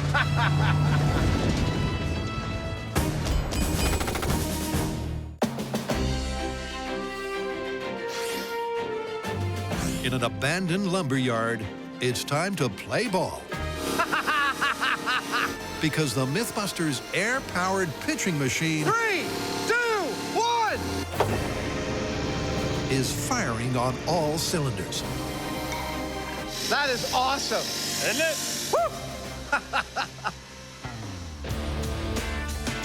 Well, our cannon is ready, and by our best estimates, this thing ought to fire these chunks of wood at something between 50 and 75 miles per hour. That is significant and dangerous. And I want to point out that this is a purely improvised build by B and Jamie. So all of this design was here on site.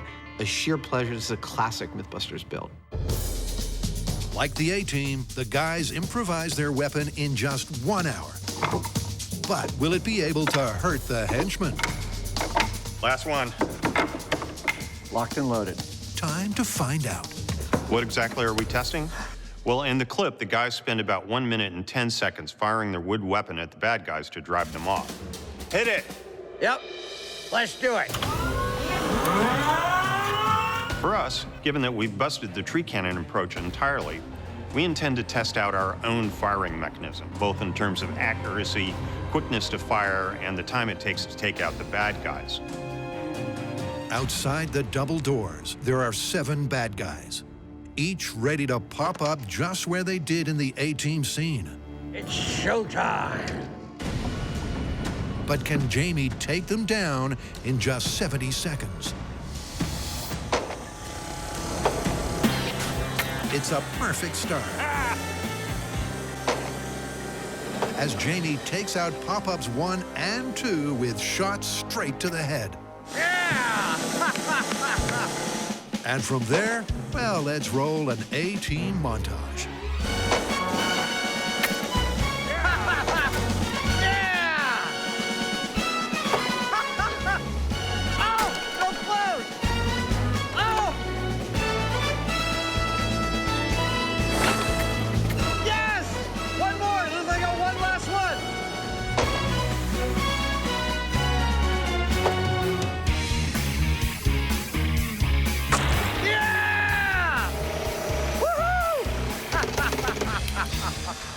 Haha, 1 minute, 5 seconds. That was awesome. I love it when a plan comes together. We had our targets rigged so that when I hit one, another one would pop up in its place. I was able to get them one after the other until I had to get the farthest guy out. The thing is, the further the range, the more that these sticks start to tumble and do unpredictable things. But even though it took every stick of ammo I had, in the end, I got every single guy. The rig worked like a charm. Our task was pretty straightforward. Replicate a clip from the A-Team, Mythbusters style. Same ammo, completely new construction. We used a spinning wheel this time and an air wrench. And guess what? It worked magnificently. It worked exactly like we saw in the clip. It was awesome. Firing at 60 miles an hour with near perfect pitch, their rig was the real deal. And having scratch-built it in under an hour using junk lying around the lumberyard, I might say that the Mythbusters have out-A-teamed the A-Team. Hey, A-Team, if you need our help again, you know where to find us.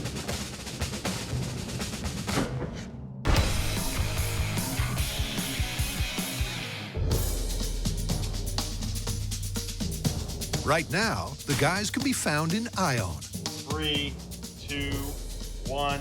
where their sewer salvo was a blast. A blast that vindicated the A-Team's MO. He would have walked away. Nice!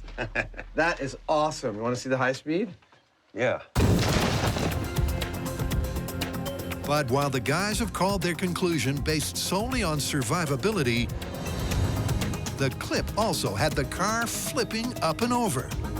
And with no flip in tests 1 or 2, they're now upping the ante. And here's how. The first thing we've got to do to get that car to flip is to bring a little more pressure into the game. So to do that, we're sealing off the sewer.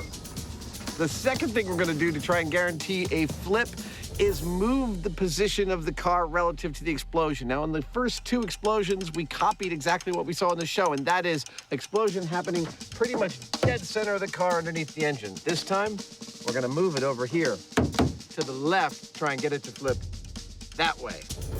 That's the theory, anyway. That's the theory. And here's the test subject. You know, every time Adam and I go someplace, people ask us, where's Buster? But if you get to know him, he's kind of a jerk. Plus, he's heavy. That's why we don't mind blowing him up. Oh, he's so heavy. Oh, sorry about that. Come on, Buster. Watch your head. There we go. With Buster not quite strapped in, No seatbelt. No, I think Oh, well. he'll be all right without it. Okay. the car is moved into prime position. Keep coming. That's it, right there. If anything will flip this car that well. Then it's go time. Fire in the hole! Love doing that. All right, here we go. Oh, that is so cool. A-Team, sewer explosion, final attempt to flip this car in 3, 2, 1. Oh. Ain't no flip. Oh, I know. Jamie's not happy. We have an unhappy Hyneman on our hands. It's the barrel roll that never came. While the car did leap higher than ever, it didn't flip as per the clip. But as the A-Team would never say, failure is always an option. 3 setups, 3 blasts, 3 cars destroyed, 1 very tired crash test dummy, and the results are pretty darn definitive. The A-Team's plan of putting 9 sticks of dynamite inside a manhole cover in order to disable a car without killing its occupant is totally plausible, completely sound. In fact, the only thing that they got wrong in the episode, and this is shocking, is that 9 sticks of dynamite will not flip this car. But everything else is possible. It's like validating the media of my childhood. How awesome is that? I pity this fool.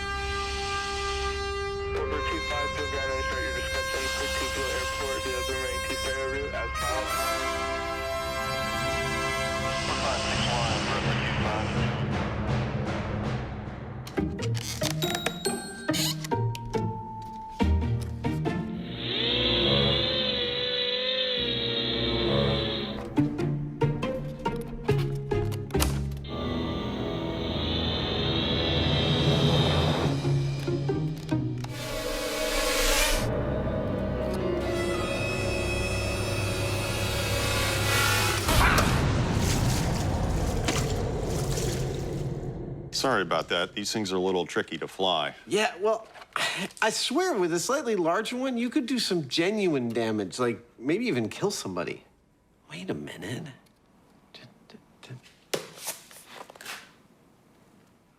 Let's start the show.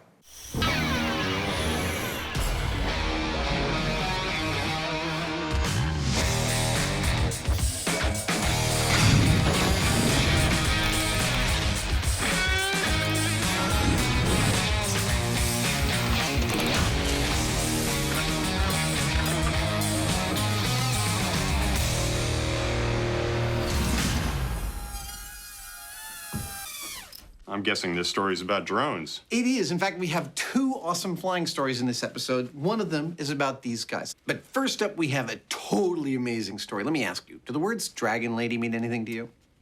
I don't want to talk about it.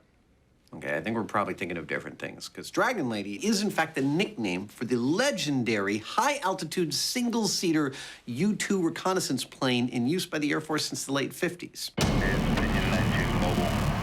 Okay, what about it? Well, there is a myth that the U-2 plane is the toughest plane to fly and to land of any other plane. I think we should take a close look at that. The Air Force isn't going to let us get anywhere near something like that. C134.8, 34.8. I thought the same thing, but amazingly, they have agreed to let you and I have a close-up, first-person look at their U-2 program and see just how tough those planes are to operate.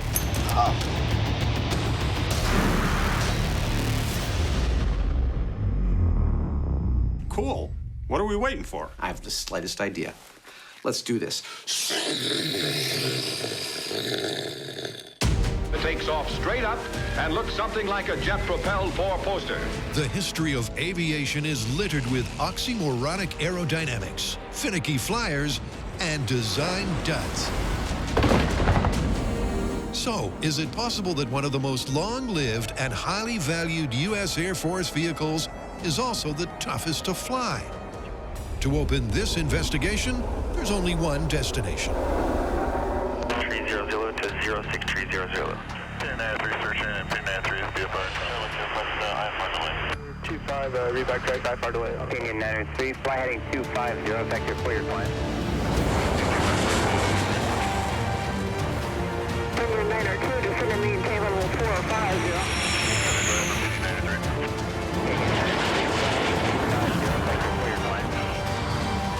Well, when you've got questions about the U-2 plane, they will get answered here. I'm standing at the home of the U-2 program. This is where the planes are serviced. This is where the pilots train before flying to every corner of the globe to do their jobs. We should totally be able to get to the bottom of this myth here, and we might even get a flight. Adam and Jamie's first stop is the top. A briefing with Base Commander Colonel Lee to find out exactly what the U-2 is tasked to do. The aircraft that we fly are not armed with weapons, but they are armed with knowledge. What that means is eyes and ears on adversaries.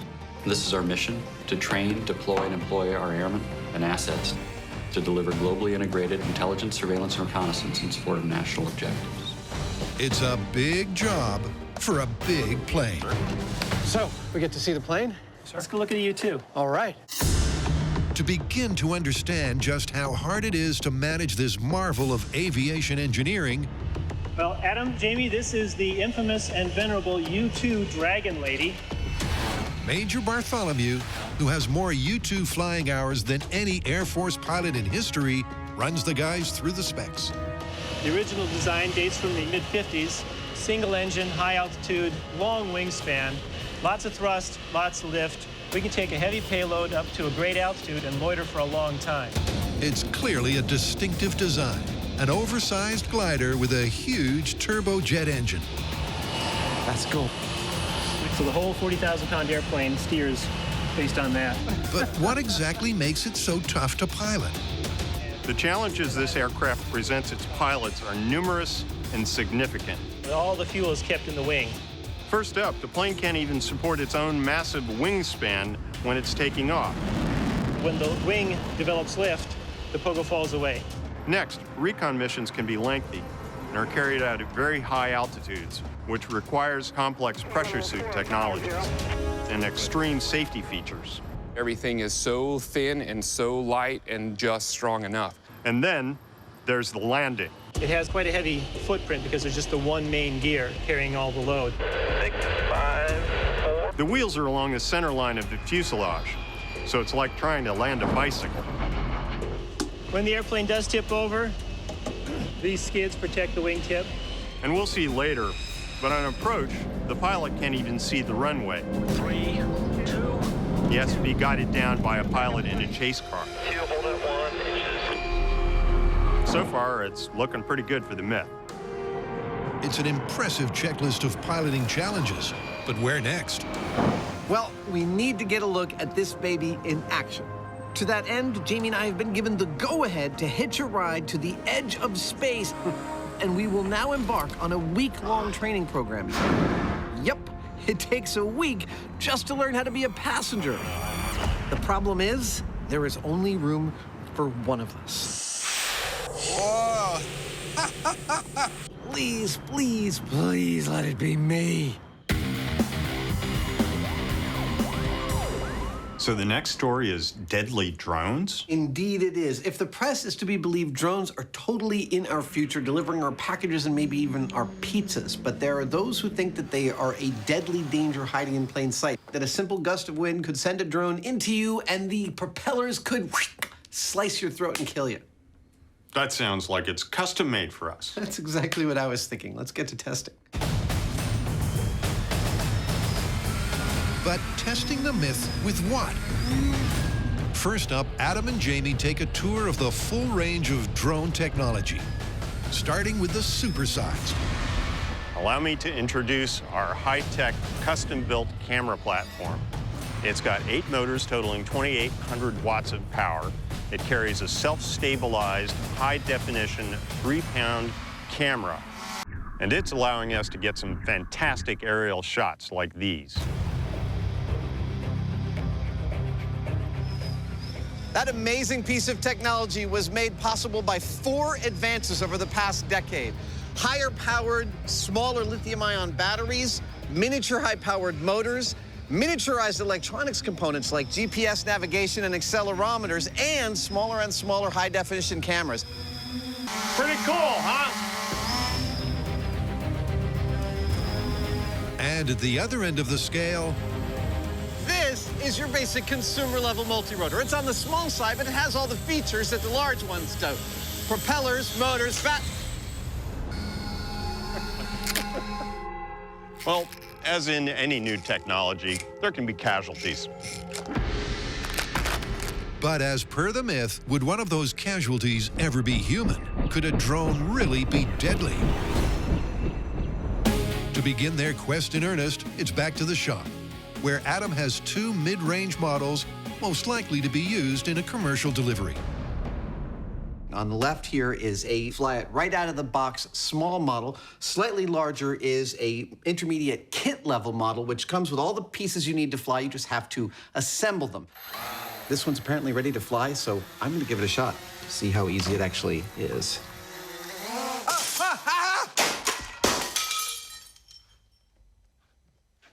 Really easy to fly.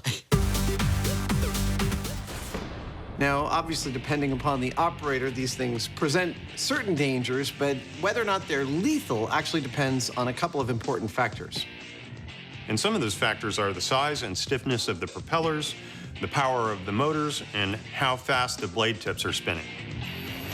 So first up, they're going to measure how fast the blades of the rotors are spinning. 7,000. This thing right here is a laser tachometer. You can see the little red dot it's setting out. And it's reading these propeller blades as traveling at 7,500 RPM. Approximately 180 miles an hour. That sounds dangerous. But what does that mean in terms of power? Is it fast and powerful enough to spin a Hyneman? So we've determined that the tip speed of these propellers can be as high as 180 miles an hour, but that's just a number. What does it mean in terms of the actual power they possess? Watch what happens to Mr. Hyneman when I turn on the propeller he's holding on to. You ready? Yeah. All right, here we go. That's half power. Well, you know what? You guys are gonna be in deep doo-doo if I barf. You want more power? More power, Scotty. I need more power. Oh, my goodness. You sure this is safe? I'm pretty sure, and I also know that Mr. Hyneman doesn't barf, so I feel totally confident. You want more? Sure. Oh, I feel like I'm gonna take off. You look pretty stable. Wow. The room is still moving the same speed it was when I was actually moving. Would you do me a favor? Would you get up and walk? Oh, totally normal. Never mind. While the damage done so far is enlightening, a proof of concept is required. Ew, it dripped juice on me. To find out if a multi-rotor propeller could ever cause a flesh wound, Adam and Jamie have a standard-sized blade spinning at flight speed on a stick and a chicken. I think today's lesson is going to be fairly self-explanatory. Whenever you're ready, sir.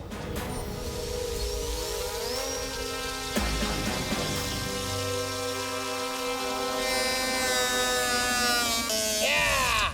There we go.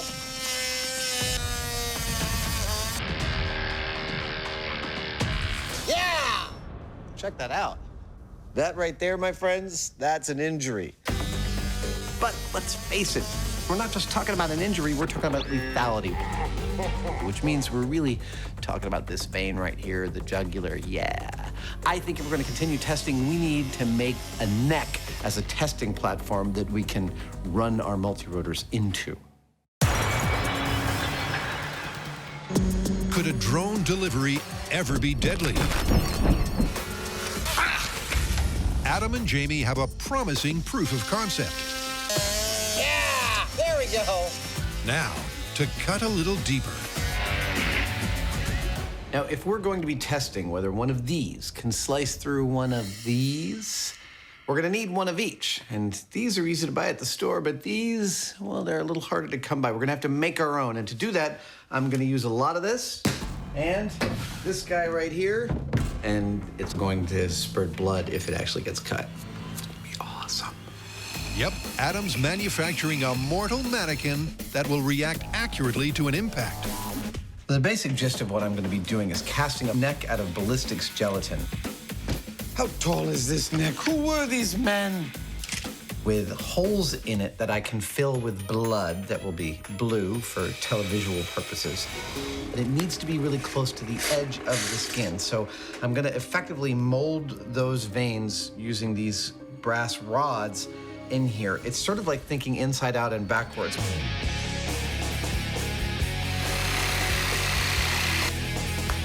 With the negative mold of the blood vessels in place, it's time to prepare the fake flesh. As Jamie and I have discovered, this stuff reacts to a bullet similar to human flesh, but to get the tenacity of skin and muscle, we need to add this fiberglass filler to the ballistics gel as we're casting it into my mold. Oh, beauty. Oh, I'm very pleased with how this is going so far, based on nothing. Once set, it's simply a case of easing the fleshy throat free of the mold. Almost. Come on.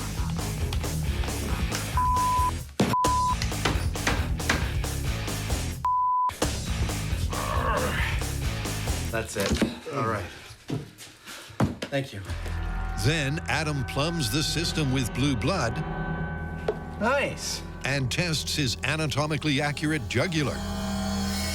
It's at the right depth beneath the flesh. That is a bleeding neck.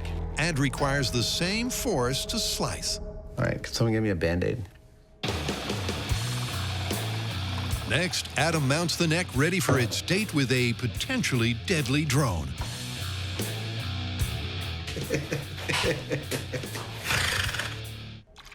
Allow me to introduce you to the analog bursting jugular vein multi-rotor testing neck rig. Yeah, rolls right off the tongue. It is basically a rig for bleeding when it senses a lethal injury. Now, I have more than 2 veins in this rig, even though we have only 2 in our neck, because we can test multiple times just by turning the neck. Yeah, it's like that versatile. So we can test as much as we want and watch bursting blue blood fly out of the veins. I'm gonna stop talking now.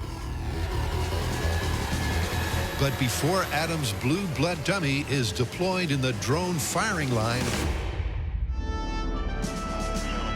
it's back to Beale Air Force Base to tackle the myth that the U-2 is the world's toughest plane to pilot. Welcome to high-altitude physiology and full pressure suit orientation. Adam and Jamie are both in training for an in-flight investigation. One will fly, one will be on standby. Pop your helmet off just like that. And they're starting with several not-so-brief briefings. We're gonna have a suit controller like this. About the safety equipment. It acts as a backup pressurization system. And emergency procedures. We're going to teach you how to parachute safely to the ground. These are no minute-long demonstrations from a flight attendant. Primarily, it's to prevent decompression sickness. And a clear indication of the enormity of the endeavor. If you were to lose cabin pressure, the suit would inflate. If you are unconscious, there are inflators inside. During this time, your visor is going to freeze over. You will not be able to see. They're not sugarcoating this for us. There are a lot of potential dangers to taking a flight like this, and there's a lot of contingencies that they have carefully planned for. You can use that as a flotation device if need be. Perhaps the worst possible one is if we have to exit the plane sometime between taking off and landing. You have to put your hands in front of you, protect your jugular. And in that case, there is a bunch of equipment that could maximize our chances for survival. And in this room, we are going to learn about some of that equipment. I really, well, I think it's pretty cool stuff, but I hope we never have to touch it. You have steel wire, you're gonna have a small compass, pocket knife, if you have to cut yourself down from something. Now, we're nowhere near getting into one of these planes yet, but already we've got all this stuff that we have to know how to deal with. The good news is you have an ejection seat. The bad news is you actually have to pull your own ejection handle to get out of the aircraft. Even something like peeing seems like it's kind of a complicated ordeal. Push down, lock it to the side, and you can begin your slowed, controlled urination. I don't think that I don't want to be pushing or pulling buttons without really knowing exactly what they do. So it's going to take a little practice. So why all of this complex equipment? Why is the U2 program the only program besides NASA Absolutely unreal. and the space program that utilizes a full pressure suit? The primary purpose of wearing this full pressure suit is to prevent hypoxia. Well, one is, of course, because it flies higher than any other normal airplane into what they call the space equivalent zone above 50,000 feet. But more primarily is what happens to us when we go to that height. Our bodies have evolved to process oxygen properly from sea level to 10,000 feet. How much is 8 minus 3? 8 minus 3 is 4. When we go above that, we cease being able to functionally take in oxygen. Put up the switches, we will die. Put up the switches.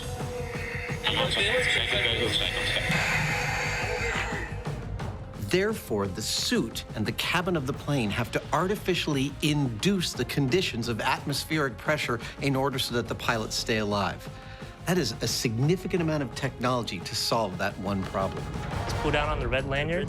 It potentially could whack you in the face. It releases a hook on the inside of your harness. After a full day of intense information acquisition, day 3 dawns, and our raw recruits Time to start training. are getting physical. Want to see the coolest part? Aha, look at that. Patch. With a crash course in what to do if the plane crashes. That's 3 weeks of Army Airborne parachute training right there. That's all you do. Land. This is pretty cool. We've just gotten walked through all of the different contingencies that could happen if we have to bail out of the plane at altitude. This is very cool. What happens when the parachute lands, how to land. As soon as you land like so, You're gonna break one of them. something's broken. Fascinating. And most specifically, there we are. I just learned how to actually lower myself if I end up landing in a tree and I'm like hanging above the ground. Oh. Ah. There we go. And then lowering myself safely down to the ground. Lower myself down. Very nice. All of this is stuff that I hope I only ever have to try here in the safety of this room. It's been a long and exhausting day. Bail out, bail out, bail out. And the sheer scale of the task, technology, and expertise required to fly at the edge of space could not be more apparent. It's quite an experience being trained in this fast and furious way. So in order to actuate that, you push the button, and Copy. then it rotates back 45 degrees. These guys are dumping an overwhelming amount of information into our heads. Because the minute you look down is when the seat's gonna fire, and you're probably gonna break your back. They're describing the various fixes and methods. It's a sharp tug, but Copy. if you need to get out of the airplane, you'll find a way. Yeah. What would pretty much be the worst day of my whole life, but it doesn't happen very often. No. At all. Okay. To have to actually implement some of this stuff, to actually have to remember some of it. You pull it, and that will actually come out in your hands. I was like, wow, what if I actually have to do this? In the highly, highly unlikely event that both the primary and the backup fail, you're left with a tertiary manual bailout. That sounds really bad. Yeah, it's a bad day. Questions on that? Piece of cake. Piece of cake. 2 words come to mind during all this: complex and terrifying. 3 days of information overload. The ejection seat we have was also used in the first 4 flights of the Space Shuttle Columbia. And the rigors of flying the Dragon Lady are evident. But is it the hardest plane to pilot? To find out, the Mythbusters are being prepped to fly to the edge of space. These are like my space jammies. And despite the high spirits,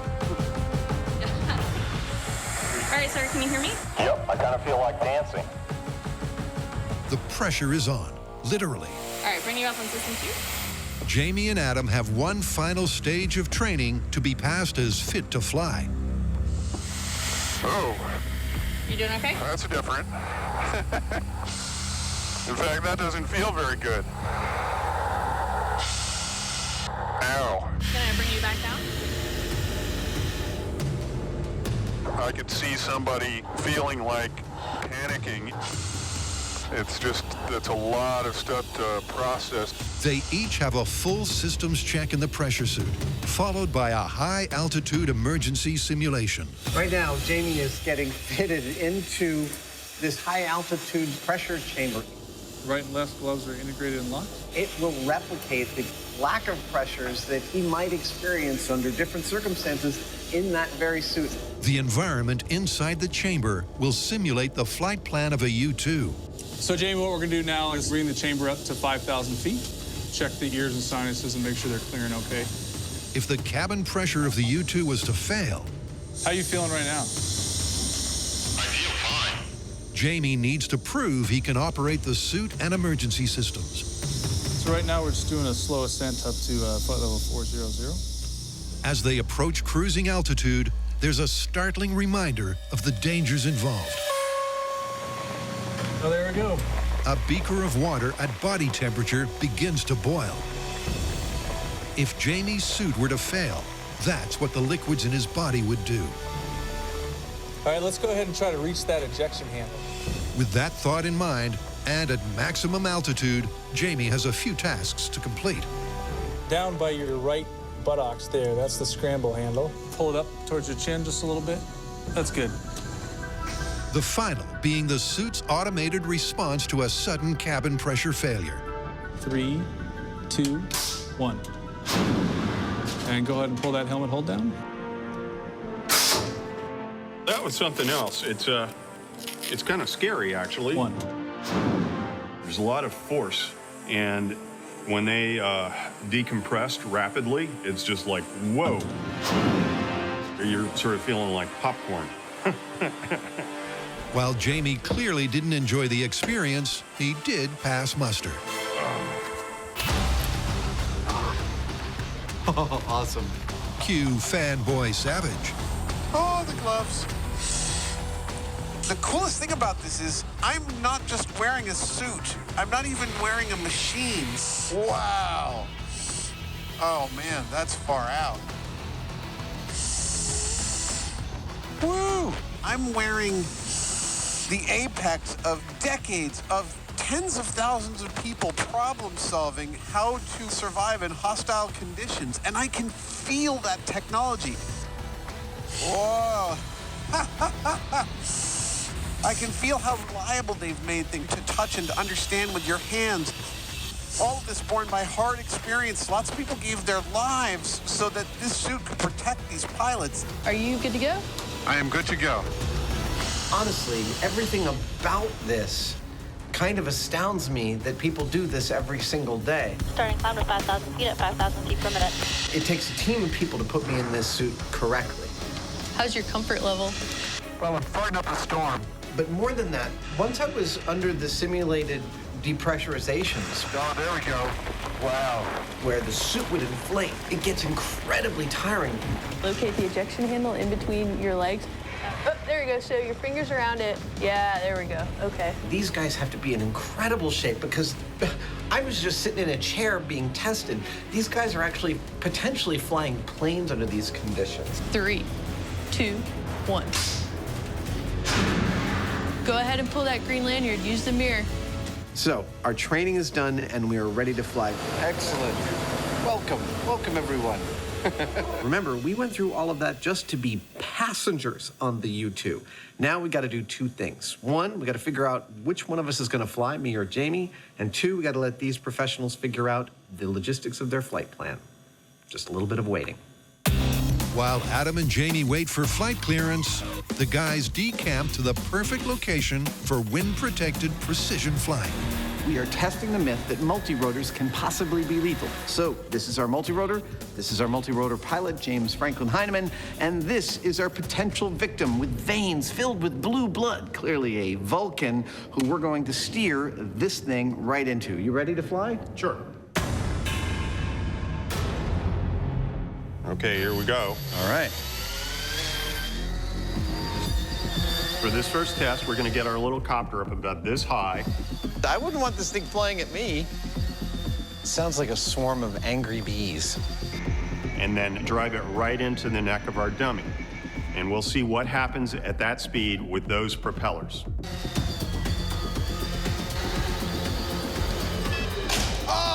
That was a perfect hit. And it was going pretty quick. It doesn't seem to me that anything at all happened to the neck. Take a look at the high-speed footage of the multi-rotor hitting the neck. You can see the props bending right out of the way, even in the face of something as soft as neck flesh. Yeah, clearly they were designed to do that. Yep, the fly-it-out-of-the-box quadcopter didn't make a dent. But next up, the kit model. That one's much scarier. More likely to be used for large deliveries, it's heavier, has more power, 6 rotors, and sturdier propellers. Let's see what it can do. Oh. Whoop. That's no good. Take 2. It's going right for me. Oh! Oh! Oh! Sorry about that. I'd rather not experiment on each other. The larger model is proving trickier to handle. But eventually, Jamie gets it going where he wants it. Yeah. Nice. Well, bigger multi-rotor, bigger propellers, nice fat hit right here in the vein. Nothing. No penetration. I just say that aside from being amazing pieces of technology, these multi-rotors are genuinely spooky to be around. 1, they sound like a hive of angry bees. 2, I am genuinely physically afraid of them hitting me, but apparently that fear is without any reason because we've been smacking them into our neck without any injury whatsoever. So where does that leave us? Come on, we're the Mythbusters. We're gonna sling our camera platform into it. This has 8 rotors, weighs 16 pounds, and the propellers are not made of plastic that bends out of the way. No, they're made of carbon fiber. I'm genuinely scared about what this is going to do to this neck. Scared and hopeful. The myth that one of these can cause a lethal injury is looking suspect. He's totally fine. But the team is dumping the 2 realistic mid-range models and going for broke with the Mythbusters' own custom-made camera-carrying behemoth. I thought the other 2 multi-rotors were scary. Cue the team's expert pilot, Duncan, and this myth's final chance for gory glory. I was wrong. That thing is terrifying. This large multi-rotor is a different beast than what we've been handling earlier. All right, shall we do this? You ready? Ready. It's much bigger and heavier. Once it starts to move into the neck, it doesn't want to just bounce off because it's so heavy. So I think this is going to actually do something to our neck, something bad.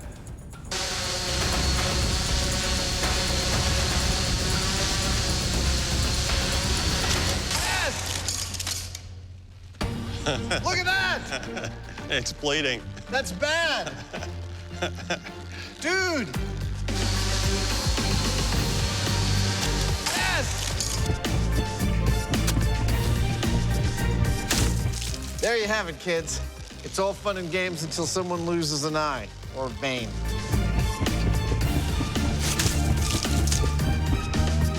You put your finger there, you'll be fine.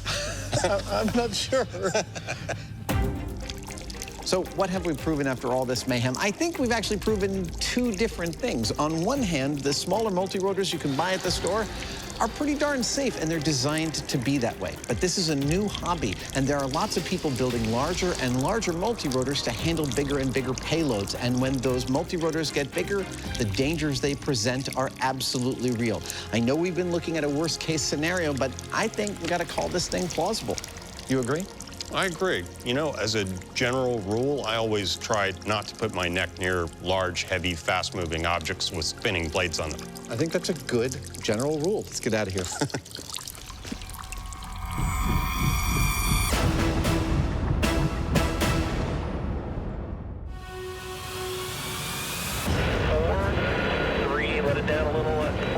Back at Beale, the guys are ready to carry out the final test on the mythically difficult-to-fly U-2.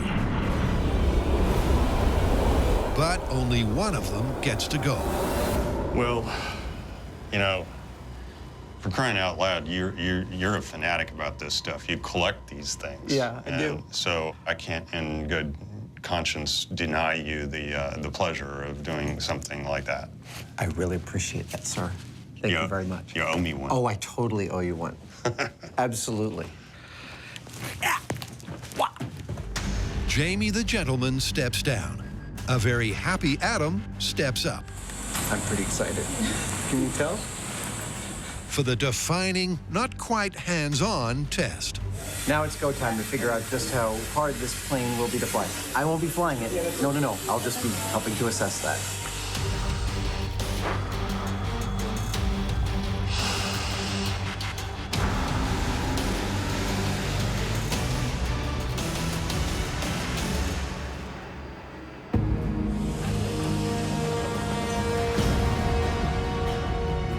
It is an unbelievable day here in Northern California. There is barely a cloud in the sky. It's incredibly clear.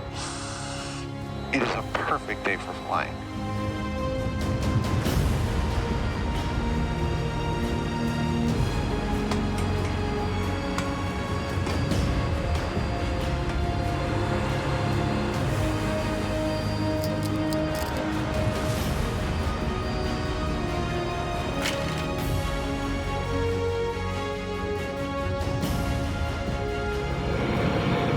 So Adam, you can hear the engine starting to spool up. Oh yeah. Once that's happened and we have sufficient RPM, I'll add a little bit of jet fuel here. Okay, here we go, folks. Adam's got to be freaking out about now.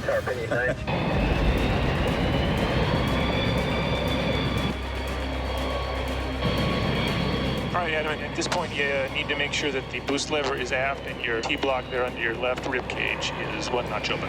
Yes, it is currently 1 notch open. Boost lever is still aft. I'll tell you one thing, this plane is such a unique and problematic thing to fly that it requires a lot of people to make sure it's all perfect before it takes off. All right, the pogo crew has pulled the pins, so the pogos will fall away as we take off. Please fly heading 250, effective for your climb.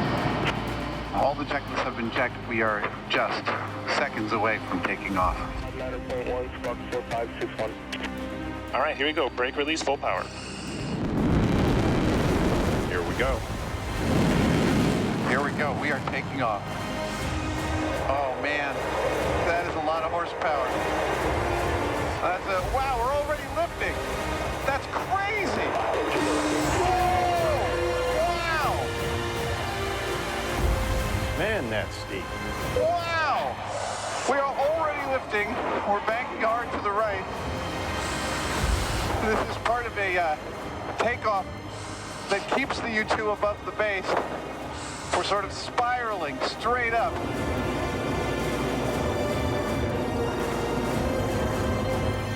Holy cow! That was so fast!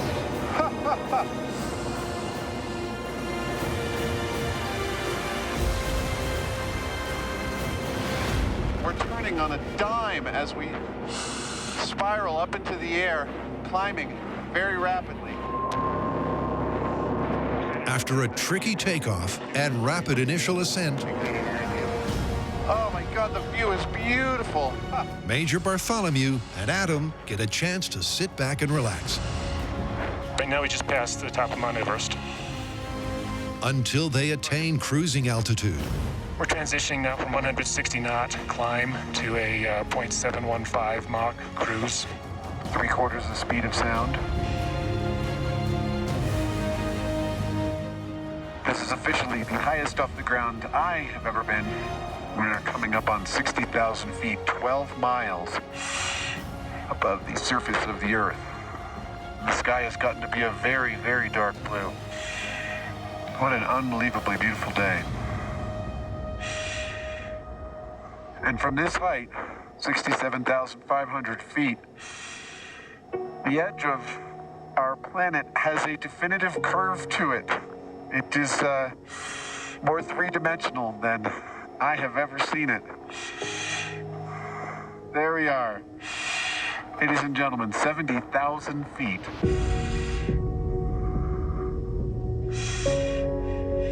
At this point, aside from the 6 astronauts on the space station, we are the 2 highest humans off of planet Earth. More than double the height of a standard commercial airliner. Oh, and did I mention I'm wearing a pressurized spacesuit? Yeah, strapped to a rocket. This is not a bad way to spend your day. Jamie, I totally owe you one. The complex, exhaustive preparations and taxing takeoff seem a world away. Oh, look at that. Wow, that is San Francisco. That's my home. But this is exactly what the U-2 is designed to do. Spend hours up here, looking down, gathering intelligence. The view from a commercial airliner is beautiful. This one is transcendent. It's the maneuvers at either end of proceedings where the pilots earn the big bucks. The challenges in landing this plane are unique, and Adam is about to get a real close look. We'll be back with our landing after this commercial break. Hey, Space Boy, how you doing up there? I'm doing pretty good, Jamie. The view up here is absolutely astonishing. Looking up makes you realize that you've left the bulk of the Earth's atmosphere. That's why it's dark. You're looking down at this fragile mist that surrounds our globe that allows us to breathe. What allows me to do so is the ingenuity of thousands and thousands of hardworking men and women who have sought to harness the raw materials that we dig out of the ground into things as astonishing as airplanes and pressure suits. What a privilege. Well, have fun up there. Don't pull that yellow handle between your legs. I promise I won't. I'll talk to you when I land. Roger, over and out. I don't know if it's me or my ears or the altitude, but my voice sounds lower, kind of like that time I inhaled the sulfur hexafluoride. It's scientific! I'm convinced it's the 100% oxygen. I think it has a slightly opposite effect to helium. That's interesting. The sound waves moving through the oxygen are probably slightly different, and so it sounds quite unique to us. Oh, that could be it. That right there is Lake Tahoe. And it's hard to describe how absolutely blue it is. That is an incredible cerulean blue.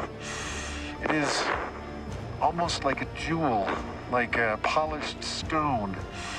It sort of feels impossible. If you did a painting of it, someone might say, I think you made it a little too blue. And yet, there it is. And it's genuine. I just let out a good burp and a couple of good farts. All this pressurization is moving the gas in my body around with its own logic. So above me, this little string that you can see is a yaw string.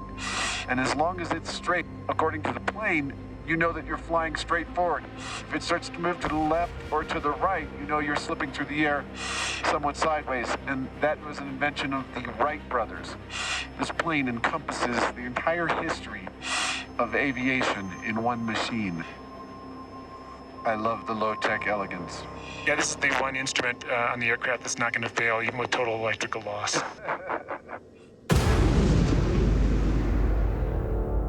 Oh, man. That is a lot of horsepower. Wow, we're already lifting. That's crazy. Whoa! Wow! Oh, my God, the view is beautiful.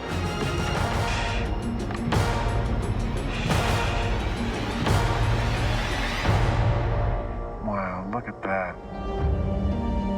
There's no doubt the high-altitude U-2 is a beautiful piece of aviation technology. Caffeinated apple pie. Yeah. But the question yet to be answered is, oh, that's delicious. Is it the most difficult to fly and land? These guys fly these planes upwards of 12 to 14 hours at a time. Yep, and after such mammoth flight times, You must have some butt shimmying exercises you do to keep yourself from going numb during long flights. I call it building your ass callus. comes the landing. Alrighty, ready to begin the descent? This is where the rubber meets the runway. I'm gonna start by dropping the gear so you'll feel a little bit of a clunk. And perhaps the biggest challenge facing any pilot anywhere. 2 gear down and locked. Now I'm gonna bring the throttle back. The Dragon Lady lands tail wheel first at a speed that practically stalls the wing. And with only 2 sets of landing gear in the center of the fuselage, it's like landing a bicycle. The pilot has lowered the landing gear and implemented several procedures to add drag so that it's moving slow enough when we get to the runway that we can actually land. That's not all. There's the ground effect. The U-2's high aspect ratio wings and commensurate uplift means that on final approach, it tends to float, requiring incredible skill to control. There's also the issue of runway visibility.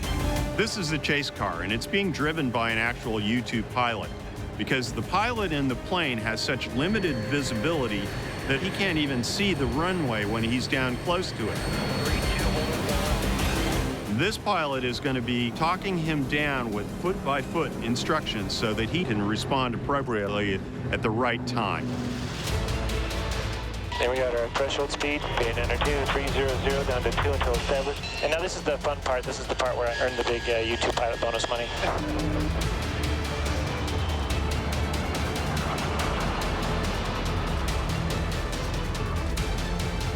All right, so we have one guy rolling out on final ahead of us.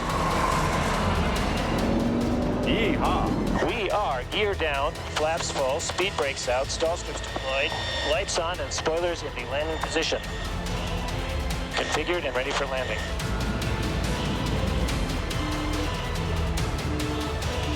.40 at the T. Look at that. 15, 12, 10, 8, 7, 6, 5, 4, 3, let it down a little at 4, 3, 2, hold it at 1 inches.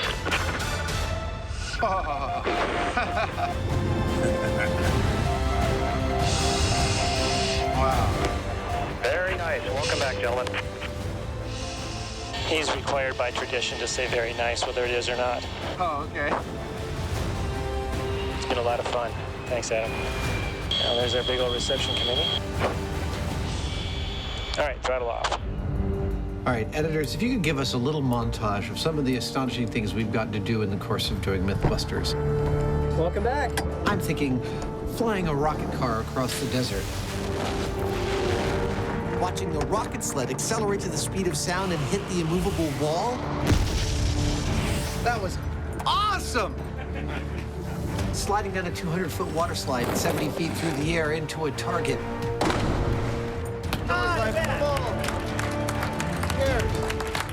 This tops all of those by a factor of 2. That was unbelievable, unrepeatable, incredible. I'm out of superlatives. I have just spent the last 2 hours strapped to a rocket, wearing a spacesuit, flying to the edge of our Earth's atmosphere and seeing my hometown from a vantage point.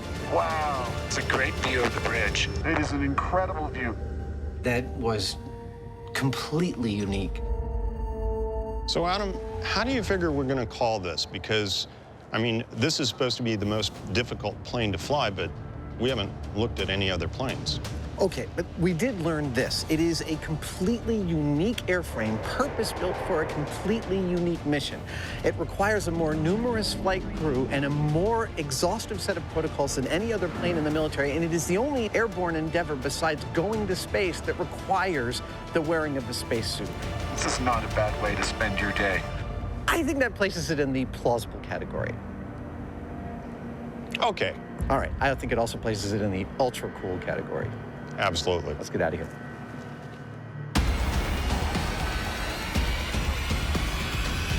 So Adam, do you know why she's called the Dragon Lady? No, I don't. Because you don't know whether she's going to land like a dragon or a lady.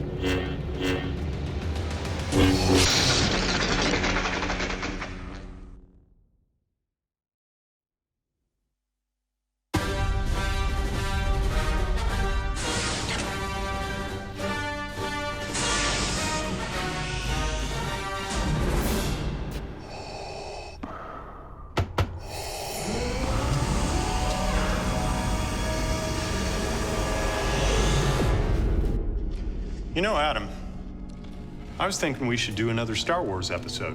Seriously, I mean, it's a fictional universe. I'm just not sure how much material there is to test. I find your lack of faith upsetting. I mean, disturbing. Okay, well, are you gonna be in here all day? Because we could get started doing some other stuff. Nah, you go ahead. I like it in here. It's private.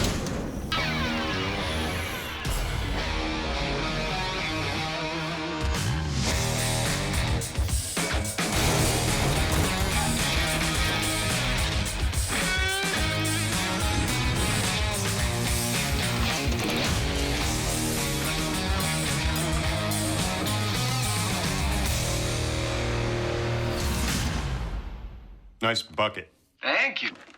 Dude, we've got an entirely new episode of Myths just from Star Wars again. That's that movie where they have those sword things that light up or something, right? Lightsabers. They're called lightsabers. And yes, that is the movie. And we have a whole myth about lightsabers in this episode. Do we get to make one? No, we're not. We're going to test whether being on higher ground gives you a tactical advantage with a lightsaber. It's over, Anakin! I have the high ground! But I'm getting ahead of myself. First, we are testing a myth about these laser blasters. And those are? Well, these are the weapons of the stormtroopers in the films. Stop that ship! Blast them! And no matter how often they shoot at the good guys always seem to be able to dodge out of the way of them. So it sounds to me like I'm going to have to use the Force. Well, yes, but please, this time only for good. If I must. It's a well-known Star Wars trope. Somehow the heroes always manage to dodge the bullet. But is it actually possible to dive out of the way in time? To find out, Adam and Jamie are going to simulate their own blaster battle and try it out for themselves.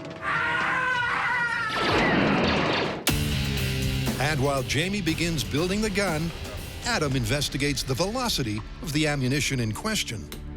Let's talk laser blasters. Oh, wait, it's Star Wars. Let's talk laser blasters.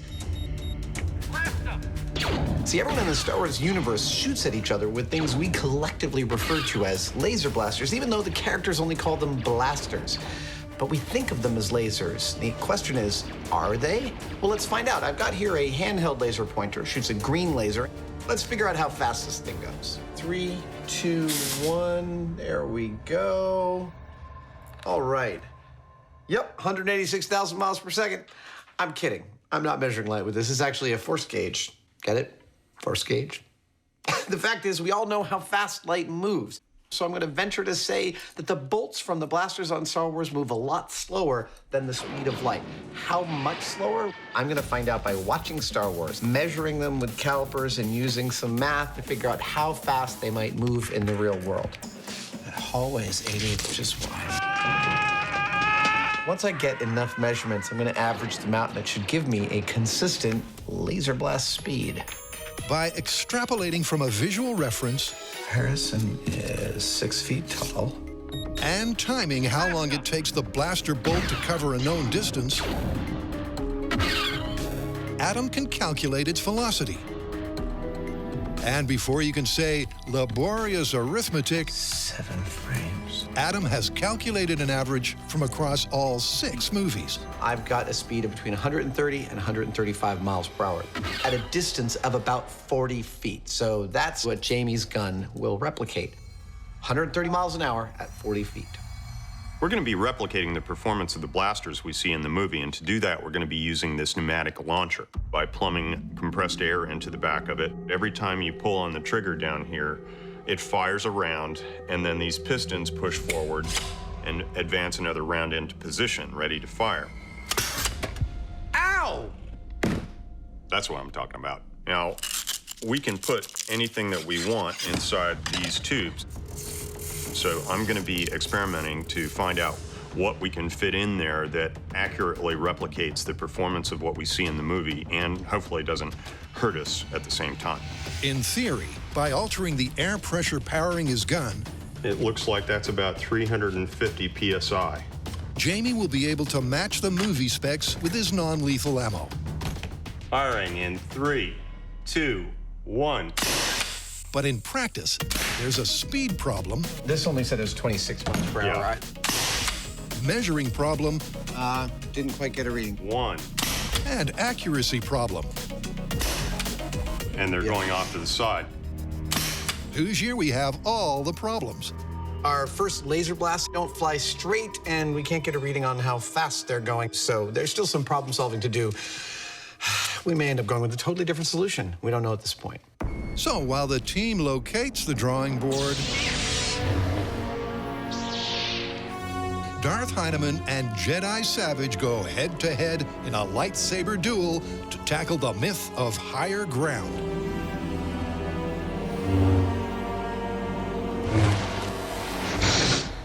So tell me about this higher ground thing. Well, it takes place at the end of the third Star Wars movie. Obi-Wan and Anakin are having an epic battle with lightsabers. And at the battle's climax, Obi-Wan is standing on a hill slightly above Anakin, and he says to him, It's over, Anakin! I have the high ground! Well, from a military perspective, it makes sense, but as far as one-on-one, I'm not so sure. What happens in the movie? Right after he says that, Obi-Wan proceeds to chop off a bunch of Anakin's limbs. So the myth is that if you have higher ground, it's guaranteed you'll win. Exactly. Ready to do some sword fighting? Sure. Anakin versus Obi-Wan, a pivotal moment in the Star Wars canon. An epic battle that results in the birth of Darth Vader. But is topography really the deciding factor? Now, Jamie and I are going to be battling with swords, but it begs the question, how do you determine who wins? Well, we think with lightsabers, it's pretty straightforward. First touch wins, really, because anything you touch with a lightsaber, you're pretty much taken home as a keepsake. And I believe I have an idea for determining definitively who wins each of our sword battles. To test the dueling advantage of higher ground, fascinating. Adam's connecting the dots on a complicated conductive plan. Mindbender. Once revealed, it will clearly show who wins each battle. Ding. Thanks to bright lights lit up by a lightsaber. Blue and yellow it is. And clever clothing that can carry a current. This, believe it or not, is actually metal. It moves like fabric. It is an incredibly fine copper mesh. It's super conductive, and that's why I'm using it.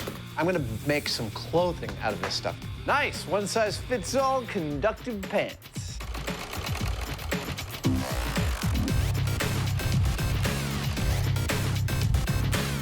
These are looking cool. It's amazing how supple this stuff is. It's just beautiful. We're gonna have to see if it's a Faraday cage. Well, I figured my cell phone's gonna stop working the moment I put it on, right? With the copper conductive clothing complete, oh yeah, it's time for the lightsabers. What about them? Well, there's probably some people wondering about now whether we're going to spend part of this episode making our own real lightsabers. Well, I've got news for them.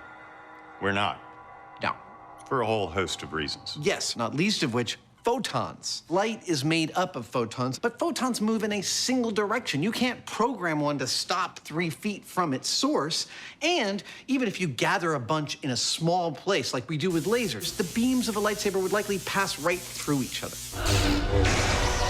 Well, and then there's the power required, because while there are lasers that cut through stone and metal, they require a massive power input. You'd have to have something like a small nuclear reactor attached to it. Meaning? But what if you could harness a non-laser technology like this cutting torch to make a lightsaber? Well, you've still got your portability problems. You've got an awful lot of heat to deal with, and you still don't have something that behaves exactly like a lightsaber. You're right. Oddly enough, you'd be better off trying to build your own Death Star than a lightsaber. We should try that. To test this age-old military adage, I'm making a lightsaber. Adam's faking them. So a lightsaber is massless, right? The blade has no mass, it's just light. Yeah, look at that. Oh, muy auténtico. So we need our blade to be incredibly light, which is good because we want to be able to smack on each other without hurting each other. And the blade in this case will be played by a beautiful, super light, crazy light carbon fiber tube. Oh, that's cool. It feels like there's almost nothing there. The final stage is a layer of foam pipe insulation. over which goes a sheath of conductive copper mesh. This is reminding me of something. Time to put the padding on the saber. Oh, good, good, good. That's exactly what I wanted. Adam's finally ready to reveal his plan. There's your Jedi weapon. What I've got here is some conductive suits with conductive swords, so that as Jamie and I sword fight, It's not bad. Give me a whack. okay, not on the face, we can determine precisely who gets hit first, and that is when my sword touches Jamie, his belt lights up. Hey, look at that. It totally worked. When he touches me, my belt lights up. Hey, there we go. And we should be able to view exactly who wins. Time for Jamie and I to sword fight.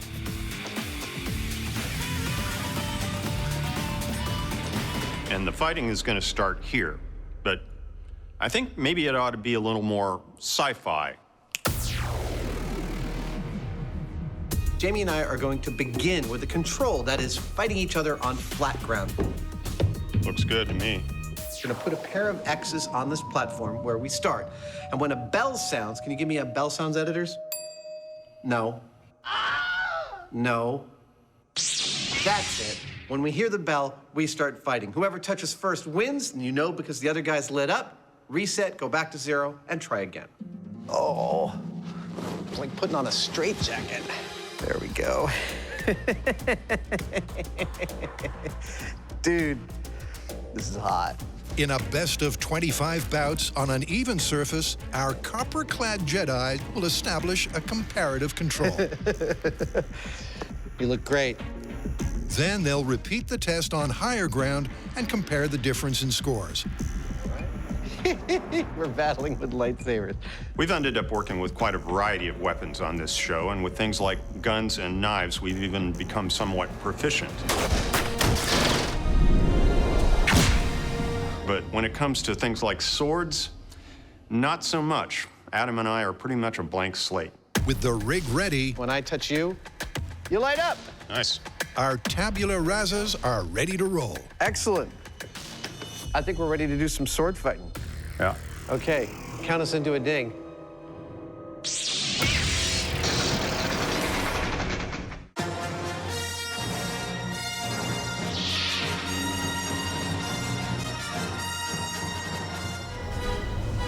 It's over, Anakin!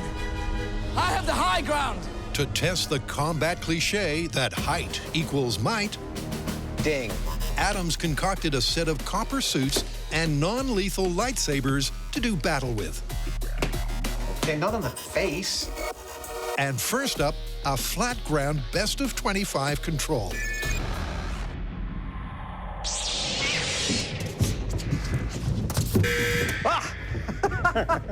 That's one. After they establish their relative abilities on the scoreboard,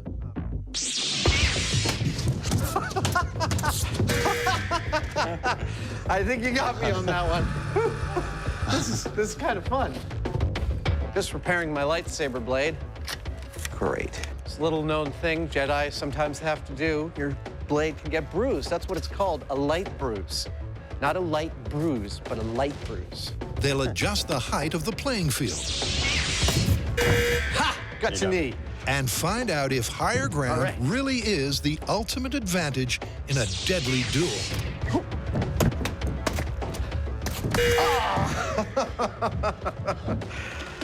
This is genuinely entertaining. Adam, did I ever tell you I was on the fencing club in college? What, 34 years ago? And it was only because there was a hot chick that I was dating and she wanted to do it, so I was doing it with her. That's a reason I learned a lot of things in my life. It's true. On guard. All right. Yep, with no prospective mates to impress. Technique, strategy, and composure are conspicuous by their absence. Right in the heart. Our neophyte fighters are simply frantically flailing their way through each bout. actually trying to come up with a strategy for blocking a hit and then going in and making a hit is incredibly difficult. Gotcha. There's a lot going on, including a guy with a blade trying to kill you while you're trying to think. If there's one thing we've learned from our experience with working with weapons on this show, it's that it's not like it is in the movies where you can hack away with a sword or unload a machine gun and nobody gets hurt. The reality is that people get hurt instantly. All we have to do is a few spars and then we've got a hit. And in the case of something like a lightsaber, just a light touch can mean that you've been cut completely in half. So it's a serious thing. As the match comes to its increasingly desperate I'm going right for the direct approach. and competitive conclusion, Oh, really? Really? That's how it is. the score indicates that with no topographical advantage, this was the perfect baseline. Jamie and I have completed 25 trials on even ground. That's a good shin hit right there. And experimentally, the results are kind of awesome. We are totally evenly matched. I had 13 wins to Jamie's 12. That means it's time now to go to higher ground. We're going to do another 25 trials. It's heads. I'm higher ground. Okay. Now that one of us is going to be fighting from higher ground, there we go. I would note that in the movie, Obi-Wan tells Anakin that It's over, Anakin! I have the high ground! Now that means that when Adam and I start to fight, we're not talking about like one winning by a few points or the other. That seems great. If this idea is true, the person on higher ground has to totally dominate that battle.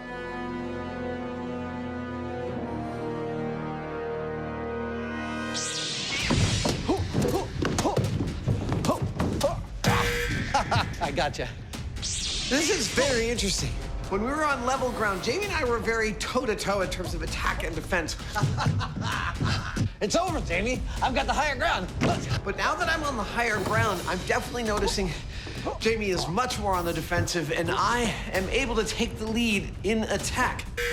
I got you, Sleep.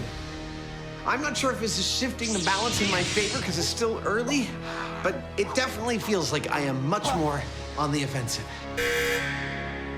With Adam on higher ground, at first it was a little intimidating because he's over top of you. It sort of seems like he's dominant, like he has a higher reach and more power swinging down. You got me in the face. Does that count? I was aiming for your chest. Sorry about that. But the longer I played with him, I found that seeming disadvantage was actually an opportunity. Oh, you got me in the foot. I don't know how to counter that. Namely that if I cleared his blade with a powerful sideways swipe and then swung in towards his ankles, which are now exposed. I see your strategy. You can't win. I've got the lower ground. They call me ankle biter. And that worked almost every time I was able to get the timing right. Oh, I hit myself in the groin. Oh, no, I'm sorry. I'm gonna need a minute. I think I did it with the butt of my lightsaber. Let's take a minute for Mr. Hyneman to walk it off. I know, you guys are loving this. Isn't this great TV? You know, when I was a teenager practicing juggling, one of the juggling things is to take a pair of juggling pins and practice this spinning technique, which actually used to be an Olympic event. And I was about 16 when I was getting really good at it, and I tried to move. I smacked myself right in the trunk with a juggling pin. I was all alone in the house. I spent like half an hour on the bathroom floor just weeping. You want a drink? You want a scotch or bourbon? No. I'm good to go. Okay.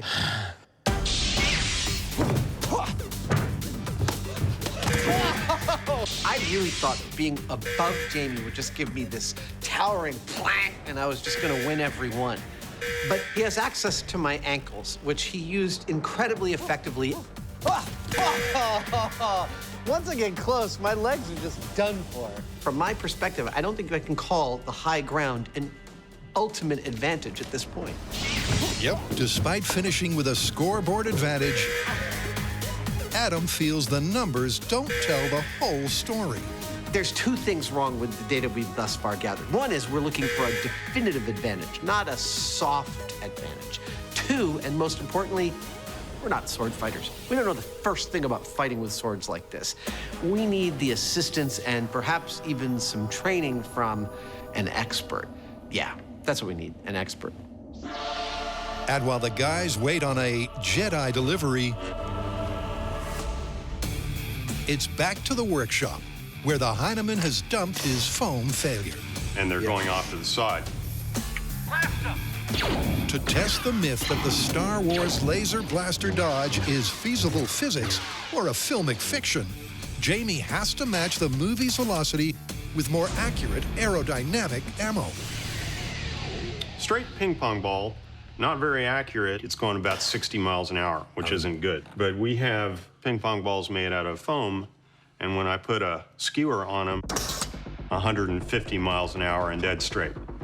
That's cool. One. Bullseye.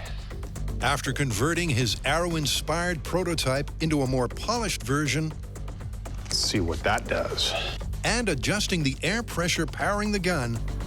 Okay, 80 PSI in 3, 2, 1. Jamie nails the blaster benchmark he's after. We've done a number of runs now, and we're getting very consistent speeds of 130 miles an hour out of our gun. So we're right where we need to be. Yep, but without a comparison to, say, a bow and arrow, it's difficult to gauge what 130 miles per hour really means. I thought a visual chart showing the relative speeds of things might be helpful at this moment. For instance, here is a piece of tape representing the speed of the arrow, and it's a little bit shorter than the piece of tape representing our blaster because it was slower. This is the relative speed of a bullet compared to the blaster, many times faster. But we call it, all the time, we call it a laser blaster. Laser is light, so how does the speed of light compare to all of this? Well, it's a lot faster.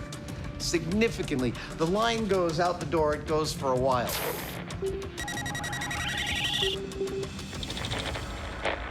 It's just a little faster than our blaster bolts. But before the guys hit the location for the Dodge denouement... Are you sure about this? Adam's gonna shoot first. Okay, Adam, go for it. To find out how much a failed test is going to hurt. 3, 2, 1.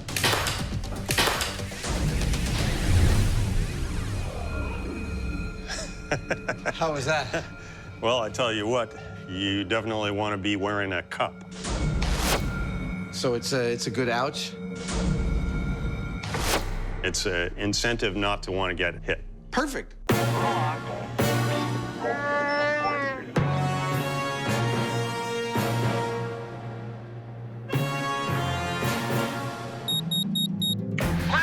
Welcome to the Mythbusters version of the Star Wars universe. We're investigating the myth that the good guys always seem to be able to just dive out of the way of the blasters used throughout the Star Wars universe.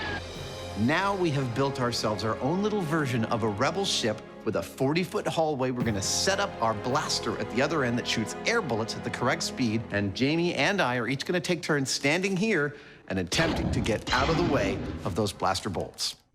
With their rebel ship ship-shape, all right. First up, they're making sure they stay on target. We're gonna shoot him first to make sure that the darts are hitting the right spot. You know, we're asking our target stormtrooper to do precisely what stormtroopers do in all the movies, which is get shot. 3, 2, 1. Okay, firing now. Well, that's weird. 2, 1. Oops, that one went off to the side. Yeah. 1. Off to both sides, high and low. The gun is firing at the correct speed. Pressure, check the pressure. Yep. Pressure's good? Yep. Firing. Now that's just crazy. But at some point in the mass production of the ammunition, they've become unpredictable. They're kind of like this. The arrow-like fletching has somehow lost the aerodynamic qualities of Jamie's handmade prototypes. That means I'm headed back to the shop to come up with something else. Back at base, Jamie decides to start over. And this time, he's borrowing a design element from Bullet Ballistics. 3, 2, 1. I think that's going to work. And it's diabolically simple. A couple of ice cream spoons that are put in the crisscross that I've cut into the balls. And because I've scissored them, this is going to be like rifling. It's going to spin it and hopefully make it more true. And with that, Jamie whips up a bucket load before heading back aboard, where Adam gets an eye-watering demo. 3, 2, 1. Ow! We are back in business. These darts are working beautifully. The only concern I have is that they keep hitting our stormtrooper where it counts. You first. Okay. Here's how this test is going to work. Jamie's going to be standing over there. I'm going to be standing over here, and I'm going to be shooting Jamie. Oh, there's more. Right, there is more. I'm going to be shooting these darts at him, and he's going to try and get out of the way. This is it. The Hyneman steps up to the plate to put his body in the firing line for science. All right, Mr. Hyneman, are you ready? I'm ready. I'm not going to count it down, right? Yeah. Okay, so at some point in the next 10 seconds, we're going to fire. As far as reaction time goes, we know that a sprinter on the blocks, ready to do a race, can react within 160 milliseconds of the starting pistol firing. Jamie's got 220 to get out of the way of this bullet. Personally, I don't think he's going to be able to do it.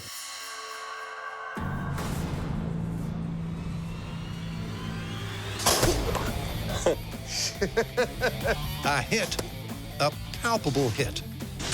Jamie barely moved, but it's the best of 3, and maybe now he's got his eye in. Mr. Hyneman, you feeling fast? I'm set.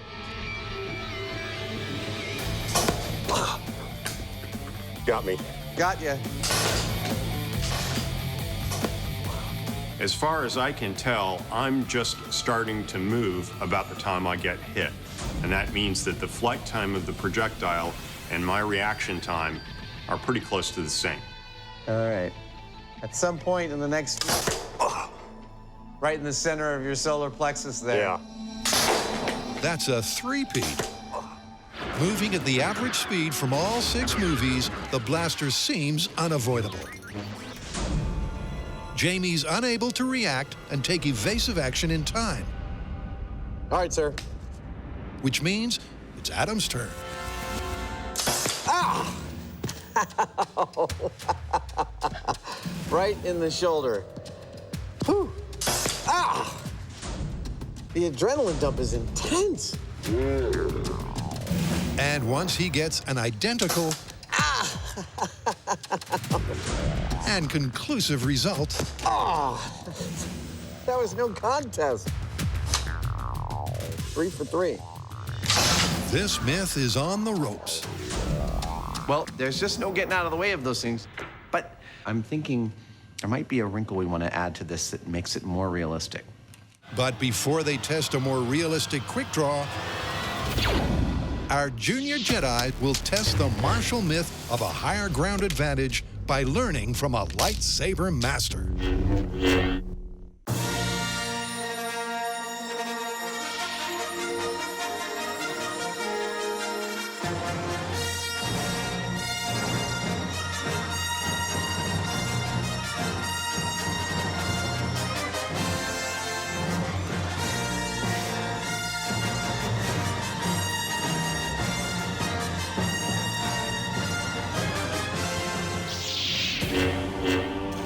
Training is what we are going to get today. And not just general sword fighting training. Oh, no.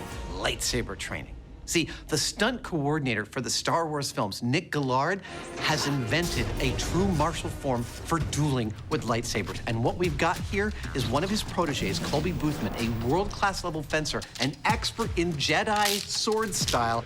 I can come at you a million different ways. He's going to show us some of the ropes of dueling with lightsabers. Colby begins at the beginning. He covers the basics of balance and stance. So that's like a very strong kendo pose. Handling and footwork. There you go. If Adam and Jamie are to genuinely test the combat advantage of higher ground, Hold on, let me analyze that. they need to know a lot more about how to handle their weapons. Just like that. That's close. Yeah, it's very, very personal. The original trilogies were at a more traditional distance. In the prequels, Nick had brought everything in very tight. And that's part of what makes the fights so interesting in the prequels, is because they're very intense. At the same time, they're so close that you can see the reactions from the actors. And that's why they trained so long for the prequels. Hayden and Ewan trained every single day for about 8 weeks. Oh, that feels very Jedi. It feels like a very Jedi move. I recognize that move. That's cool. In episode 3, the fight is originally about 15 minutes long. Crazy. That fight, they had to open up 3 studios. It's the length of 3 football fields just in one fight. Wow. Well, we haven't been training very long, but what is already crystal clear is that up till now, Jamie and I have basically been like a couple of gorillas with baseball bats, just kind of wailing away at each other. I don't know if I make the hooting sounds. Is that very Jedi? Hopefully, by the time we're done with this, oh, I almost got him in the head. You did get me in the head. Our sword fighting will do a little more justice to the beauty of the lightsaber as an actual weapon. In a testament to the teacher's ability rather than the students, several hours later, our journeyman Jedi begin to make real progress. This is very cool getting the lightsaber 101 from Colby, and we're learning that it is sort of like a dance. Hey! There we go. But if there's a word that typifies dancing, it's cooperation. Oops, sorry. And in fact, a sword fight is sort of the opposite of that. You're looking for the opening, you're trying to close down those openings. So we're just starting to learn how to win the battle against the other. It's a lot to learn in a very short period of time. With the basics down, it's time to translate those techniques to an uneven playing field. There we go.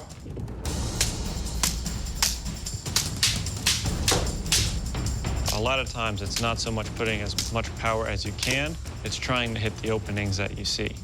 Where, after an hour of intense one-on-one sparring, from both vantage points, our fledgling fencers are exhausted. Hold on a second. Oh, shing! But prepared for the ultimate fiery finale on the soon-to-be volcanic planet of Mustafar. Now, the scene we're going to be creating here is the hellish interior of a volcano with molten magma, smoke, and fire. This may look like a giant tie-dyed t-shirt, but actually this is our volcanic sky. That's looking pretty good. Yep, to match conditions of the iconic silver screen scene, the team is going to recreate not just the topography, but the volcanic atmosphere. Nice. This thing is our lava flow. It's made out of clear plastic so that we can get lights underneath it to make it glow like lava does. One edge is higher than the other, so when we pour the lava in, it'll flow this way. And our lava itself is going to be guar gum. It's a powder like this stuff. And when you add it to water along with a little food colorant, voila, you've got this goopy lava stuff. It's perfect. With the suitably dramatic backdrop ready to rock, Jamie gets to work accurately faking the footing. And there we go, one instant volcanic rock slope. This ramp is what we're going to be fighting on. I actually took footage of the movie and the fight scene, and I held a protractor on the screen and measured it. That's what this angle right here is. And we've also put an uneven black terrain, which pretty faithfully replicates that scene. And while the finishing touches are applied to their fake inferno, there's an unresolved reaction time test to tackle. Thus far, Jamie and I have been completely unsuccessful in dodging the bullets from our blaster. Ah! Ah! And we've constructed, I think, a pretty nice experiment. We've removed a lot of variables. I'm not gonna count it down, right? Yeah. But now I'm thinking we might have removed one too many. What? I know science is all about removing variables to look at the essence of a thing, but what we've got here is almost like a sniper arrangement. Ugh. But at 40 feet, I can see the stormtrooper holding the blaster. I can see him see me, and he goes, blaster! That action of the lifting of the gun, that might make all the difference. So to replicate that scenario, these stands are holding this weapon in a standard carry position, so that when I identify a potential target, all I have to do is raise the gun and fire. Let's do it. All right, Hyneman, I'm feeling good about this one. Hold on just a sec. There we go, properly covered. All right, sir, I'm ready when you are. Okay.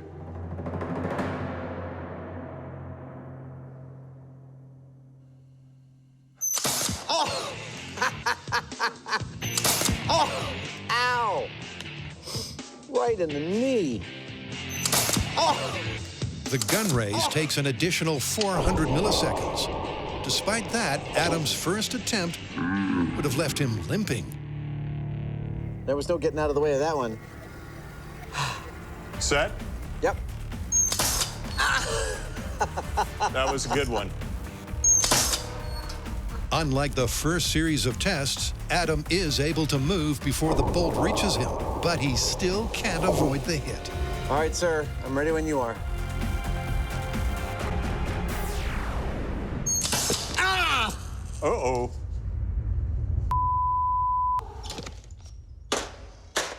I just had to curse because that hurt really, really badly. I'm done testing. I failed 3 times. That really hurt.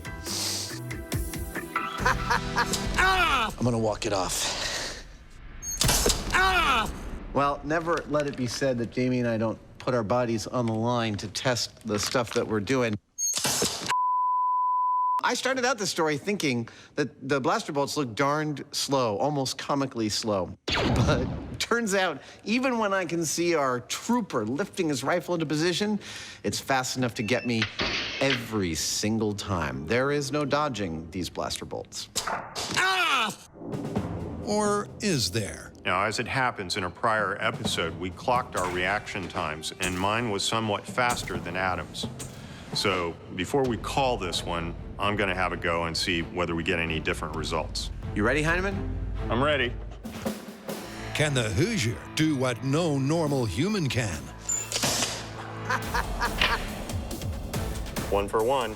Jamie's fast, but there's simply not enough time to sight the incoming projectile, react. That's 2 for 2. And then move all of your body parts out of the way. I felt it on my... Well, I think that's pretty definitive. You just can't dodge out of the way of these blaster bolts, and that's why in any gunfight, I recommend you shoot first. So, what have we learned today about humans' ability to dodge blaster bolts? Not gonna happen. I was totally surprised by that. Let's get out of here. Dude, it's a set. Oh, right.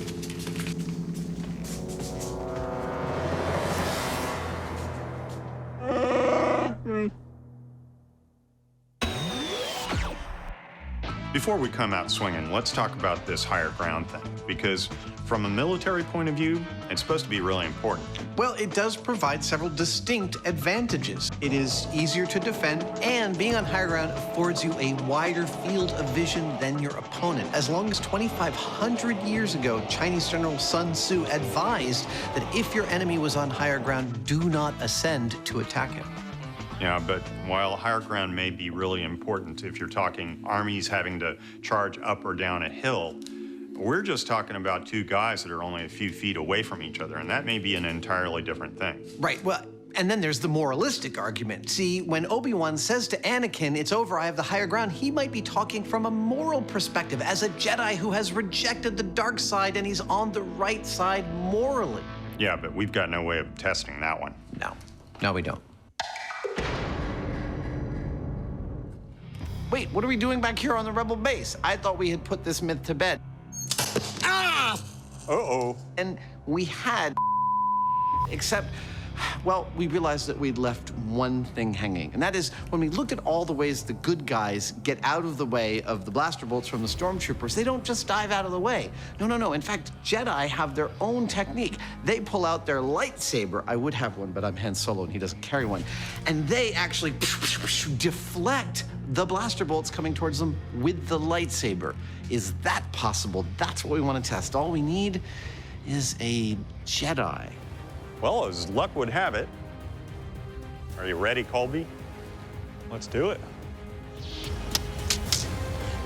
As we know, Colby Boothman, Master Swordsman, is about as qualified as anybody to attempt to fend off blaster bolts with a sword. Colby, are you ready? Ready. The rules of this game are pretty straightforward. Colby, here we go. Without warning, I'm going to fire a shot. Colby's going to make his best effort to knock it out of the air. Whoa! Holy crap, he actually blocked it. Yep, our Earthbound Jedi made contact. But with the next three sailing past his defenses, maybe it was a one-off lucky hit?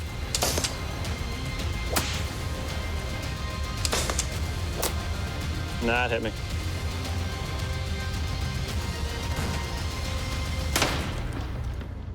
Did he get that one? Yeah. Nice! Well, it doesn't get any neater than that. Our Jedi was actually able to deflect some of our laser blasts. Now, I know we're talking about a fictional character in a fictional universe with fictional physics. I recognize all of that, but after the difficulty Jamie and I had dodging those things, I think Colby demonstrated some pretty amazing skills being able to actually stop them with his lightsaber, i.e. bamboo thing.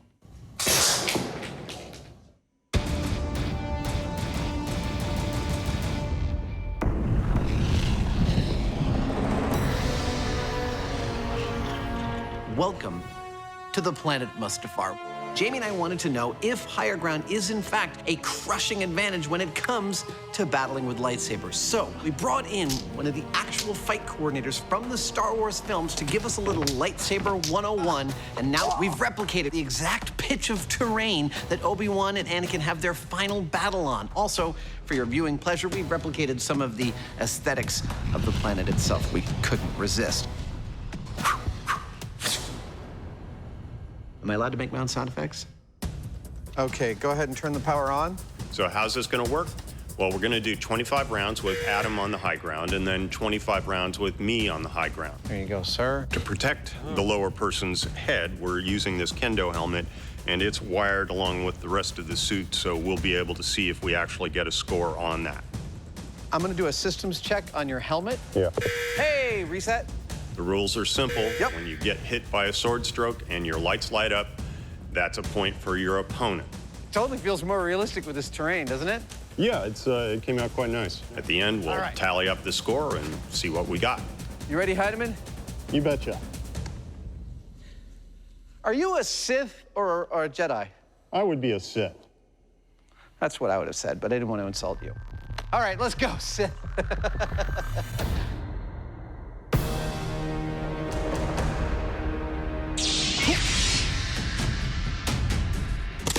Ah, gotcha.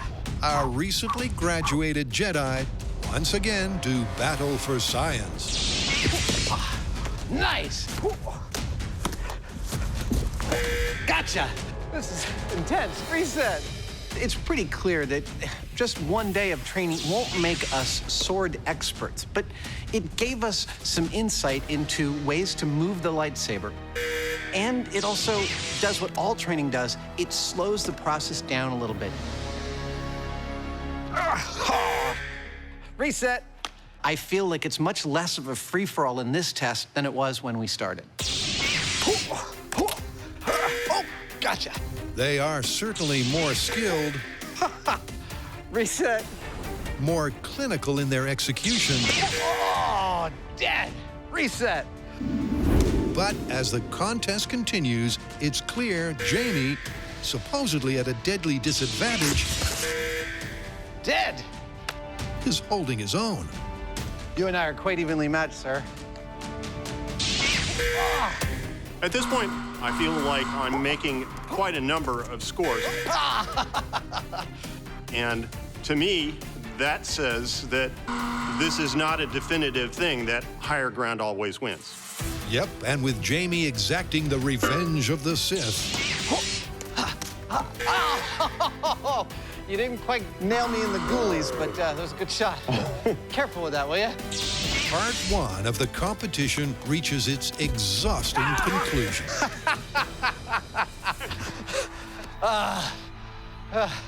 So, that's it for the 25 rounds of Jamie from the lower ground position. Now it's my turn. We're not gonna look at the score just yet, because it's not about which one of us does better. It's about whether higher ground does significantly better than lower ground. Yep. All right, Mr. Hyneman, you ready? I'm ready. Okay. But my intuition right now says higher ground is not a crushing advantage. However, when Jamie takes the high ground, he immediately racks up several quick-fire wins. And Adam's obviously off balance. Reset. Oh! Okay. But as Adam adjusts Oh, I got your foot there. and finds his footing, You got me. it once again appears to be a relatively even contest. Despite the uneven playing field, each position seemingly offers as many scoring possibilities, equal pros and cons. And with all 50 fights done and dusted, the conclusion is clear.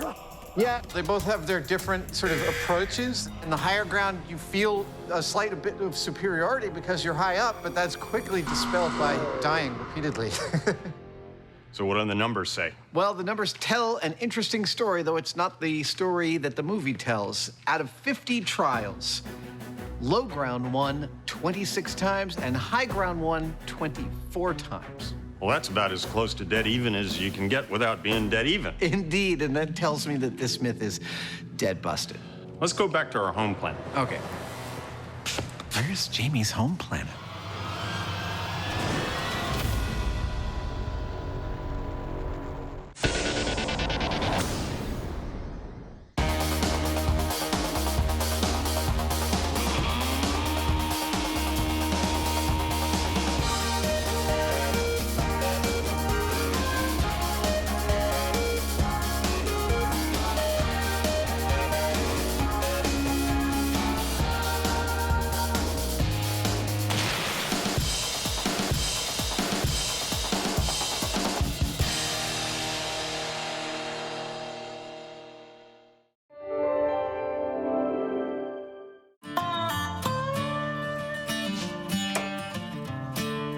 I'm always listening for the footsteps of the souls I left to burn.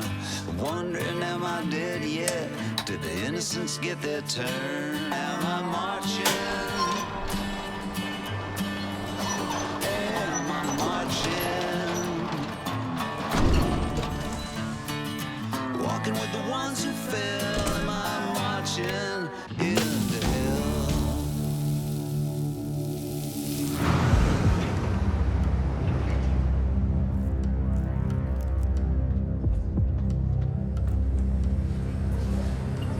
Whoa, what happened there? It's the symbol for infinity. Well, eat up. Your breakfast won't stay warm forever. It's true. Nothing lasts forever.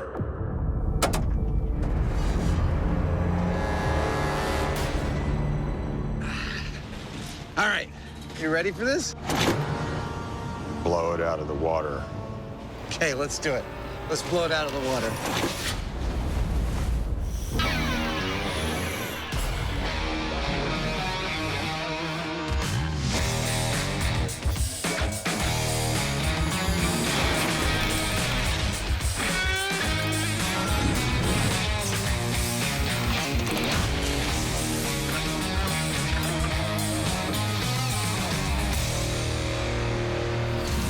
All right, today we have an entire episode devoted to the phrase blowing it out of the water. which has come to mean a kind of overwhelming victory against the enemy, right? Exactly right. And in that sense of the phrase, later we've got the finale of Breaking Bad. Could Walter White's machine gun booby trap really have taken out all of his enemies? But first, we're actually going to test the literal meaning of the myth, which comes from submariners from World War II. Apparently, occasionally, when they sent a torpedo toward a ship, they would watch that ship blow completely out of the water instead of blowing up. How epic are we going to take this? I figure we got to get pretty epic with it.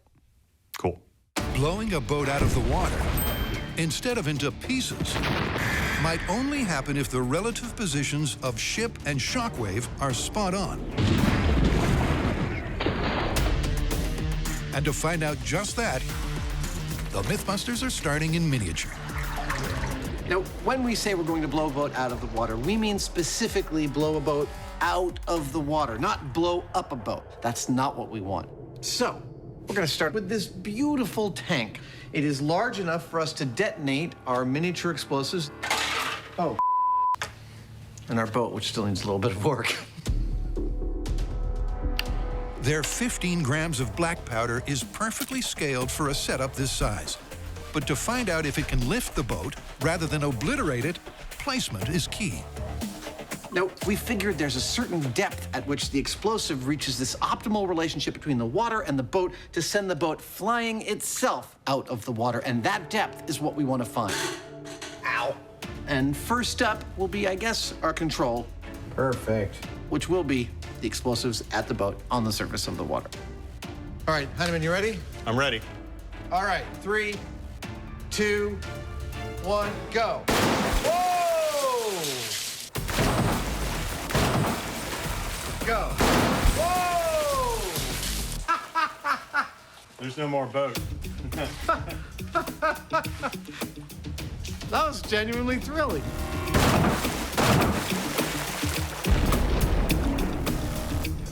That was spectacular and kind of shockingly beautiful.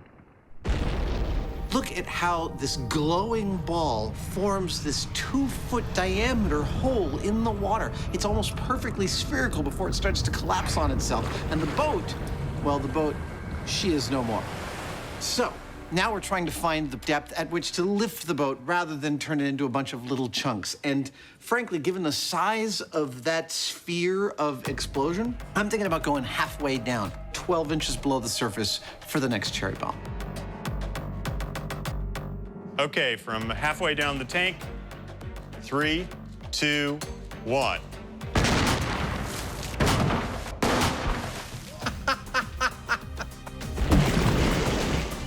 This time, the boat's not been totaled. We need a hose out of here right away. We got electrical cords need to be picked up. But the tank has. Me. With more scale tests to come, it's all hands to the pump to salvage some science. But it's not all doom and gloom. Well, our breech tank notwithstanding, that last test was beautiful. As it explodes, you can see this perfect sphere of fire expand, and as it's expanding, pushes the boat literally out of the water. It was exactly what we were looking for. Oh, that boat is going straight up. It's lifting it beautifully. It made it at least to the rim of the tank. At least to the rim of the tank. That's significant. Go. Unfortunately, the tank wasn't perfectly glued around the seams, so we're going to empty this tank out. We're going to reseal it. All right. We're going to try it one more time. Ah, yeah. So far, we've set off 2 explosions, one right next to the boat and then one in the middle of the water. Now, both of those results were entirely different. And so this time, we're going to put the explosion much further away, right on the bottom of our tank, and we'll see what that does. This is depth charge at the bottom of the tank. 3, 2, 1, go! Go! Boat upside down error, but no leaks. Go! It would be kind of upsetting to be turned upside down instantly, though. I believe that's the very definition. Slowed down. It's clear that Test 3 did lift the boat up and out, but not as much as Test 2. Meaning, come full scale, a depth charge positioned between the boat and the bottom may give them the result this myth needs. Our 3 blasts were pretty cool. The first one at the surface, as expected, blew the boat to smithereens. There it was, just sending it into shrapnel. The second blast in the middle created this beautiful shockwave that lifted the boat and then sent it literally flying into the air. The bottom one created a shockwave that collapsed back in on itself, but still had enough energy to jolt the boat and send it jumping. Not quite as high as the middle one, but the fact that they're all super different is great. That is information that can help us make our final decision about where to place the boat and our explosives for the full scale. We've learned that doing controlled experiments like this can sometimes give us clues that we didn't even know were there as to what's really going on. Now, in this case, what we saw was that if the explosive is too close, it'll blow it up. If it's too far away, it won't move it as much. Now, we'll be keeping all of that as food for thought when we go out into the full scale, and hopefully we'll pick the right ratio. But before going large, what else is on the docket? So, Walter White's machine gun booby trap. Yes, the metaphorical testing of the phrase blowing out of the water. In the finale of Breaking Bad, Walt puts an autonomous machine gun in the trunk of his car, sets it off, and takes out all of his enemies at once.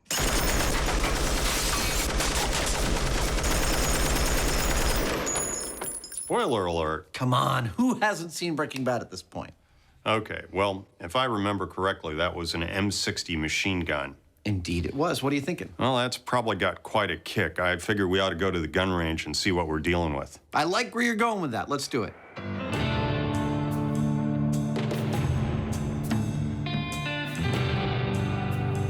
Now, Walt's booby trap depended on a lashed-down, autonomously firing M60 machine gun in the trunk of his car. But could the rig he built have even held on to such a legendarily powerful weapon? The gun fires 550 rounds per minute. That is a lot of lead. Well, in order to get to know the gun, Jamie and I are going to fire it here at the Chabot Gun Club to check how much recoil and power the weapon really has. Now, Jamie said he was coming with a gun, and he's around here somewhere.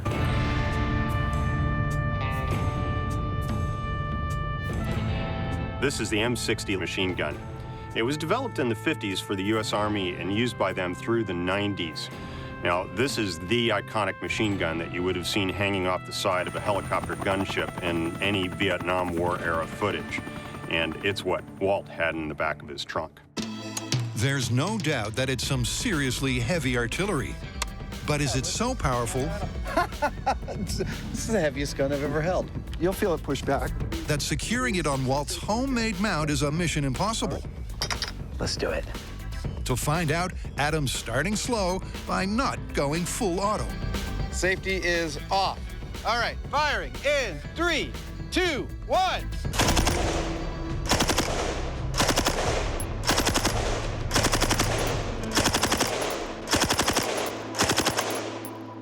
Woo!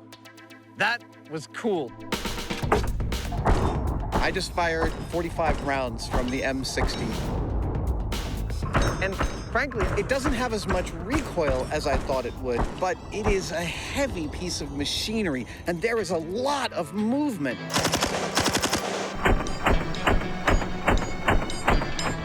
The gun mount in the back of our car is going to have to withstand a lot of shaking, and not just for accuracy, but also for general safety. With less push than predicted, Walt's plan may have potential. But will that change when the gun's cranked to the max? All right. Okay, here we go.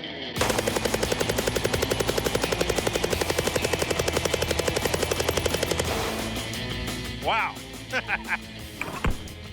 Holding on to that M60 while it's firing a continuous stream of bullets is, well, it's kind of like trying to throttle a full-size and very angry snake, which, by the way, I've done.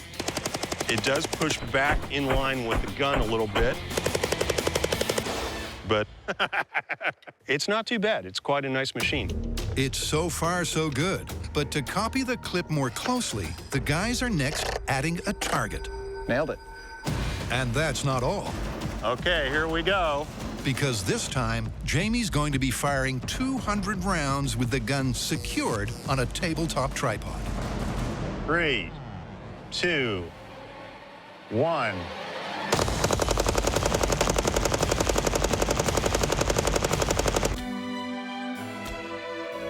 Firing at its maximum capacity, the bullets leave the barrel at a rate of 9 per second. But thanks to the gun's weight and engineering, the recoil, especially when shot from a tripod, is surprisingly slight. Meaning that firing it from a homemade mount might not be Hollywood hijinks. I think you'd be hurting.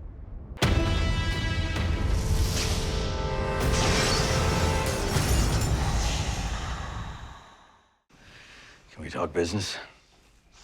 In Breaking Bad's grand finale, Walter White ended things with a bang. But would his rig really have rocked? To find out, it's time for the Mythbusters to make their own deadly device. Now that we are officially machine gun firers, we need a car. Oh, yeah. This is one sweet ride. Inside the trunk of this classic car is where we will construct Walt's evildoer vengeance machine. Oh, yeah. Look at all that room. That's fantastic. If this thing is sitting about there, I do have actually a fair amount of space. Pretty sure that would clear the trunk there. That looks like about 12 inches, and it's pivoting here. This is coming together. When I started this, I was thinking there's no way that they built all this from parts from an auto parts store, but now I'm not so sure. Well, to find out once and for all, cue the brainstorming. All right, so we've got to set up the meanest practical joke ever. So let's see what we got here. Okay, so I noticed a couple of things. One is that it looks like the base of this thing is... Oh, that's a chair base. Yeah, that's like this thing. Okay. So if that's a chair base, I'm going to write this down. I'm guessing that's the main pivot for the gun at its balance point. Yeah. Okay, this is a garage door opener. Well, wait a second and look at on this one. It looks like he's used a wrench. Oh, as a pivot arm. Yeah. Okay, so a wrench as a pivot arm. This is hilarious. Now there's the question of the key fob. There's 3 things that happen when he hits the key fob, which is 1, the trunk pops open. Yeah. And then there's the reciprocating action. The gun starts sweeping, and then it starts firing. And on there, close up, we can see a package that is a gearhead-driven car door opener. Right. Which I feel like properly levered, it could be a fantastic trigger pull. Yeah.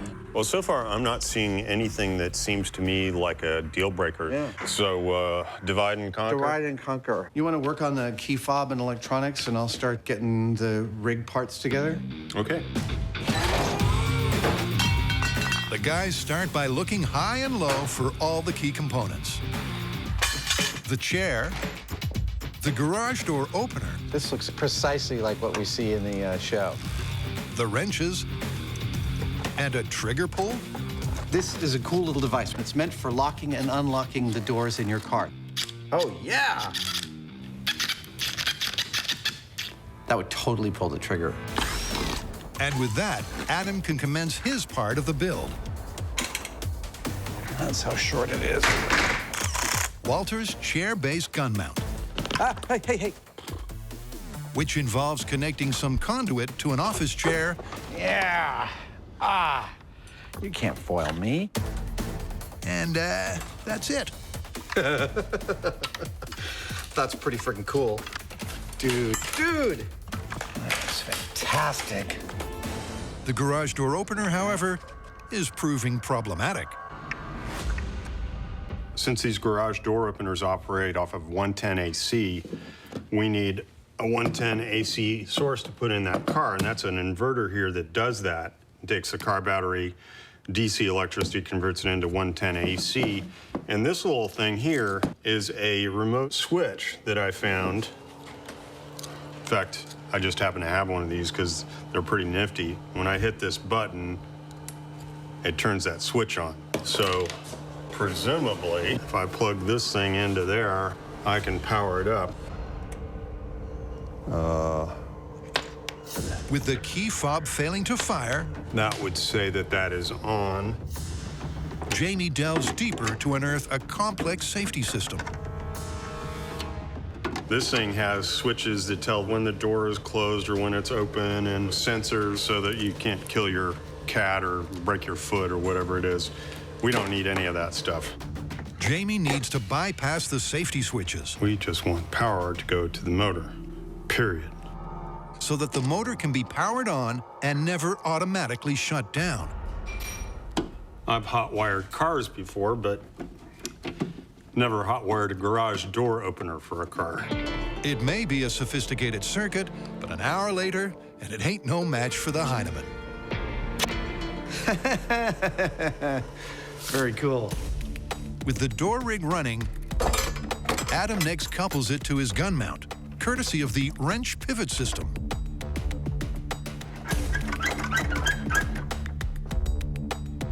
Let's try a test. 3, 2, 1. Okay, that was too fast. Just gonna go on a limb and say that was too fast. I've hit my first big snafu, and that is that the key component of sweeping this gun back and forth, the garage door opener, spins way too fast. So I need to reduce its speed. And in keeping with Walt's clues together, whatever I can find in the local store's solution, Still a few bugs to be worked out. I'm thinking I might use some bicycle parts to get me that gear reduction. For the first time, Adam's having to go off script. Couple of welds. Here we go. And while this is not what Walt did, it is a fix he could have fabricated.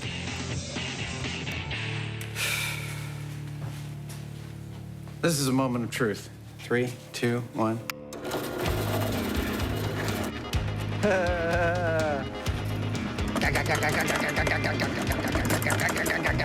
Yeah, that's the kind of abuse it's gonna be under. With a turn speed that's way closer to Walter's, yeah, Adam's addition should let their rig fire on all cylinders. That's cool. Provided that Jamie's trigger delivers. So how this works is that there are actually two of these, one on either side, and a pin that connects them. And the pin goes across the trigger. And so when these actuate, they both push back and push on the trigger that way. Beauty. Well, we have a plan.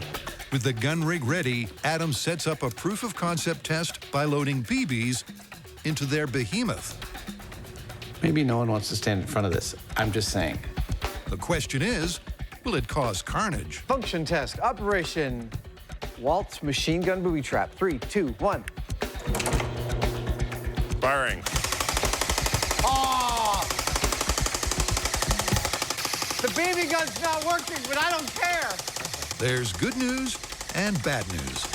That is so cool! On the plus side, the mechanism's working like a charm. Okay. The bad news is that no BBs are coming out. Good. Dude!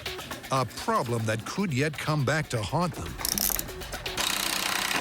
It has not been an easy build, but we are finally at a stage when all the major components of Walt's build are here. The box end wrenches pivoting off a garage door opener, the gun on a chair swivel mounted to a piece of standard shallow conduit. I have added one thing, which is to get a 4-to-1 gear reduction, I've added a 10-speed cassette to the edge of the garage door opener. But again, all of this is stuff you could buy within a local town like Walt had to do. And check it out.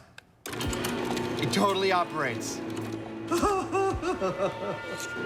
It's hard to get excited when I find this one of the most terrifying machines we have ever built. Nonetheless, I'm pretty excited. Stop that.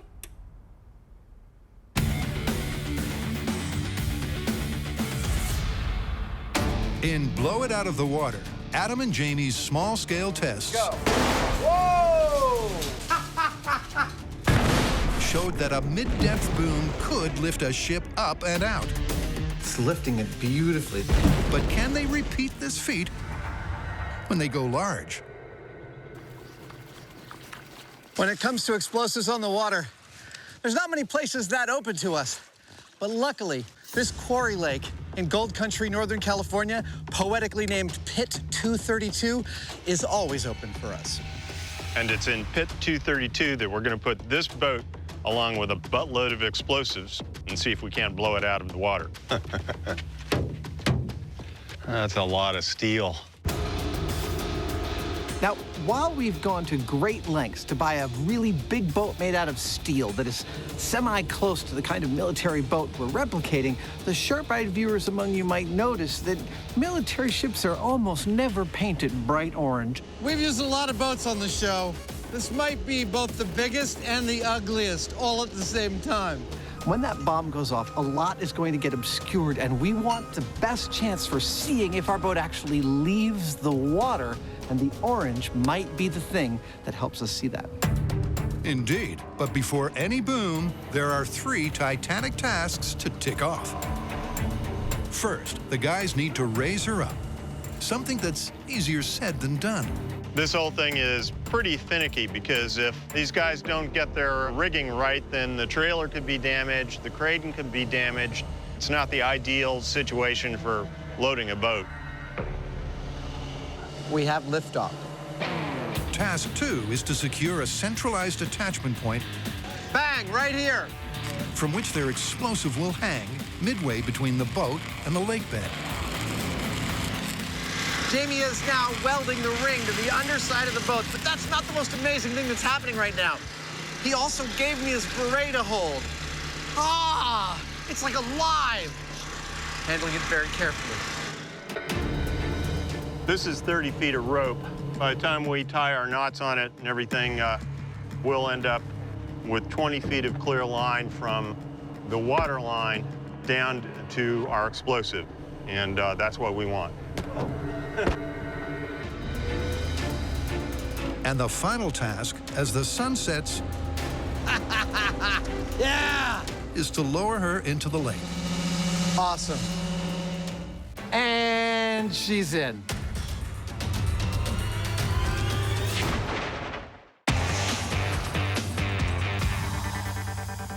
Walter White's ultimate takedown is a classic case of blowing it out of the water. But would his rig really have worked? To find out, Adam and Jamie have returned to the range, where they're back with a bang. The bandits have arrived. Run! I know, the rig is done, and yet we still haven't put it into the car. Well, there's a really good reason for that. The BB gun we were working with was slightly lighter than the real M60, and we didn't have the 200-round magazine. It's a lot of lead. It's a lot of extra weight hanging off one side of this rig. Before we put it in the car, we want to make sure everything works, and if it doesn't, we want to know why so we can fix it. There is no margin of error. This is a deadly machine that we are going to be activating remotely. There is, here in this story, there is not an option for this not to operate the way we intend it to. That's a long way of saying it has to go the way we want.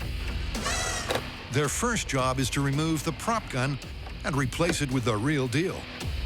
What could possibly go wrong?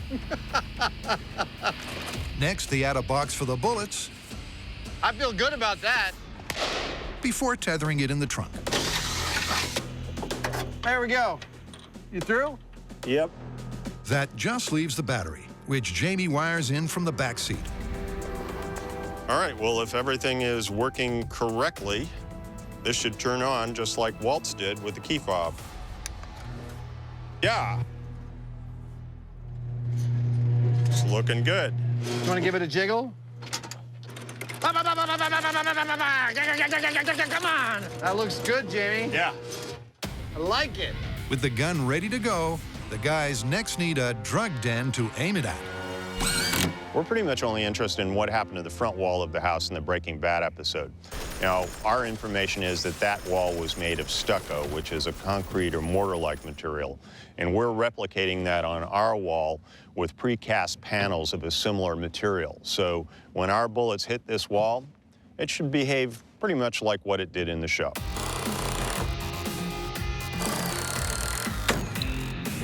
By replicating the house in the clip, the guys will see if Walt's weapon can take down the drug lords through the wall, provided that it goes off without a hitch.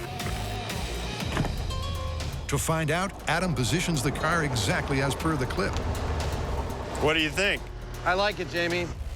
But before letting rip for real, the guys want to do a proof of concept by firing blanks. I'm loading the weapon. 120 of them. Safety's off, gun's hot. Mr. Hyneman, you ready? I'm ready if you are. Okay, blank firing function test. Breaking Bad, Felita finale. 3, 2, 1. One shot. That test might not have looked like it went very well, but I am smiling because it went beautifully. We are looking for problems. We're trying to solve them before they become deadly problems, and that is a problem. We ended up with what's called a stovepipe. That's where one of the ejecting shells does not eject all the way and gets caught in the returning slide. Jamie's gonna add some wire, hopefully to fix it, and it should be good to go in a couple minutes. All right, with the problems potentially solved, 3, 2, 1, go. It's another failure, but this time for a different reason. We were well advised to try this thing out with blanks before going for the real ammo, because even with the blanks, the recoil was powerful enough to jiggle the rifle back in its mount to where the plungers that push the trigger no longer were making contact, and the gun stopped. So we're going to anchor that back end of the gun down well enough, and there's a stop there that it'll be held against. Yeah, there you go. Hopefully that'll keep the gun from moving out of place. Walt's rig was way more reliable than this. It looks good. But will it be third time lucky for the Mythbusters? 3, 2, 1, go.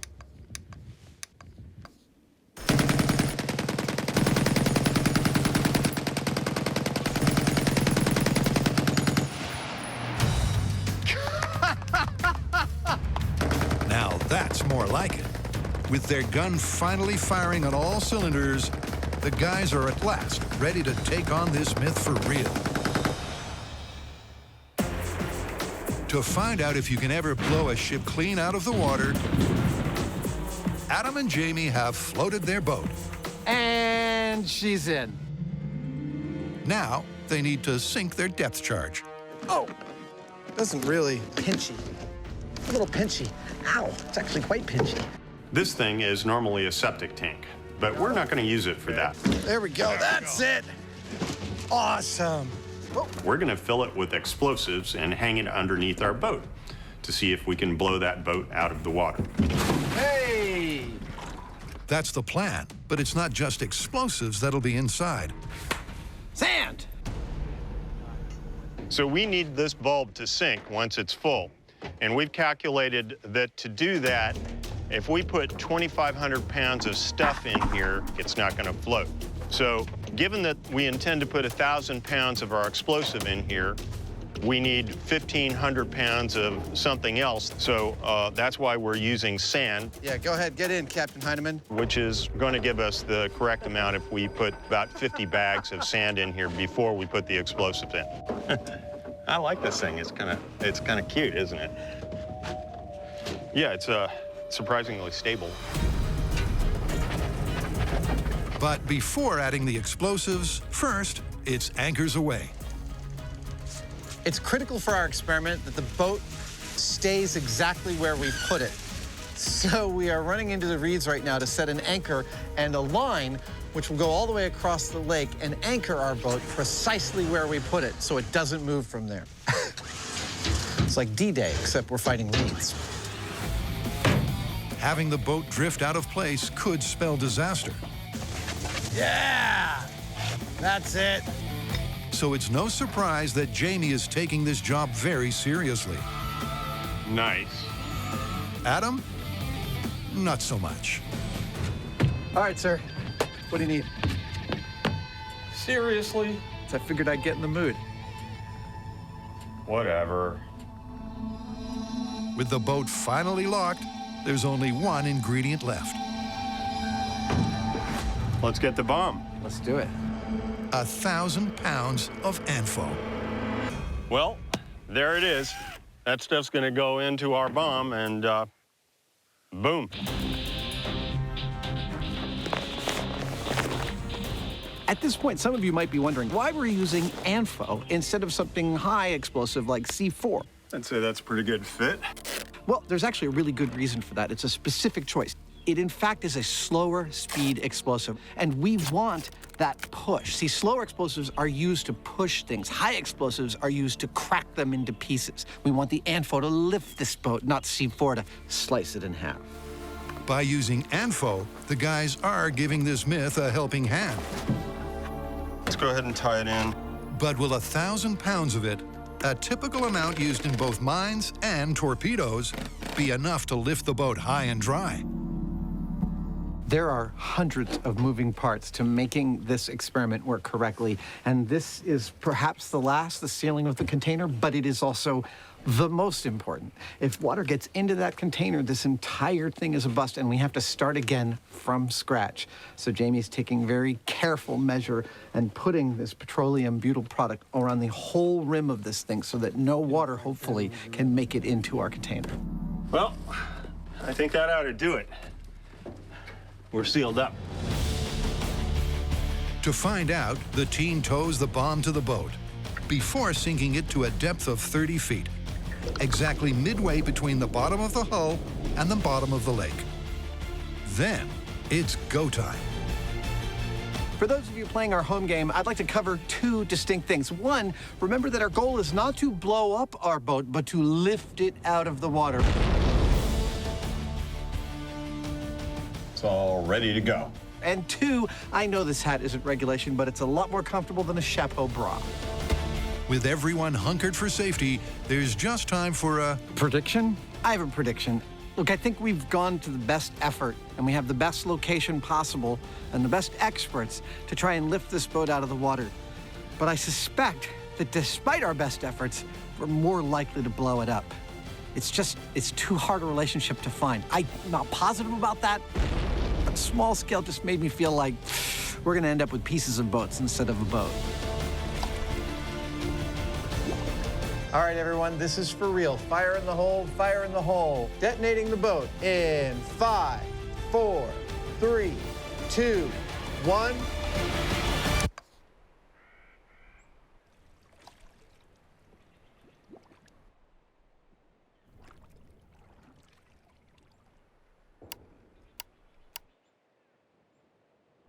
Boy, that's anticlimactic.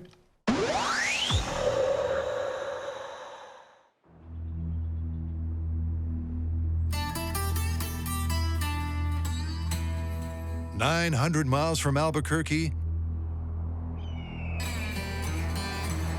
the guys have assembled all the Breaking Bad ingredients. That is the gun, the ammunition, the classic car, a wall made of all the same materials as the target. Oh, right, and one other thing. How about Vince Gilligan, the creator of Breaking Bad? Vince, you ready to see this thing go? Hey, man, I am seriously ready to see this thing go. After giving Vince a glimpse of the trunk tripod, that is the real deal. This is completely awesome. And the drug den, You might be one Nazi shy, but other than that, it looks pretty true to life. he, for one, is confident. How do I think this is going to go compared to our Breaking Bad fictional version? We've already seen the version with the blanks go off, and that looked like a dead ringer for what we did back in Albuquerque. I think with the live ammo, Walter White is going to be vindicated, at least in technological terms, if not moral terms. I'm loading the weapon. Well, with 200 live rounds locked and loaded, it's time to find out. Weapon's hot.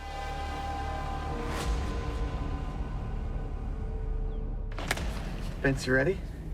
Jamie, you good? Let's see if this works. All right, this is Breaking Bad, Walt's Booby Trap finale in 3, 2, 1, go!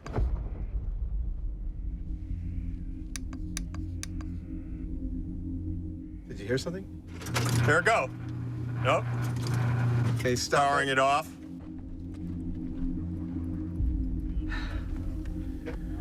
Well, we We're not even sure what exactly has gone wrong, but we're proceeding very, very carefully. We've got a hot, loaded machine gun in that trunk that for some reason didn't fire. Oh, hold on a second. Hold on a second. Slowly but surely, Okay, you ready? the guys remove a blockage in the barrel. Come on, baby. Gun is safe. The ammo's out. Before resetting for take 2. All right. Ready to go again? I am ready. All right, Breaking Bad finale, Walt's booby trap. Final test, hopefully. 3, 2, 1, go.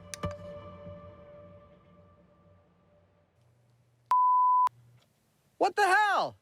Power off. Power's off.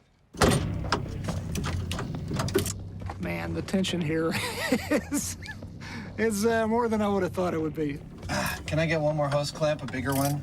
And it makes me think, what kind of nerves must Walt have been feeling, wondering whether or not that little key fob clicker of his was going to make this thing fire or not. It makes you think.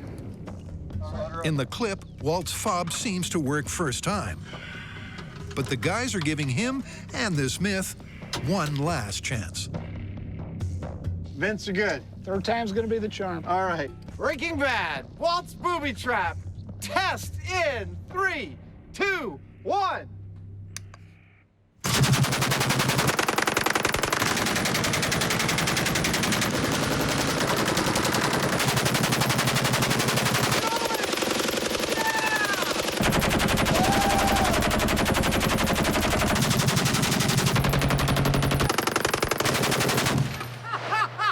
Oh, yeah. That's the stuff. That was an adrenaline rush. That was awesome. Oh, my God. That went on longer than it did when we did it for the show.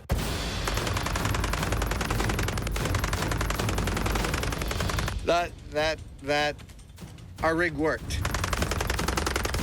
It actually swept back and forth. After all of this work, the rig worked. I have to say, my hat is off to Walter White for getting his to work on the first try. It took a while, but part 1 of the myth is back on track. Walt's rig worked. There's such a wide swath, man. But how's part 2 looking? That's really low. Look at that. Yeah. It's like 7 feet off the ground. Did the bullets make it through the wall and into the enemy inside? Also, look, that's a tumbling bullet. That is an oblong bullet-shaped hole. This bullet didn't go through while spiraling. Let's see what's behind here. All right. Oh. Uh-oh. Dead dude. Dead dude. Dead dude. They're all dead. And Walt is okay. So the plan wasn't entirely crazy, I guess. I mean, What a horror show. It's one thing to watch that gun work from behind the blast chamber. It's quite another to view the damage and the carnage after all the bullets have hit their mark.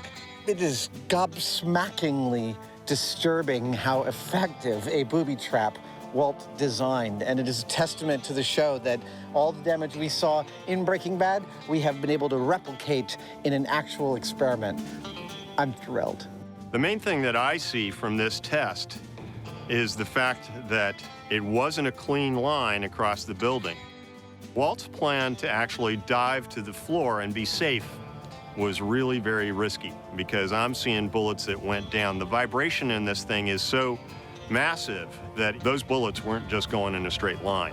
Also, I want to point out that after it's been firing for a couple hundred rounds, the rifling on the barrel is starting to disappear, which means the bullets are going to start to tumble when they come out. Yeah. So that too.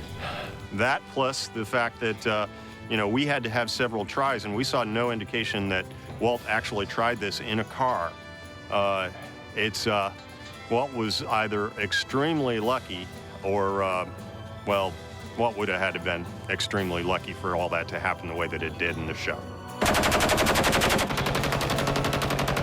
Jamie's absolutely right when he says that Walt was taking a big risk to be lying on the ground when this thing went off. However, I would like to point out a couple of salient elements. He didn't really necessarily intend to survive this escapade. He knew he was dying of cancer, and all that really mattered to him was taking out these Nazi sons of guns.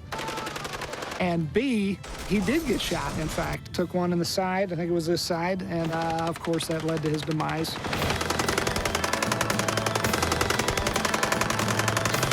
But I guess the only thing he ended with is just to say, that was amazing. That was really something. Vince, like Adam and Jamie, is thrilled at the result, but not 100%. I got to tell you, I'm elated because our rig worked, but you must be ecstatic. Yeah, I am ecstatic. You know, it's the little things though that get you. I'm looking at the grouping of the rounds as they appear in the front of the building, and I'm annoyed at myself because when it came to placing where the squibs would hit, I was out there with a drill gun, and I'm thinking, yeah, I think a bullet would go here, I think one would go there.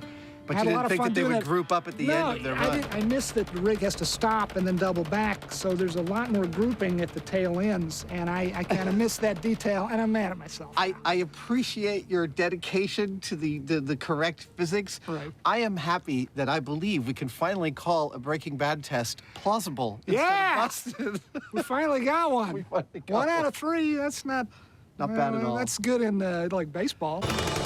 Yep, it was unstable, volatile, and dangerous. But given that the rig eventually worked and the bad guys were brought to justice, there's only one conclusion left to make. Plausible? Plausible. Plausible. Let's get out of here.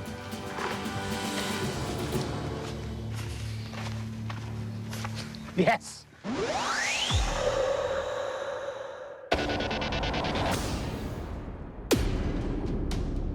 I know that some of you are probably thinking, what are you going to blow up a bomb in that lake? You're going to kill the fish and the frogs and stuff. And that is totally reasonable to question. But let me explain that Pit 232 here is a quarry lake.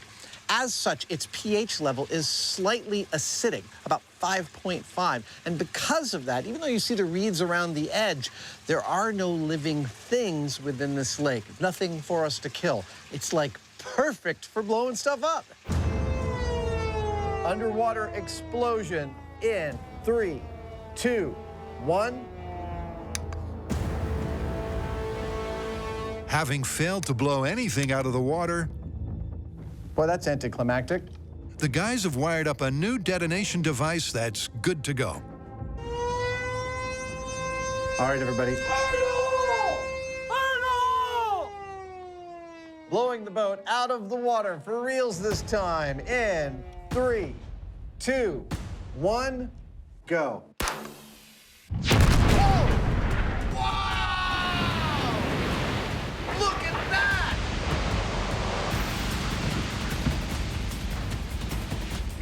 That was astonishing.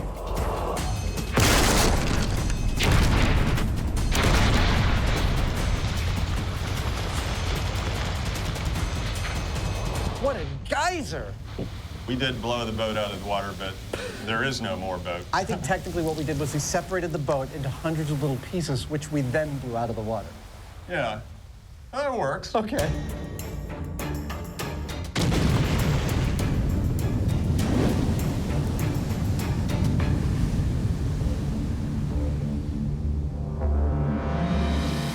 Well, our blast happened about 10 minutes ago, and the surface of the water is still incredibly agitated. It's like the water is still reeling from what we did.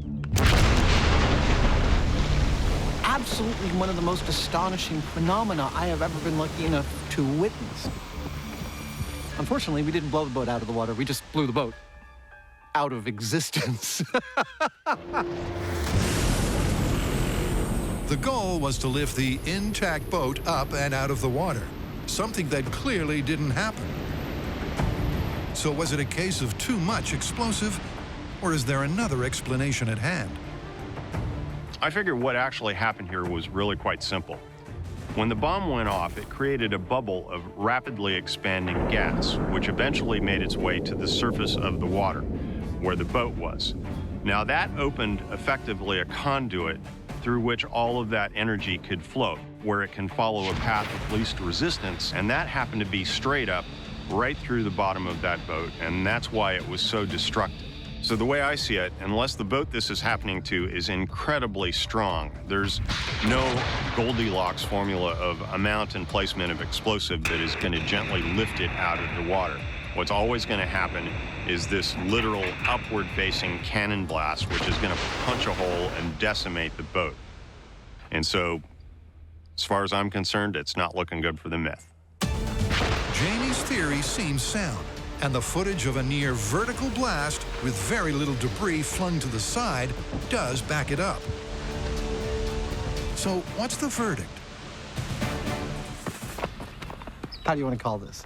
Well, it's busted. There's no boat left. There's no boat left. We gave it our best shot. The small scale seemed to lead us to believe that this would work, but no, we blew it to smithereens. It's busted. Yeah, so what's next? Well, usually at the end of one of these episodes, we walk off into the sunset. Sun's already set. Yeah, it has.